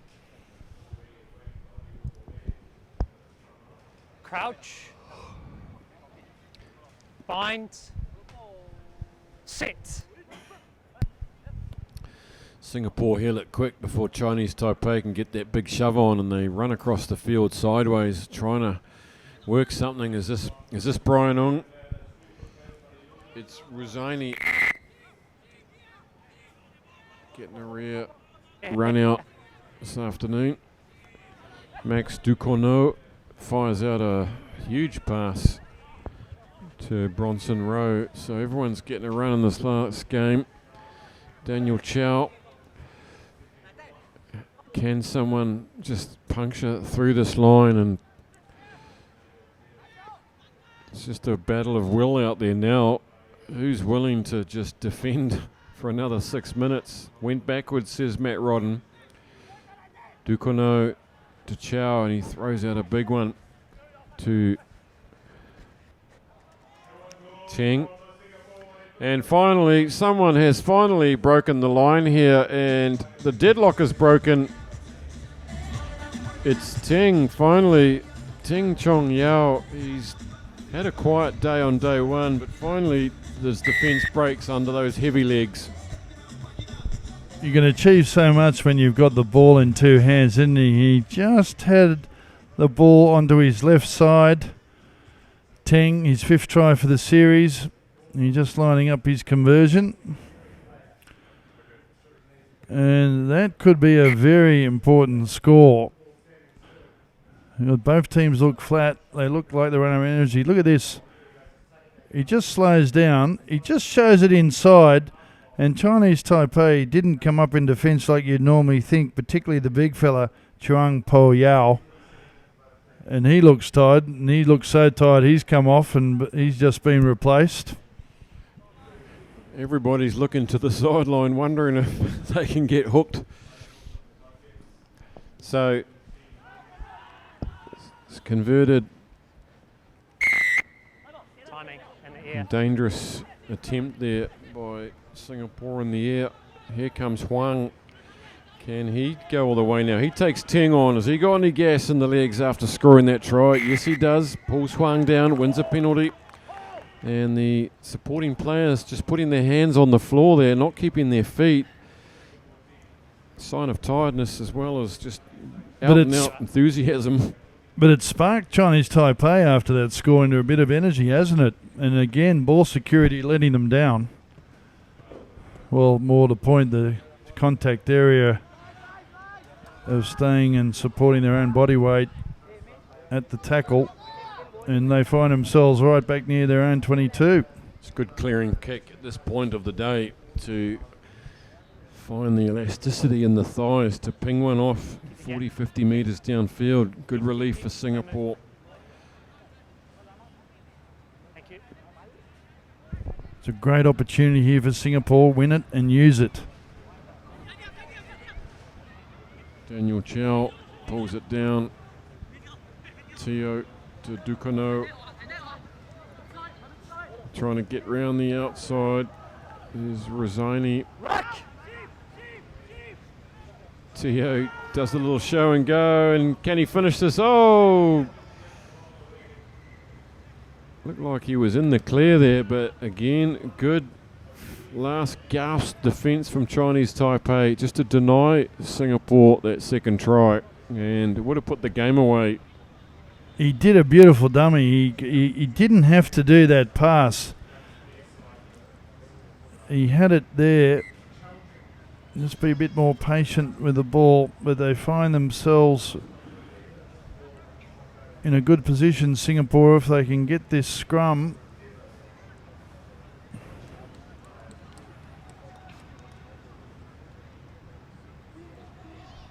Chinese Taipei with a minute and a half to go, 105 metres.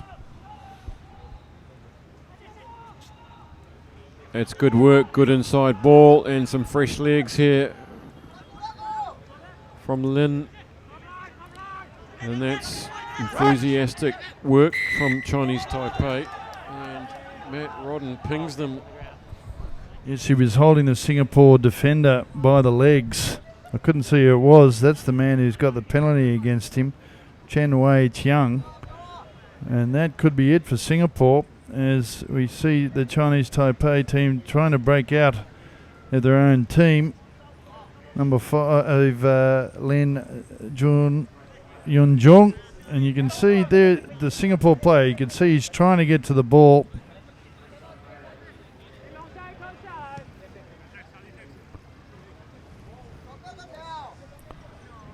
Well, burn the clock. The ball's out. They've got the line out. They've just got to close it out now, Singapore.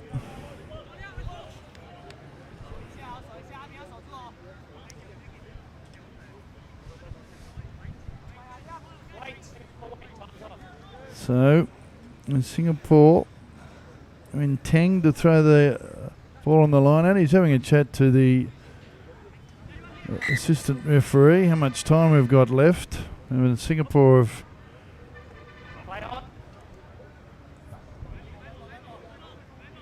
wondering what's going on the clock.